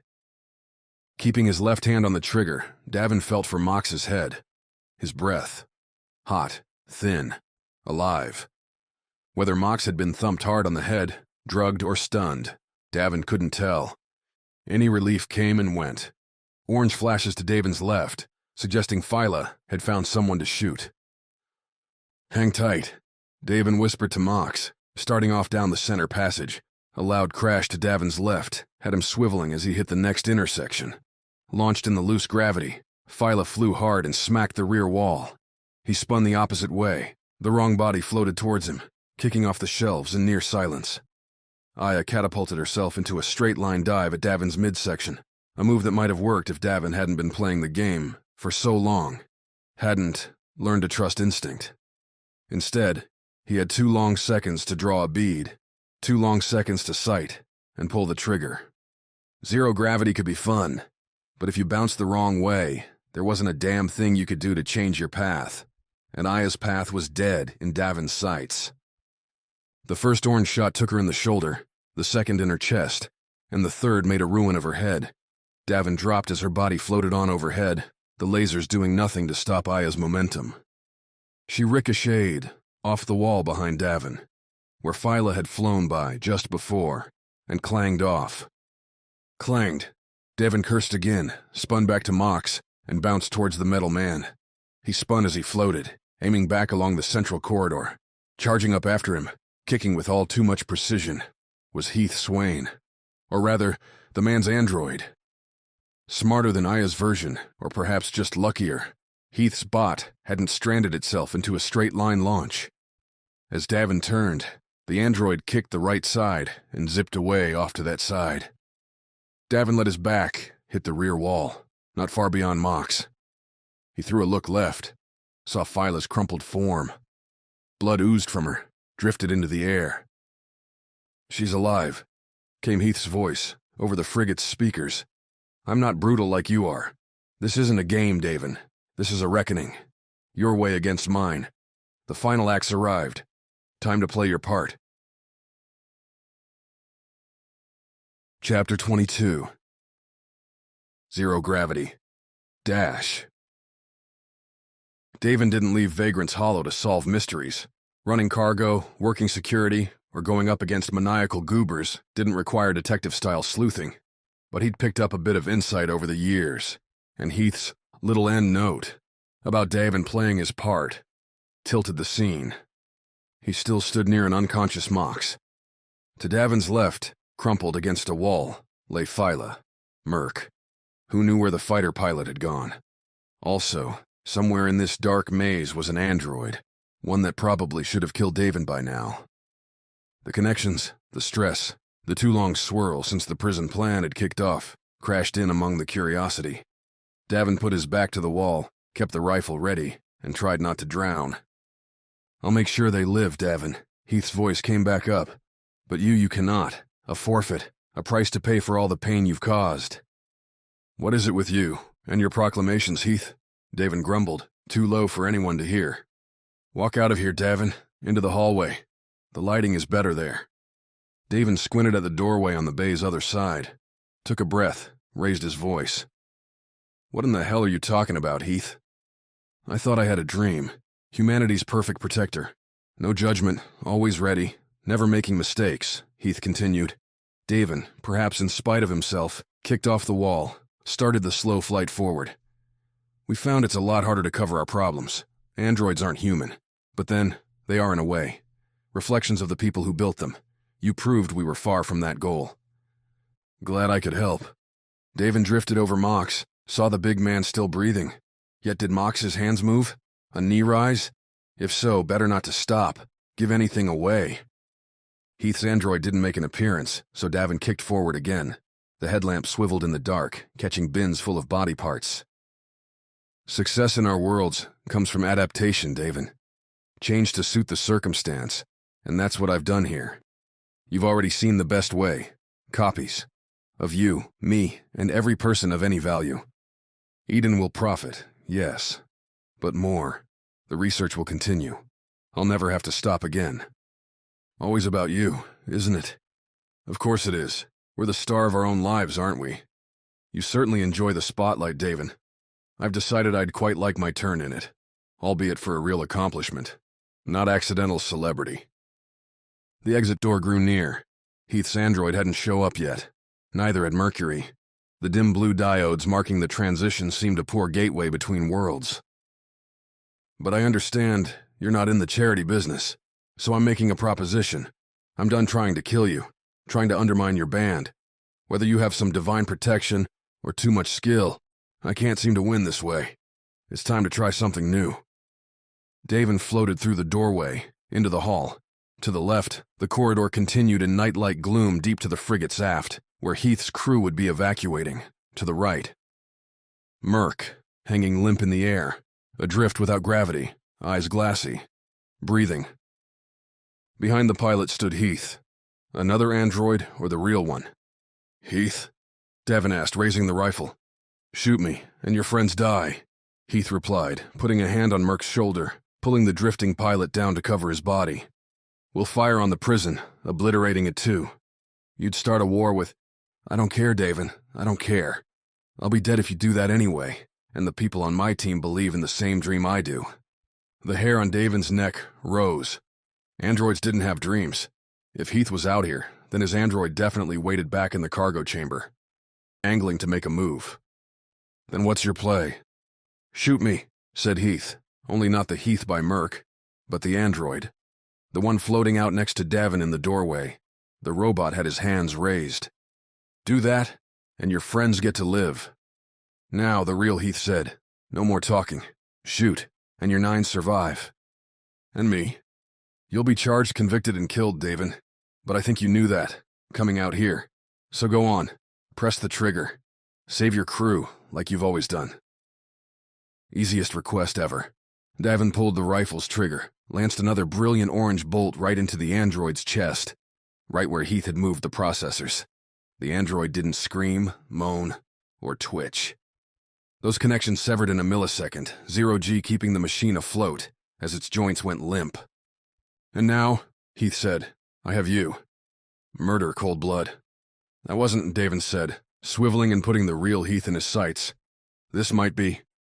Heath shoved Merc ahead, the unconscious pilot hitting Davin's weapon and knocking aside his aim. Davin elbowed Merc aside, pulled up the rifle. Heath, kicking, flew fast down the frigate's cargo corridor. The man banked right, rebounded off the wall, to cut across into the lift. And Davin shot again. Hit again. Hard to tell how bad, whether Heath's insides were molten mush, or if Davin had grazed the man, seeing as Heath's momentum kept him right on floating into the lifts. Sparing a pitying glance for Merc, Davin kicked after Heath, bounding along the hallway, angling left, and seeing one lift door close, and another one open. Eden's soldiers, armed, armored, and with weapons out. What might have been a tidy exit from the lift was complicated by gravity's absence, their kicks and pushes bunching them up. Davin, flying into the landing lobby, fired at random. The rifle spat, scoring hits on the ground, the lift doors, and the ceiling, while Davin tried to right himself. He imagined it looked either ugly or hilarious, depending on the perspective, but for the Eden soldiers, it was a step too far. They backed into the lift, the soldiers in back, grabbing the uniforms of their forward friends to stop momentum. Davin hit the wall between both lifts, feet first, bunched his legs, and kicked back towards the corridor.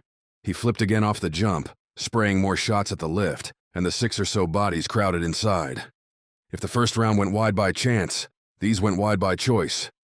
Heath's crew had been undertrained, had been toyed with, and were working the paycheck game. If they shot back at Davin, he'd do what he had to. Until then, like Zoli, these morons deserved to go home to their families and find another job. "I'm such a saint," Davin muttered, angling his hit on the corridor's wall to kick back down towards the cargo bay. Greeting him, looking at the smoking corpse of Heath's android, was a bleary Mox. He had Phyla under one arm, Merc in the other. Tired eyes asked the right question. "All a setup," Davin said. "We gotta go aft, to the other lifts." "You didn't get him?" "I had a shot, I took it. Probably ruined his day. Not his life. A man can dream, Mox." The exoskeleton gave Mox a hefty edge when it came to launching down a long hallway. Doorways gave kickoff points, Davin following the metal man's lead as they zipped along like a pair of discount superheroes towards the frigate's aft end. Every few breaths, Davin would squeeze a few bolts back down the corridor without bothering to look. If he hit anyone without aiming, their luck was so bad, they deserved it. Otherwise, the cautious batch would hopefully stay away. That strategy didn't work for the frigate's aft lifts, whose own class of dubious recruits came drifting into the corridor ahead, just as confused as their counterparts. Mox, flying at them like a reckless meteor, drew panicked fire. Davin saw bolts bounce beneath, above, and around his friend, who took to pinballing off both walls, the floor and ceiling, every bounce serving to pick up speed. "You're gonna overshoot," Davin yelled as they neared the lifts, the Eden soldiers dropping back into cover. "Better than being shot," Mox roared in reply. The frigate's absolute aft lay beyond those lifts, another bulk room probably devoted to more cargo. Food, uniforms, the like. The engines and open space would be beyond those walls. At Mox's speed, he might just find out what would happen if he... "Keep going," Davin yelled after his friend. "Don't stop." Davin didn't either, bounding with abandon. The Eden soldiers must have seen Mox go by, must have thought the danger was over, because their rifles nosed into the corridor. Tough to do a snap turn without gravity. Tougher still with Davin, triggering warning shots their way. Those tentative pokes dashed back, and Davin flipped them the finger as he sped past the lift landing. Turning to use the exoskeleton like a carapace, Mox pulled Phyla and Merc in close as he hit the corridor's concluding door back first. The portal crumpled, blew off sparking hinges, the flashes bright amid the deep blue diodes. Mox and his charges vanished inside, sounds of breaking equipment, twisting metal, shattering glass signaling his progress. Figuring he wouldn't survive a similar entrance, Davin began kicking back as he approached, tilting his feet to put a heel against the walls rather than his toes.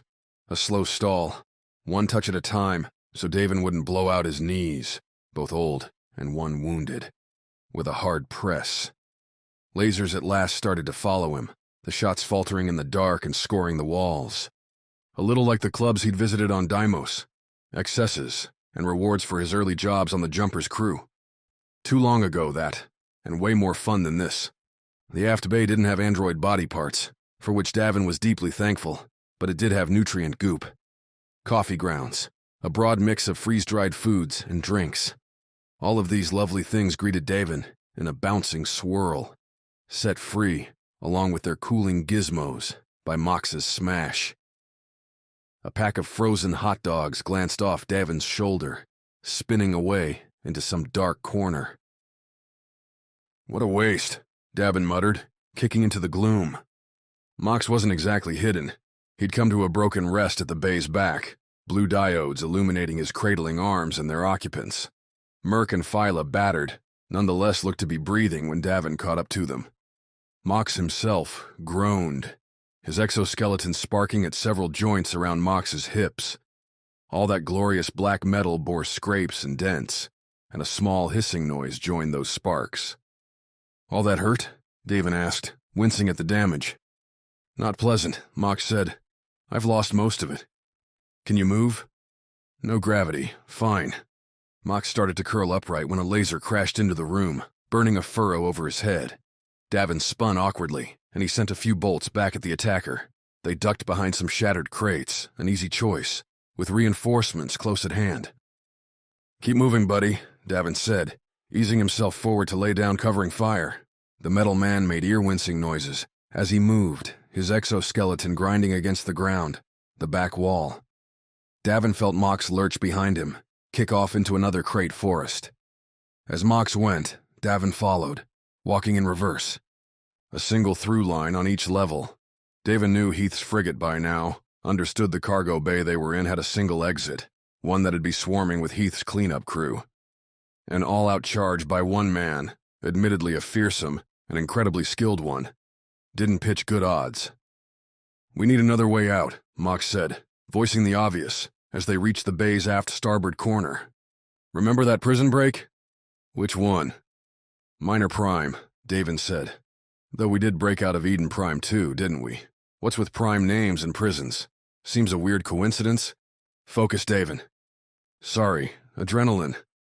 Davin's heart was bopping along to a fast beat right then, scurrying about as Davin chased shadows with the rifle's point. Eden's grunts were playing smart tactics, though, advancing slow, easy. The sort of play you'd make with your marks trapped.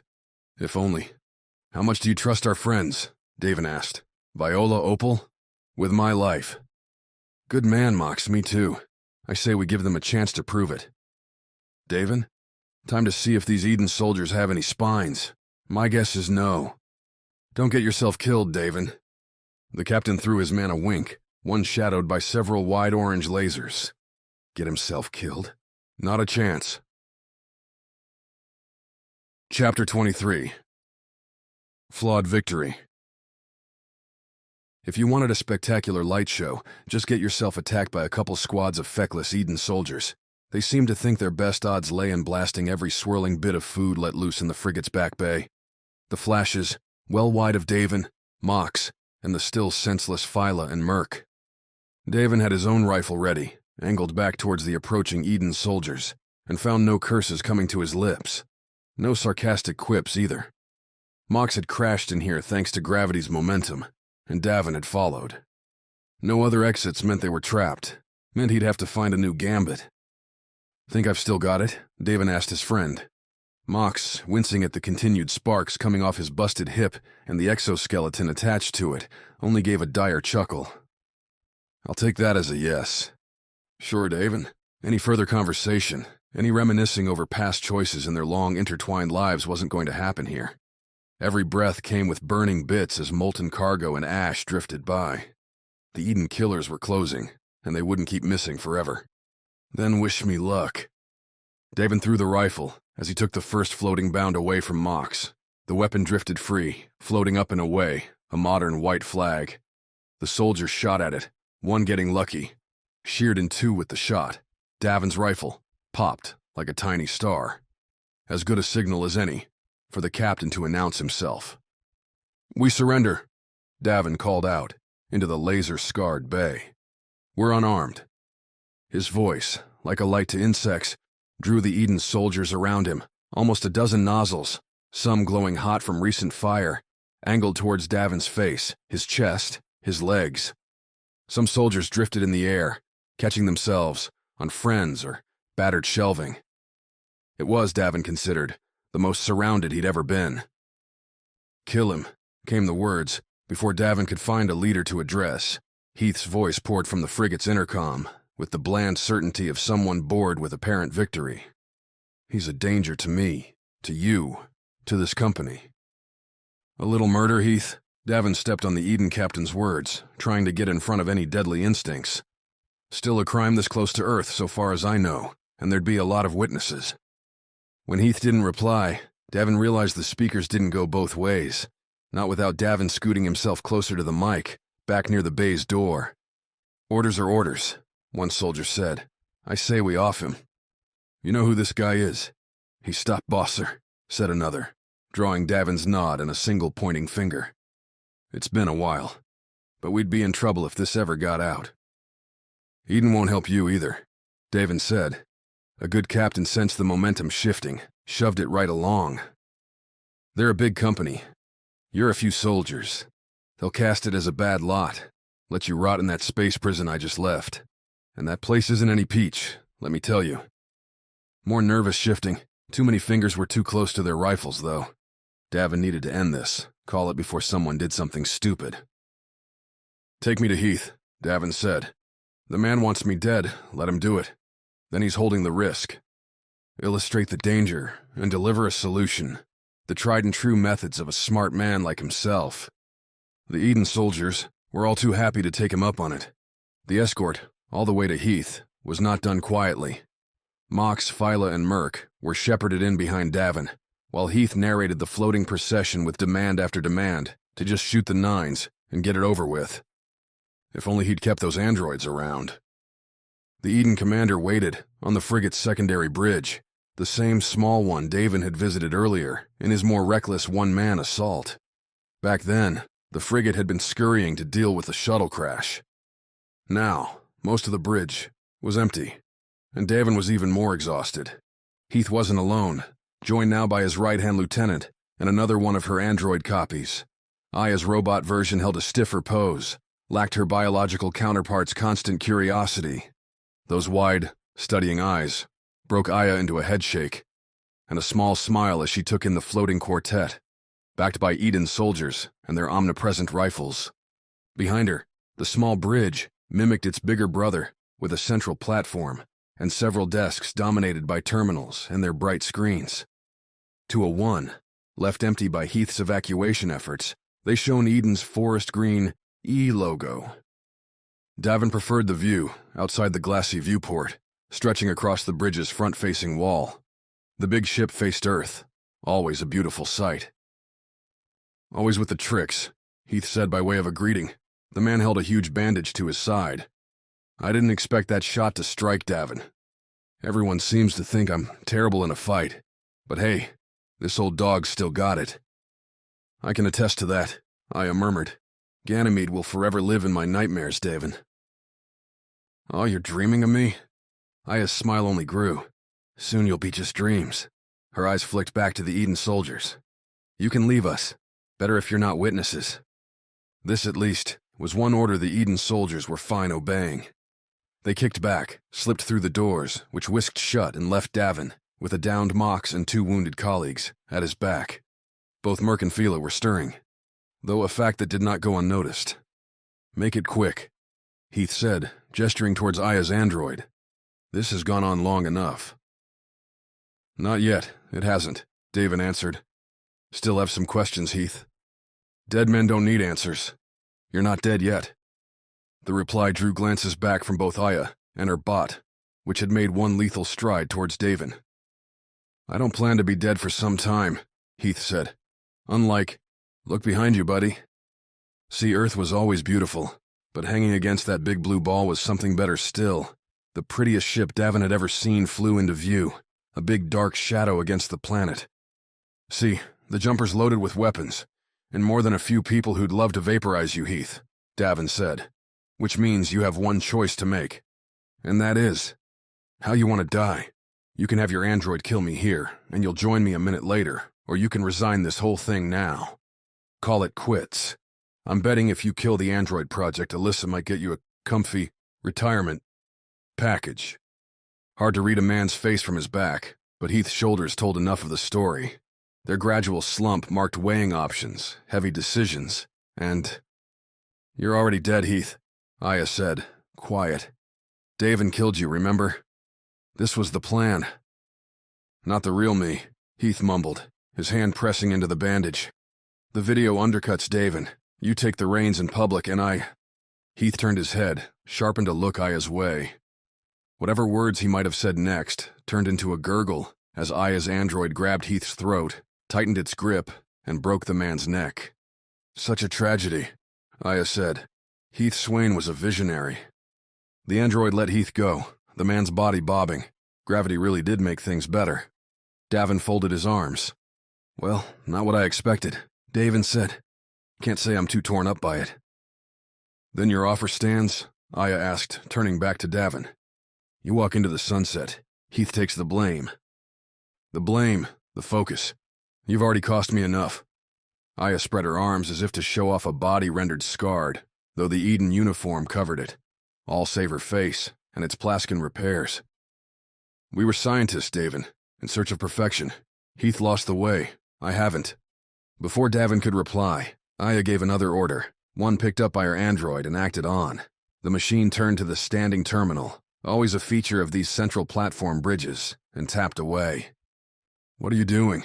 Davin asked, plenty relieved to get away from Aya's meandering. Showing you this isn't a trick. A face appeared on the screen, a cityscape visible in the background. Alyssa, looking far from tortured, bright, healthy, and wielding a placid smile. Davin, Alyssa said, I've been waiting for this call. The words warped the Nine's captain. He thought Alyssa had been captured, killed, or, at best, escaped to a squalid hideaway in the remaining bits of the rainforest. Yet none of those things appeared true. She seemed to be fine, to be comfortable, to be in a place where... Why? Davin asked, his voice almost breaking with the question. What is all this? Why is all this happening if you're there, if you're okay? Aya told me, Alyssa answered without hesitation, as if Davin's question had been expected, planned for.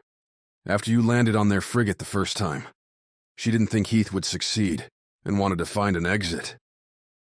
Davin squinted at the screen, Aya and her android standing off to the side. Behind him, leaning against the wall, Mox cursed. Phyla and Merc remained senseless. How many androids did you destroy? Aya asked. Prisoners? You really believe a collection of prisoners could wipe out so many of our machines? Aya sent the update, Davin. We've confirmed it here. She neutered their reflexes, their killer instincts. Not so much to be obvious, but enough to give you a chance. You're both assholes, Davin snarled. People died for your game. More would have if Heath had won, Alyssa shot back. I've watched so many die in this fighting, Davin. Aya's given us a way out, the end to all this. Proof that Eden's lost its way, that it needs new leadership, someone willing to make peace with us, and move the solar system forward. Doesn't do a damn thing for my crew. They'll live, Davin. You'll get paid too. Your Nines will be taken care of. You'll never have to fight again. Alyssa tilted her head. This is the only choice now. The war's over. Say yes, Davin, and get yourself a drink. The urge to raise his hand, send a signal to the jumper to annihilate the bridge, rose up. A tempting wraith twisting behind his eyes, but a whimper chased the thought away. Phyla, waking up, coming back into the pain. He owed her, owed his crew, owed if Davin was being perfectly honest himself. What's going to happen? Davin asked. I'll let Aya explain. There's a lot to do now. Thank you, Davin. Earth already owed you, and now so does Mars, Ganymede, and all of us. Aya did explain, only after calling up the frigate's crew to stations, for medical staff to come to the bridge and tend to Phyla, Merc, and Mox. Heath's recorded death would be broadcast, along with his many threats. Alyssa, with the backing of Earth's governments, would spin down Eden's military programs. The company would revert to building, expanding, and supporting human colonization of the solar system. Aya herself, of course, would take over Heath's accounts. Android work, strictly peaceful, would continue. There would be no trials, no prison time, no dumping innocents out of airlocks. The last of Eden's warmongers would be discarded, and humanity would welcome a bright new dawn. She said that, really? Phyla said days later, with a fizzing silver cocktail in hand. She leaned on a table with Davin, who made short work of his own beverage. Niels looked as it always had, the tumbling psychedelic backdrop as good as any to welcome Phyla back to normal life. More than once, Davin said. Alyssa repeated it too. It's like a chance at peace turns everyone into walking cliches. But not you. One of a kind, Davin said, just like our crew. The Nines were there too, mucking up the dance floor. Opal and Merc swung each other around with precision, while planets and stars whirled beneath their feet. Viola and Riley played budding romance's first beats, with Puck, rebuilt, hovering overhead. Mox would be showing up any minute, exoskeleton back in working order, with Latrice in tow. I don't believe them, Phyla said. The war might end, but the fighting won't. There's too much money in it. Davin nodded, swirled his empty glass on the table. One thing I can't quite place, you know? What's that? Alyssa dragged us all the way to Quito, only for us to get caught. She escapes, gets her little ducks in a row. Then right when we're ready to blast it all to hell, she shows up again, not a damn scratch on her. Davin, Phyla warned, you go digging too deep that direction, you might find things you don't want to know. Like maybe certain people aren't who or what. Neil's door swung open, the metal man filling its bulk with a broad, beaming smile on his face. His exoskeleton gleamed, and Mox bellowed an order for another round, a request the bartenders took with unfazed aplomb. We got paid. We did the job, Phyla said. Cassidy's good. You even kept your promise to Zoily. We've earned a rest, Davin, and I need to get back on the bullets, or my ranking's gonna drop. Leave it alone and enjoy life. Is that what you're saying? Yes, Davin. Phyla stretched a hand across the table, pulled towards her. I'm saying we've got something good here. I plan on enjoying it. She kissed him something fierce. You going to join me? How could he say no? We hope you have enjoyed this presentation of Luna Gambit, Book 6 in the Wild 9 series, by A.R. Knight. To find more of our books, check out www.blackkeybooks.com. Thanks for listening.